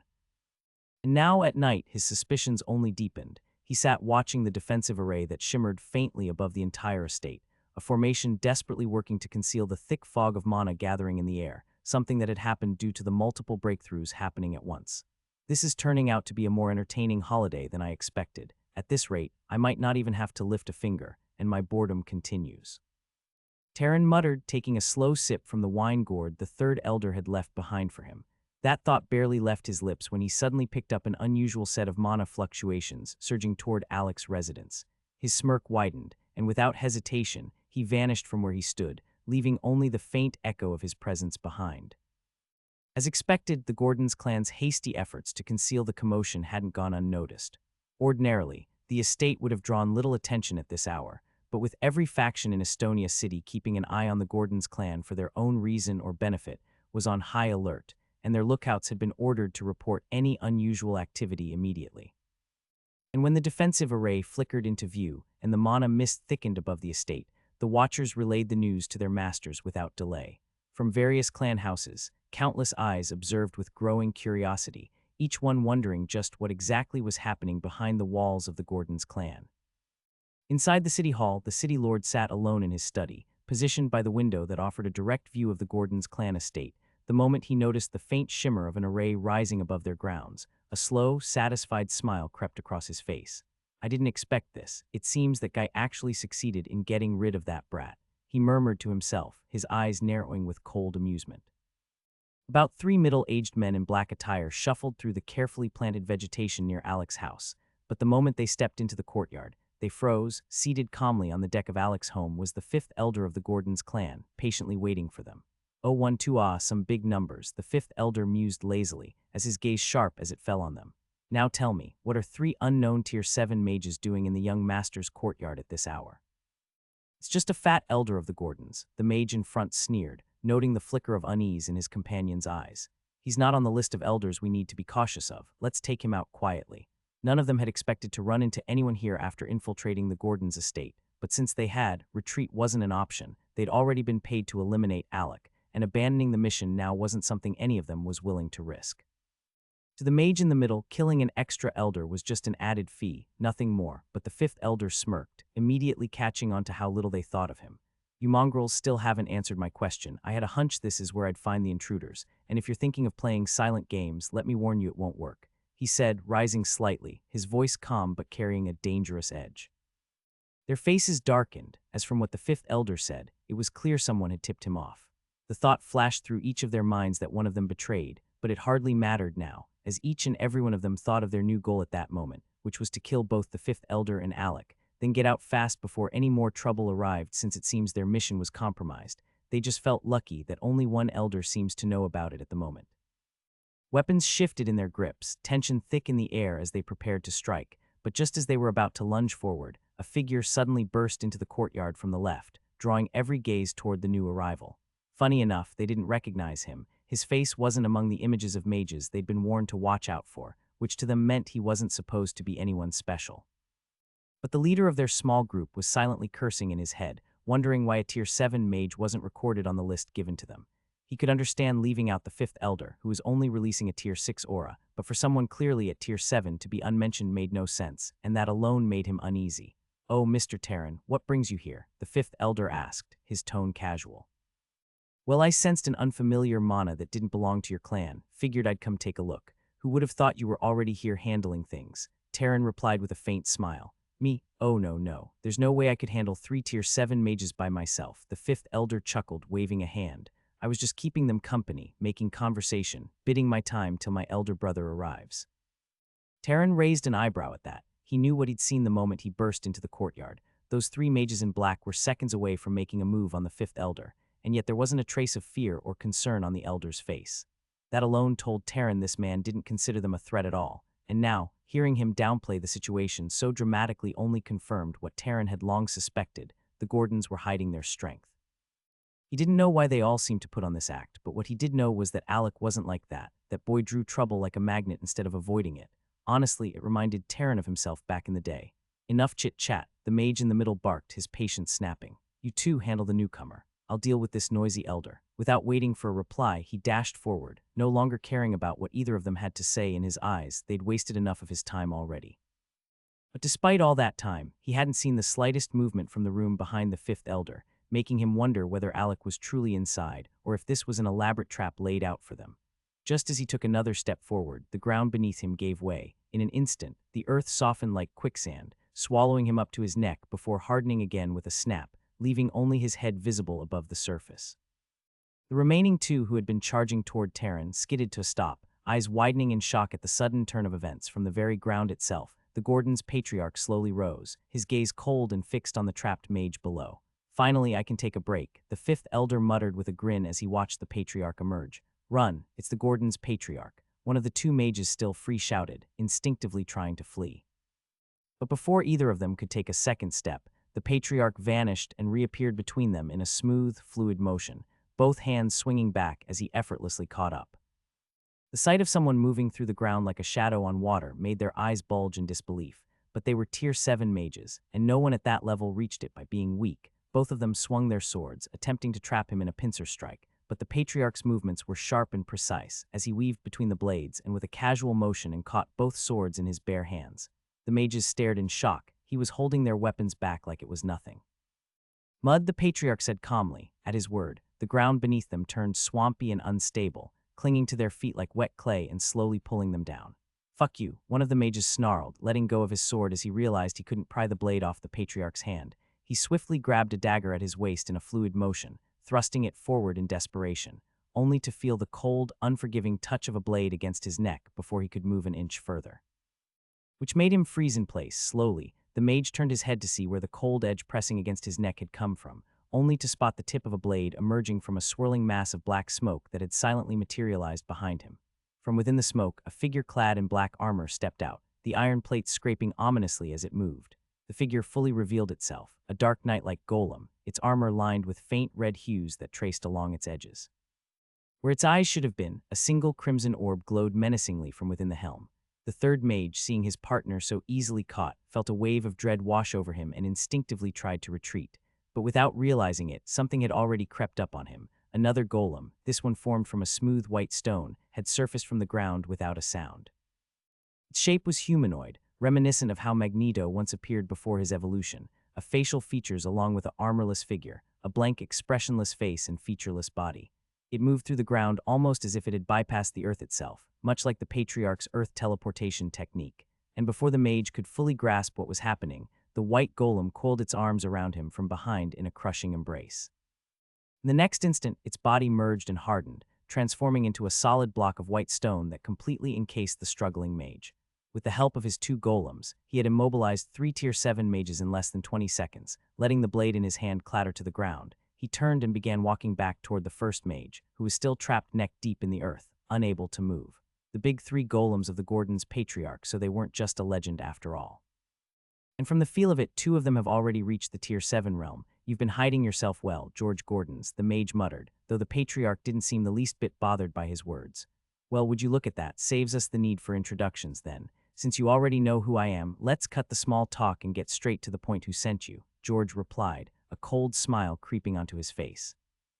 As he spoke, his expression darkened, a sinister grin twisting his features, while a suffocating aura began to roll off him like a creeping mist. The mage, still buried in the earth with only his neck above ground, felt an uncontrollable shiver run through his body, as the weight of that malevolent pressure was making him tremble involuntarily.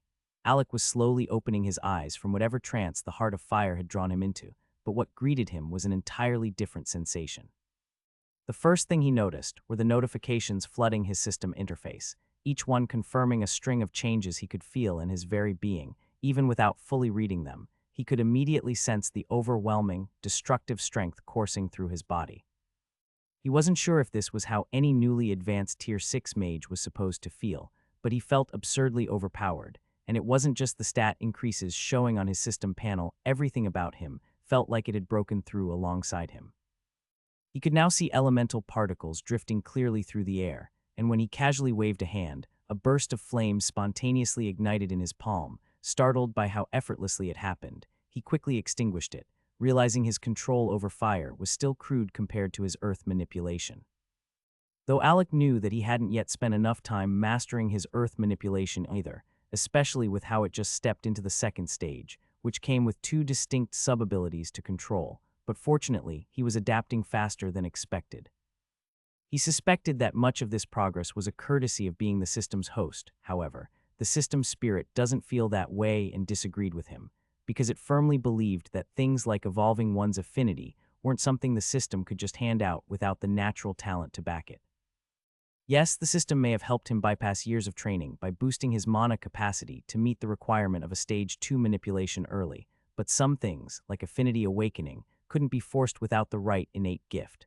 The system had made it possible for him to bypass those long, grueling years of training, though it didn't do it for free as it had come at a cost. Alec had paid a hefty sum of system points to ease the integration of elemental manipulation controls into his body. The system points payment served as a currency for acquiring rare resources that should help mitigate the intense pain that came with such rapid advancements.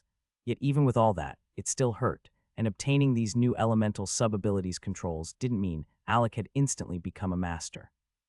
Far from it, because without prior experience, he would have to build his mastery from scratch, learning to wield his power with precision and intent. It was like asking a lifelong right-handed person to suddenly start doing everything with their left hand. Sure, the left could manage, but it would never be as natural or efficient until properly trained. So right now, Alec's elemental control was that left-handed novice, capable but awkward. Over time, as he becomes better integrated with his elemental manipulation, it wouldn't matter as he'd eventually command them at full capacity with ease. The reason his fire manipulation felt weaker than his earth wasn't just because he awakened the earth element first. It was because his flames were naturally wild, and since he was lacking refined control over them right now, it drastically reduced their potential damage. So until he learned to rein them in, his output would remain unstable. Fortunately, it seemed his flames could somehow sense their master's unease, as they flickered out on their own, sparing him from accidentally setting his home ablaze. Alec sighed in relief. It would have been a cruel irony, especially since he'd gone out of his way to break through inside the amulet space to avoid drawing attention or damaging the home he'd come to cherish. He'd planned to reveal his advancement in dramatic fashion to shock his cousins, and burning his house down would have ruined everything. Now, looking around properly, he realized something unsettling. He wasn't in the amulet world anymore, and he had no idea how that happened. His first instinct was to check his space pouch and make sure his golems were with him, not still trapped somewhere in the beast forest. Crack. Oops, he muttered in surprise, realizing he was still struggling to get a handle on his strength. Deciding not to risk breaking anything else, he shifted focus and extended his mental sense into the pouch. To his surprise, it was far easier now. Unlike before where he used to feel a slight strain whenever using his mental powers, it now felt almost effortless. Phew, Alec sighed in relief after confirming all his golems were safe inside the pouch. He didn't even bother checking if they'd hunted properly that could wait. Right now, what mattered was sorting through the flood of system notifications waiting for him. Alec scrolled all the way to the top of his notifications, finally spotting the first issue he knew he needed to deal with. He quickly realized that just like his earth element, his fire element had also advanced to the second stage of manipulation, meaning he was now to possess two variant flame abilities, and it wasn't just that it had advanced, there were already two distinct powers present, which left him slightly confused. He could easily understand where the magma control had come from, considering it was like a natural progression of his red flames, and honestly, Alec would be lying if he said he didn't like it. He knew magma was an extremely destructive flame type, one many considered beyond the limits of ordinary fire powers. As far as he was concerned, it was a seriously cool ability to have, and he was already hoping he'd get the hang of it sooner rather than later. But what unsettled him a little, though, was the second variant that came with his fire element, something called black ashes. It threw him off because he'd never heard of it before still, since it seemed connected to the black flames, hell flames he'd awakened, flames others seemed both wary of and deeply interested in. Alec figured that whatever variant was born from it wouldn't turn out to be useless. In fact, a part of him felt it might be something very special. Even so, in the back of his mind, he couldn't help but question its importance. After all, it had ashes in its name, and that didn't sound particularly powerful, but despite that lingering thought, he wasn't too bothered by it. The magma control alone had already left him more than satisfied. Pushing those thoughts aside for now, Alec's eyes landed on the glowing new Tier 6 mark in his status panel, and right then, it finally made sense why his body felt so overwhelming. He also swiftly confirmed that a total of 100 stat points had been spread around his 4 basic stats as his bonus for advancing into a new realm, and it also seems that his mental stats were unlocked. The sheer qualitative changes those numbers brought weren't something that could be achieved by simply leveling up one level or slowly accumulating points to dump in one of his physical stats. This was the kind of power leap that set a person on an entirely different tier of strength. Though Alec would have preferred if all his level ups came with such massive gains, but he knew it wasn't possible. This kind of leap only happened because he was stepping into an entirely new realm, a rare milestone few reached without years of toil. He quickly brushed the thought aside and moved on to review the rest of his notifications. He was pleased to see that even his mental stats had improved with the breakthrough, but what really caught his attention was his mana capacity. It had surged noticeably, and for the first time, Alec felt he could fight for extended periods while still falling back on the vast reserves stored within his cape. The thought of being able to unleash more devastating attacks over a longer stretch made him smirk in satisfaction. Another welcome change was the system's new layout. His elemental affinities were now neatly separated from his bloodline powers. There is now a thin, indistinct line between the two, as the system had officially categorized his bloodline abilities as special abilities, distinct from his elemental affinities, a clarification long overdue. He drifted over to check his weapon masteries and noticed that while many had reached their peak in the current intermediate tier, and it was time to push them further to ascend to the next level, he'd need to slay high-rank lifeforms and test his skills in real combat. Though Alec still had the Golem assimilation skill, which let him borrow the advanced weapon masteries of his golems, but the system's spirit had advised him against relying on it unless absolutely necessary. Every mage reaches a critical point where their mastery with a chosen weapon type births a weapon intent, a powerful force that perfectly aligns with their personal combat style. So no matter how refined his golem skills were, he couldn't use their intents, and that couldn't compare to Alec advancing his own weapon mastery and awakening his unique intent that matched his fighting style. At times like this, Alec found himself appreciating the daily drills of the Blood Reaper class, which had forced him to practice some sword techniques relentlessly. Those routines had been one of the main reasons he had elevated 3 of his weapon masteries to the intermediate level, weapon masteries he could truly call his own. It wasn't that he lacked skill with other weapons, but there was a noticeable absence of essence and intent behind his strikes when he wielded anything besides a sword, blade, or scythe, with any of those mentioned weapon in hand. He became a deadlier, a more dangerous fighter, and capable of not only producing weapon chi, but also standing at the threshold of forming an intent of his own, which might just be power as his killing intent. And though those boosts were temporary, they stacked up to make a difference in battle. Jumping off from that, Alec came across his 27 free stat points quietly sitting in his panel, waiting for him to allocate them. But since he wasn't in any tight spot, he simply left them there to continue accumulating. After all, he was still adjusting to his new strength, and adding more right now would only complicate things. He glanced at his system points and sighed, the current amount confirming one thing: his golems had definitely managed to kill a decent number of demonic beasts before they'd been kicked out of the amulet world. Alec clearly remembered how much system points he'd spent awakening his fire manipulation. One of the sub-abilities alone had cost around 500,000 points, a price he'd memorized from the time he evolved his Earth Affinity 2. But looking at it now, he couldn't even be bothered to feel bad about the losses. In fact, he felt pretty damn good. It seemed he had seriously underestimated the collective battle prowess of 8 Tier 6 golems which captain-ranked golems under them, as not only had they recovered what he'd spent, they'd surpassed it, adding an extra 3 million system points to his reserves. Considering everything he'd already spent on harvesting zombie corpses and other resources, this windfall made Alec feel much more secure about the future. With his overall power rising so sharply, he was now looking forward to the upcoming auction more than ever. He could already picture the chaos and excitement that would erupt once the Golem new auction house opened on that day. Satisfied, Alec opened the door, planning to step out into his courtyard for some air, but the scene that met him made him freeze. He rubbed his eyes, half convinced he was still hallucinating from the exhaustion and strain of his recent breakthrough, but the scene didn't change.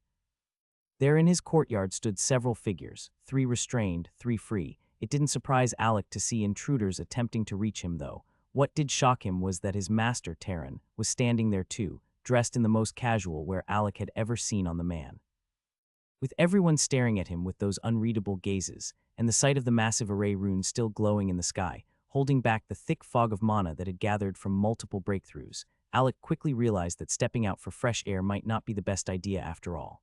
"Hell no, I'm going to bed," Alec muttered, sliding the door shut behind him, leaving Terran, his grandfather, and the 5th elder blinking in surprise at his sudden retreat. While Terran might have been clueless about Alec's reaction, both the patriarch and the 5th elder understood perfectly why he'd made a break for it. After all, to them it was all Alec's doing of giving out pills that so many mages had broken through at once, and they knew the moment the commotion settled and the lingering mana cloud dispersed, the other elders would surely come knocking, each with a fresh stack of responsibilities to dump on him. Now he was back home and seems reliable enough for them, though they claim it's patriarch grooming, but they were just being lazy on him. So Alec was just claiming his rest while he still could. Eventually, the night dragged on as the mages of the Gordon's clan who hadn't joined the earlier battle busied themselves, moving wine and supplies in preparation for the celebration ahead. It was tradition in the Gordon's clan that whenever a mage advanced to a new realm, they were to celebrate the breakthrough with loved ones and officially register their new realm at the clan hall the following morning. This helped the elders and the patriarch track the steady rise in the clan's strength, but tonight was anything but ordinary. Over 900 mages had broken through, whether it was to a new realm or a small breakthrough in the same realm. All would be celebrated tonight, as all logistic duties like recording the new realms was pushed to the next day. Some from the main bloodline, others from mixed bloodlines, and even a few enforcers the clan had taken in over the years. Yet none of that mattered tonight. The entire clan was uniting in a single celebration, preparing to honor a night that would be remembered for years. Even Alec, who had been intent on sleeping off the exhaustion of his breakthrough, had been dragged out of his room, his rest cut short as he found himself accompanying his master, Terran, toward the heart of the inner region, the largest open space in the clan's domain, which is now designated for the grand celebration. As they walked, Alec caught sight of the 3 restrained mages in black, rune-etched chains being led away by the 5th elder, as he made a quick request to speak with them later from his grandfather. His request meant, "Don't kill them yet. I honestly didn't expect to see you here, master. Is there a reason you've come to my clan?" Alec asked as soon as he had the chance, his hands casually clasped behind his back. Simple, that old man was worried his investment wouldn't pay off, or worse, you'd up and disappear before delivering. "I'm here to make sure neither happens," Terran replied without missing a beat, his face unreadable. Alec raised an unimpressed brow, his expression practically dripping with skepticism. Terran sighed. "Okay, fine, you caught me. He's worried someone might take a shot at you and try assassinating you, so now I'm here. Your master, downgraded to your bodyguard." "Seriously, I'm shocked that old man's even more worried about you than I am, making me wonder why." I've been hanging around all this time, waiting for you to get yourself in trouble so I could swoop in and save you like some damsel in distress. But you didn't give me the chance," Terran teased, shaking his head. "From what I've seen, it's clear you're not the kind of mage who will be needing my help anytime soon, considering you have strong elders, and you've even started learning how to properly handle high-rank enemies, and that's progress I'm proud of as your master." He glanced over at Alec, who only shrugged, truthfully. Even Alec didn't fully understand what had pushed him to act the way he did during the last Blood Moon War. He just knew that after managing to slay that Tier 7 agility-type zombie that was sent after him, a sudden surge of power coursed through him from who knows where. In that moment, facing Tier 7 mages didn't seem like an impossible hurdle anymore, especially with both Titan and Legion at his side to cover him if things spiraled out of control. "I just did what felt right in the moment. Most of the time, I was just keeping an eye out for my clansmen." Terran nodded as though he understood exactly what Alec meant. "Well, since it looks like you don't really need my help, I'll be heading back to the academy soon. Things are about to get lively with my master finally returning, and trust me, I don't plan on missing any of it." At those words, Alec immediately pictured the academy's legendary veterans, those who'd fought under the War God Mage Academy's banner across countless battlefields, finally returning back to the academy. The thought of how many powerful mages would be gathering there made him sigh internally. He could already sense trouble brewing, with shameless challengers likely to show up, all eager to test themselves or gain a bit of fame by going after him, who would be resuming not as a fresher, but as the crowd's strongest second-year mage. "Ah, what a drag," Alec muttered under his breath as the mental image of those inevitable confrontations crossed his mind. Terran glanced at him, puzzled by the sudden change in his mood, clearly unaware of what was going through Alec's head. "Before I forget, help me deliver something to Old Man Alderic on your way back," Alec said as he sent a strand of mana into his space ring, about to retrieve the pills he'd set aside for Old Man Alderic as part of his deal with the old dean of the War God Mage Academy. But before he could even finish, Terran had already started grumbling. "Who's the master in this relationship, really? Because I swear, it's starting to feel like I'm just a figurehead," he complained. "I came here dispatched as your personal guard. Can you imagine the insult? Though as much as that rubbed me the wrong way, I didn't make a fuss since it was a direct order from Old Man Alderic. And besides, you're my prized disciple. I couldn't just ignore that," Terran went on, waving his hand dramatically. "But as you know, somewhere along the line I realized you didn't even need me in the first place, so I decided it was best to slip away quietly. And now you're trying to turn me into your delivery boy on top of it. Alec, be honest, do you even have a shred of respect left for your master?" He teased, but Alec didn't even flinch at his rant. Without a word, he tossed a small sack toward Terran, who caught it easily with one hand. "In that little sack you're holding," Alec began, "there's 300 Tier 6 cultivation pills I promised Old Man Alderic. And because he was nice enough to throw me some Tier 5 corpses last time, I decided to return the favor too and added 100 Tier 5 cultivation pills, 25 Tier 6 healing pills, 50 Tier 5 healing pills, and my regards. Now, you could choose not to deliver them if you're feeling rebellious, but when I meet him next, just know he'll figure out who held up his package." As Alec spoke, he didn't even realize the storm he'd just stirred up with those words. As Terran was shocked, he was holding on to something so precious. It was obvious Terran had long heard about the working profession specialists hidden among the Gordons.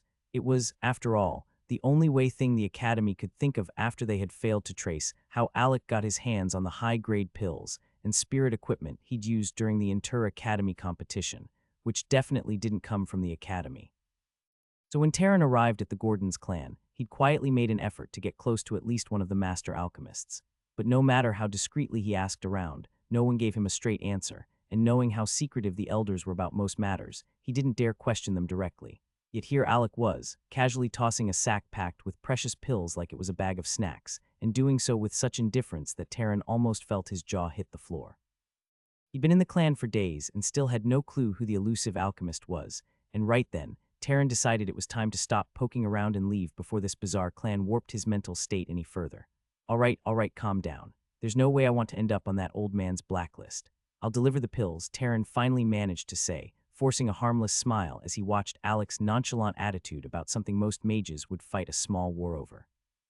"Privileged kid," Terran muttered under his breath, silently lamenting Alec's ridiculous luck at having an experienced alchemist as a clansman. It had been days since the 3 assassins were dispatched to the Gordons clan to eliminate Alec, but with no word or sign of their success, the city lord was beginning to regret his impulsive decision. The silence gnawed at him as a bitter reminder that he might have once again acted too hastily. He still fumed at how Alec had exchanged sharp words with him in front of so many people, tarnishing his credibility, and the only way he knew to deal with such a problem was to erase it. Alec was quickly becoming another Gordon's weed, stubborn, persistent, and dangerously difficult to uproot. On the night of the planned assassination, he had seen the massive array deployed over the Gordons' estate. He'd almost allowed himself to relax, convinced that the assassins must have succeeded in their mission. In his mind, there was no other reason for the Gordons to raise such a formation unless it was to contain either someone or something, and he believed it was to keep the assassins from escaping after taking Alec's life. Not that it mattered much if they were caught. He'd been extremely careful, never meeting with them directly, always sending intermediaries to meet the mage agents from the dark guilds. Even if one of them broke under pressure and described the mage who issued the contract, it would send the Gordons chasing shadows, with no trail leading back to him. The only flaw in his scheme was that there was one possibility that he hadn't anticipated, and that was the possibility that the assassins had been captured before carrying out the deed. Worse still, the array wasn't meant to restrain intruders, but to conceal the enormous surge of mana energy within the clan that night. Fortunately for the Gordons, the city lord was blinded by his own guilt and suspicions, so he assumed the Gordons were merely hiding something like their clan getting attacked. That belief kept him from appearing at the Gordons' estate under the guise of official authority to investigate the matter of the runes, which he should have done. In his paranoia, he convinced himself that staying uninvolved was safer than heading towards the Gordons' clan, as he didn't want to be linked to the assassination. But this very inaction had only given Garrick Charles Gordons, the Grand Elder, more reason to believe the city lord was behind the attempted assassination of Alec. In response, Garrick advised George Gordons to continue the lockdown duration of the clan and give whoever is behind the attack thoughts that their plan worked. This decision, however, left the city lord unsettled. By now, he had expected George to fly into a fury, the kind of reaction the Gordons' patriarch was infamous for whenever even a single clansman was threatened. He had counted on George's impulsive nature to derail the Gordons' upcoming auction, thereby discrediting their ability to keep their promises and weakening their standing in the city. The assassination plot itself was a tangled mess of political schemes, spun by the city lord because of his growing dissatisfaction with how things had turned out after the last Blood Moon battle. Although the Gordons had seized the upper hand in that conflict, it hadn't been enough on its own to push him this far. What truly triggered his move was the unprecedented aftermath. For the first time, every mage who fought in the Blood Moon battle refused to submit their kills for merit points. It wasn't just a matter of pride, it was a financial blow. While zombie corpses held no value on their own, he was looking into the future where what the Estonia city faced won't be zombies. The system of merit points built around them was one of the primary ways the low and mid-rank cities profited. Typically, clans in low and mid-tier cities left the demonic beast carcasses and other remains to the city hall of their respective city in exchange for meager merit points. These points could eventually be traded for rare spirit weapons or armor housed in the city's merit treasury. The problem was, most clans lacked the necessary top-tier profession specialists like master alchemists and forgers to process the beast corpses efficiently themselves. This gave city halls control over those resources, but if the Gordons' actions inspired other clans to follow suit, the city lord knew it would destabilize the entire merit point economy and strip him of one of his key sources of influence and wealth. What most of these clans failed to realize was that they were being blatantly cheated. The merit points awarded for beast slaying never truly reflected the actual value of the materials gathered from those kills. In truth, the Northern Kingdom regularly recruited hundreds of talented young mages under their control, training them in specialized fields like array crafting, pill refinement, and spirit equipment, forging under the direct guidance of the royal clan's finest. Upon completing their training, these graduates didn't just leave as novices even at the most basic level. They were leagues ahead of ordinary specialists, and they were then assigned to various low and mid-tier cities to gain practical experience, with their placements determined by performance assessments. Each city, as a result, had its own team of these professional specialist mages, so whenever demonic beast or second-dimension creature corpses were delivered, it was these experts who dissected the remains and processed them to their fullest potential. They forged spirit weapons, refined pills, and crafted equipment to the best of their abilities, and these items would later be displayed in the merit treasure rooms. The most valuable of these, however, were quietly claimed by city hall mages for themselves, while the rest were sold back to the clans at inflated merit point costs. The irony was that while the clans surrendered the corpses for free in exchange for paltry merit points, those very corpses yielded resources that created goods worth far more than what the clans could afford to buy back. Worse still, even when a single corpse could be used to craft several valuable items, the amount of merit points needed by a clan to obtain just one of those items remained painfully high. It was an uneven system designed to keep the City Hall's forces outfitted with better gear than anyone else, but the City Lords didn't care in the slightest.